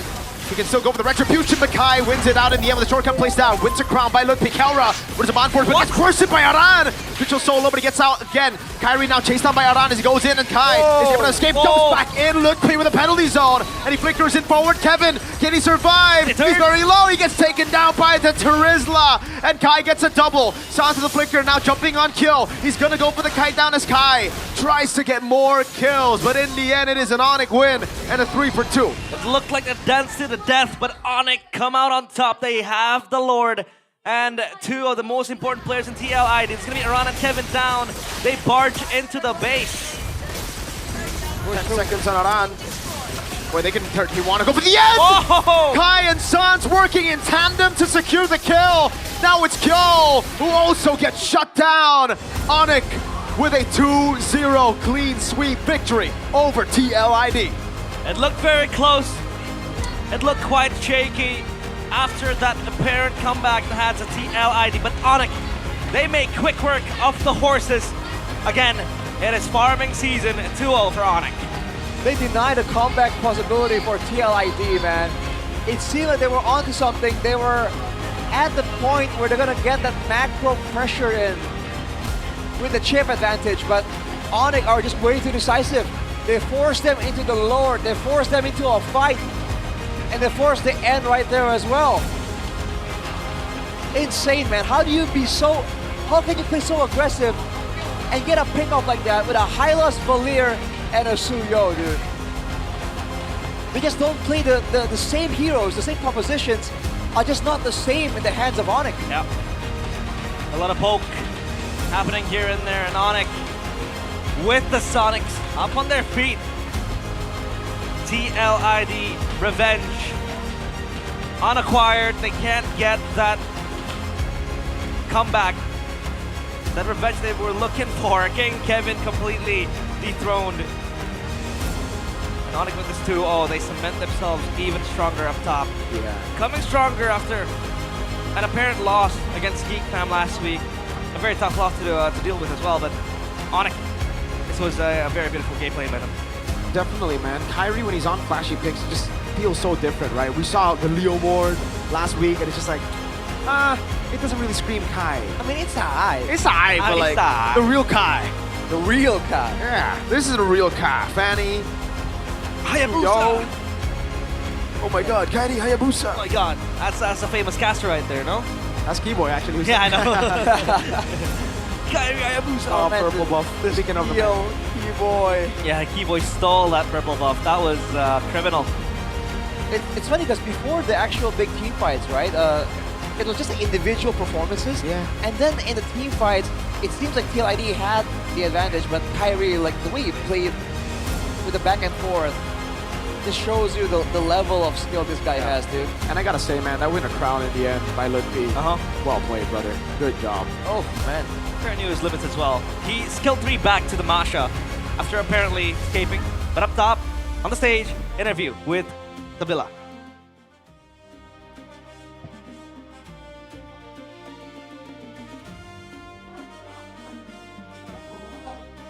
Hello. We're still waiting. Oh, okay. So we thought it was thrown away in the interview, but could be now. Oh, well, yeah. Maybe Sheffen's in the building. Oh, there you go.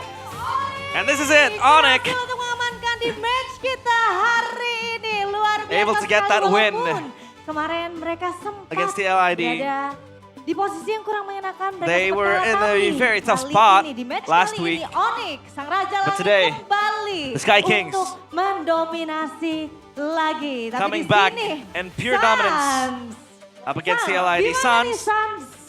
Untuk di match kali ini, how do you feel? sudah terdengar suaranya. The match today. Gimana untuk di match kali ini, San?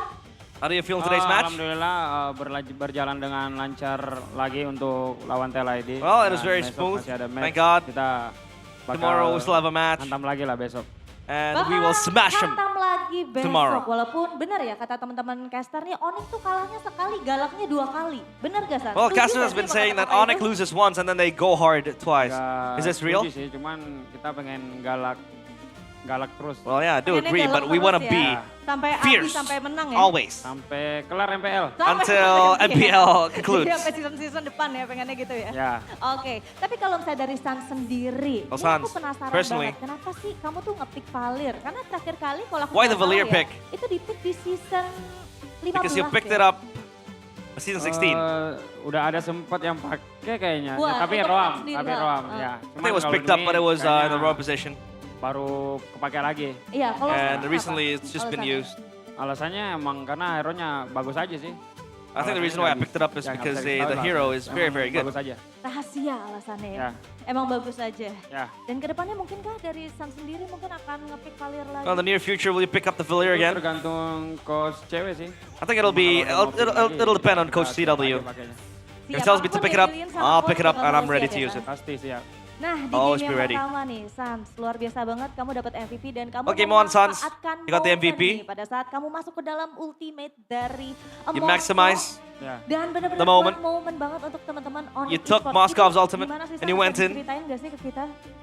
Can you talk about that ult? Tadi emang pengen ambil Moskov aja sih, jadi yang I just kalau wanted to ada take yang kabur-kabur, Moscow's kita ultimate. tinggal tombak aja. So that if anyone is running away, Kalau nggak kena we ya just peer them down. Tapi kalau yang aku If I hit, then that's good. If I don't, then unlucky.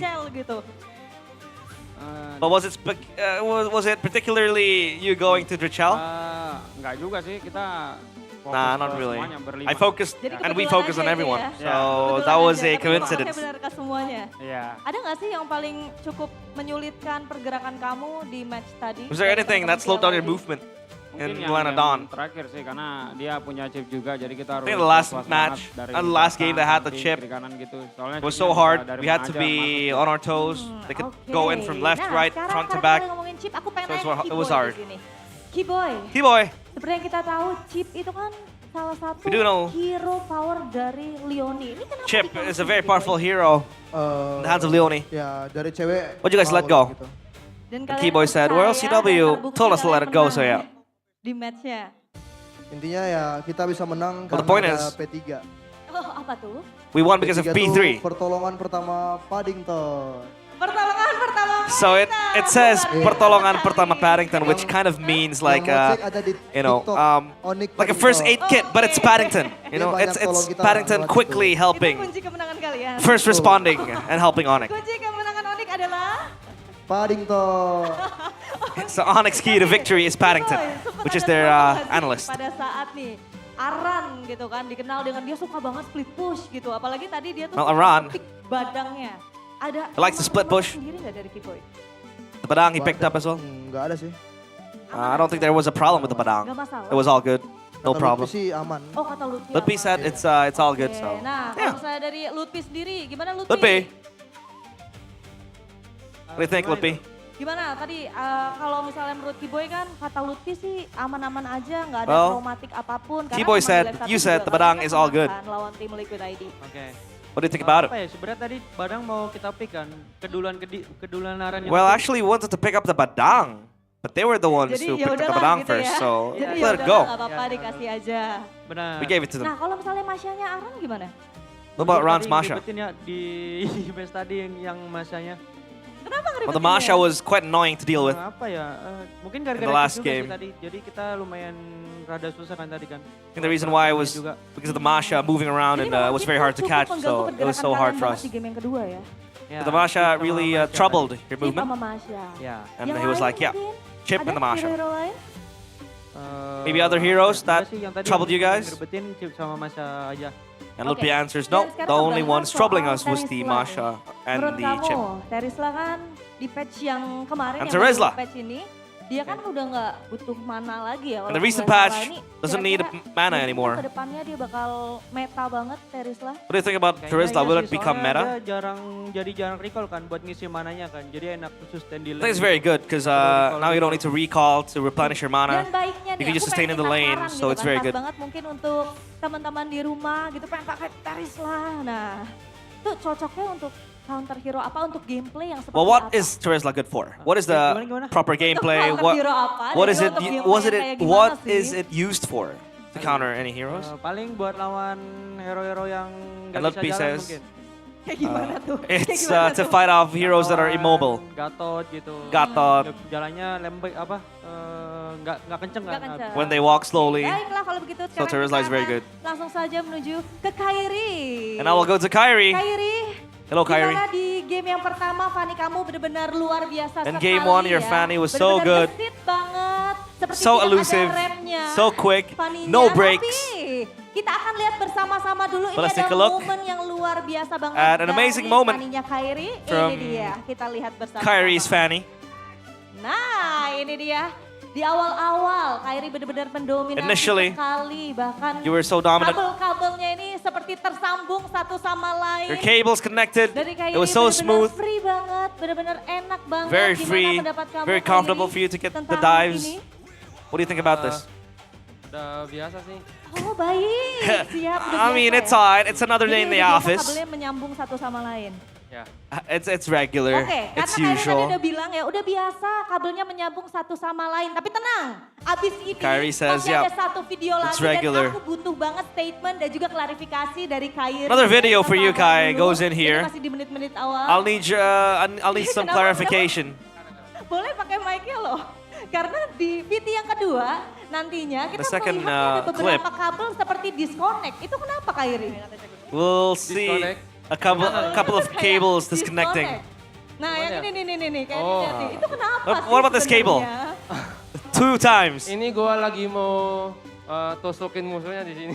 This one I wanted to Aja pierce gitu. Gak lihat, the enemy. Buat cek rumput kan. Oh, buat Udah cek. trauma kan. Oh, I wanted to Udah check trauma, the cek bush. rumput, mati. Mati. Ya. Tapi 2 kali ya. I want to check the bush with the Coba cable. klarifikasi, coba. So it's Itu twice. Pokoknya mau cek rumput doang. I just want to check. Cek rumput I just wanted to check the bush Gitu. Jadi with the ya, cable. lihat aja teman-teman, walaupun Kyrie tadi bilang udah biasa lah kabelnya connect satu sama lain, tetap ada disconnect. Well- Bukan disconnect, sekali lagi cek rumput ya. Ya, betul. Cek It's not a rumput. disconnect. Oke. It's Baiklah. checking the bush. Nah, sekarang kalau misalnya dari Kelra sendiri nih. Kelra. Perjalanan Onyx bisa dibilang nih kurang lebih udah kalah beberapa kali. Onyx Walaupun journey. tetap mendominasi, tetap berada A bit di rocky, hashtag but still 1. dominant. Gimana Kelra sejauh ini? From like 1 to now. What do you feel? How do you feel so far? Gimana perjalananmu? What your journey in MPL Indonesia Season 17? What's your journey in MPL ID Season 17 look like? Baik. Baik. Very good. Walaupun kamu sempat ada kalah, Even if you lost, even though you have a lose on the previous match, Ya itu even though you lost,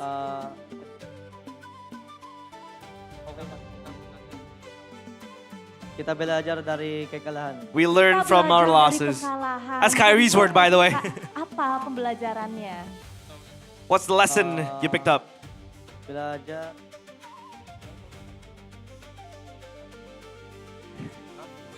Still translating. Kyrie, the translator. yang ngajarin kita si Paddington lagi. Tetap ya, tetap Paddington The one lagi. teaching us is Paddington. Tetap Paddington lagi. It's all Paddington. Nah, kalau misalnya melihat tadi dari Q, Moskopnya Q, gimana menurut kalian? Oh, Kios Moscow, what do you think about it? Moscow-nya Kyo. Kios Moscow, Jago. very good. Jago. It's very good with the Semua Moscow. gold lane sama-sama jago. Oh, All the gold laners here, setuju. very, very good. Nah, next match dari teman-teman Onyx Next akan match. bertemu dengan tim RQ Hoshi. Go up against RQ Hoshi. Pengennya ketemu Royal Derby. sama Toy atau Kelra. sama Kuroki? Oh, oke. Langsung Do you want to dijawab meet sama Toy or Kuroki? Last question. Abis And ini, Kelra just RQ akan straight away bermain answers melawan Kuroki. tim Bigatron by Vitality. Boleh dong Kelra dikasih sedikit aja nih prediction. Well, next up, we have Bigatron playing as well. RRQ versus Bigatron RQ by against Vitality. Bigatron Vitality. Do you have any predictions? 2-1 BTR. 2-1 Bigatron by Vitality. Itu dia prediksi dari Kelra. Kita akan Kelra melihat nanti predicts pada that match Bigatron will terakhir win in kita the untuk hari second ini. match, Tapi third match, sorry, today. Marilah kita sambut. That is Ini it. dia, Onyx Esports. Onyx Esports with the interview.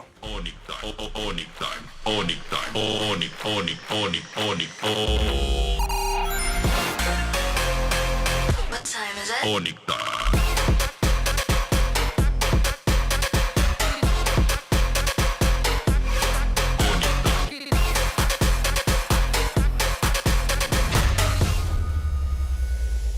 GG. That's Sonic. A very, very good game up against TLID. A lot of things I picked up from the interview. Number 1, P3 or P3. 3 Ps. Pertolongan pertama Paddington, which really means Paddington as like the first responder. You know, First responder. helping out. And then second is that Kelra is a bigger trooper. I am inclined to say that you actually influenced him to predict Bigatron. No, what do you mean? That comes from the heart. That comes from the heart, you know, because if you cut him open, bleeds red. He does. He bleeds red. I bleed red too. So you're a Bigatron fan. Might be. See, everybody's a Bigatron. Are you though, Miracle? Are you gonna? Okay, if Kelra has a chance to play for Bigatron, would you replace him on? Oh. Kelra, you're amazing, but Iman's my goat. Oh, no, Iman, still. all day. Okay. And before we go to the He's the replay, GOAT, man. he is the GOAT. In game 1, with the Fanny cable, Kyrie said that he, mistakenly puts out the cable to check the bushes. That's a mechanic. Mistakenly? Intentionally. I mean, it kind of works, but at the same time, it can land you in some tough situations. So I think, it's interesting, yes, but at the same time, it still shows a high level of skill. Kyrie! Yeah. Player of the match, presented by the official gaming phone Infinix GT50 Pro. That's Kyrie with the Suyo. Kyrie with the Suyo. Yeah. 913. Got the best player in the world. We got the best looking player in the world. We got Kyrie. Is his moment still like that Kyrie Thorn Rose? Is that still your favorite moment of him? Of course, dude. That escape against Prime Echo. I mean, Yeah, okay. yeah, dude. Considering the context as well, right? Yeah. But yeah, looking at the highlights presented by the official gaming phone, the Infinix GT50 Pro. And the early game, this game, earlier we saw a bit of a back and forth. This game from the get-go was rough, dude. Only afterwards, soon after, we saw here Kelra getting taken out. But we mentioned in the game, it's only Kelra, right? Everyone else is still out there swinging, still doing damage. And I gotta say, the macro play, how they were rotating and setting up the dives, it's just always so cool to watch. Even when TLID tried to do an unusual maneuver like this, to try and throw them off, they just keep finding something. Yeah, they did. And this is the close to last fight where TLID looked like they were about to turn things around, and from here it got a bit rocky for Onyx. And even Sans got picked off here and they were able to secure the Lord. But did you see a window where TLID could have turned things around, completely? Well, that's a very vague description of completely. But again, I think in the middle, right before the decisive fight, like the fights here, it seems like, you know what, they're gonna do it, right? They're gonna get something. But right after this fight, I think everyone knew, like, dang, never mind. Before this fight, there were still a couple of moments where you're like, okay, the next fight, right? When Aran, when Leone, when they're coming in together, they're gonna get it done. They're gonna at least get a winning fight, but it's just not meant to be, man. Leone. The chip, it was, it brought a lot of pressure towards Onyx. But somehow we didn't really see that, one shortcut play where it could really turn things around. But itemization, anything you want to highlight, Arashi? Well, for Lutpi, the Queen's Wings into the Winter Crown, it just works so well, right? You get extra damage reduction onto your already very strong damage built-in passive, the Body of Smith. Then with the Winter Crown, we just have so much of a window to really bait TLID in, which makes it difficult for them to commit, right? And knowing that he is the one guy that can't really escape, we didn't see a lot of big, penalty zone escapes for Lutpi. He wants to make sure he keeps it for the offensive options. So when he has plan Bs like that itemized into his kit, I think it's great decisions, honestly. Yep. I don't know, for TLID, now, like, this is a worse spot than they were before, because previously, at least, you would understand, okay, when Leone gets the chip, when Leone gets the glue, they can still win games. When they don't get that, then we see the struggle for TLID. Now that the fact that they lost on the chip, this is going to be a big morale blow to TLID. Like, TLID might actually not recover from this because look at the composition, right? This is prime TLID. This is what they were winning with in the early weeks. Even the Fredrin.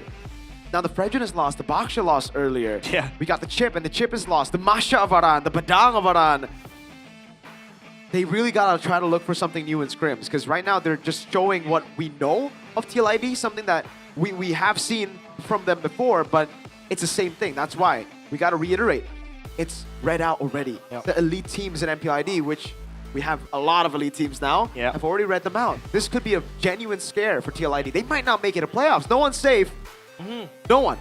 Maybe Onyx. Maybe Onyx. That's the and Dewa. Onyx and Dewa, they're pretty safe. But even then, if they go on a lose streak, they can still they can still not make it. And they'll still fight for the seeding as well, so that could be another focus of theirs. But maybe it could also be the case of them facing Onyx, because Onyx is the team to beat. Right. By all means, it's understandable still, like, oh, it is Onyx, but yeah, man, they have to find a new formula, a new strategy, and this is the limitation when you come in with a new roster, right? They don't have that many options baked in. They haven't played through multiple seasons of different kinds of meta. You look at Onyx roster and you're like, oh, they've played pickoff before. They've played front to back. They've played, I don't know. It's harder to name things they haven't played. It's easier to name, you know what I mean? Yeah. I'm getting lost in my own words here. Yeah, no worries, man. No worries, man. 717, 850, 84,458. I can't believe that Suyo's finally back in the meta. I know it has been a long time coming, but in a while, bro. I've been first picking Suyo for like 2 patches now. I used to play Suyo a lot. I know how to use it. I'm very good at it. But after that magic defense, why are you laughing at me? I don't know. The sus look. Because I gotta give you the side eye there. Okay, we should 1v1 then. Oh my God! Realize. At least I would never go 1-12 on a 1-1. Wow, Coach Aldo, you're gonna take that stray, bro.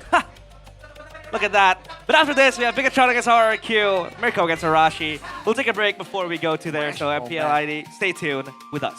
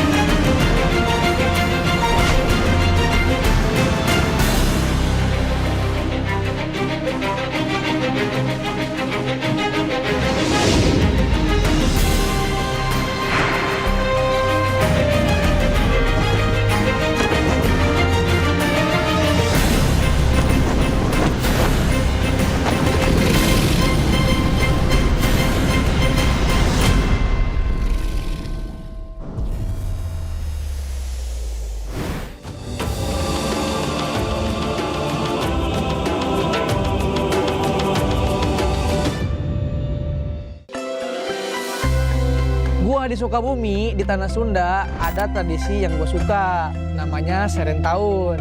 Dan Serentahun itu bukan sekedar pesta panen. Ini tentang menyerahkan hasil kerja 1 tahun kepada Tuhan Yang Maha Kuasa. Tentang bersyukur dan memulai dari nol lagi. Padi nggak tumbuh dalam 1 hari. Padi butuh waktu, perawatan, kesabaran, dan kerjasama. Ini sama dengan e-sport, mekanik, rank tinggi, makro, itu juga ditanam. Jadi kalau lu nggak sabar, lu nggak bisa punya hasil panen. Di Serentahun itu, di diri gua terbentuklah mental proses. Jadi konsistensi lebih penting dibanding hasil instan. Di gua, Sungai Mus itu bukan cuma sungai, tapi itu kehidupan. Di festival itu, semua perahu maju kencang, tapi bukan yang paling kuat yang menang. Tapi yang menang, yang paling kompak. 1 orang salah tempo, perahu oleng. 1 orang salah posisi, game selesai. Dari tradisi ini gue belajar tentang sinkronisasi karena chemistry menentukan segalanya. Tradisi di Bali yang paling ngena lah di gua, menurut gua tuh nyepi. Karena nyepi tuh ngajarin kayak diam itu kuat. Jadi selama 24 jam gak ada aktivitas, lebih ke introspeksi diri lah. Di momen itu kita jadi lebih jujur sih sama diri sendiri. Kenapa kita kalah, apa yang salah. Di e-sport banyak orang berhenti karena kekalahan, tapi gua enggak. Karena Nyepi ngajarin gua bukan buat berhenti, tapi buat memahami. Hingga sekarang gua masih berjuang di liga ini. Dari kecil di daerah gua tumbuh dengan Gurindam 12 karya Raja Ali Haji. Gurindam 12 itu memiliki 2 baris, tapi maknanya dalam. Baris pertama sebab, baris kedua akibat. Di game juga sama, overextend mati, salah draft kalah. Semua ada sebab akibatnya. Dari sastra lahirlah logika. Di Samarinda ada tradisi yang paling terkesan yaitu Festival Mahakam. Semuanya tentang ritme. Dayungnya itu nggak boleh terlalu cepat dan nggak boleh terlalu lambat, tapi harus tepat. Sama kayak nge-retrin Lord dan nge-engage. 1 detik terlalu cepat, gagal. 1 detik terlambat, kalah.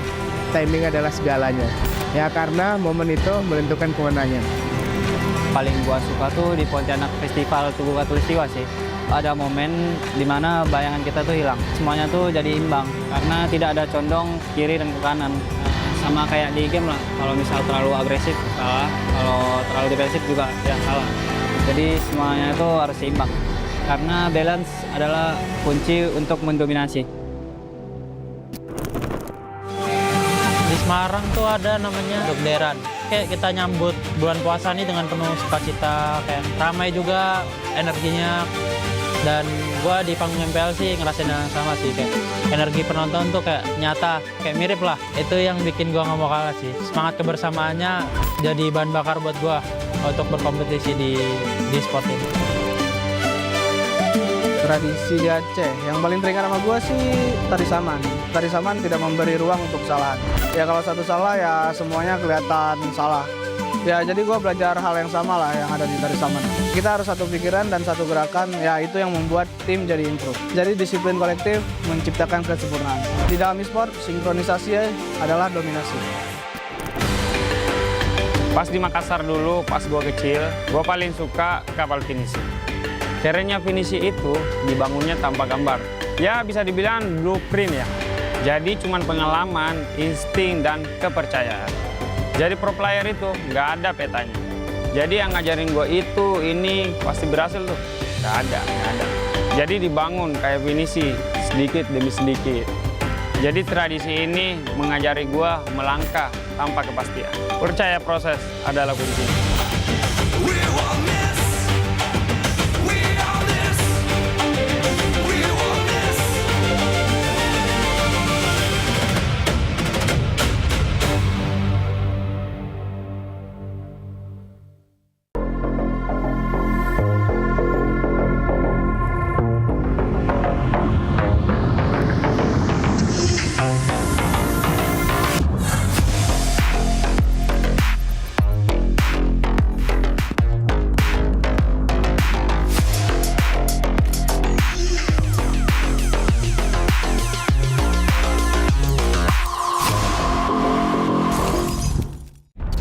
Semua hal terus berubah.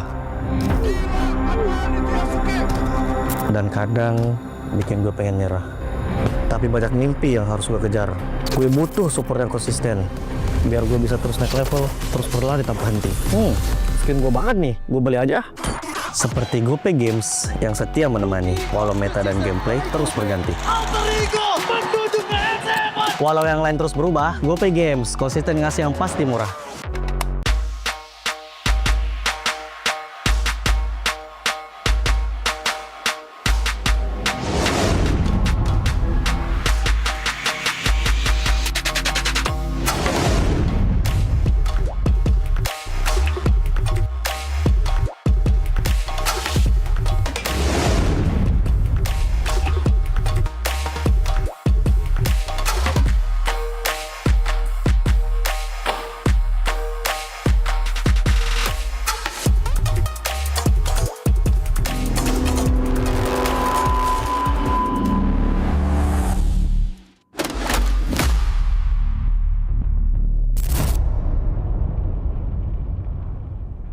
Garnier Men.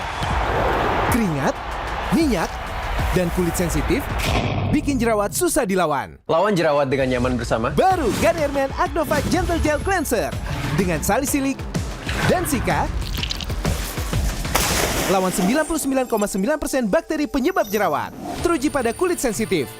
Nyaman di kulit. Optimal lawan jerawat. Garnier Men Acno 5 Gentle Gel Cleanser dari Garnier Men.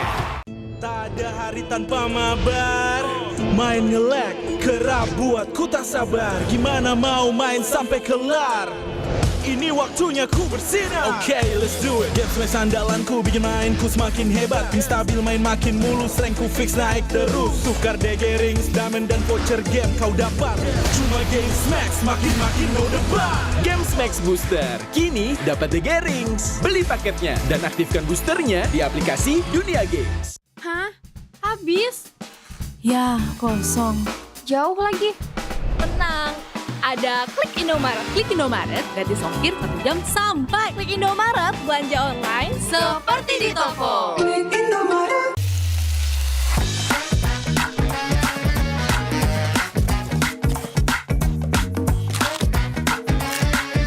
Gimana? Enak?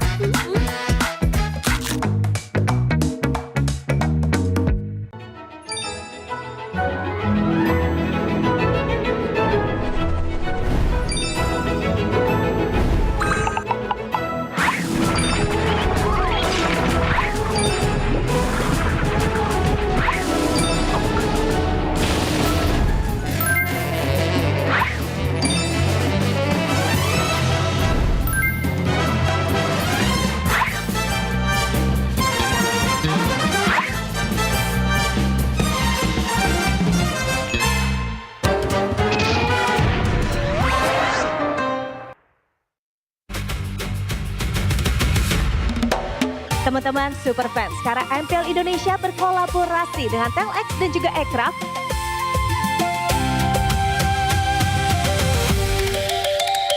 Kira kita ngelihat aset maniak kita. Warna dikemas. Lucu pisan. Ini adalah collab terbarunya kita nih bersama dengan Aircraft dan juga Telx. Ini adalah sebuah pergerakan di mana kita bersatu padu. Kalau sekarang sih seru ya, soalnya ada budaya-budaya Indonesia juga ya, kita mengangkat semua budaya-budaya. Terus kayak kemarin player-playernya juga pas entrance-nya jadi ada permainan zaman-zaman kita kecil, jadi flashback aja seru sih. Jujur seru banget soalnya kan activity-nya banyak kan, jadinya kayak skill bisa dilakuin gitu, kayak bisa main gasing, bisa main congklak, bisa main yoyo dan lain-lain lah. Kalau main terus dapat stem jadi kita dapat kayak hadiah, banyak lah istilahnya. Jadinya seru banget from my opinion. MPL sekarang sih udah mulai care sih sama budaya-budaya Indonesia. Gua rasa ini bisa jadi buat edukasi di generasi gua sih. Soalnya ini bisa buat tahu budaya dan tradisinya lah di Indonesia ini. Makasih MPL udah menghadirkan permainan-permainan masa kecil kita. Terima kasih MPL karena sudah membantu kita semua jadi ingat masa lalu kita. Semoga kedepannya MPL makin ada aktivitas yang lebih seru lagi.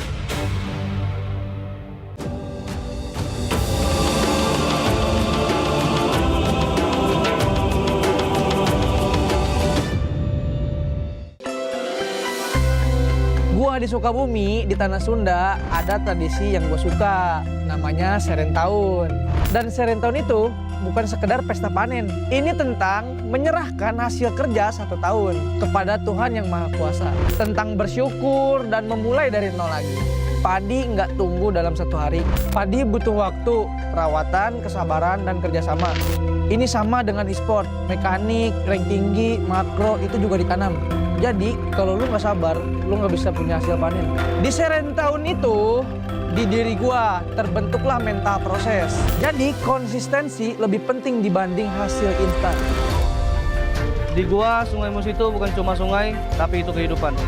Di festival itu, semua perahu maju kencang, tapi bukan yang paling kuat yang menang. Tapi yang menang, yang paling kompak.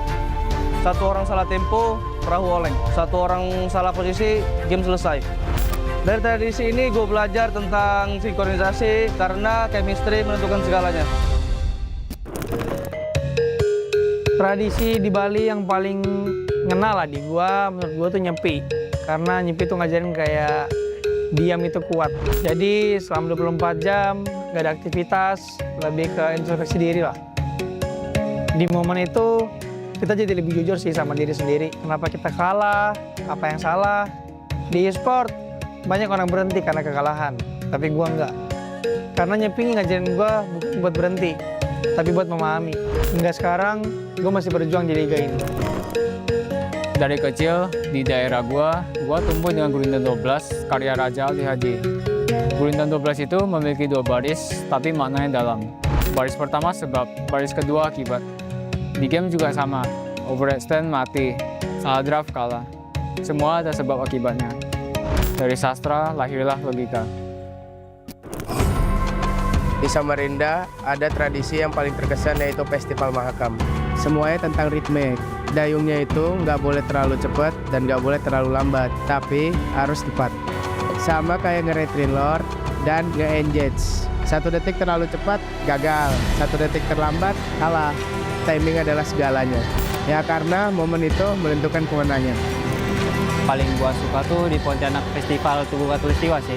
Ada momen dimana bayangan kita tuh hilang. Semuanya tuh jadi imbang karena tidak ada condong kiri dan ke kanan.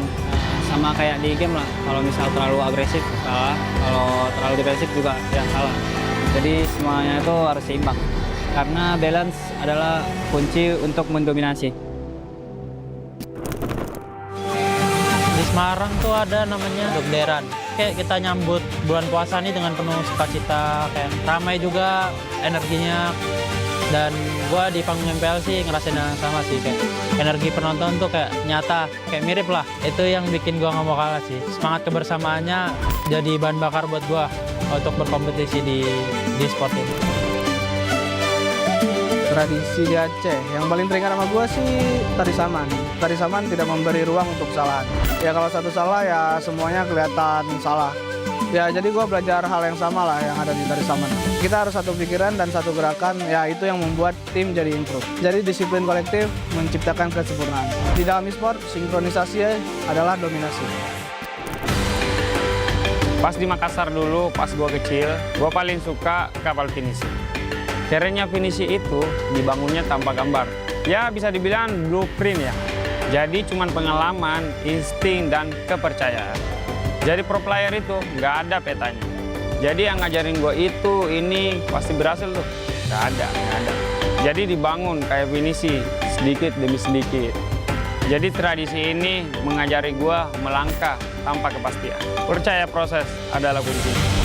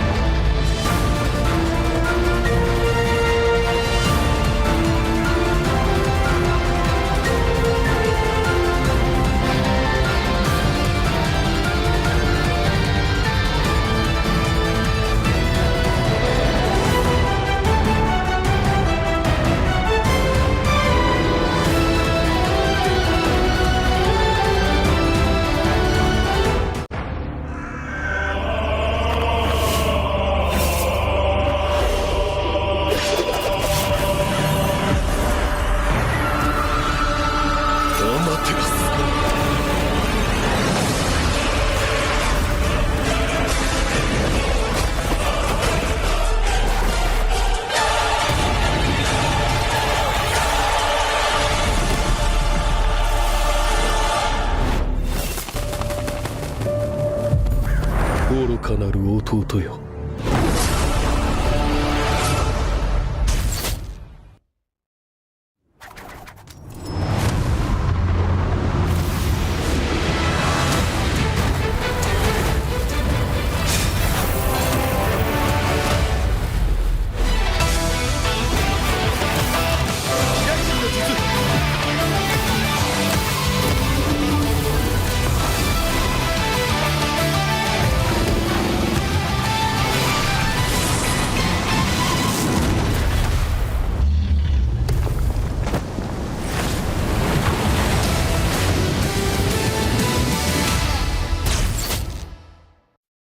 みんな渦巻きナルトが帰ってきたぞ。飛来神の術。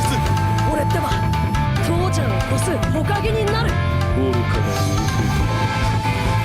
子供騙しがアマテラス。行くぜ。これが俺たちの力だってばよ。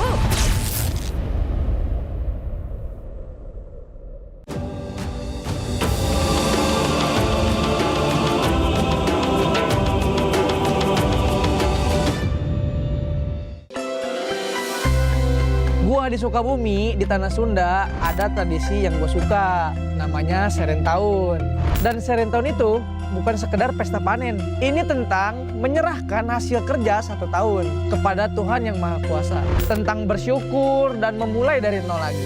Padi nggak tumbuh dalam 1 hari. Padi butuh waktu, perawatan, kesabaran, dan kerjasama. Ini sama dengan e-sport, mekanik, rank tinggi, makro, itu juga ditanam. Jadi kalau lu nggak sabar, lu nggak bisa punya hasil panen. Di Serentahun itu, di diri gua terbentuklah mental proses. Jadi konsistensi lebih penting dibanding hasil instan. Di gua, sungai Mus itu bukan cuma sungai, tapi itu kehidupan. Di festival itu, semua perahu maju kencang, tapi bukan yang paling kuat yang menang. Tapi yang menang, yang paling kompak.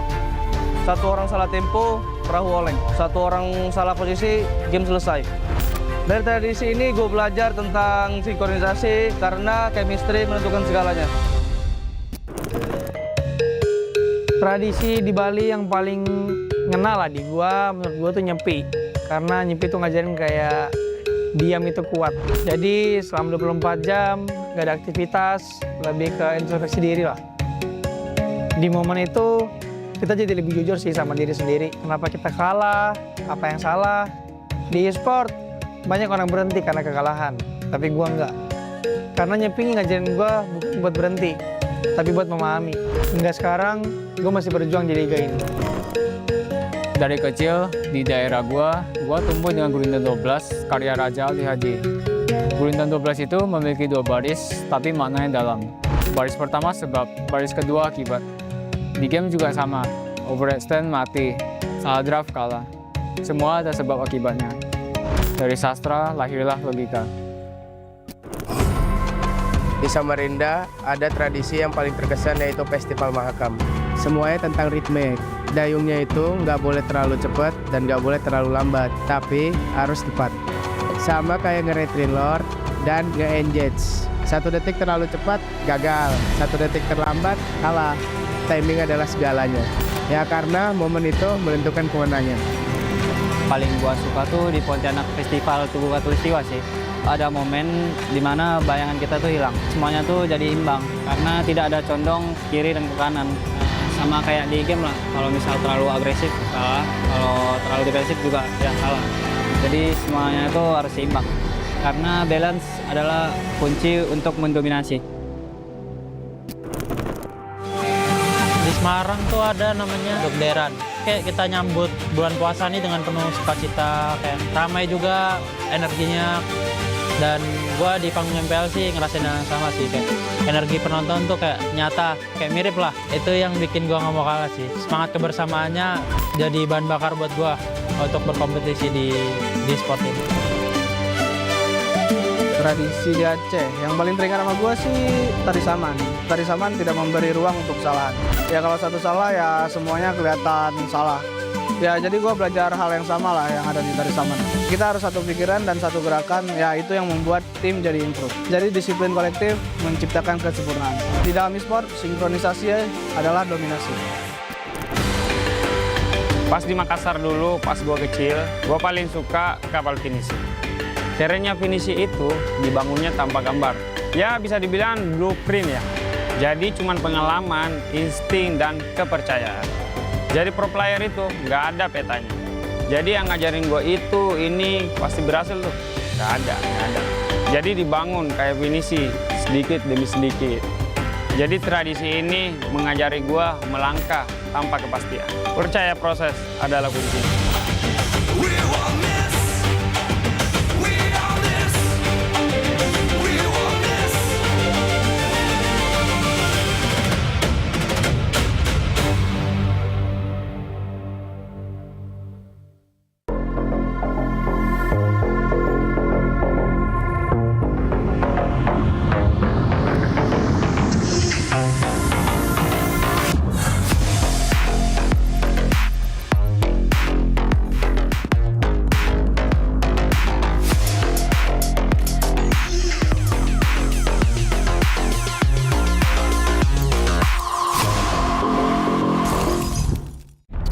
Semua hal terus berubah. Dan kadang bikin gue pengen nyerah. Tapi banyak mimpi yang harus gue kejar. Gue butuh support yang konsisten. Biar gue bisa terus naik level, terus berlari tanpa henti. Skin gue banget nih, gue beli aja. Seperti GoPay Games yang setia menemani, walau meta dan gameplay terus berganti. Walau yang lain terus berubah, GoPay Games konsisten ngasih yang pasti murah.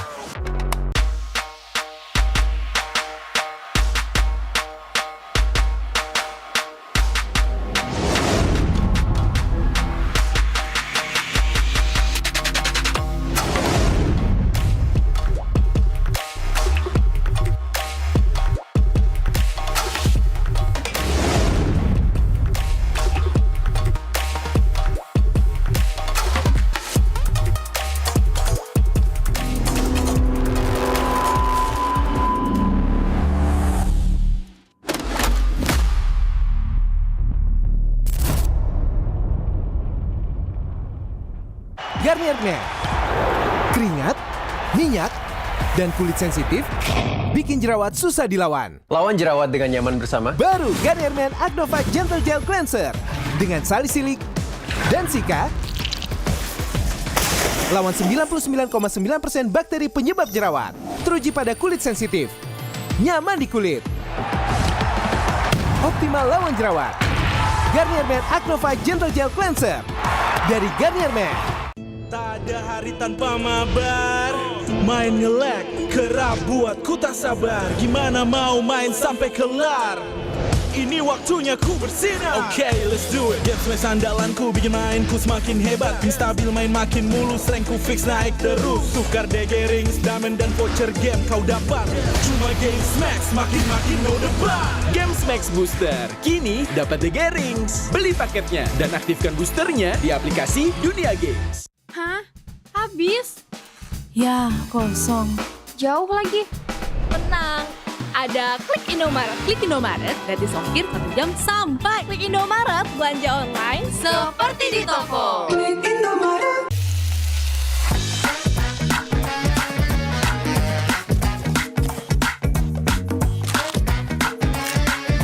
Gimana? Enak?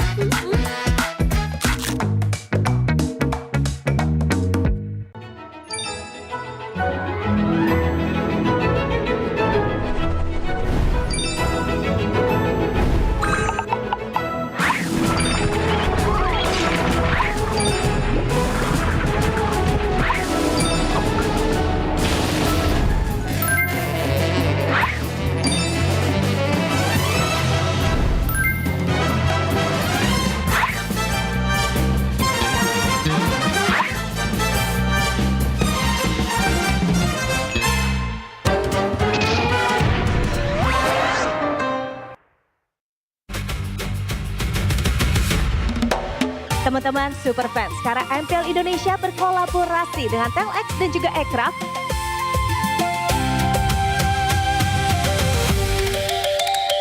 Kira kita ngelihat aset mania kita. Warna dikemas. Lucu pisan. Ini adalah collab terbarunya kita nih bersama dengan Aircraft dan juga Telx. Ini adalah sebuah pergerakan di mana kita bersatu. Kalau sekarang sih seru ya, soalnya ada budaya-budaya Indonesia juga ya, kita mengangkat semua budaya-budaya. Terus kayak kemarin player-playernya juga pas entrance-nya jadi ada permainan zaman-zaman kita kecil, jadi flashback aja seru sih. Jujur seru banget soalnya kan activity-nya banyak kan, jadinya kayak yang bisa dilakuin gitu, kayak bisa main gasing, bisa main congklak, bisa main yoyo dan lain-lain lah. Kalau main terus dapat stem jadi bisa dapat kayak hadiah, banyak lah istilahnya. Jadinya seru banget from my opinion.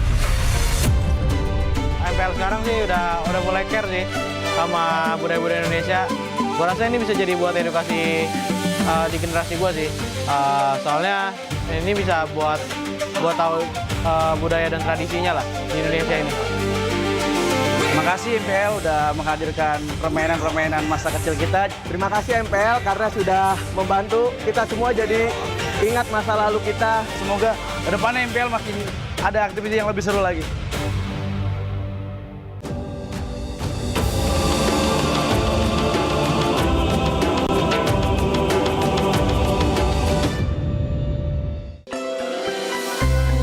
Gua di Sukabumi, di Tanah Sunda, ada tradisi yang gue suka, namanya Seren Tahun. Dan Seren Tahun itu bukan sekedar pesta panen. Ini tentang menyerahkan hasil kerja 1 tahun kepada Tuhan Yang Maha Kuasa. Tentang bersyukur dan memulai dari nol lagi. Padi nggak tumbuh dalam 1 hari. Padi butuh waktu, perawatan, kesabaran, dan kerjasama. Ini sama dengan e-sport, mekanik, rank tinggi, makro, itu juga ditanam. Jadi kalau lu nggak sabar, lu nggak bisa punya hasil panen. Di Seren Tahun itu, di diri gua terbentuklah mental proses. Jadi konsistensi lebih penting dibanding hasil instan. Di gua, Sungai Mus itu bukan cuma sungai, tapi itu kehidupan.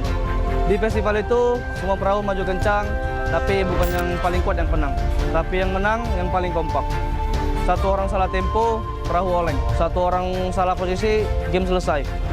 Dari tradisi ini gue belajar tentang sinkronisasi karena chemistry menentukan segalanya. Tradisi di Bali yang paling ngena lah di gua, menurut gua tuh nyepi. Karena nyepi tuh ngajarin kayak diam itu kuat. Jadi selama 24 jam gak ada aktivitas, lebih ke introspeksi diri lah. Di momen itu kita jadi lebih jujur sih sama diri sendiri. Kenapa kita kalah, apa yang salah. Di e-sport banyak orang berhenti karena kekalahan, tapi gua enggak. Karena nyepi ngajarin gua bukan buat berhenti, tapi buat memahami. Hingga sekarang, gua masih berjuang di liga ini. Dari kecil di daerah gua tumbuh dengan Gurindam 12 karya Raja Ali Haji. Gurindam 12 itu memiliki 2 baris, tapi maknanya dalam. Baris pertama sebab, baris kedua akibat. Di game juga sama, overextend mati, salah draft kalah. Semua ada sebab akibatnya. Dari sastra lahirlah logika. Di Samarinda ada tradisi yang paling terkesan yaitu Festival Mahakam. Semuanya tentang ritme. Dayungnya itu nggak boleh terlalu cepat dan nggak boleh terlalu lambat, tapi harus tepat.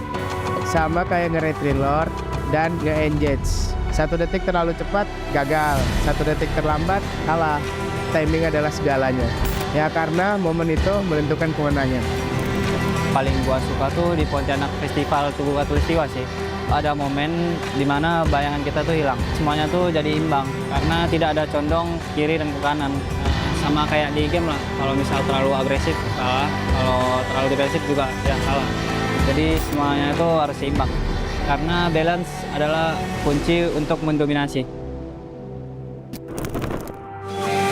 Di Semarang tuh ada namanya Dogderan. Kayak kita nyambut bulan puasa ini dengan penuh sukacita, kayak ramai juga energinya. Dan gua di panggung MPL sih ngerasain yang sama sih, kayak energi penonton tuh kayak nyata, kayak mirip lah. Itu yang bikin gua nggak mau kalah sih. Semangat kebersamaannya jadi bahan bakar buat gua untuk berkompetisi di sport ini. Tradisi di Aceh yang paling teringat sama gue sih tari saman. Tari saman tidak memberi ruang untuk kesalahan. Ya kalau satu salah ya semuanya kelihatan salah. Ya jadi gue belajar hal yang sama lah yang ada di tari saman. Kita harus satu pikiran dan satu gerakan, ya itu yang membuat tim jadi improve. Jadi disiplin kolektif menciptakan kesempurnaan. Di dalam e-sport, sinkronisasi adalah dominasi. Pas di Makassar dulu, pas gue kecil, gue paling suka kapal finishing. Kerennya finisi itu dibangunnya tanpa gambar. Ya bisa dibilang blueprint ya. Jadi cuman pengalaman, insting, dan kepercayaan. Jadi pro player itu nggak ada petanya. Jadi yang ngajarin gue itu, ini pasti berhasil tuh. Nggak ada. Jadi dibangun kayak finisi, sedikit demi sedikit. Jadi tradisi ini mengajari gue melangkah tanpa kepastian. Percaya proses adalah kunci.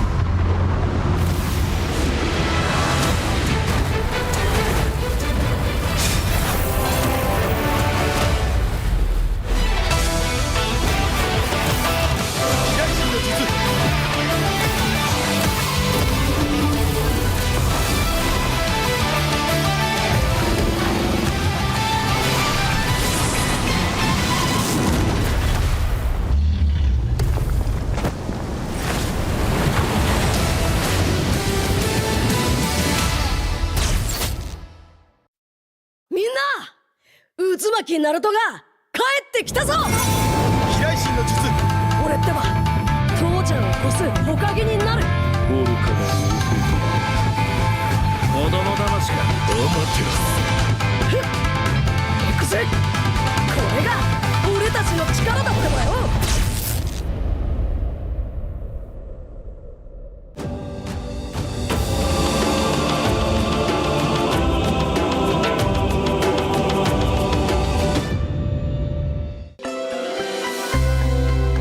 Sukabumi, di tanah Sunda, ada tradisi yang gue suka, namanya Serentahun. Dan Serentahun itu bukan sekedar pesta panen. Ini tentang menyerahkan hasil kerja 1 tahun kepada Tuhan Yang Maha Kuasa. Tentang bersyukur dan memulai dari nol lagi. Padi nggak tumbuh dalam 1 hari. Padi butuh waktu, perawatan, kesabaran, dan kerjasama. Ini sama dengan e-sport, mekanik, rank tinggi, makro, itu juga ditanam. Jadi kalau lu nggak sabar, lu nggak bisa punya hasil panen. Di Serentahun itu, di diri gua terbentuklah mental proses.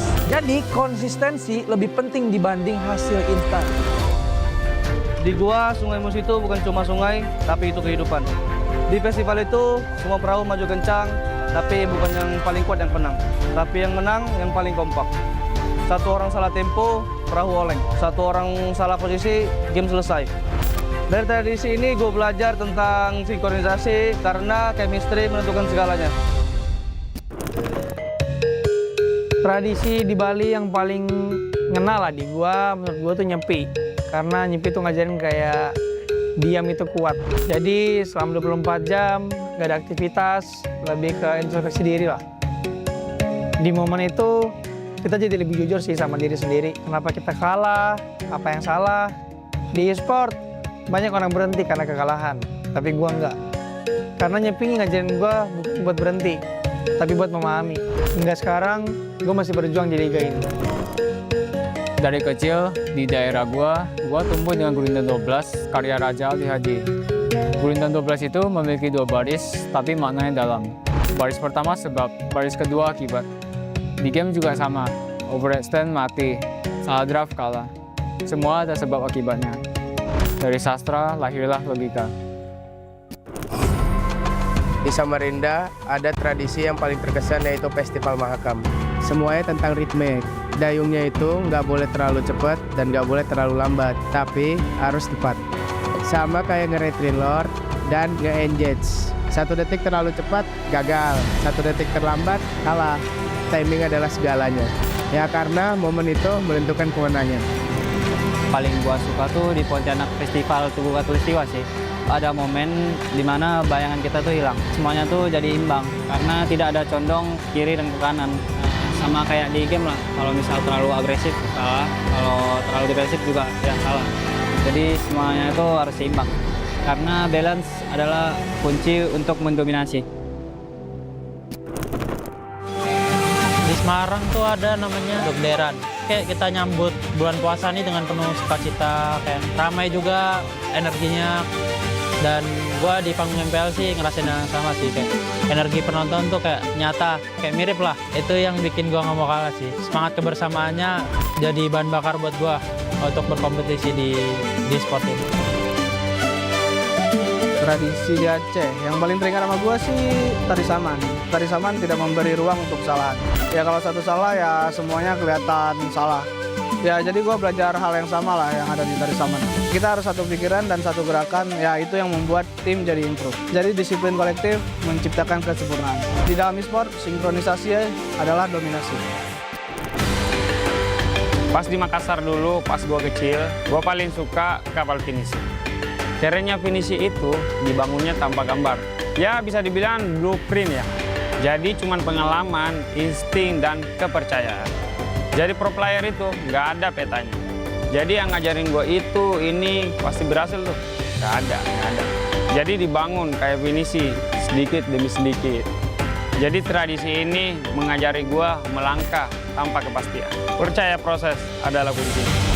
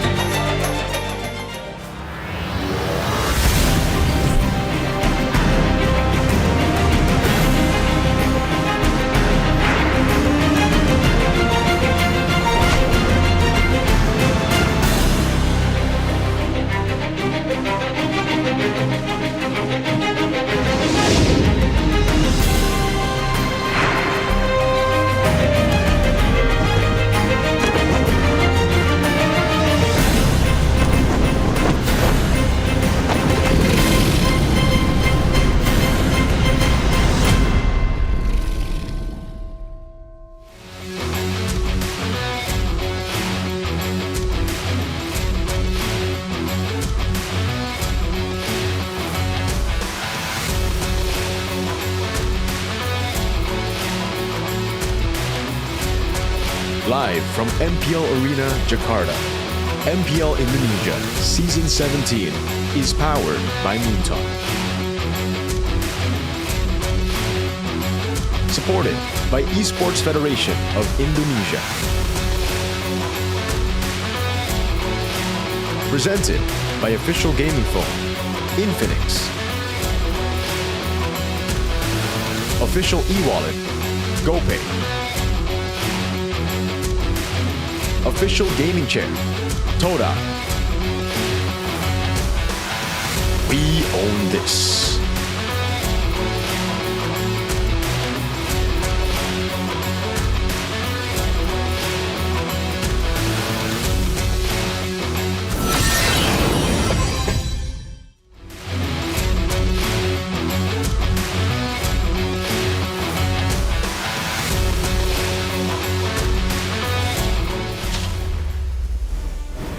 Kembali lagi bersama Alisa dan kali ini Alisa sudah berada di depan ruangan player. Kali ini kita akan grebek pemain dari Bigetron. Kira-kira mereka lagi ada Pak di dalam ya. Jadi kita Assalamualaikum.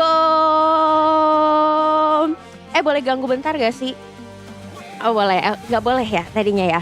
Aku duduk di sini aja boleh? Wah gila, dikelilingi dengan MVP kita. Moreno, Alisa pengen tanya-tanya dulu nih. Kemarin kamu dapat MVP, gimana nih perasaannya? Ya biasa aja. Biasa aja sih. Gila nggak? Gila. Gimana? Kenapa biasa aja? Emang kamu udah sering dapat MVP? Oh enggak juga, cuma kan kayak ya pokoknya begitu sih biasa. Enggak lah, dulu. Kamu tahu nggak sih kamu kayak lagunya NPD yang Sempurnanya Aku? Coba kakak nyanyiin coba. Yang ada kamu nyanyi coba berdiri dulu. Tahu kan lagunya kan? Nggak tahu. Nah, ayo. Silakan. Sempurnanya aku. We on this. Untuk Bigetron. Aku jadi MVP. Walau Aku ayo apa lagi ayo. Terserah Moreno deh kalau gitu. Yeah. Moreno, kita mau korbanin siapa sih? Nail apa Vin nih? Buat match ini. Buat interview ini dulu. Nail dong. Nail. Rambutnya udah kayak Mikasa. Welcome, Nail. Katanya kamu baru potong rambut, Nail. Siapa itu? Enggak. Oh enggak. Enggak ada sih yang bilang sebenarnya. Kalau kamu, Nail, apa yang kamu persiapin buat match kali ini? Kesuporannya Moreno doang sih. Oh gitu. Jadi semua bergantung sama Moreno nih. Oh iya. Ini oper-oper lagi nih. Ini kamu juga sebenarnya digadang-gadang sebagai player yang luar biasa loh selama season ini. Siapa yang gadang? Dan kira-kira hari ini winning streak yang udah kamu kumpulin selama dari week 4, week 5 kemarin bakal tetap berlanjut gak nih, Nail? Berlanjut lah. Semoga kita Bigetron 2-0 terus sampai akhir season. Dan berakhir mungkin hashtag 1. Hashtag 1 nih targetnya, Vin. Gabung juga dong. Kalau Vin, menurut kamu gimana nih hari ini? Nggak gimana-mana sih. Wah, mereka ternyata begitu percaya diri ya. Ini kamu hashtag 1 juga gak nih kira-kira upper bracket gak nih playoff? Upper bracket udah pasti. Ya di akhir jadi kita lawan Dewa jadi penentuannya di situ. Benar. Hari ini ada deg-degan gak lawan RRQ? Nggak ada. Begitu pede ya. Kalau begitu boleh dong pesan-pesan buat Big Troopers yang nonton di rumah. Buat Big Troopers yang nonton di rumah, yang gak apa-apa nonton di rumah, tapi tetap dukung kita terus, walaupun online ya udah. Tetap dukung terus dari Nail silakan buat Nailisius apa lagi tuh? Nailisius. Mungkin fans-fansnya aku atau fans Bigetron, makasih supportnya dan tetap support kita terus. Semoga kita bisa perform sampai playoff. Last but not least Moreno ya, buat silakan. Moreno Holik ya. Holik ternyata, Moreno ya, Holik. Buat Moreno Holik ya semangat kok. Makanya semangatin saya terus sama tim saya, jadi kayak kita bisa menang hari ini gitu. Amin. Dan itu dia tadi buat Moreno Holik, Nailisius dan juga apa Vin apa? Hikmatullah. Fantastic. Jangan lupa dukung terus ya mereka semua. Boleh dong kasih tepuk tangan dulu buat ketiga teman kalian. Kita akan lihat apakah mereka akan memenangkan match ini bersama RRQ. Silakan take it over.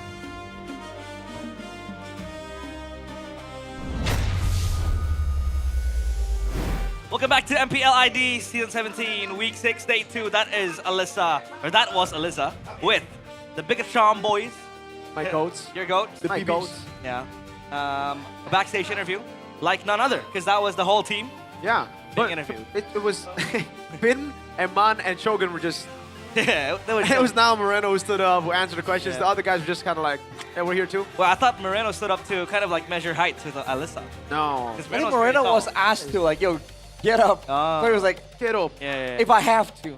Because Moreno is very tall. He is very tall. Before we go any further, I want to say thank you to our sponsors, because MPL ID Season 17 is powered by Moonton, supported by PBSA, presented by the official gaming phone, Infinix, our official e-wallet. We have GoPay, official gaming chair, Kodak, and our partner in esports, Garnier, Bayou, Dunia Games, GamesMax, and OnePlay. And our suppliers, thank you as well, IndyHome, Indomaret, Yummy Choice, and Aqua. Thank you so much for the never-ending support, like me supporting my gold laners and Lanadon. I'm a crazy roamer as well. Bro, it seems like from the stories you're a crazy everything, you know? I am. Could it be that you're a fraud? Could it be you're actually crazy? That could be. That But could be it. it could be crazy for RRQ if they are able to win up the game. Because I was backstage, right? You will win the game. I was backstage with Papulung and KB. And then Soso, KB. RRQ. Soso. RRQ manager came up to us and he was like, so what do I do? What do we need to do to win, to qualify for playoffs? He was asking for calculations, for probabilities. Calculations. And KB does those videos, right, where he's just gonna calculate the probability of RRQ, you know. And it seems like there is a chance, but you gotta depend on other teams, Arashi. Bro, but you're saying there's a chance. There is. Is that all you need? There's a chance. Well, you're gonna meet Bigatron today. Tomorrow you're gonna meet Onyx. Is there a chance? Yeah. Against BTR, I think there's honestly a chance. I think the confirmation comes in like next week, no? The confirmation comes in if you lose both matches. This is if they lose both matches. It will come in the match against Evos, because if you lose to Evos, then you will not make it to playoff. That is high stakes. So until then, there's a chance. They can still win. Technically, they still need to win their matches 2-0, and they still need to hope for 7, 8, 6 position teams start going on a lose streak or continue their lose streak currently. So there's a lot of if, buts, and maybes. But yes, it is possible for Arcade to make it the playoffs. They need to win. They need to win every single match that they will be facing from here. I mean, Onyx started 9th place, season 14. But they were 0-2 or 0-3. They were 0-8. Okay. What do you think, Arashi? Got a difference, but I gotta say the consistency of RRQ has to be commended. Commended. Oh, so it's better to you. It's better for you to be consistent. Hey, consistency is key, right? Consistently losing is key. I didn't say the last part. You said consistency. Well, okay, you gotta look at the bright side, if bro. we look at how Onyx did it, how TL did it, they made significant changes to the roster. That one. They added a coach in the lineup. Right? It was Yeb for Onyx. For TLID, they made a whole move. Yep. For RQ, it's the same team. You see, Super Toy. No, but like they started the season with Yehezkiel, with Kuroki in the lineup. So all they're doing is like swapping the players, but they're not making any drastic changes. Oh, you know, we're not the type to like copy ideas from other teams. Are you sure about that? Gerard and Brusco import was right after Onyx and Geek Fam and all the other imported teams. Oh my. I mean, this season we're trying to be original. Whatever happened to Naomi, by the way? Where is he now? Naomi, you're right. You got Naomi. Naomi. Naomi was good though. Naomi's very good. Min Coco. Min Coco. Shout out to Naomi if he's watching. Probably he's not probably watching. He occasionally comments on like RQ posts, actually. Min Coco was I still see him occasionally. He does. But now though, what is the vision for today's match? Because Bigatron, they also need a point, and they need those wins to be able to secure that upper bracket. TLID trailing them down, Onyx as well. For RRQ, do they want to apply the, kind of like nothing to lose mindset?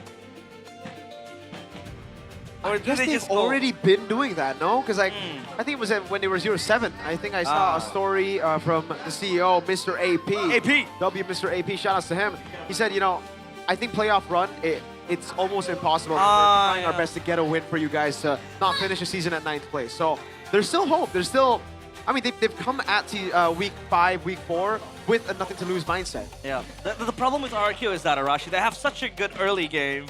Mid-game it is very good, and then they throw it somewhere else.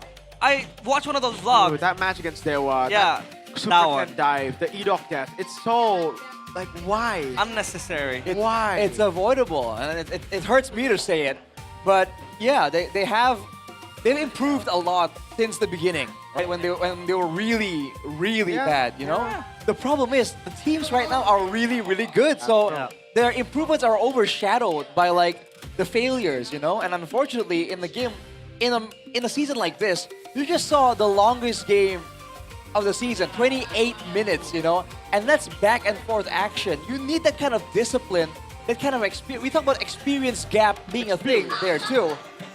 And man, RRQ, I just don't get it. I feel like this should be achievable, you know? Yeah. Perceive, achieve, believe. As Luke Rockhold once said before he was brutally knocked out by Michael Bisping. So in similar fashion, like RRQ, what happened, man?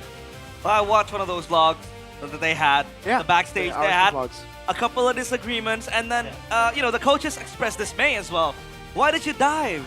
We had the Lord. We could have waited for the Lord. We had that early game advantage. Yeah. They dove. I mean, so we have the same questions. I'm not sure if we got an answer from the. That's video, true. The players were like, yeah, I think we needed to make a move. We wanted to maximize our lead. We should punish them. Those kinds of stuff, you know. So it's pretty, you know, it's pretty mind-boggling to see that they are still unable to close out a win. But now the question lies in, should they change their roster with the, you know, mix and match with the ones they have now? Maybe put in Rins. I think it's too late now. Week 6, you're gonna try to change your roster. That should have been a week 3 thing, a week 4 thing, maybe max. I mean, the fact that Super Toy showed up, we were already surprised. Yeah, you he know? showed up. Good. He did good. He did good. By all means, he did good. But the fact that he even showed up, we were all expecting them to go all in on that roster with Kuroki, you know? The fact that Super Tai showed up for a week there had everyone going like, whoa, what's going on? Yeah, there is a, I'd say a shake-up in that, right? Which roster do they want to use? What about Super Yoshi? He's What about that? technically a sub right now for Tora. Ah. They just got Witty. Yeah, they did. So would you be interested in a Witty Araki Hoshi move? Oh, what? Reconciling with Yeskill as well? Technically, that's the guy who beat Edok. Technically. Yeah, imagine. It's not Finals only, MVP. It's not just him. Finals MVP. It's not just him though. But Finals MVP. My finals MVP was that Xia pick. Wow. But draft pick recap, we did see a couple of Leo Morns here and there. They do like it, the Harley as well in the hands of Super Ken. He also likes the Guinevere. And lately the Guinevere has been let go quite a few times, so yeah. Let's see if Super Toy is able to step up to the plate as well. With that carry, that match against Dewa. Yeah. We thought it was going to be a misplay. He, you know, turned his back and he got the kill. 2 kills if I'm not mistaken, and he was able to snowball into full control.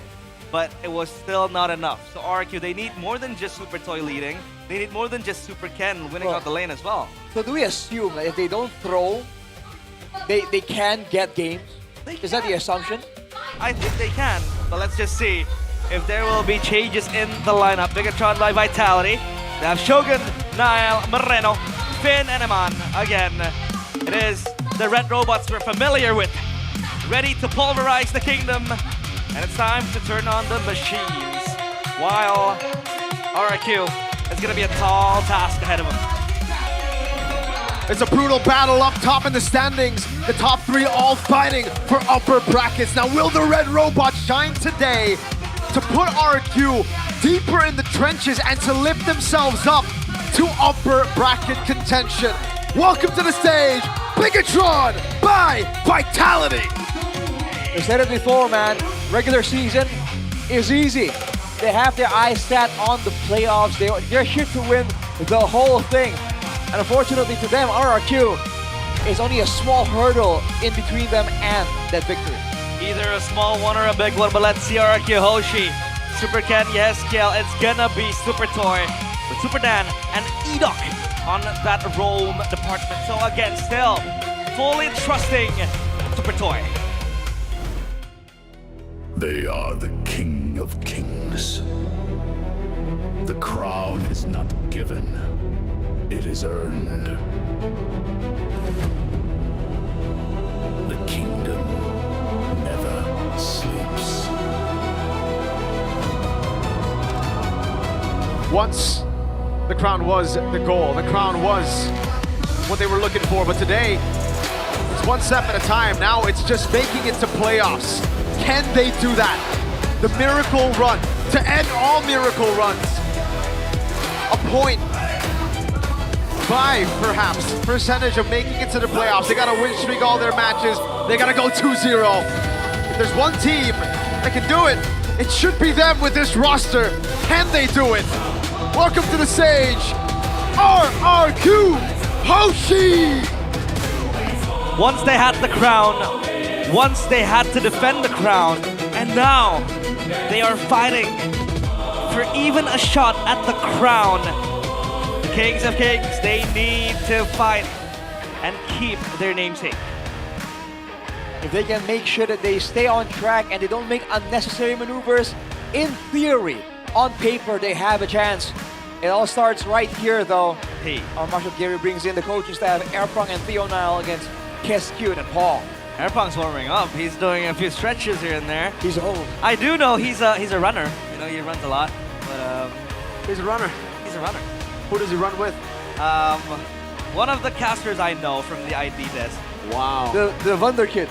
The Wawa. The Adventure Kid. Wawa. Wawa? Wawa? Wiwi. Wiwi. W Wawa. But yeah, shout outs to him. I know he's watch partying right now. Or restream. But let's see if RQ Hoshi is able to pick up a win. Bigatron Vitality, this is not going to be another walk in the park. None of the matches that RQ played has been a walk in the park. And even if it has been a walk in the park in the early game, they managed to find a way to throw it away. So, yeah, back to your question. I assume if they, you know, if they stop throwing, they'll be able to win the game. But I think it's more than just that, you know.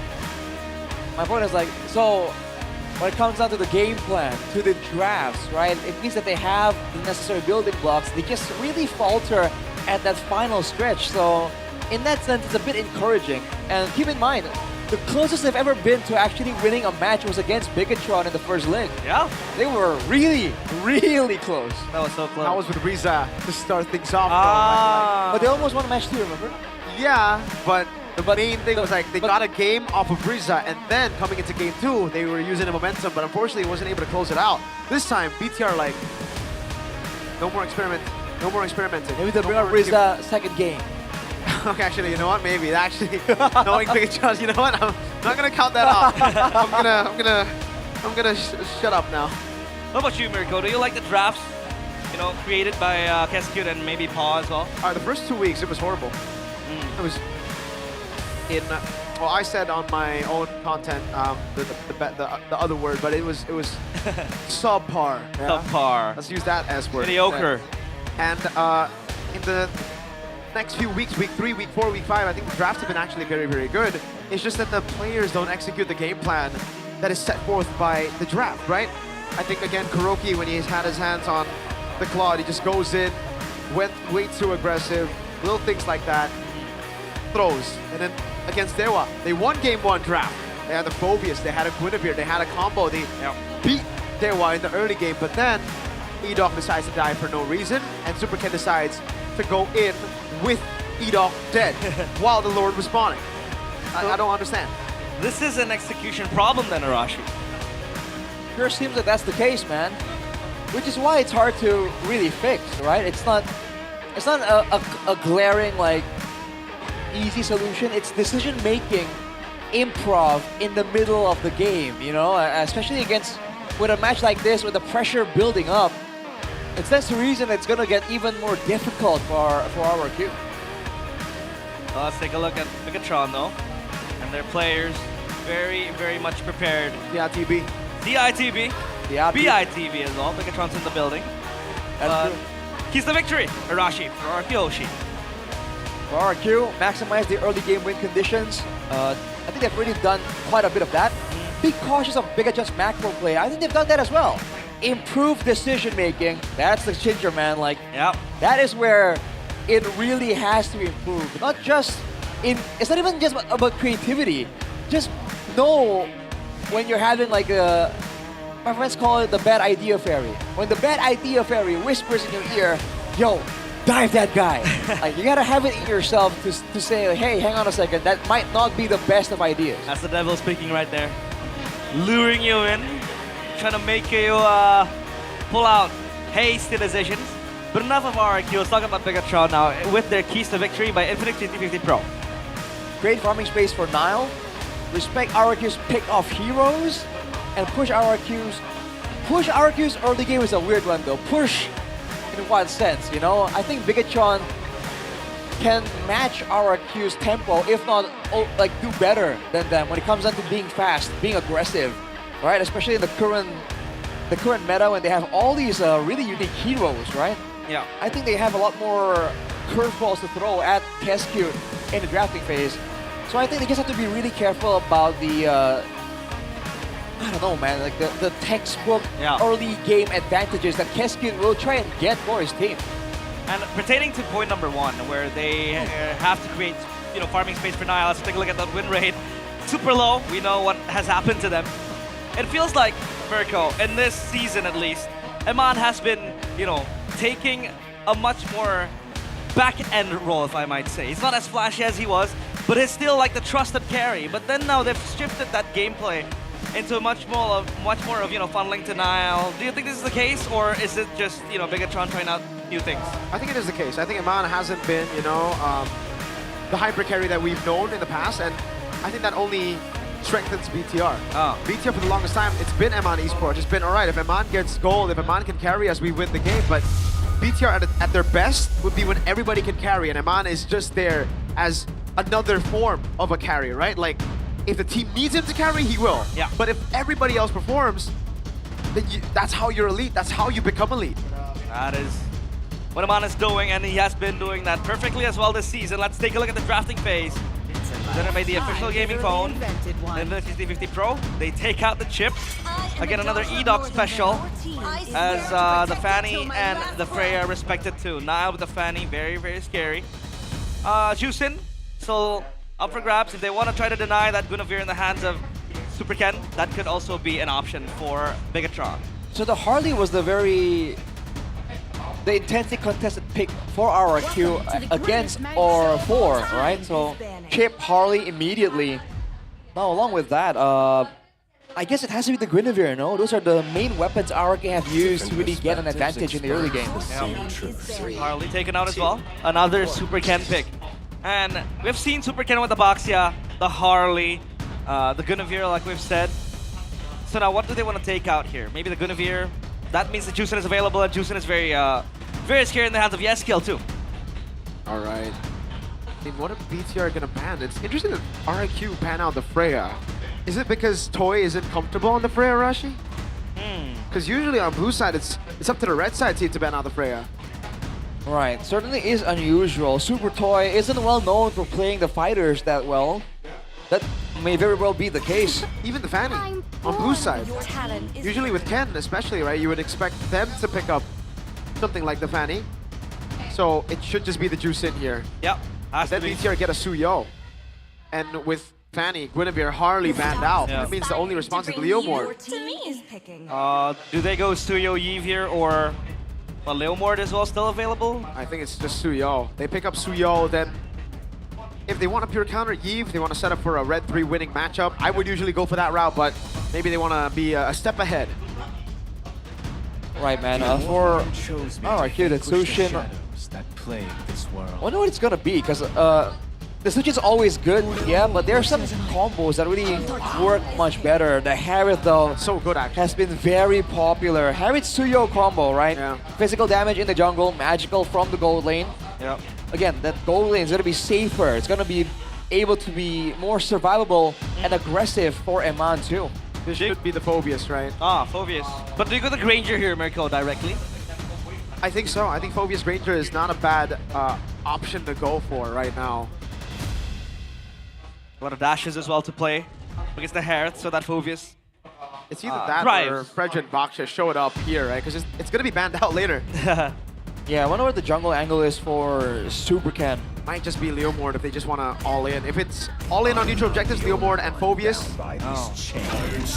And it is Leomord Phobius. Oh, it's Hylos! Another horse. It's still in the horse group, so that's all fine. Doesn't this just give a glue free? Oh yeah, the Phobius and the Hylos, and the glue is still open. And the glue will work really well here. And there's not a lot of other heroes that can capitalize on the glue. They can even go Kalea if it's not glue. Yeah.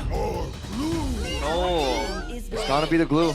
Wow. Alright, so in the early game pressure at least, the glue alone is gonna allow Bigatron to fight back significantly. Yeah. They can still, they have so many options for Moreno, right? This is why it gets a bit sketchy.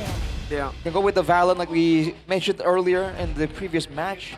The Yves as well. Yeah. RRQ, who do they ban out? I think they banned Yves and Farsa, just respecting the Maestro here.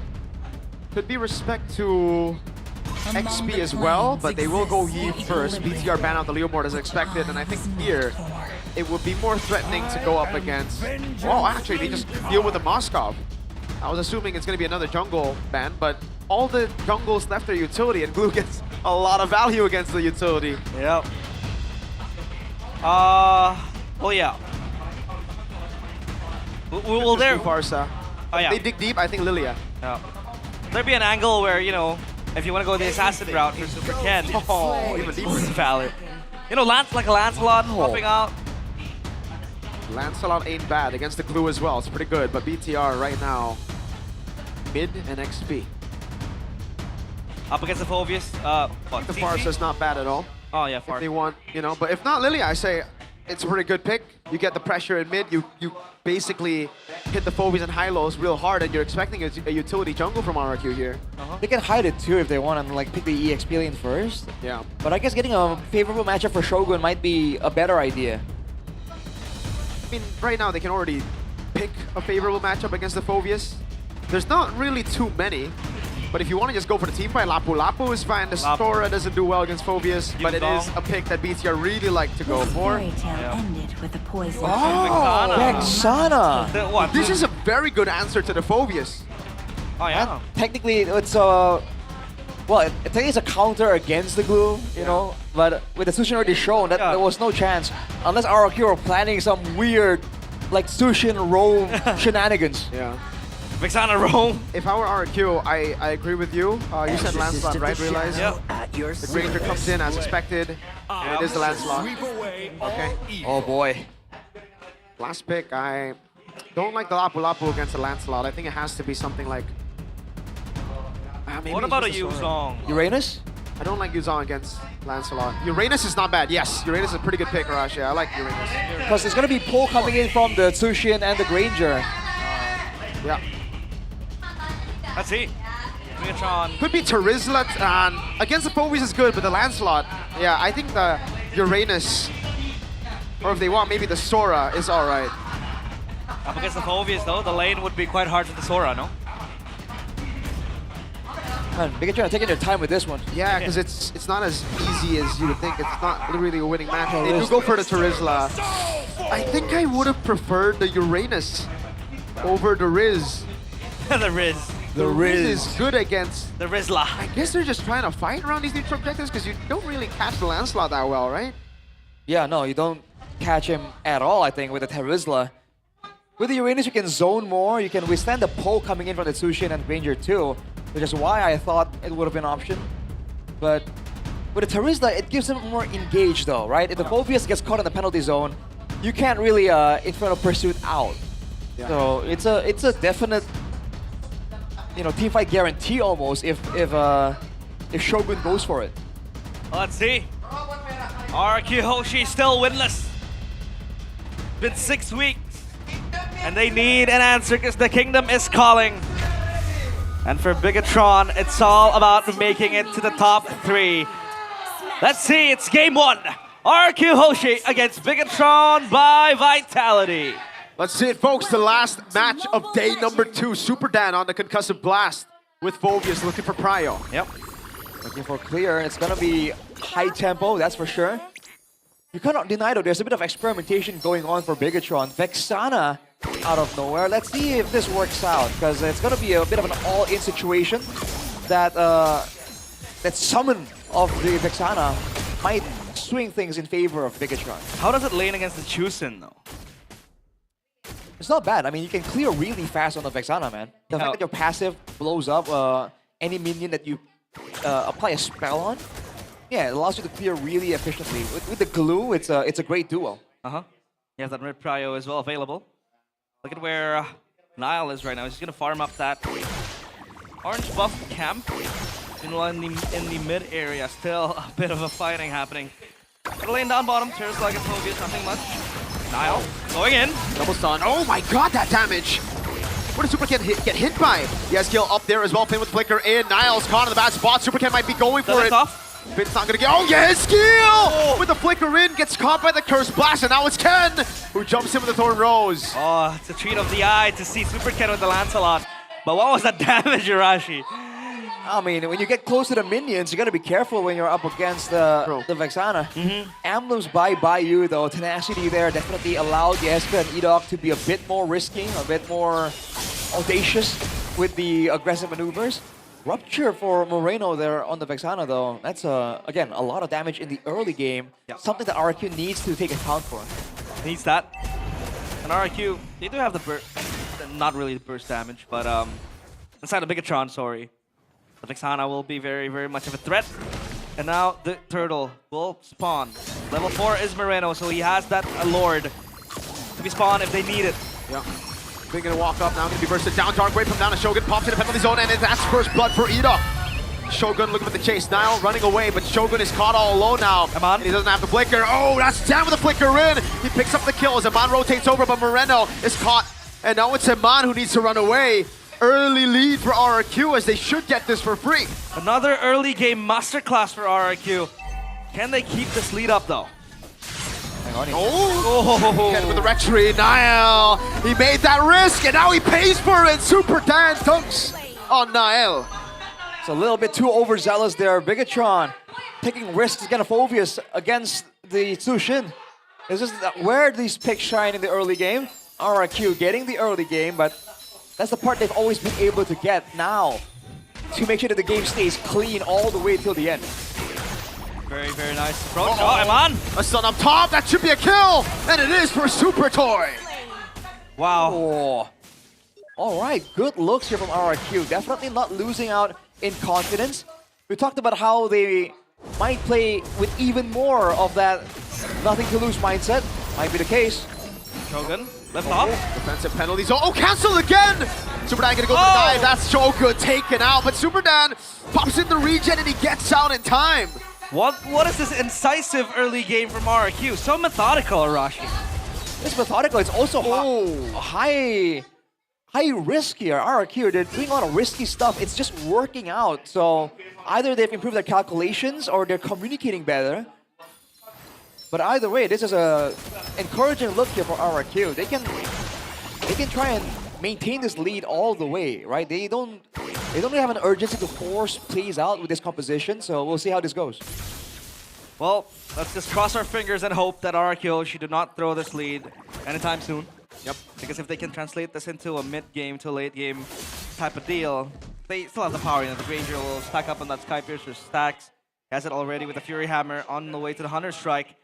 But for Bigatron by Vitality, the late game will also be very scary. The Vexana, the Harris. You don't want to deal with those heroes. When Ken's on an assassin, it just feels so different. Yeah, skill ganked in the mid lane though. Dang. A chain CC. You know? Glorious pathway already laid down. Finn with a flicker out of the Dark Wave. Right, so the full combo, the Eternal Guard from Moreno isn't really available, but RRQ without their... Oh, hang on. Mount on Dan, straight up. Should be able to zone him now, but that's a Dark Wave and a flicker over on Moreno. Retry! It's Super Ken who wins it out! Shogun with the penalty zone, but he's able to flicker out in time as Super Toy goes for the shot! A Sky Piercer picked up as Iman gets caught with the Dark Wave. Looking for the kill on Edok. That's Super Dan with jump again as Iman is going to be caught now. Infernal Pursuit! And Toy is looking for the final shot! It's Super Dan who gets the mega kill! Fantastic gameplay from Mariki Hoshi. The Kingdom up on their feet. Dan is 4-0. And Super Toy is able to get 2 stacks of the Sky Piercer that team fight. Well, looking great again, but getting turtles is something that RRQ have been really good at. Good steal there too. It's when the Lord starts spawning, that's usually when RRQ start to falter, right? They have to be careful in the macro game department as well. Nile picks up a Sky Piercer of his own though. So RRQ want to be a bit more careful. So far, they haven't really given any kills to Nile though, so things are looking really good for now. Still goes for it. For the Sky Piercer, Nile. I think you need that so burst for the tanky members of RRQ. But yeah, RRQ Hoshi playing so damn good. Hopefully, again, they keep the momentum up and going. For Bigatron, I feel like one team fight with a, chain CC combo that can catch either, Super Toy or even Ken. That could really end and shift the tides around for them. For sure. Combo is there, the burst damage is there as well. Is this the biggest lead we've seen from RRQ this season? I don't think so. I think they had a higher for a little bit. Yeah. I forgot which match though. I think they got up to like 5K something. But at 6 minutes though. That's true. If you consider how early in the game it is. The speed. That might be.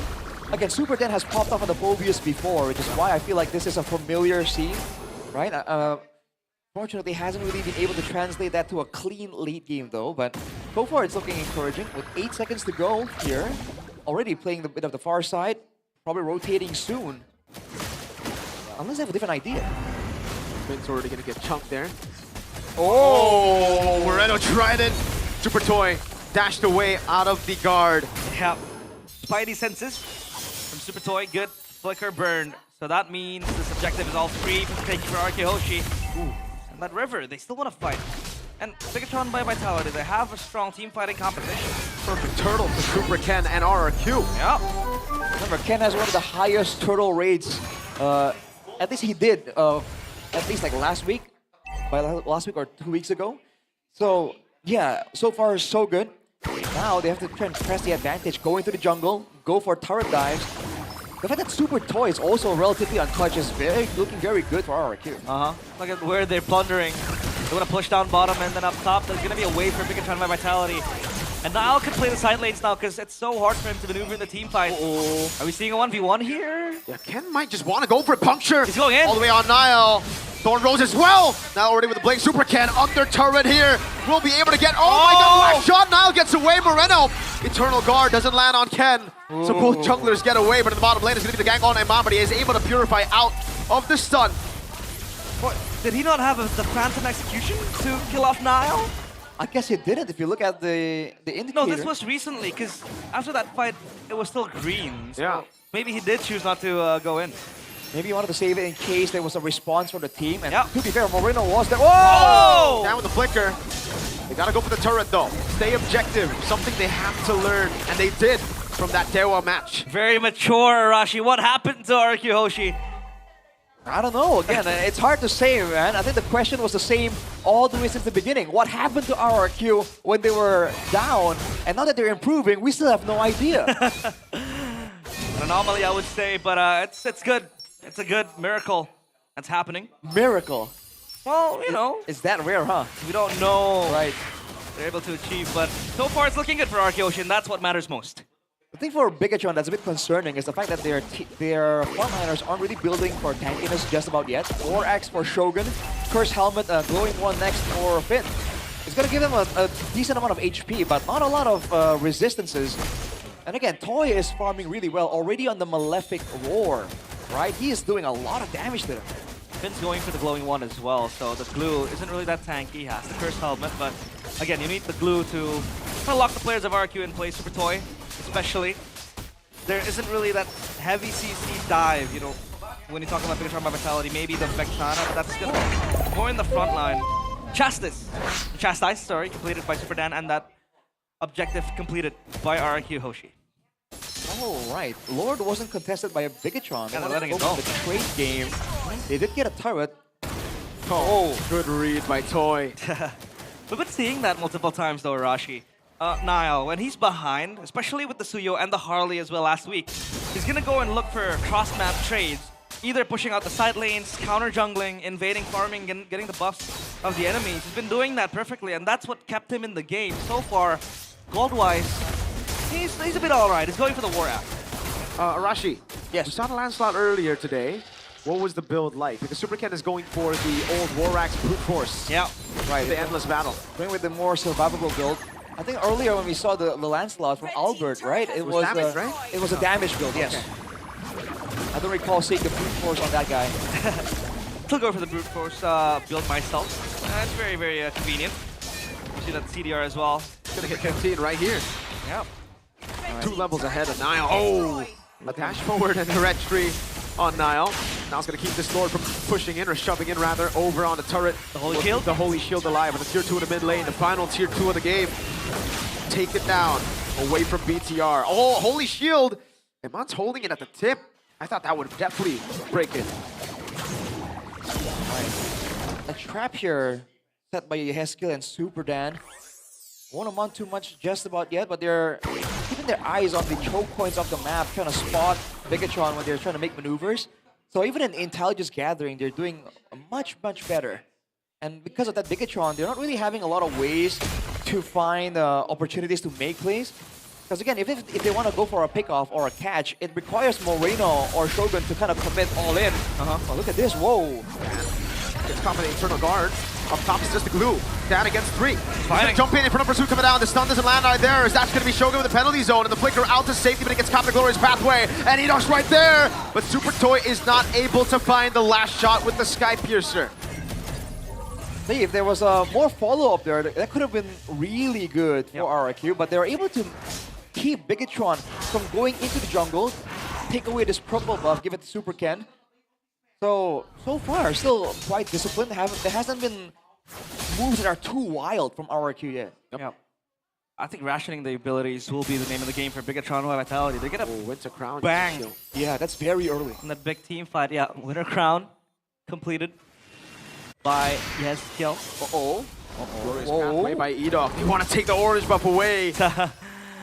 Niles just caged in. Yeah, they're suffocating Bigatron inside of their own base. No way you walk out. Oh my. Look at where Finn is though. Yeah, he's going for a weird flank angle. This is a typical Finn maneuver though, so RRQ needs to be careful. If they don't see Finn, they should know at this point that something fishy is going on. But who's the main target? I'm thinking it has to be Super Toy, right? Yeah. But Super Ken's doing so much damage. Nile, he gets caught. He's gonna be taken out for sure here. That's Super Ken with a pickoff, and Shogun's next. A Sky Piercer for Toy. On a killing spree he goes. Oh my, that flank from Finn came out to naught because he had to recall, and 2 players from Bigatron Vitality fell to the floor. So that's another win for RRQ. Second Lord. Look at the threat that Super Ken has and possesses. You have to be careful as Moreno. Gonna try and get a base tower here too. Finn is trying to clear. Phantom execution the front rows as well. Moreno throws out the fear. Oh my god, Toy almost sniped him under the base turret. One more Death Sonata and that would have been a done deal. But RRQ play patient. They know they have the Lord, and this time, you know, previously they got the Lords, but they didn't have a big gold advantage to really close out the game decisively. Now it's at a 10K. Will the streak end? Will Bigatron end the streak? Still game number 1. But yeah, this is looking very promising for RRQ Hoshi. Bigatron, they need to look for a big set. Dark Wave lands on Finn.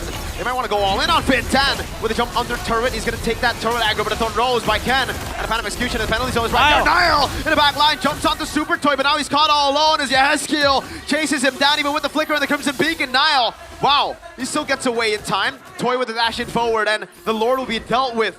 BTR stand to live another day. Oh, so hard to catch Sasuke. Oh, the goose chase. Uh-oh. They're looking. That's an ult. Nile. He's gone. Oh, he dodges away from the stun. The whole team coming down to back him up. Now Ida walking up. Super Dan missed the Dark Wave. Shogun's still there. Super Ken is out, and Nile stays away from the grasp of RRQ. The great escape pulled out by Nile. He's able to survive that stun. The blade surge into the stun cancel. That was so clean. Wow. Again, that's great things, great stuff coming from Nile there. Let the whole team on a goose chase. But at the end of the day, 2 base towers taken by RRQ, one on the far side away from the Lord. We have seen this situation before. Previously, Bigatron were able to come back somehow, some way. They have the Harriet, they have the Vexana. These are really good scaling heroes. RRQ. Okay. Ooh, The damage. very good damage. Yeah. They still got to be very careful here. Well, now Bigatron by Vitality. Obviously, the team fighting is going to be very strong if they want to maximize on that. But Arkeyoshi, they have very good peel for their carries. Super Dan consistently landing the Dark Wave and just jumping into the back. And you have Yaheskiel as well with the Crimson Beacon. Edok, who shreds this guy? This guy is super tanky. Has to revitalize as well. So it's either them having to wait for an extension on the side of Arkeyoshi and then possibly going in. And by then as well, it doesn't really mean that when they pull out all the abilities, the players of Arkeyoshi will fall down. When that happens, there are other resources. RQ could just re-engage. They can poke from afar with Super Toy as well. And then you have Super Ken dashing in, dashing out. We talked about this, Miracle, in this meta where, you know, it's all about going in, going out. Lancelot can do that perfectly. That is true. Are they gonna go for a... They're gonna go for a pick on Ken. Oh, the stun! Ken gonna get away! Nice one by Super Ken! Stays out of harm's way. And even a retreat from Nile. A flicker from Moreno burnt out by Ken. Super Ken with super moves. And now Arkeyoshi will target the Lord. Bigatron can only watch from afar. Will they contest this? There's no way, wait. Edok's gonna be mounted on Super Dan with a jump into the back line with a flicker and a dark wave, but now he's gonna be changed CC as Super Dan continues to jump. That's still Edok mounted on a stun over on Shogun. Penalty zone, locking him down. Amon popping in the... Whoa, is Amon for? Super Dan still alive! Super Dan! In the back, just wreaking havoc! In the end, he gets shut down by Nam, but now Super Toy the flicker in as Moreno pops in the Curse Blast. He will die. Yaheskiel tries to go for the last kill on Nile, and Super Ken gets a double in the bottom lane. 2 waves crashing down. This should be the end for game 1. It's a glorious pathway. Already, Eternal Guard saving the game for a bit. Nile, no way he defends this. RRQ, just like in leg 1, takes game number 1. Beautiful showing from Arkeyoshi.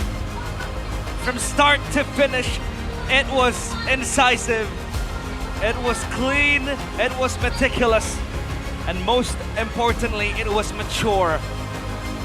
1-0, such a clean game from RQ.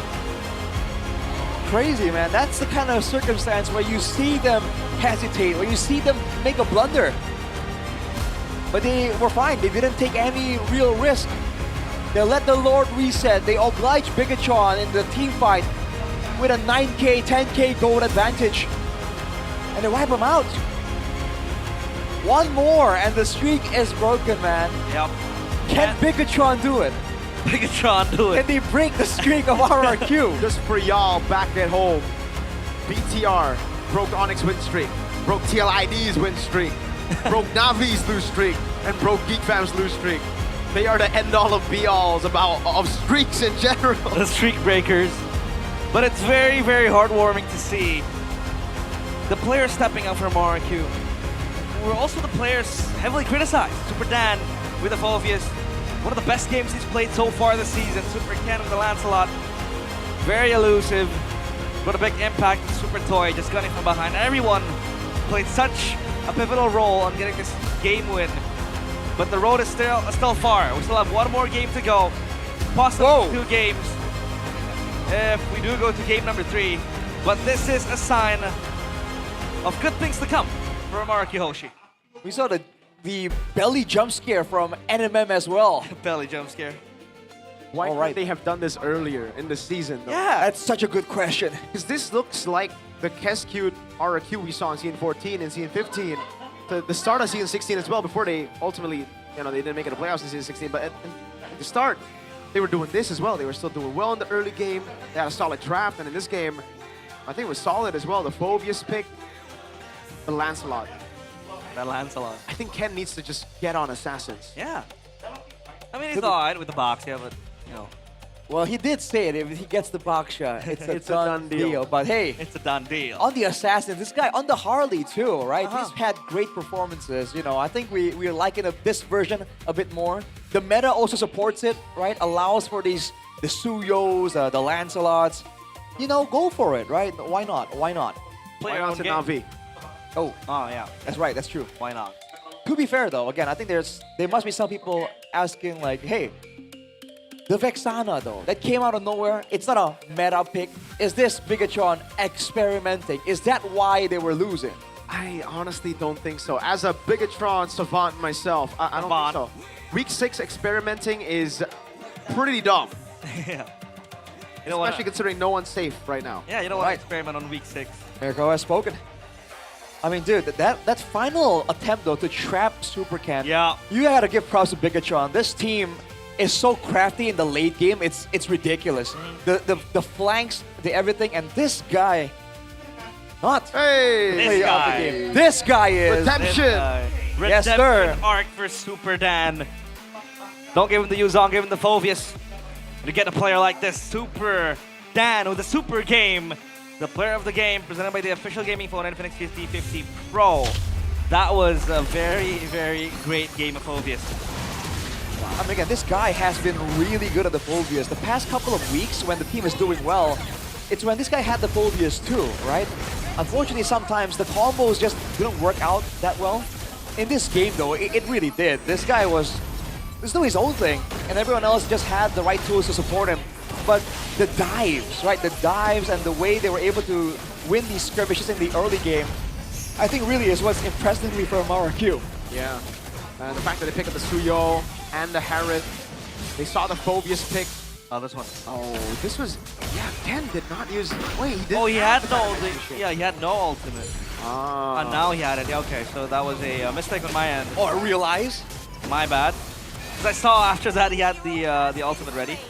But yeah, aside from that, I think good team fighting from our Kyoshi as well. I think I did not catch a single moment where they were caught in a very heavy type of AoE, combo, where it could end them there and then. But look at this juke from Super Ken. Wow. That's a fair point, man. RRQ, I think they've been prone to getting comboed with big AoE spells, but their spacing in this game is looking a lot cleaner. Yeah. Ken, man, this fight as well. Look at how much time he bought. Oh my lord. Look, he still stayed alive! The Sky Piercer took him out.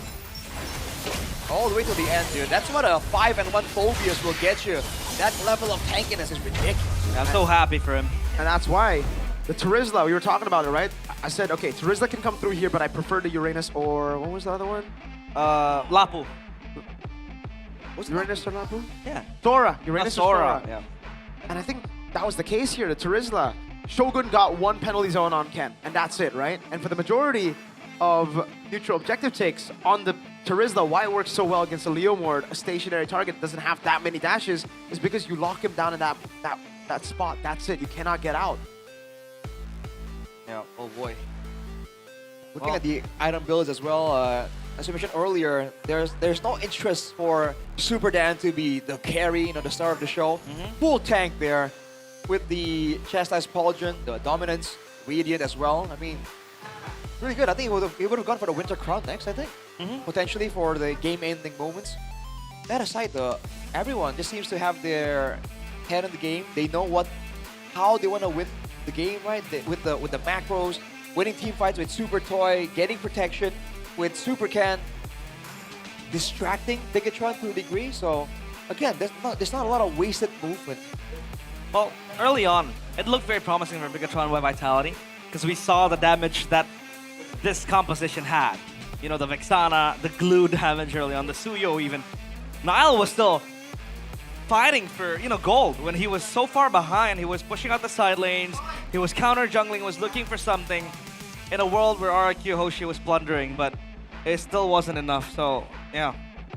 Well, it was hard for them to really team fight RRQ Hoshi because RRQ Hoshi were just so clean on their formations and they could really maximize this team fighting competition is what I'm trying to say. It was fantastic, man. Really fantastic by RRQ here.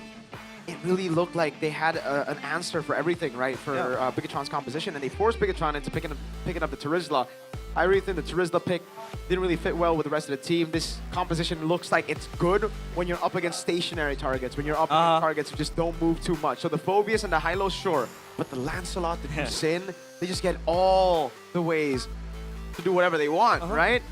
So for BTR, that's definitely something they have to fix. For RRQ, this is something they gotta keep on doing. Because, again, I can't stress this enough.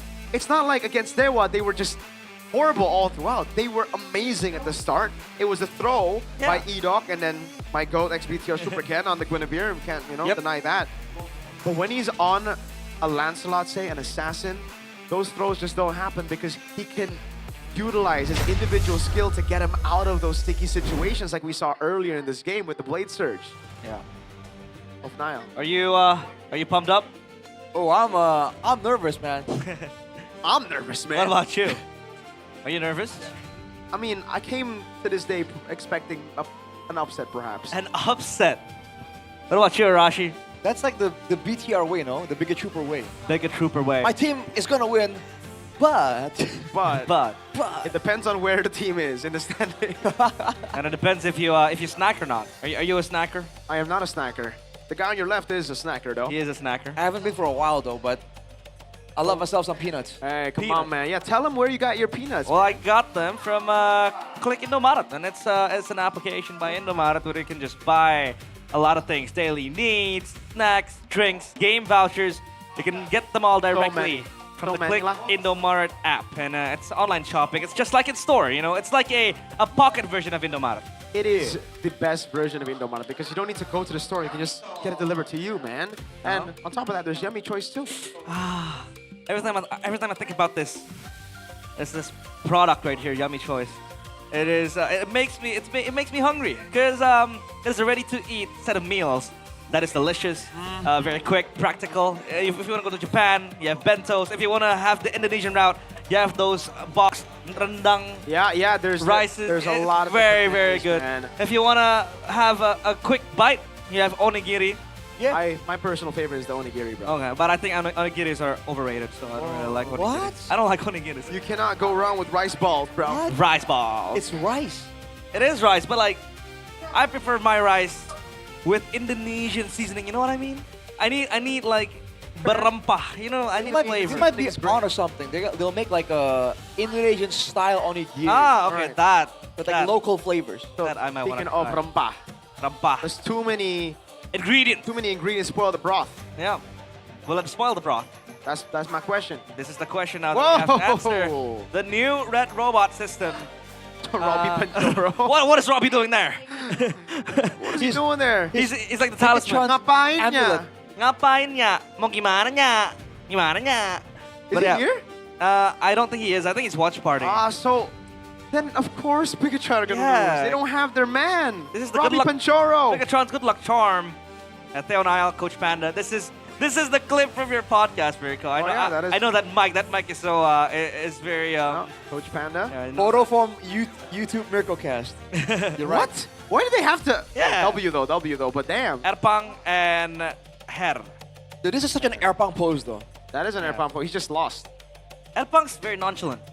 Is he? I think nonchalant is not quite the accurate word. He's like, when I think Iman's nonchalant. I don't think. Oh, okay. Erpang's not nonchalant, so he doesn't talk much then. Erpang? Yeah, he talks much or I think he does, dude. He's a certified yapper. Because He yaps. I don't know him personally. So. He doesn't start the conversations, but once you start it, right? He responds a lot. Oh, okay. Oh wow, look at the stats. It's always 2-1 wins for our BTR the last 2 seasons. Oh my. Oh man, so what's gonna happen next game? Will Bigatron be able to break their own pattern? Dude, I swear. Their own streak. I swear, if they like win 2-1, it's just like, why can't you win 2-0? You know what I mean? It's like you look at their net game win compared to Dewa and Onyx, and they're so far down, even though they're like same match point, dude.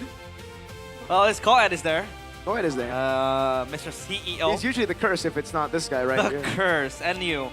So that's like 2 powers bonded Maybe together. cancel each other out.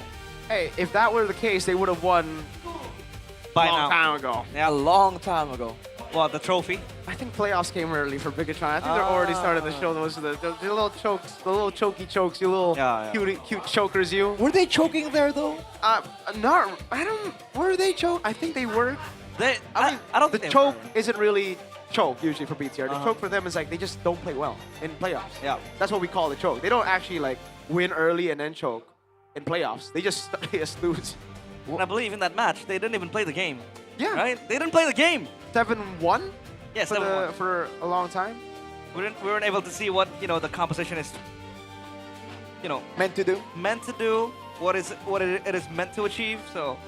So drawing your attention a bit to Finn though, because the last time they were in that tough situation, I recall Finn was the human, made the play, right? Went for the big flank, almost like what Key was doing just in today's earliest matches. With the Khalid, that was with the Khalid, I think. On the glue though, it's fine. so limited, right? Yeah. So gets you wondering, like maybe it's a great pick, just not for Finn, you know? Or you need to win out early. It becomes 250-50, right? Because I think Finn is a good glue. It's just, in this game, they were shut down so early. That first turtle went very wrong.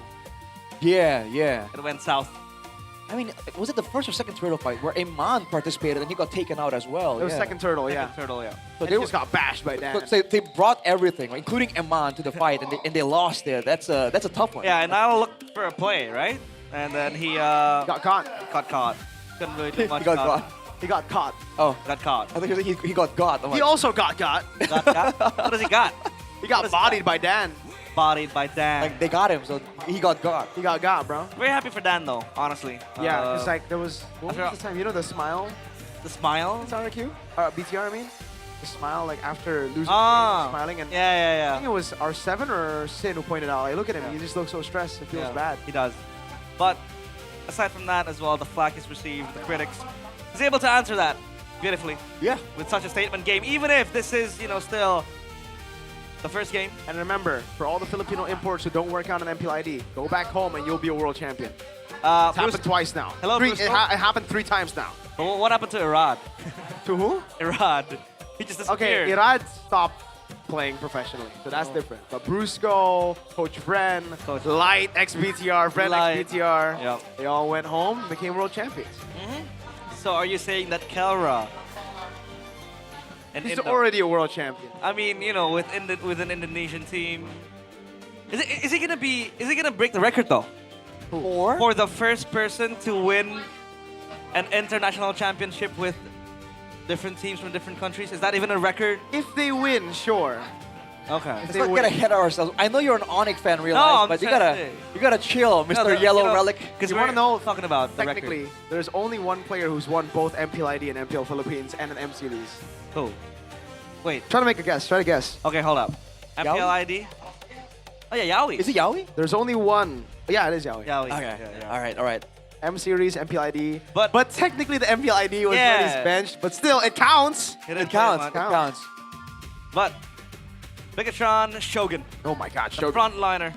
Look at his stare. What is he staring at? He's staring at us, and he's giving us the thumbs up. That's the face of dominance. Very humble guy, very chill as well. One of the rising rookies we have last season. I forgot. Someone mentioned that his face looks like a school teacher. School teacher. Right. Hold on. Homeroom. No, the only school teacher I know is Witty. That's why he has, the nickname Pak Guru Witty. Well, I don't know. Maybe He speaks like a teacher in interviews. Well, RQ Super Dan, frontliner Wow. as well for RQ. Look at that. Number 2. Man, Oh. people were just hating on Dan. Yeah. Dan's been pretty solid the last 3 weeks.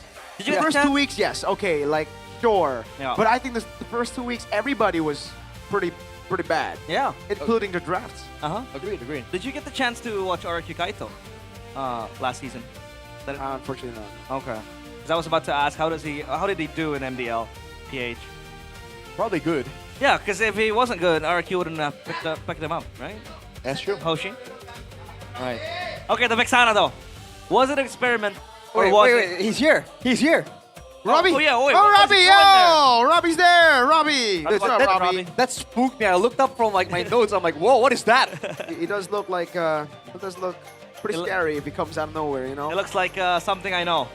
So is that supposed to buff BTR? Is that like, Yeah. he's not here in person, he just comes here randomly from the side of the Is that screen? their talisman?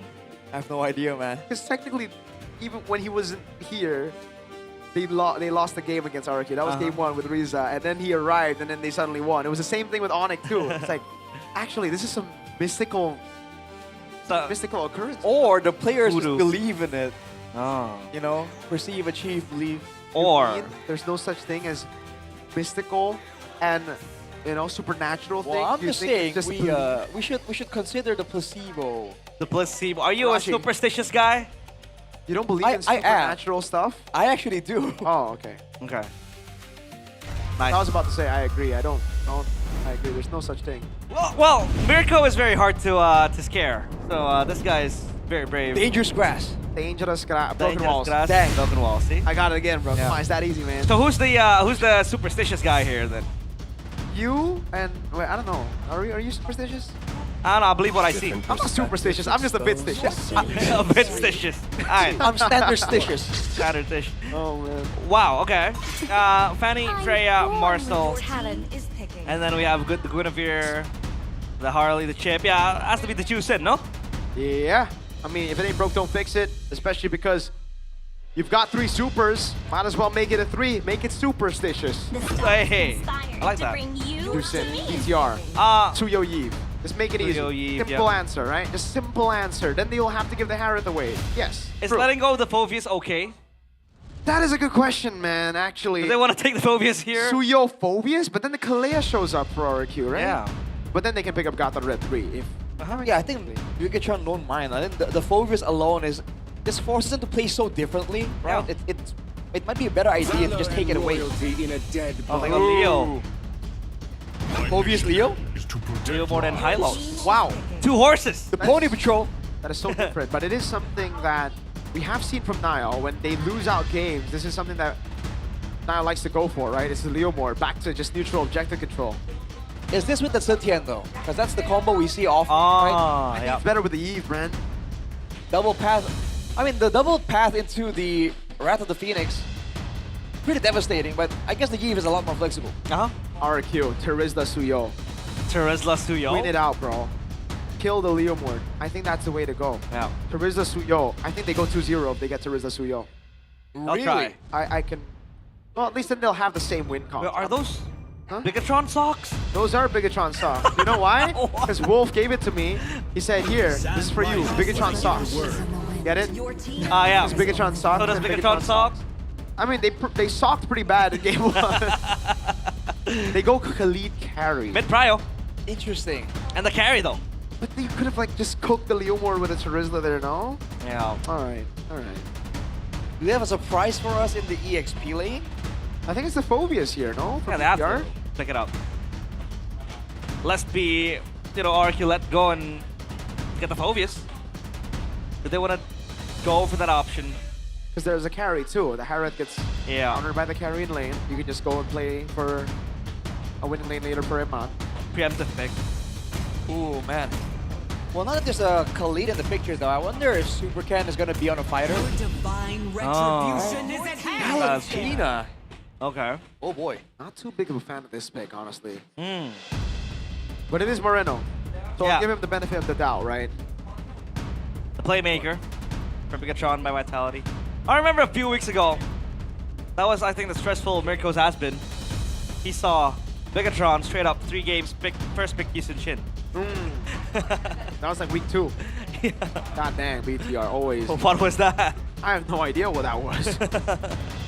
But it wasn't great, that's what I'll tell you. Yeah, still works. Unbox, Yeah, so Bigatron really feels it might be a fighter angle here. And again, without someone tanky enough, either RRQ go for a fighter in the jungle, right? Wow. Or they put Super Dan on a tank hero that can't really make plays, Either way, I don't think it works well for RRQ. Good ban on the Suyo, yeah. Ah, man. I think the Terizla still works here for RRQ, but you are going to give that ult away to Valentina. I think it's okay, though.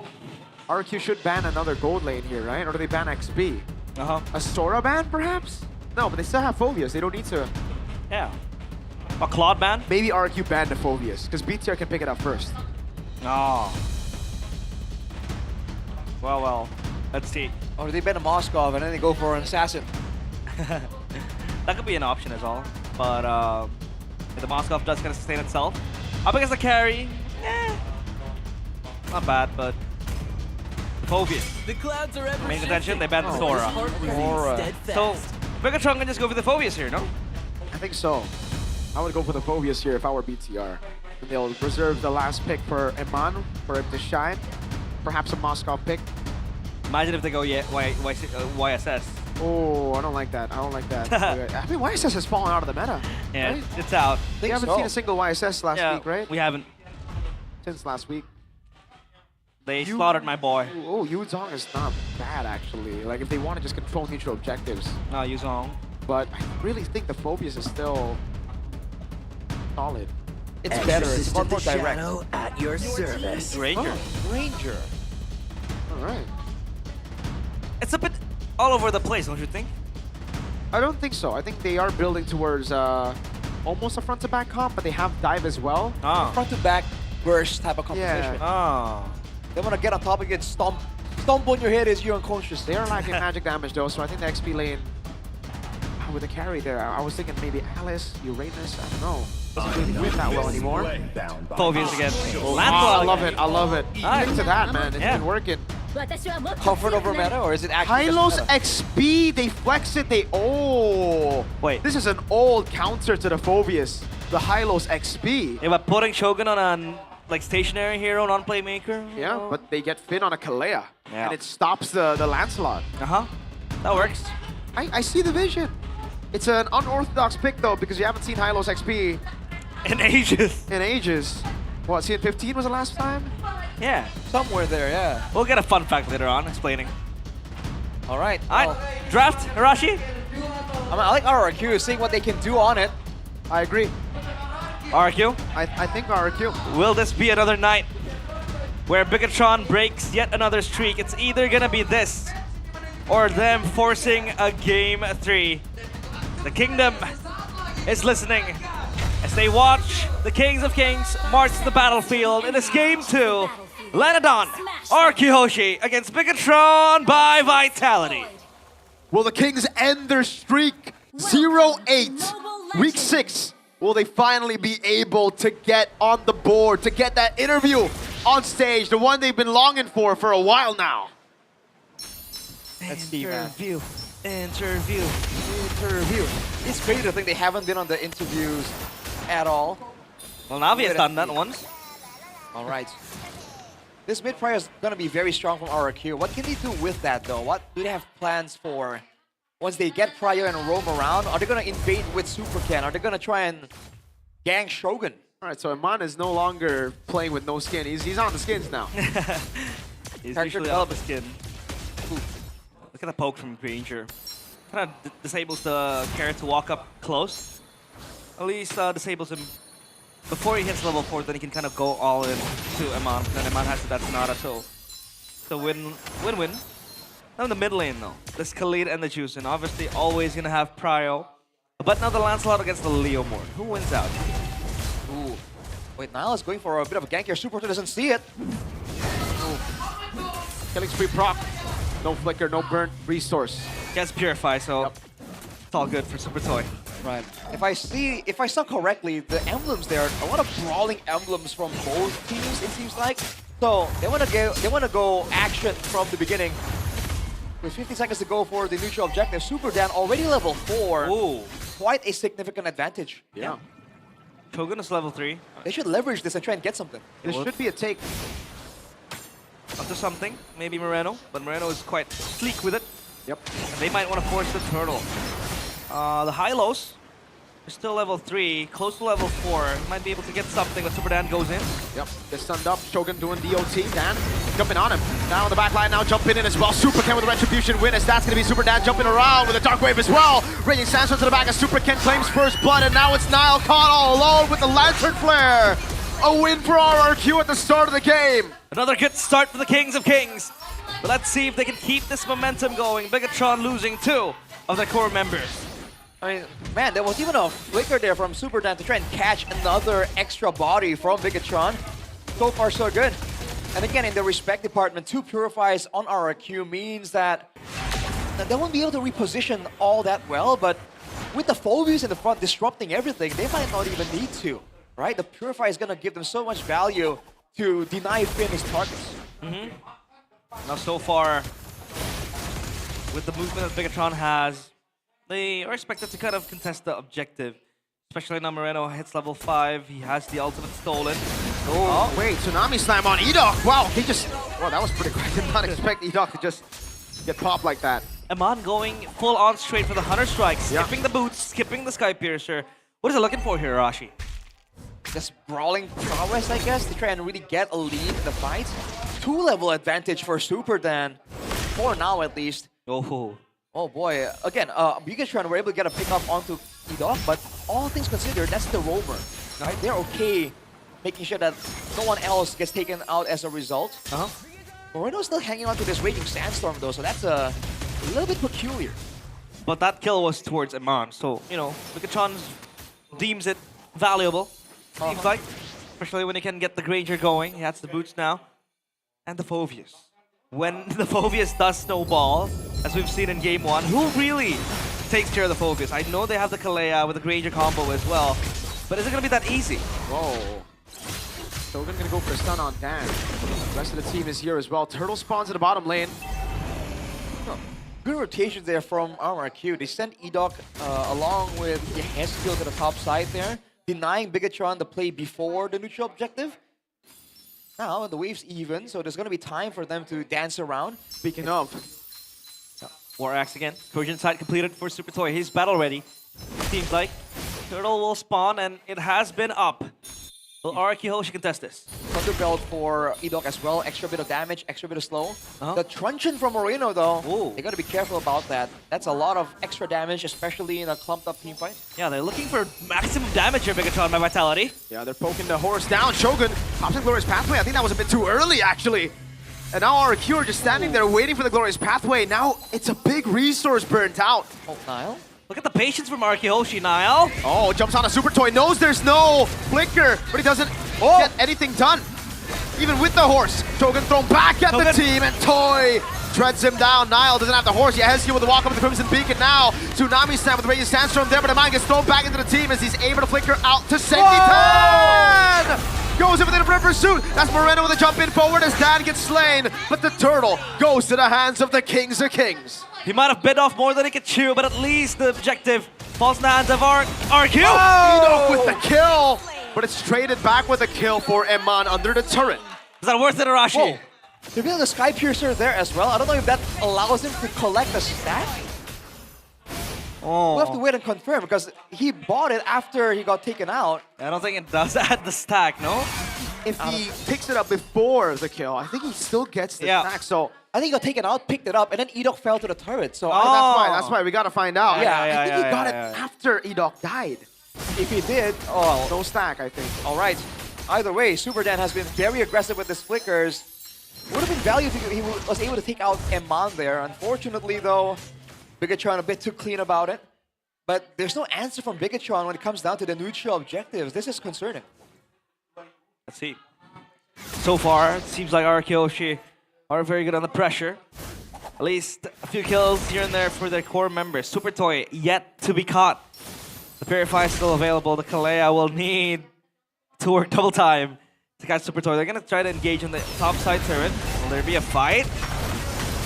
Sandstorm, and the whole team is there to back him up. A full dive on Nile. Look at the way they turret juggle as well. Beautiful by RRQ. That's carry pick, man.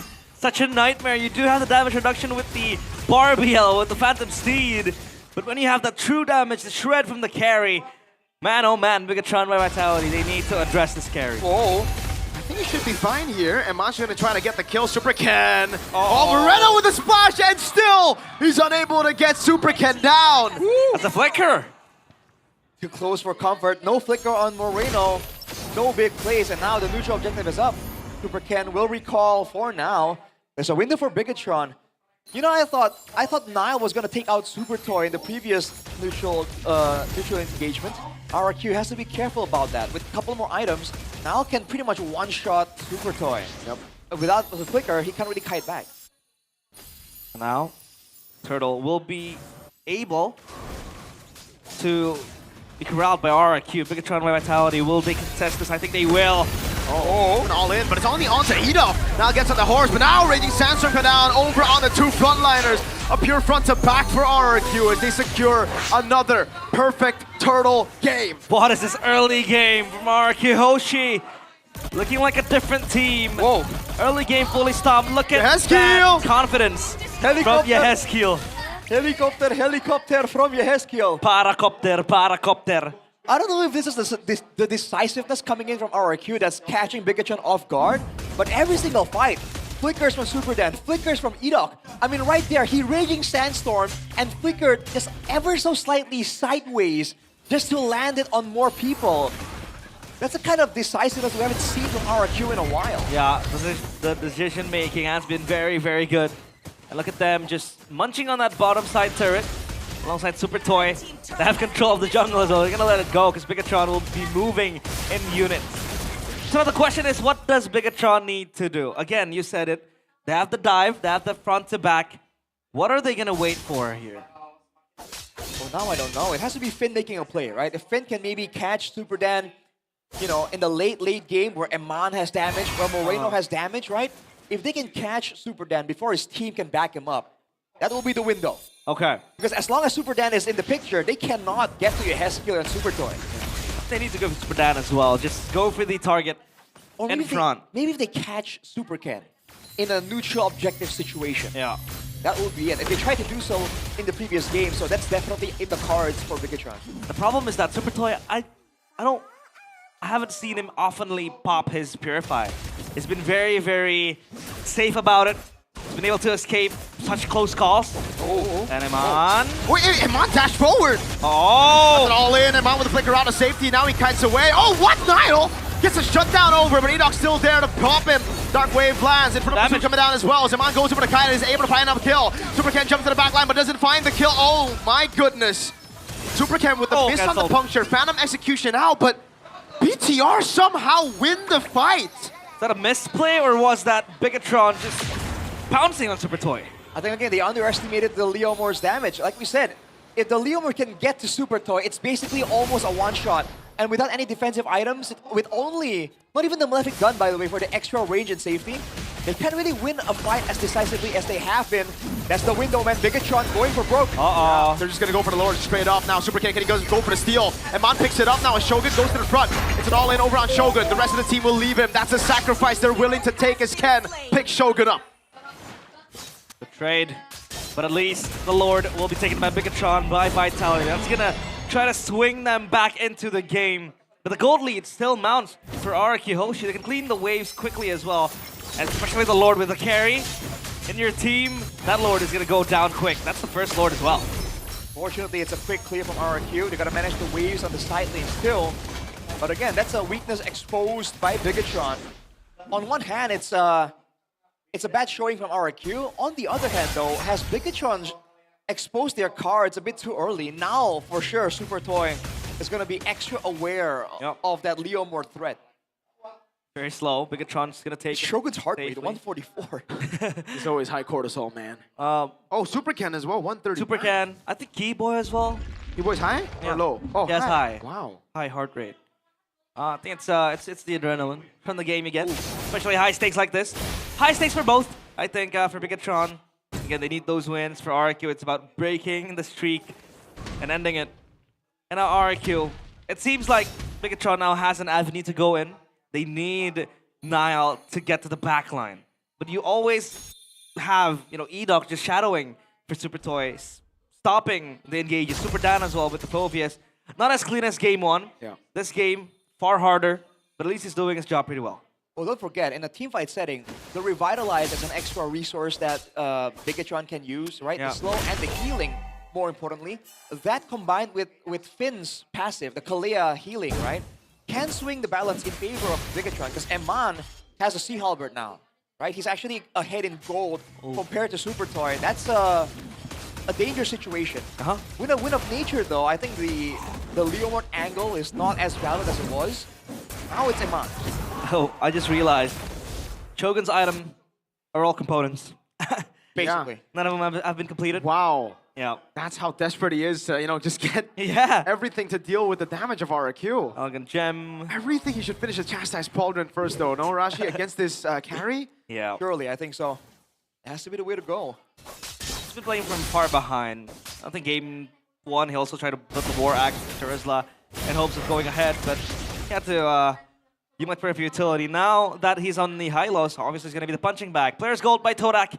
Super Ken still up there with Eman and Super Toy following suit.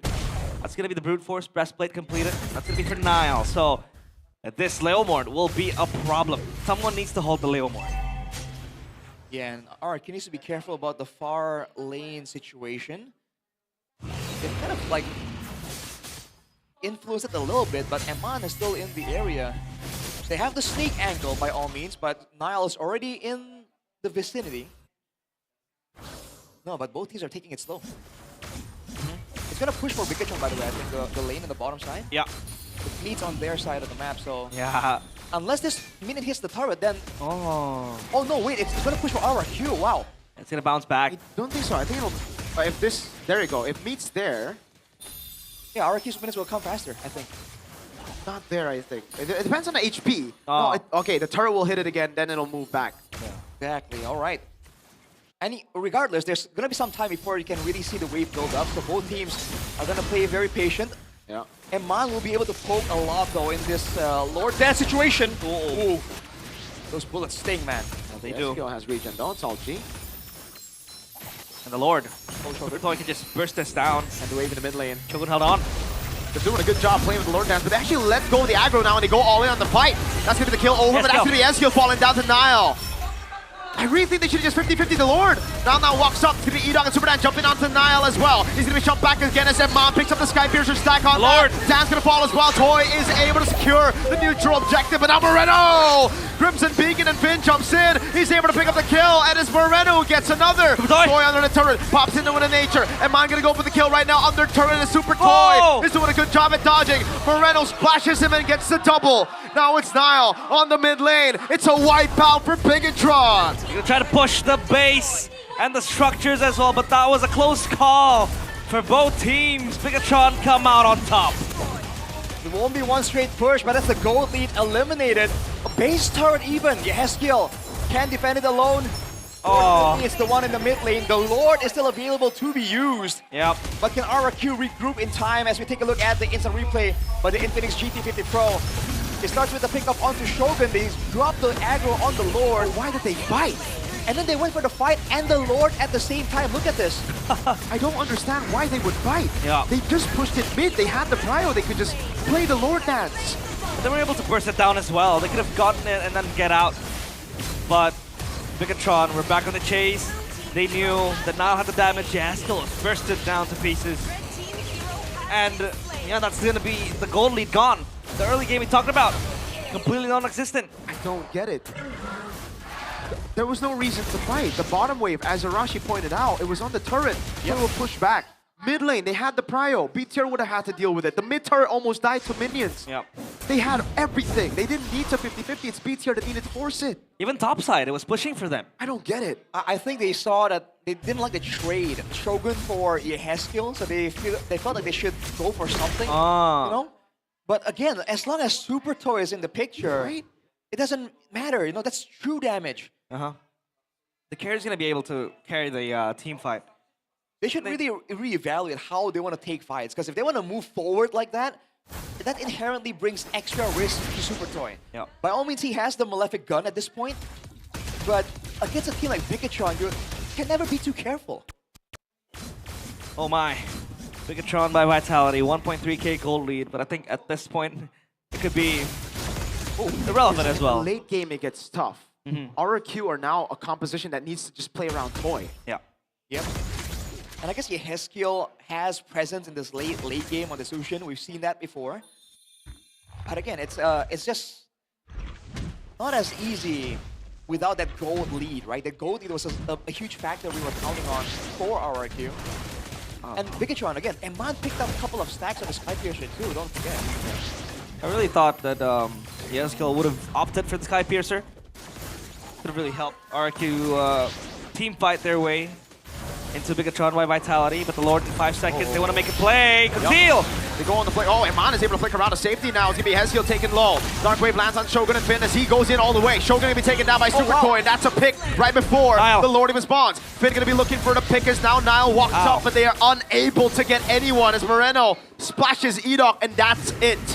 Lord evolved. RQ with a one-man advantage. They can shred. Moreno has a Crimson Beacon. That played out perfectly for RQ, man. Super then jumped back to Shogun right before he got taken out. It could have been luck, but it really worked out for RQ. They have the wave in their favor, the numbers in their favor. This is the time for them to show what they have learned in the past couple of weeks. Yeah. Oh, they're holding aggro. Look at the waves. They want a 4v5, yeah.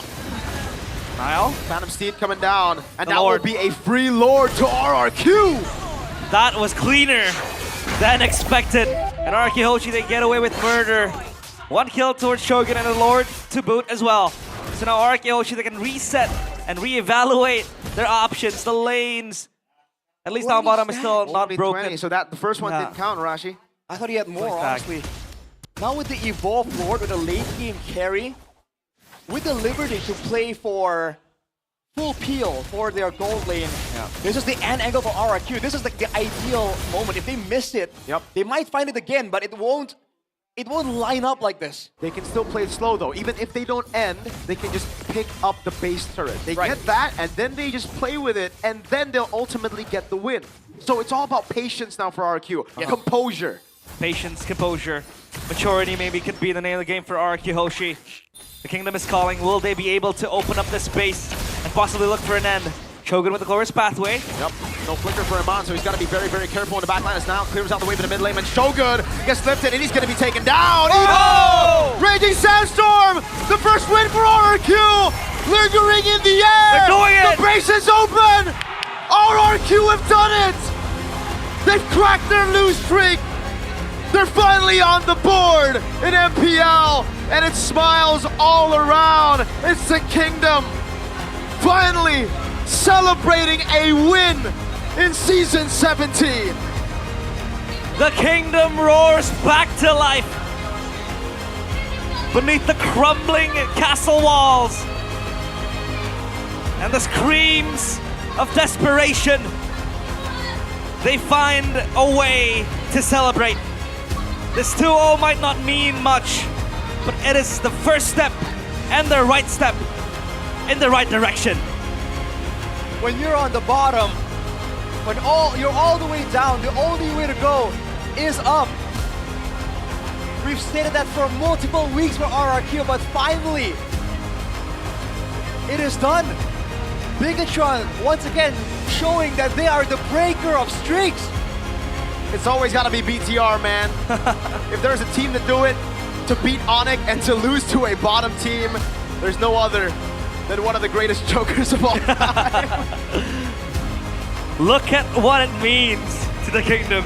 Oh, man. They're celebrating this like a playoff win. And it means a lot to them after all the hardships, the difficulties, the struggles they had to endure. RRQ Hoshi finally get their name and a point on the board. Dude, we've waited so long for this. We're gonna have an RRQ interview! It's an RRQ interview. Can they still answer questions though? Do they know how to interview? I don't know. Do they know who the new host is? Do they even know how to hold a mic? I don't know. At this point, I have no idea. We'll find out. They'll be wondering where Bude went because we have a new host. But man, that's a great sight to see. Crucial moment here from RRQ Hoshi. Oh man. They were throws still, but they got themselves together. They got the pick off. They played the comp how it should be played. It looked sketchy, it looked concerning. But in the end, if it works, it doesn't matter, man. This is their moment. It is. What a game. The composure from RRQ this game, though, right? Like, that's always been the problem for RRQ in the early game. There Yes, always sir. glimpses of brilliance where they do well, but then the late game, always extra movements, always forcing random fights, and I'm glad we gave them that opening because they finally got their win. I'm pretty happy for Hescute, NMM, Super Ken, ex-BTR, by the way. The question is it too late? Is there still time? Is there still a chance? Let's talk with the RRQ Hoshi players up on stage.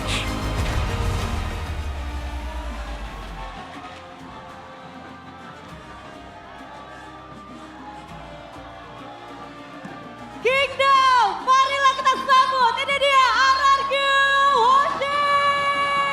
Here they are, the Kingdom. Raise your flags. This is RRQ Hoshi. Tunggu ini ya interview, tapi sebelumnya halo teman-teman RRQ kenalin, aku Sabila. Hello, host RRQ. baru di Nice to meet you. I'm Indonesia Sabila, the new host in 2017. MPL. Akhirnya kita bisa ngobrol. Finally, I get to meet you guys for the first time. Gimana tentang match hari ini? How do you feel about this Juga, match today? The first match, your first win. Senang banget. Thank God, I'm very, very happy. Bahkan di sini Kingdom ini adalah saat yang paling kalian nanti-nanti. The Kingdom, this is the Dari moment Toy you've all been sendiri waiting nih. for. Gimana sih Toy, cara kamu Toy, menghandle how semua ini? did you Karena handle dari tim RRQ sendiri kita tahu kalian this win? perjalanannya benar-benar Because we saw your journey. sekali, khususnya It's been a very untuk rocky di journey. season It's been yang up and ke-17 down. ini. It's been very difficult for you guys. Buat untuk match ini ya, mungkin kita mainnya udah nothing to lose lah, udah For this match, we're playing with nothing to lose. lolos playoff atau enggak. Jadi That's why kita we did fokus well. main dengan cara kita. With no pressure. Fokus bermain aja. Just focus on Tapi playing. itulah yang membawa kalian ke kemenangan match kali ini. Tapi dari Toy sendiri, setelah melihat match kamu yang tadi, ada nggak sih perubahan metode mungkin dari scrim kah? After seeing the Khususnya match untuk here di leg today, kedua have you kali ini? changed some things behind the scenes? Have you Metode scrimmed scrim differently? Tetap sama aja. Is it mentality? The Yang beda, mentality nothing apparently to is still the same. Gimana apa? Nothing to lose. Just nothing to lose. That's the only Jadi difference. RRQ pada saat bermain Nothing Tulus, malah hasilnya 2-0 ya. Yeah. Jadi hari ini gak But when you play with nothing to lose, you get a 2-0 win. Enggak, luar biasa. Yeah, so we're just gonna keep on banget. playing Tapi nothing to lose. Skill. Yeah, skill. Bagaimana It goes to cara Jakarta. kamu untuk bisa beradaptasi dengan teman-temanmu? How does it feel? How have you adapted to the rest of the team? Jadi ya puji Tuhan bisa menang. Yeah, thank God. I'm able to Puji win Tuhan today. bisa menang di I've match adapted ini. quite well. Dari Skill kita tahu kamu sudah Yeah, Skill. pernah melewati musim-musim yang sulit. We know you've gone through very, very Bagaimana difficult sih cara seasons, you kamu know, just last season as well, not making it the playoffs with TLID. So how did you give motivation to the rest of the team? How do you give them the hope to keep on going? Teman-teman aja sih kalau kita sebenarnya kuat, tim kuat. I just keep on telling them we are very, very good. I keep on telling them we are a good team. Teman-temanmu juga ya? Ya.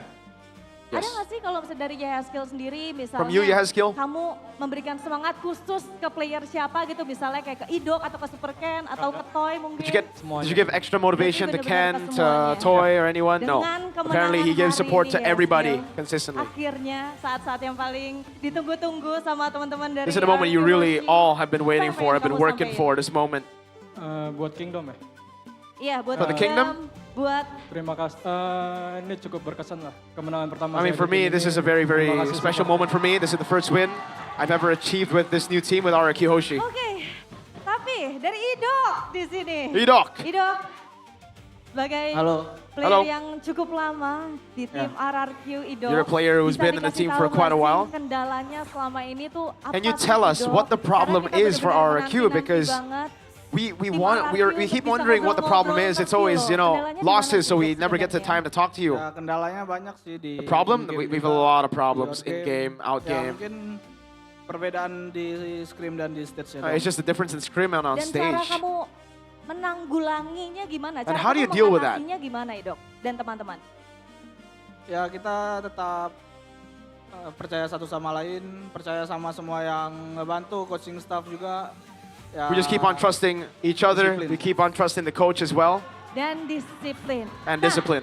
Dari Idok sendiri nih, Idok. banyak sekali kritik yang masuk khususnya untuk Idok dan From teman-teman you, there's a RRQ di lot of musim people who ini. are Banyak yang criticizing bilang, you. There's a lot of people who are criticizing the team in general. Because you're playing so different apparently, according to most people. Ya kalau compared to your dibilang previous berbeda seasons. ya pasti berbeda Yeah, dari I think it segi is very, hasil very juga. different, Di you know? season It's sebelumnya like in the previous seasons, kita I've bagus always, lah di me regular and the team, seasonnya. we've always done really well in the regular Di season. In the playoffs, Ya we do mungkin well season as well, sekarang but agak lebih berat aja. this season, Agak it's lebih very berat difficult for aja sure. Untuk season yang sekarang. Baik, and now we move to Super Dan. Super Dan. Hai. Halo. Oke. Info dong, Super Dan udah berapa persen bisa bahasa Indonesianya? Bisa Super Dan, dibantu udah how berapa good is persen, your Toy? bahasa Indonesia? 80%. Oh, udah 80%. Toy says it's Jadi 80%. Udah lancar bahasa Indonesia. So you're good ya? at Indonesian already, yeah? You can speak Indonesian well. Coba. I can try, I can try. Tapi, we have special video highlights for Super Dan, and then you have to react your video, okay? Oke, langsung aja teman-teman kita akan melihat video dari Super Dan. Ini dia. Here we go, we're gonna see this video from Super Dan. And this is the highlight here. It was a phenomenal moment from you. Sangat baik sekali dari Super It Dan. was Dan so untuk good. You bought tanya-tanya, so kita much akan tanya time. klarifikasi dari Super Dan tentang video ini. So, What do you think about Super Dan. this moment tuh? Gua pikir momen ini gua mau banget menang series ini. in this moment, I was thinking about Karena winning. I just really want to kami win. Masih gak ada Because menang. we've never won this season, we've never won, so kemarin, we just getting the win. That's the only thing I had in my mind during this play. Luar biasa sekali ya. Memang ini momen yang dinanti-nanti dan ditunggu-tunggu dan kamu kelihatan benar-benar bersinar sekali. You shine Di really match bright kali today. ini. Sepertinya Super ini Dan, you did an adalah amazing match job here. kamu sekali, Super Dan.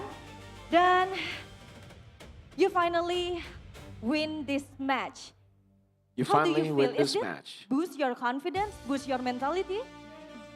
Ya, boost my mentality juga. Dan gua Yeah, it also boosts my mentality. Gua pikir selalu gua pede buat gimana main gua. Ya. I always think about how Boost confident I need to be when mentality playing. juga dan pede untuk mainnya. Tapi Ken, di sini ada Super Ken. Super Ken, my goat, XBTR by the way. Super Ken. Ini yang dinanti-nanti. This is, Kamu again, the moment we've been waiting for. Super dengan Ken, Heromu yang playing with nanti juga, a signature ya. hero of Kamu baru yours. keluar sekarang, Super Why Ken. did it only show up today? Yang ngikutin apa I don't know, I mean, I just follow whatever my team needs, so my team needed the Lancelot. Ya, baru keluar aja sih. Baru That's why we keluar just aja. displayed Dan the Lancelot terbukti today. langsung ya, langsung galak banget ya hari You ini. played Super so Ken. well Kenapa on sih the Super Ken Lancelot. galak Super banget hari Ken. ini? Why are you so ferocious today? Jago juga sih. Jadi Because my friends are all good. bisa kelihatan bagus juga. Satu tim lah semuanya bagus. Oh, the whole team. The whole Tim team's really, really semuanya good. bagus. Tapi kamu merasa nggak sih kayak improvement dari tim RRQ itu benar-benar berasa match demi matchnya. Menurut kamu gimana?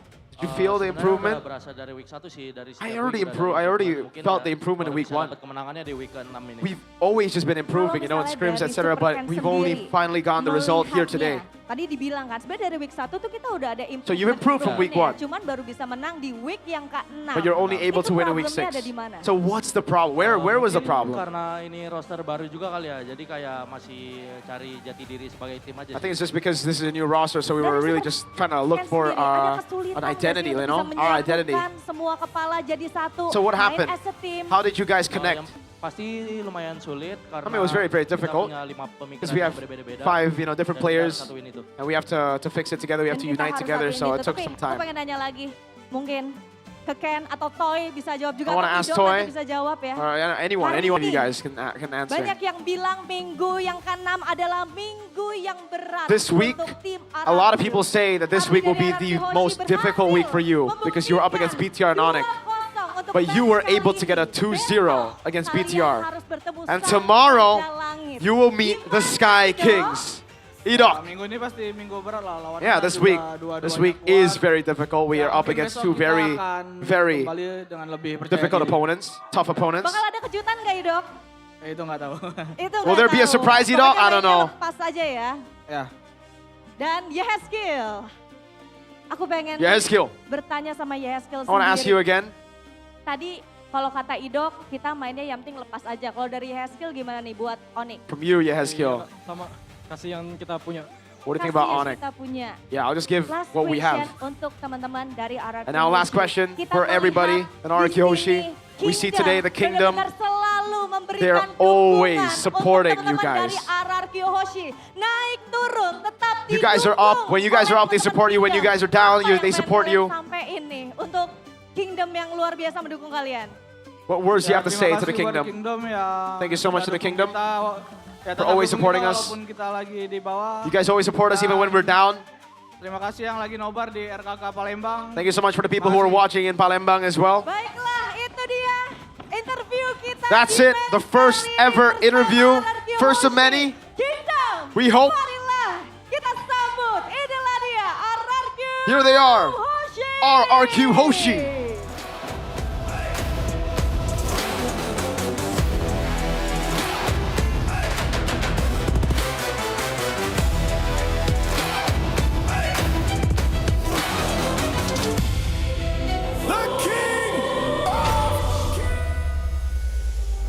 And finally, the Kings of Kings are able to pick up their maiden win in Season 17.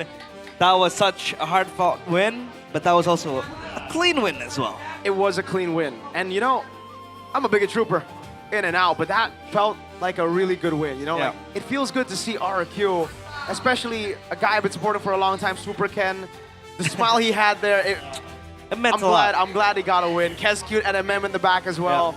And on top of that as well, they knew that with this win, it won't change much yet. Yeah. They It might not change anything. Yeah, they need to rely on other teams. They need to win their match tomorrow against Onyx. But still, that was celebrated like a victory, and a victory it was. Hey, Yes, Rashi sir. Hoshi, how you feeling? Oh man, I'm sleeping good tonight, man.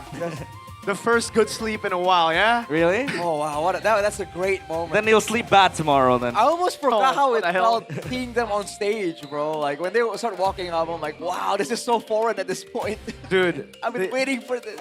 the yell of the kingdom, Yeah. the yell, it's something we haven't heard, I think, a single time this season. Even when they win games, it just feels like, yes, they're here supporting, but that final yell, it felt like a like relief, dude. Really. Felt like waiting for sure. something for so long, and it finally came. I mean, you can imagine, right? You're supporting your team. They get close. They've lost a late game before with a huge early game lead, right? In that game, you can see they were waiting for the actual end for the explosion, and then they cheer. Because they know Yeah, it's, you're it's right. for sure, dude. I was doing that, dude. I was like, all right, all right, all right. Come on. It kept us on the edge of our seat. I was standing up. Man, we all were waiting for that win, and that's a very deserved win. And it's not one of those dramatic wins where they scrap wins. It is dramatic, but it's not like in the game. It's not as scrappy, you know? Because usually teams like this, when they want to win, it's gonna be 3 games, and then they're gonna wait till like minute 28, Chaotic. minute 32, chaotic, 50-50. fights here and there. That was clean. 2-0, bro. By Hoshi. The only thing that wasn't clean was the fight. I don't know why Yeah. they took that fight, right? The back-to-back blunders. I was like, Uh-huh. I don't know. It almost looked like it was going to be the same story, but then they recomposed themselves. And that's something that, again, maybe is the biggest improvement. Not the early game, not the draft, because we've seen the draft be really good for RQ. We've seen the early game be really good. But that composure, it's always been the problem from week 4 onwards, I think. And most importantly, they finally found out who the new host is. That's Abila. She's like, hey, nice to meet you. This is the first time we're meeting, so, you know. And they're like, where's Bude?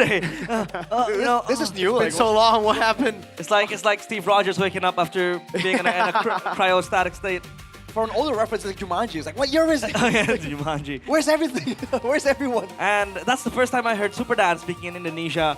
And I saw him, I think I was shaking quite a bit. Yeah, It yeah. meant a lot to him. I got emotional there as well. It was also very emotional. I love the way he explained the moment, right? Yeah. He said, in that moment, I was just thinking about the win. He wasn't Yeah. thinking about beating Bigatron. He wasn't thinking about anything. He was thinking about winning for RQ.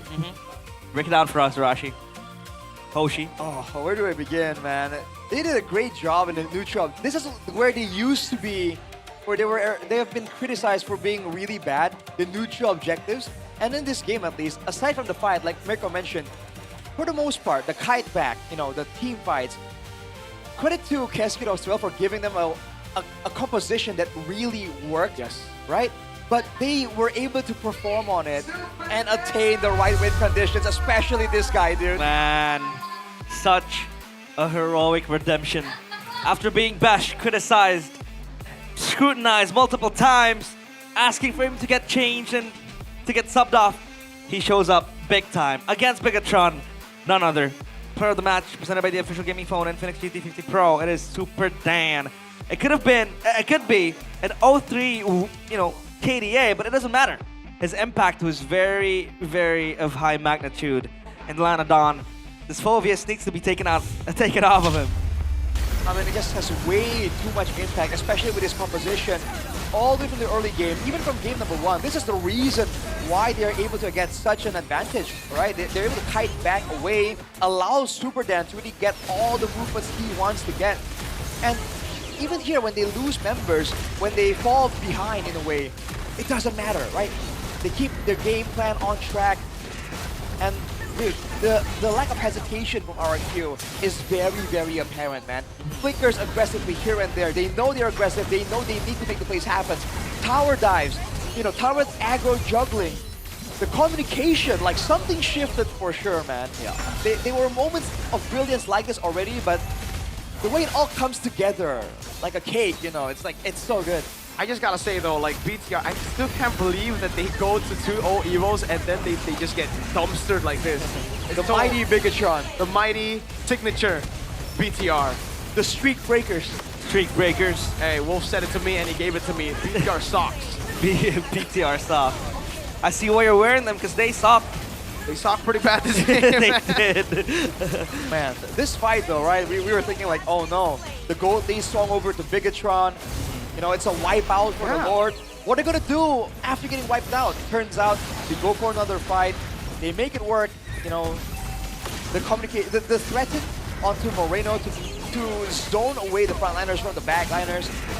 All worked out just great, man. Well, let's toss it over to the back room because we have an interview with Coach Theo Nile. Pecah telur pertama dari RRQ. RRQ finally break the egg. They're able to get a win on the board. Terjadi bersama kita dan tentu saja Alisa pengen tanya-tanya langsung karena sudah bersama Alisa di sini ada Coach Theo Nile. Halo Coach. Coach Theo Nile, Sebenarnya let's ini talk a little adalah about that interview game. yang tidak diharapkan terjadi. This is an interview that for sure you didn't expect, you didn't want. Baru dan Coach sendiri melihat Coach, suatu ekspektasi yang kita semua tidak expect namun terjadi. Bagaimana nih Coach? this is something that happened today. How do you look at it? Simple sih ya, deserve aja berarti RRQ hari Simple. ini menang gitu. RRQ deserved the win. Menang gitu. Emang kitanya aja sih yang lagi down dan jelek. We were definitely down. We definitely played bad, and yeah, it's just RRQ well played.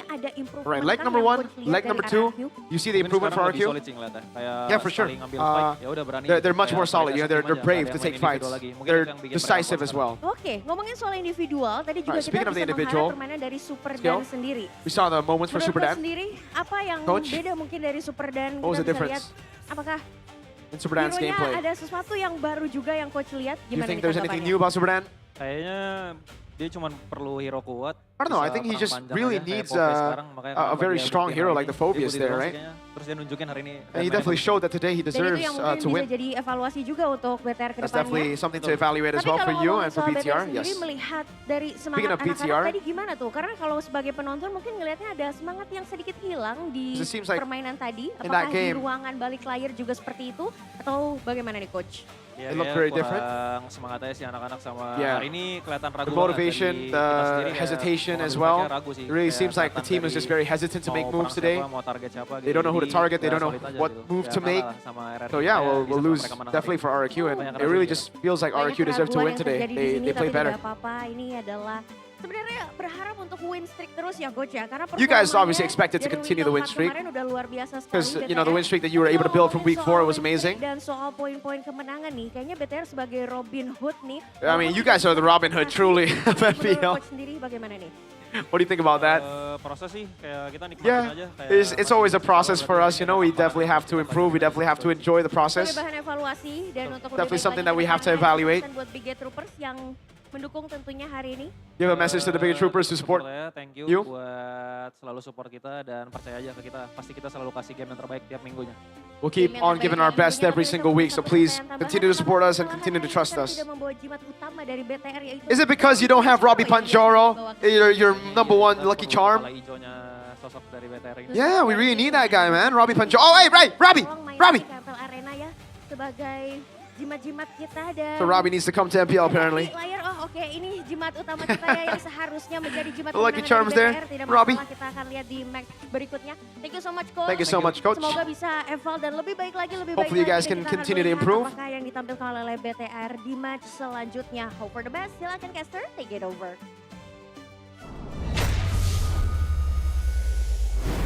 So that Coach Theo Nile Coach with Theo Nile. Alyssa. So I think we cracked the code as to why Bigatron lost. There's no Robbie. No Robbie. But hey. Bigatron or Robbie one tricks. No, but Bigatron is also Robbie. Robbie? Robin Hood. You know, Robin. Robin from the poor, Robin from the rich. Give it to the poor. Give it to the poor. You know, that's what they've been doing. What a hero. Very generous. It's called a philanthropy. You know. Bigatron, the benevolent. The Bigatron Foundation. All right, looking at the items though, there's not much to say, man. I feel like for once, it didn't seem, usually I'm the first skeptic to go like, you know what, Bigatron were doing weird stuff, right? Even in game 1, I was like, the Vexana though, were they really bringing in the full power, the full charge of the robots? But honestly, I feel like they really tried here. Even the fights where they were able to pick off Super Toy, right? Happened like twice technically. You got taken out twice in this game. I think there was definitely effort there. It wasn't like they were really like disrespecting RRQ or anything. So I guess they really weren't expecting RRQ to be that, to improve that much. Yeah. You know? They were setting up real counters, picking up the high lows very early on together, then flexing it into the XP for the Phobius, but it just didn't work in the end, right? Like the Phobius pick, I really still think for Bigatron would have been the better red 4 pick. Agreed. But hey, they left it, they had a plan, and it just didn't work out. Yeah. Man, if I recall correctly, even the previous rendition of the RRQ roster, they really like their Phobiuses, man. Right? Back when Dyron was in the EXP lane, his Phobius was also very notorious. What about Rez? Uranus. If we talk about Rez, the only hero that comes up to my mind is the Edith. The Edith? Yeah. Really? Yeah. The Uranus comes to mind for me. Wow. For me, it's neither. It's Arlen. No. No? Khalid. Khalid? Yeah. In the XP lane? Yeah. Interesting. Wow. Okay. All right. Well, again, the Phobius seems to be something that RRQ knows how to use really, really well. So Bigatron, maybe they were trying to see if they can handle it in a different way. They brought the Kalia, right? It wasn't like they really let go of it. They brought in the Hylos for a winning matchup, right? But I guess a lot of teams moving forward against RRQ will definitely be looking at that Phobius. Yeah. It's just too value. A target look at the damage dealt, dude. Insane. 41k. I'll damage the Leomord. Dude, and that's why the Phobius is so good in this current meta as well. That's why it's like first pick, first phase prio, right? We usually see it banned in the first phase, and this is why. You really can just take the game into your own hands if you win out early, and you almost guarantee Turtle 1. That's the thing about Phobius. Yeah. Especially how Super Dan was playing, super aggressive. He was able to get... if Bigatron picked it up, by the way, they would have literally dealt with the Lancelot too. So Super Dan would have been very careful. It might have to just be like, all right, let's leave the Lancelot out of here. Yeah. Well, it was much more comfort, I think, for RRQ Hoshi here. But with that comfort, they were able to conceive a very good draft as well. Khalid in the hands of Edop, he's able to play it perfectly. The carry as well, a signature Super Toy pick. And Super Cannon with the Lancelot, I think that's a new pick unlocked. He looked very comfortable with this Lancelot. Yeah, I mean, I think he's always known how to play Lancelot. Just haven't really seen him at his best with a team that is doing well also. I think for Edop though, I think you can immediately notice the difference in like decisiveness. Because Edop, there were so many moments previously where he was trying to do something but not really and not really being sure. This game, man, it's just raging sandstorms, flickers, going for the kills, going for the dives. Even when there was a chance he gave one stack of a Sky Piercer to Eman.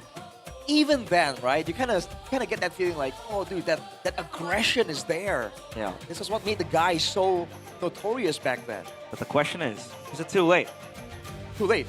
Because, if they started playing like this, and at the start of the season, like maybe week 2, week 3, week 4, it could have been better, but yeah, What do you think the odds are right now? Realize? I can check. I think we talked about it backstage alongside Koso. I think it's 0.8 something. So there's a chance. We good. There's a chance, but they have to rely. It might go above 1%. Like, wow, what an idea. Yeah. Okay, still take a look at that, but the standings now will be revealed upon our eyes. Oh, RRQ didn't climb? Nah, I'm kidding. Dude, what the? It's only one. How dare you? One win. One win, let's go! One win. Finally distancing themselves from Infinix, which is a good news. Not really, they're still literally next to it. Well, Infinix got 0 wins. Oh no, they got 50 wins. That's 50 Pro right there. Oh. Yeah, Onyx still up top, Dewa second, Bigatron trailed by Alter Ego. EVOS are able to slip past Team Liquid ID. All right, here, updated to playoff stats, all right? 3.28%. 3.28. Dude, we're above single decimals. Let's go. 3.28%. Bigatron now fall to an 89% chance to make it to playoffs. All right, bro, stop flex. That's not a flex, bro. Like, it's actually a concern. That's a concern. 89? 89. You'll be okay. You know another concern? You'll be alright. Listen, more teams are below them right now, so there's more of a chance that we keep losing. Yeah. You know another concern, Mirko? TLID, man. They were third, second. Oh, you're... And now they're sick. They dropped quite significantly. They did. Wow, that is a big yikes. Look at how volatile everything is. Well, another loss or another win tomorrow, and it can swap everything, right? If Bigatron lose again, Evos win, they'll be swapping. Damn, this season. I'm calling it, man. We're going to see a tiebreaker this season. Tiebreaker. We might, honestly. We're going to see a tiebreaker. Have we ever had one? Unless Geek Fam and Navi keep on losing. Step up, man. They need to. You don't believe in the pattern? Geek Fam have been pretty shaky even with week 6. It might be because, like, you know, that one guy, that one Geek Fam Unity just kept going about how Geek Fam is the best team in the world, you know? Uh-huh. I think his name starts with a C. Oh, okay. Let's just call him Sheffin for now. I'll call him Chahyo. How about that? Bro Chahyo. Bro Chahyo. Hey, Navi against CLID for tomorrow, Onic and RQ. Woo, let's go! For the Royal Derby Let's and go. Geek Fam against Evos. Oh my god. Wow. Predictions. I think TLID gets... Oh, I think Navi gets it done 2-1. I think Onic gets it done 2-0. I'm sorry, Rashi. Geek Fam Evos. I think Evos 2-0s Geek. Dude, surely it's an all-right type of day. All right? It's not all right. I don't know. I don't know, Rashi. You know, RQ, I mean... They beat BTR, but BTR are BTR, you know? Like, Onic are a different kind of team, dude. Like, I'm telling you, BTR, I came into today with Aeterna. Remember Aeterna and you asked me, I'm like, yeah, I'm honestly kind of concerned with that last game. You said that the first time they met in the first leg as well. Yeah, because like, oh no, it's always my goats. My goats. I wanna have some of that hopium, the Hoshi copium. Hoshi. I mean, it's good Opium. quality stuff, man. That's why I'm still hyped about it. But this is a crazy dopamine boost. You gotta gaslight yourself. That's the secret. He's high cortisol. Even The kingdom. The kingdom. Woo! Number 1 as well. But you guys, dude, no way. Their matchman loses literally the opposite. Yeah, that's true. That's so crazy. 8-1-2-1-8. Oh, Can we just flip everything up and, you know, live in a parallel universe? Can we exchange, right? Like and the players as well, yeah? Oh, no. So the players will be playing in the Super What are you talking about? Also, Bigatron Troopers are the same, 6-4. No. Oh. Sonic as well. Sonic 8-2. as well, 8. No, they're 7-2. No, 8-2. 8-2. Wow. If they lose tomorrow, 8-3, and Dewa can climb up to 8-3 as well, so they tie. Oh my! Oh my lord. Onyx still, even with, you know, the wins that they've been able to get, the wins, the dominance, it is not set in stone that they will be seeding number 1. Top seed, not top seed. Nothing is guaranteed. And if you want to be guaranteed a place, the Superfans Cup, you can buy your ticket first for the MPL ID. You know, buy a ticket to your favorite team's match, get a chance to win and join the Superfans Cup. Hey, join right now, man. Play it. Superfans Cup right there. MPID Go Pay Games.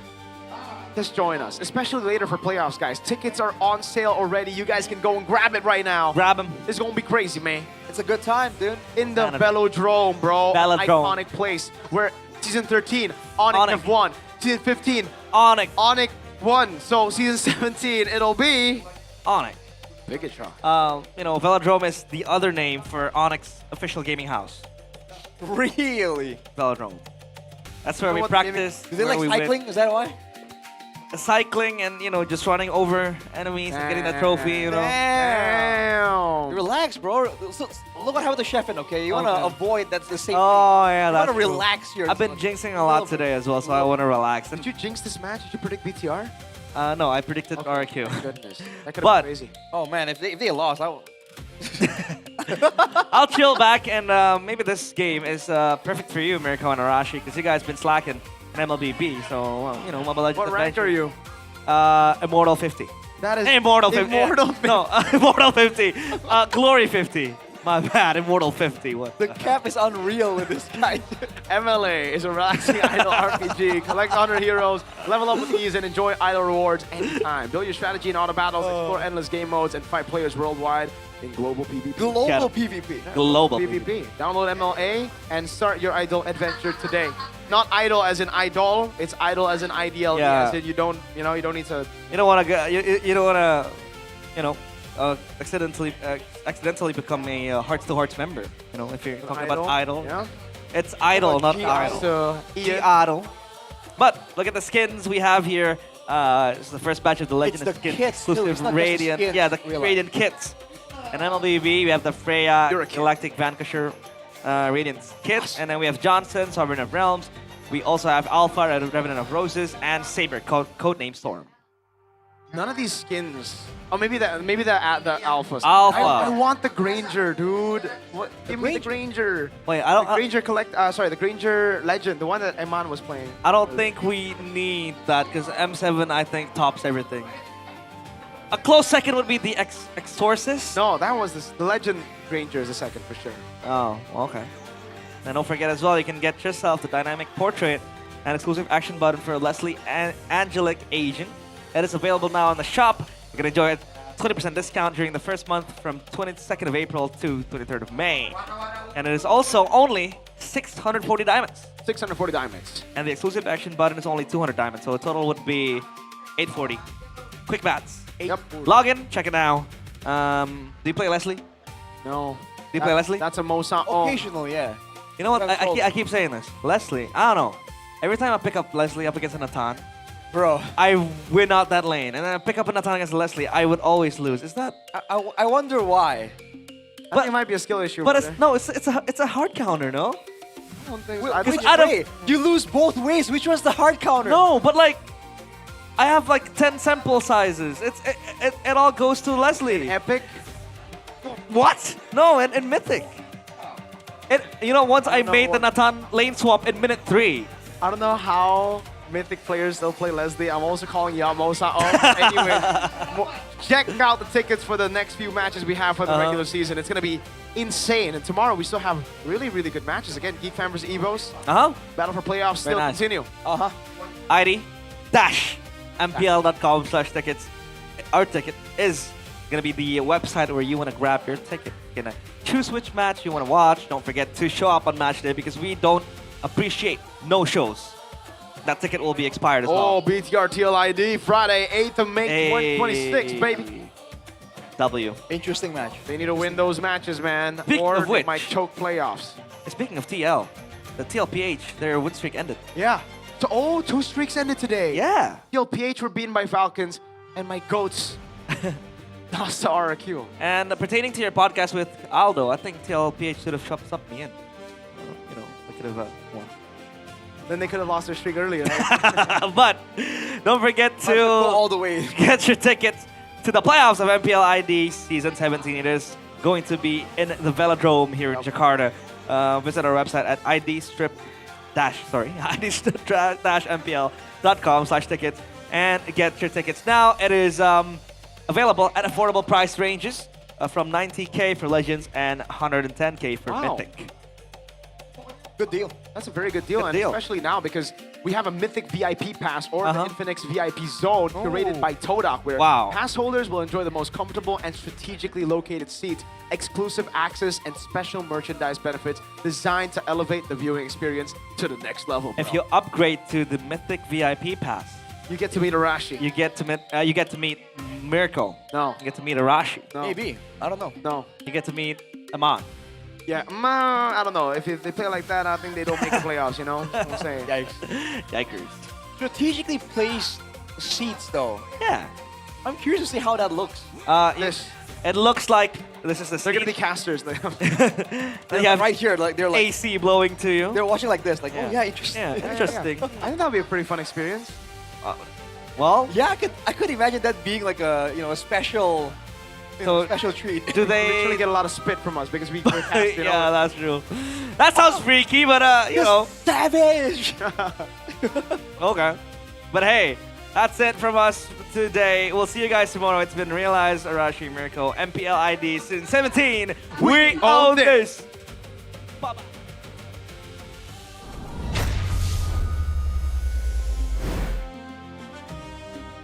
Usai sudah 3 match kita hari ini di hari yang kedua, minggu yang ke-6, di mana match penutupan benar-benar berjalan dengan amat sangat luar biasa sekali. Kita melihat match-match yang panas dan membuat Sabila tuh penasaran bagaimana match besok akan berjalan. Karena pastinya di hari esok akan ada kejutan-kejutan baru dan juga akan ada match-match yang tidak kalah panas. Dan Sabila pengen ingetin nih buat super fans yang ada di rumah maupun yang ada di MPL Arena untuk langsung saja amankan tiket kalian di playoff nanti ya. Karena tiketnya yang udah-udah itu cepet banget habisnya. Kalian langsung aja siapkan smartphone kalian, terus kalian bisa langsung buka websitenya seperti ini ya. Di mplid.com/tiket. Langsung dibeli sekarang juga karena sayang banget kan kalau misalnya kalian ketinggalan, terus kalian tidak bisa nonton langsung dan tidak bisa menyaksikan kira-kira siapakah yang akan menjadi juara King Phoenix di season 17 ini.